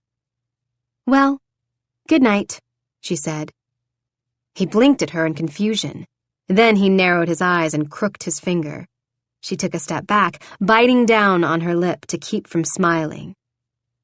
"Come here." He kicked off his shoes, then unbuttoned his pants before tossing them into a heap near her dress. "Jane, don't make me chase you again." "Again?" "The ranch." He took a step toward her. "It felt like every day I was chasing you, even when I was telling myself it was a bad idea. Hell, sometimes when I look at you, I wonder if I haven't been chasing after you, the woman I was always meant to be with. My entire life." "You've really got the whole romance thing down." She couldn't help but smile. "The twins taught you well." Final straw. He charged her and tossed her over his shoulder, then tossed her onto his bed. She laughed as she landed with a soft thud, then let him pin her arms above her head with one hand and cup the back of her head with the other. "No more talk of grandparents, brothers, sisters, goats." Cox, she finished. Oh, we can most definitely talk about that. He rubbed his body against hers. In fact, some might say it's encouraged in the bedroom. Is that so? He nodded, then slid off the last remaining piece of clothing she had on, if one could call such a tiny strip of fabric clothing, and flicked it to the side. All that remained were her pearls, and somehow that felt right. I love you, he moaned, covering his mouth with hers. I know this should be more romantic. Damn it, Jane. I just want to be inside you. I want that too. She'd barely finished talking before he was buried to the hilt inside her. Her body purred with pleasure. So good. He pressed another hungry kiss to her neck. You always feel so perfect to me. I love you, Brock. She gave him a breathless kiss as she grabbed onto a fistful of his hair and pulled him deeper and deeper until she thought she was going to explode. You're mine, Jane. He gripped the pearls, tugging her mouth toward his for another drugging kiss as he swallowed her scream. You're mine too, she sobbed out as he sent her into what felt like a never-ending wave of pleasure. And Brock Wellington, boring Brock, the man who'd always said yes when all he really wanted to say was no, screamed out his yes, and truly meant it. Chapter 48. You wanted to see me? Brock said in a gruff voice. He'd been up all night with Jane, and the last thing he wanted was to be reporting to his grandfather's office at 7 a.m. because his grandfather had said it couldn't wait. And that's all his grandfather had said. It can't wait. But when Brock asked if it was an emergency, grandfather had hung up on him. Figures.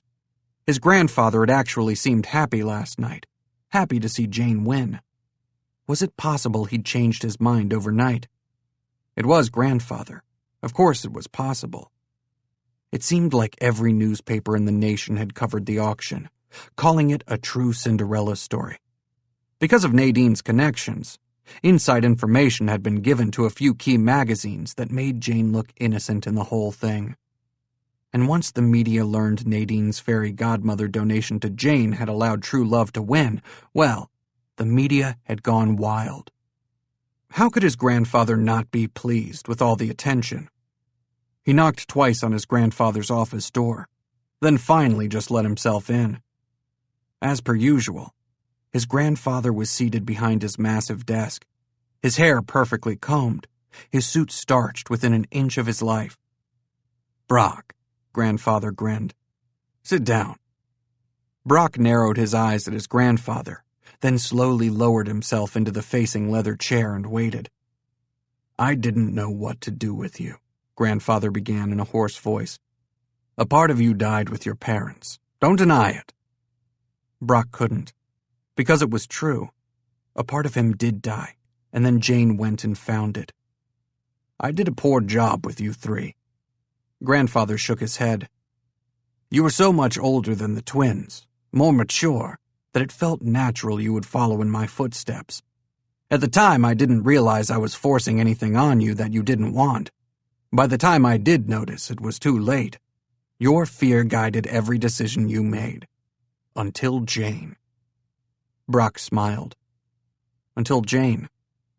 Grandfather nodded his head thoughtfully, then stood and came around the desk to sit directly next to Brock. His grandfather had never sat anywhere but behind his desk. It was too familiar, not as threatening. Stunned, Brock watched as his grandfather wiped a tear from his eye and shook his head at Brock. Nadine asked for my help. Wait, what?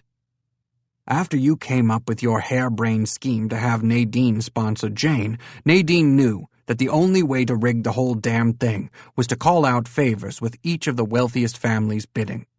If you haven't noticed, Nadine is a complete mastermind of manipulation. She didn't want to stop with Jane, though. No, that woman's bloodthirsty.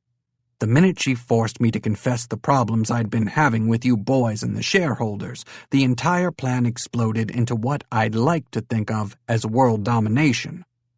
He chuckled.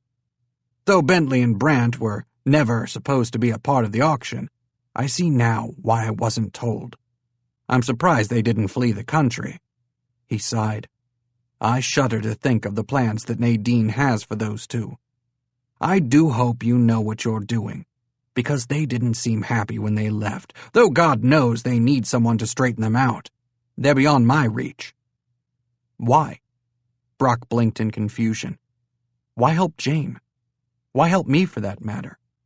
Why allow Nadine to sponsor Jane in the first place?" "Oh, son." Grandfather's smile was sad as he reached over and patted Brock's hand. "Did you really think I was such a horrible person for trying to make things easy on you? For taking the choices away from you, the stress? What I thought was a blessing ended up being your curse, and for that I will never forgive myself." He stood. Asking Nadine to help was smart. The shareholders are pleased, but most of all, I've never been more proud of you in my entire life. You stood up for what you loved. I know that if your parents were here, they'd say the same. He inclined his head. "Last night, I was proud to be your grandfather. You risked everything. For love." "Yeah." Brock smiled, just thinking about Jane.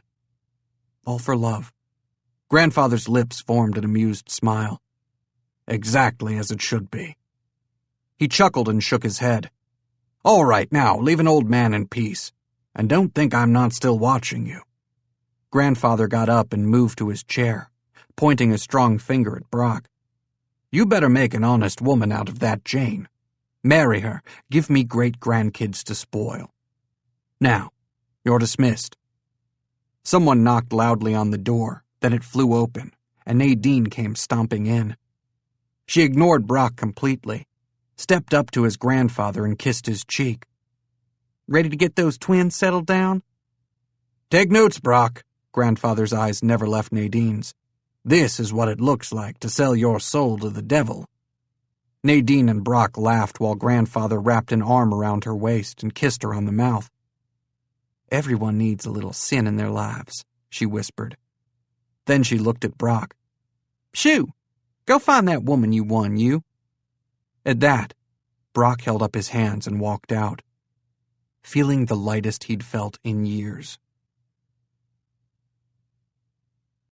Chapter 49. 3 months later. "It's beautiful." Jane's eyes filled with tears as the sign in front of her old home was finally revealed. She and Brock had decided it would be best to sell her family home, especially once she found out that her sisters were in such heavy debt that there was no other way out. She knew her parents would understand, and even though the house had memories, there was no better charity organization to sell it to. Her home now belonged to the cancer charity that Wellington Inc. and Titus Enterprises were working on together. Her sisters never said thank you. In fact, they hadn't said much since the ball. For a while she'd been sad, but then she looked at her new family, the one surrounding her, and realized what a true family was about. Support, love, kindness. The best part was that the charity was using her old house as Rosie House, a place for families to stay while going through cancer treatments in Phoenix. And all because of a grandfather with a cold and a keen sense of wisdom when it came to his grandsons and what they needed out of life. She still had Cinderella cleaning, but after some encouragement from Brock, she hired more staff and took a step back so that she could focus on Rosie House, something she realized she enjoyed because it was about helping people. Just like her cleaning business, sometimes you needed to pull back the dirt and muck to get to what was underneath and make it shine. She wasn't a cancer expert by any means, but she knew people, and there was something so satisfying about meeting all of the families and helping them on such a basic level. "You're beautiful," Brock whispered in her ear. His hot kiss had her knees shaking as her body trembled with desire, and he'd only kissed her neck. The man had a mouth on him. She would never get tired of the way he kissed her. Honestly, he was her family now. Well, him, the twins, and Charles. Her sisters had all but disowned her once the house was sold. She'd tried reaching out, but they refused to answer her calls. Brock was convinced it was because they couldn't handle her fame and success. But she didn't think of herself that way, even if the world did. The headlines after the ball had been insane. Real-life Cinderella finds her prince. If they only knew what it had taken to get to that place. She smiled, thinking about the ranch and all the animals. They were going to spend the next 2 weeks there. Charles and the twins were coming by for dinner and then returning to the city. It would be nice to have the family all together. "You ready?" Brock asked, his eyes dancing with excitement. "Yup." She nodded and took his hand as he led her to the waiting limo. Once they were inside and the car had started toward the ranch, Brock turned to her. He handed her a glass of champagne. "You left your shoe." "Huh?" Brock grinned. "The first time I saw you, you left a shoe. Or actually, you broke a shoe." "Like Cinderella?" She grinned. "Yes." He held up his hand, then reached behind him and pulled something out of a bag. Jane gasped. "That's my black shoe!" "Size 8.5 black pump. Yes, it sure is." "You kept it?" Her eyes filled with tears. "Why?" He smirked. "I'd like to say it's because I knew this moment was happening, and I wanted to get laid in the back of a limo." She smacked him in the chest. "But I was cleaning out the closet and found it. I'd stashed it there after I'd slept with it like a complete ass and dreamed about your hair." Jane sighed happily. "That's romantic." "There is nothing romantic about sleeping with a stiletto." He grinned. "But maybe this will make up for it." He handed her the shoe. Inside was a small, pale blue box. Tears filled her eyes as she grabbed the box and slowly opened it. A giant princess-cut diamond shimmered back at her. It was huge, bigger than her fist. Okay, maybe not that big, but at least a few carats. She swallowed a lump in her throat as Brock pulled the ring from the box and whispered, "You left your shoe and took my heart with you that night, and you've had it ever since. Will you marry me?" "Yes." Tears streamed down her face as she threw her arms around his neck and sobbed. The limo came to a stop, and then the doors were opening on all sides. "Thank God!" Bentley shouted, shoving his way into the limo. He looked like he was already drunk. An expression of pure irritation marred his features before he straightened and said, "If you didn't hurry, I was going to propose." He licked his lips and winked at Jane. "Someone's looking good." His smile looked forced. It didn't help that his normally perfect features were marred by dark circles under his eyes. Brock groaned. Brant piled in next, followed by Charles. "Champagne for everyone!" Brant shouted while Charles chuckled and kissed her on the cheek. "You guys all knew," she said accusingly. "I wrote a speech," Bentley claimed, stealing the champagne from Brant. "He lies," Brant yawned. "Also, the cock died." All talking ceased in the limo. "Because it crossed the road." Brant burst out laughing. "Yeah, I may be drunk already." Well, that explained things. Somewhat. No matter what the twins did, they were always still getting into trouble, though Bentley had been worse lately, and constantly in the papers for sleeping with married women. His last conquest had been a senator's wife.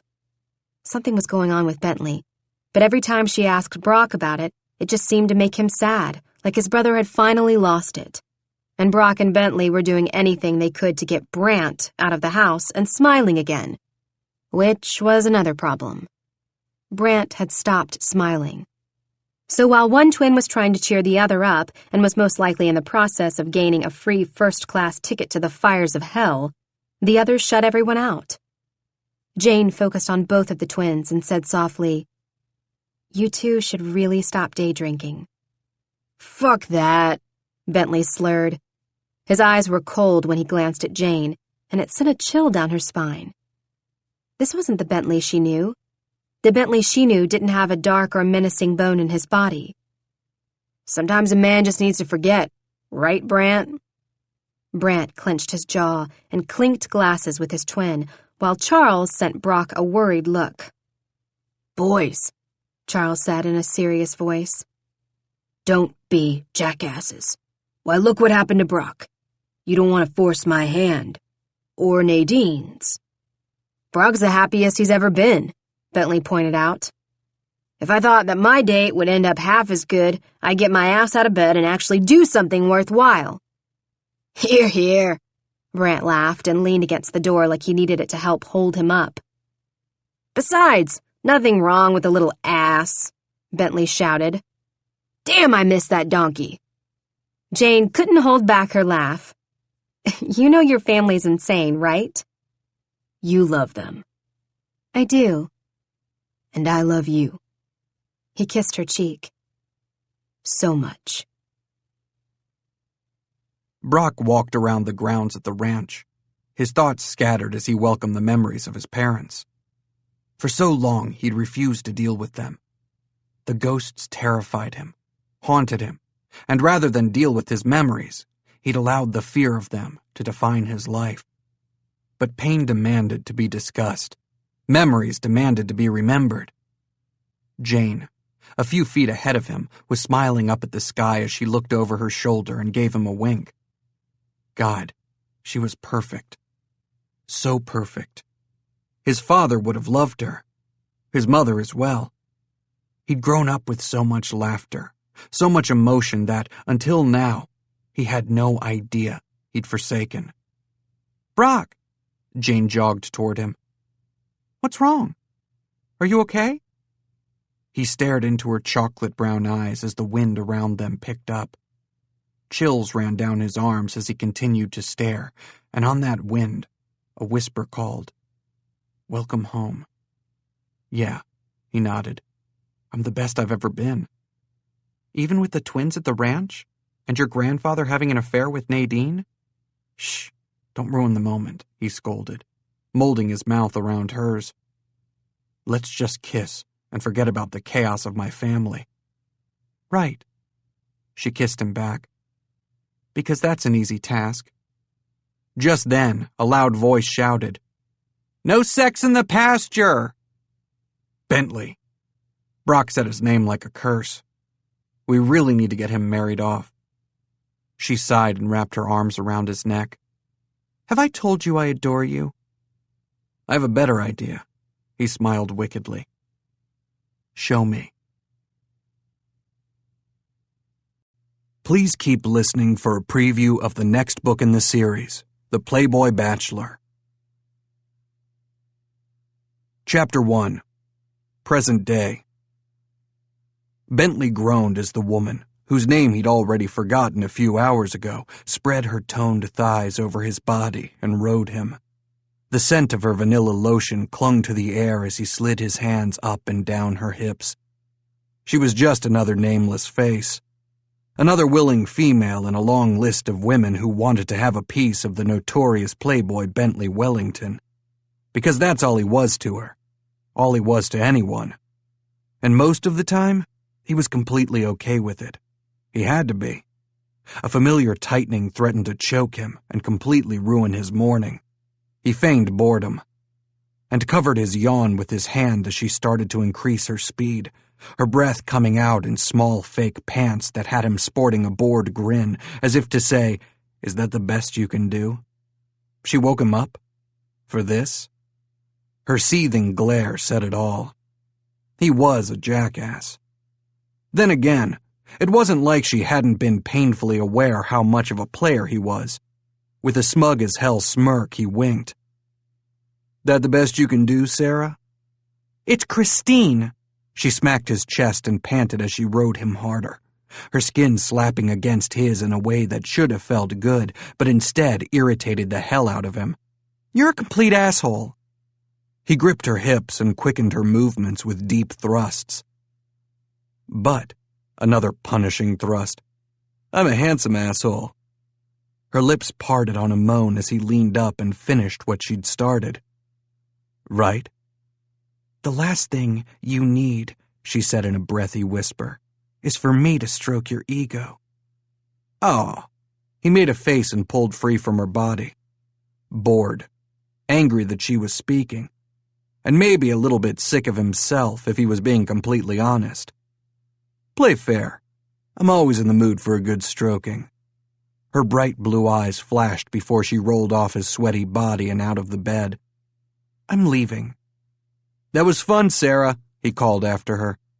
We should do it again sometime. She screamed in fury, and 2 minutes later the door slammed. Frowning, he sat up on his elbows. Now that was a bit of an overreaction. Whatever. When everyone left, there were at least 100 waiting in line, willing for a glimpse or even just one small taste of what he had to offer. His sexual appetite was huge and legendary. But basically, Bentley had a problem with boredom. He hated marriage, commitment, dating, really anything that sounded like long-term, because long-term meant exactly like it sounded.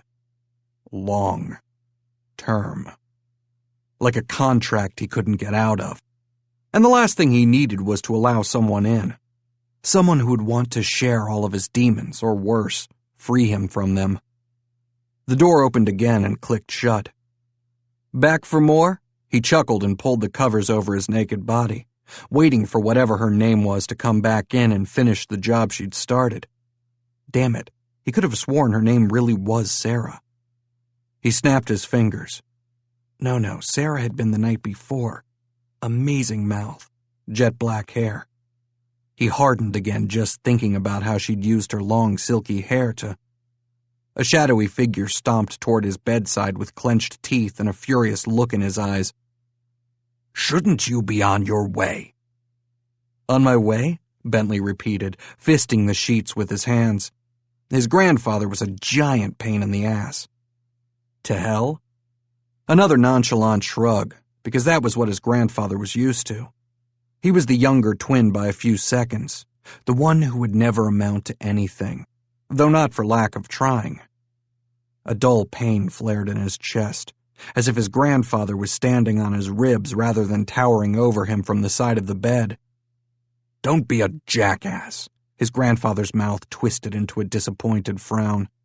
Prudence McCleary spent $10,000 for your services. You're due to arrive at their country estate today and make good on your promise. Right. Bentley hadn't forgotten. How could he? When he'd been nearly scarred for life 2 weeks ago as every rich woman in the greater Phoenix area had tried to win him at auction. The charity event had been his grandfather's grand plan to get his brother Brock married off, but Bentley and Brant had stepped in to help save Brock for the woman he was truly meant to marry. He'd assumed some bored rich trophy wife would take him home, have her way with him, then slap him on the ass and send him on his way. Instead, a woman with bright you and your brother have turned out. Thanks, Bentley offered with a grimace. It wasn't like Bentley didn't work for what he had. He just didn't work very hard. A $50 million trust fund had a way of doing that to a man. After all, people worked to make money. They worked for success, and he already had those things. A nagging voice shattered his confidence, the same voice that reminded him how he used to be a man who'd had dreams, an actual purpose, direction. And that same voice reminded him that his life had become a boring, useless cycle of using women and hiding who he really was from the world. Because the last time he had tried to be himself, he'd been shattered. His world had been shattered. It wasn't worth it. It was easier to be the rich, good-looking, bored playboy who listed fucking as an actual hobby on his resume. He'd been called black-hearted, a man-whore, a woman-shaming, prostitute-loving gambler. Hell, he'd been called it all. And he always shrugged it off. Nothing touched him, at least not typically. But today his grandfather's comment snaked its way around his throat and took hold. The VP of Marketing stepped down this morning, his grandfather said thoughtfully. I want to hire within. Bentley froze. His heart hammered against his chest. On the outside, he was calm, rational, thoughtful, but on the inside, he was freaking the hell out. Oh? Yes. Grandfather leveled him with a perceptive stare. I don't suppose that would be something you'd be interested in. You do realize you'll have to take fucking off your list of hobbies in order for me to actually process your resume." Bentley smirked. It was a joke. Grandfather's eyes were granite as he narrowed them. "It wasn't funny, nor was it professional." Brant thought it was funny. "Your brother doesn't count." Grandfather's mouth twitched like he wanted to smile, but thought better of it. "So, what do you say? Are you saying that you'll give me an actual position within your company?" With a heavy sigh, Grandfather nodded his head once. "The board, of course, won't like the idea." "They can go to hell." Bentley clenched his teeth. "It might help your image." Grandfather's body was rigid as he spoke. "To be seen doing charity work." Hell. It would do more than help. But he had a life in Phoenix. One that, on most days, he actually enjoyed, or at least liked. And he was a creature of habit. Or don't take the job and keep sleeping with every woman who will spread her legs in hopes you'll get her pregnant and be forced to pay child support. Low blow. "I'll go," Bentley sighed. It wasn't like he had a choice, not if he wanted the job. Not if he wanted more purpose outside of what he already did for the company, which was basically just smile for pictures and wave when they had charity events and expensive dinners. He was a pretty face. The only work he'd ever done for Wellington Inc. had been an internship right after college, and he had been bored out of his mind. It had been too easy, but his grandfather had refused to promote him to a position that carried any real weight. So Bentley had quit, because that was what he did when things didn't go his way. He quit. "Of course you will." Grandfather straightened. "You're going to be late." "Does it matter?" Bentley snorted. "Punctuality always matters." Grandfather stood. His thick gray hair was swirled into one sweeping curl that fell across his forehead. Bentley and Brant might be playboys, but Grandfather had an Instagram page dedicated to that very curl, and he was pushing 88. Grandfather lifted a brow. "Well, boy, aren't you going to pack?" Bentley clenched his teeth until he felt like they were going to crack. "I'm naked." "Ain't nothing I haven't had the great displeasure of seeing before." He unclenched his fists. "Now get your shit together before I cut you off and give your trust fund to your brothers and hire Brant for the VP position." "You wouldn't." The words rushed out before he could stop them. "I would." "You hate me." "I love you," Grandfather sobered. "You're 27, Bentley. Time to stop playing around and actually take responsibility for your actions, starting with Prudence McCleary's granddaughter." "Margot," Bentley whispered without thinking. "What was that?" Grandfather cupped his ear. "Nothing." A vision of red, luscious hair that went on for days burned before his eyes, and bright green eyes and freckles. At 16, she'd been breathtaking but quiet, too shy for someone like Bentley. Hell, she'd been too good for him.